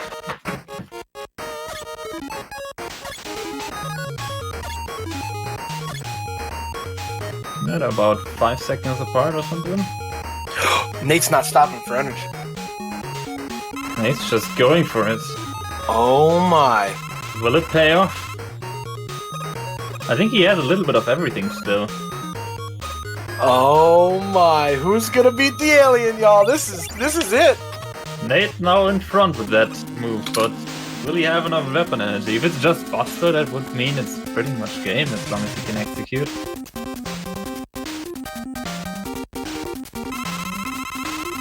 Here we go, don't touch the alien. It's not Buster. It's not heat. It is not air. Also not wood. Let's see if it's bubble. Also not bubble. It's, again, big boomerang. Nate has got it. He's a little bit in front here. Oh, it's gonna be close. Nate wins. So close. Our race bot time 33:49.9, 33:51.0, 1.1 seconds. Holy crap! What a race! That is amazing. Oh my goodness. GG. That's a good final. That's a good final. Holy The best final we could crap. have hoped for. I think the first time I've commented such a close race, to be honest. Yeah, oh my goodness. Like, not going for the weapon energy right there. Yeah. That's what did it. The weapon energy did it. And the alcohols, apparently.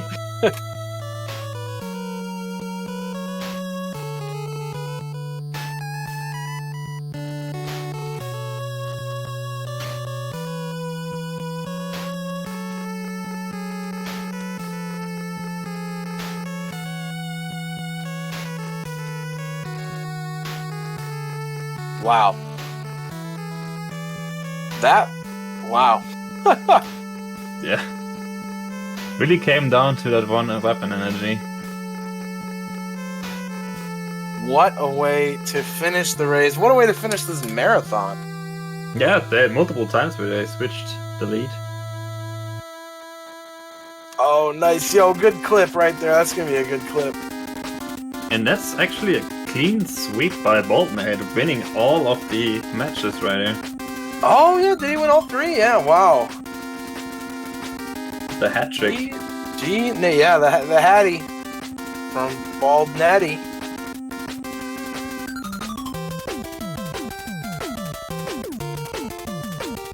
Wow. That was amazing. But hey, folks,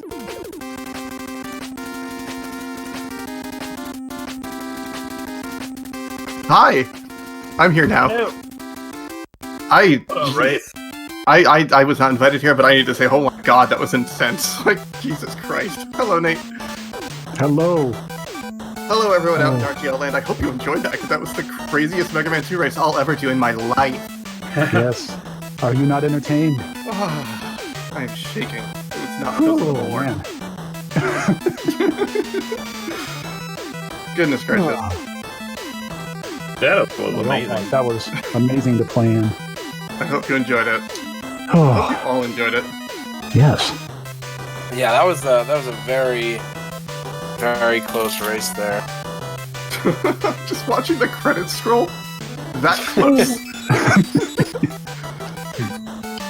Yeah, if I had gotten past the shrimp a little quicker. Oh, the shrimp. The shrimp is my favorite part of this run. The Crashman shrimp. So it took me, I think, 10 retries on the second screen to get past the shrimp. Oh, yeah. Number 5. I don't Like remember. down. There were two Down. of them. Like, Cat, I think, got stuck longer on the first one, and you got stuck longer on the second one. You made it past the first one and first try, I think, even. Boltmade. Yeah, first one was good to me, but the second one, I was like, oh no, am I gonna die to the shrimp? It was something. it was great watching it because I didn't even realize the shrimp was a problem because Nate went right by it.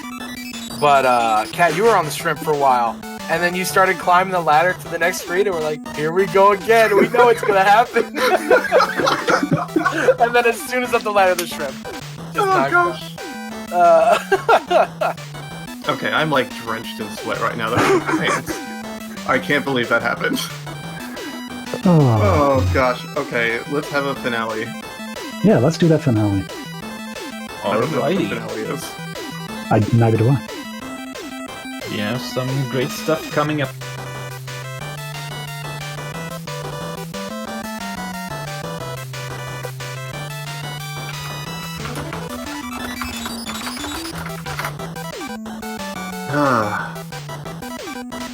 think. Oh.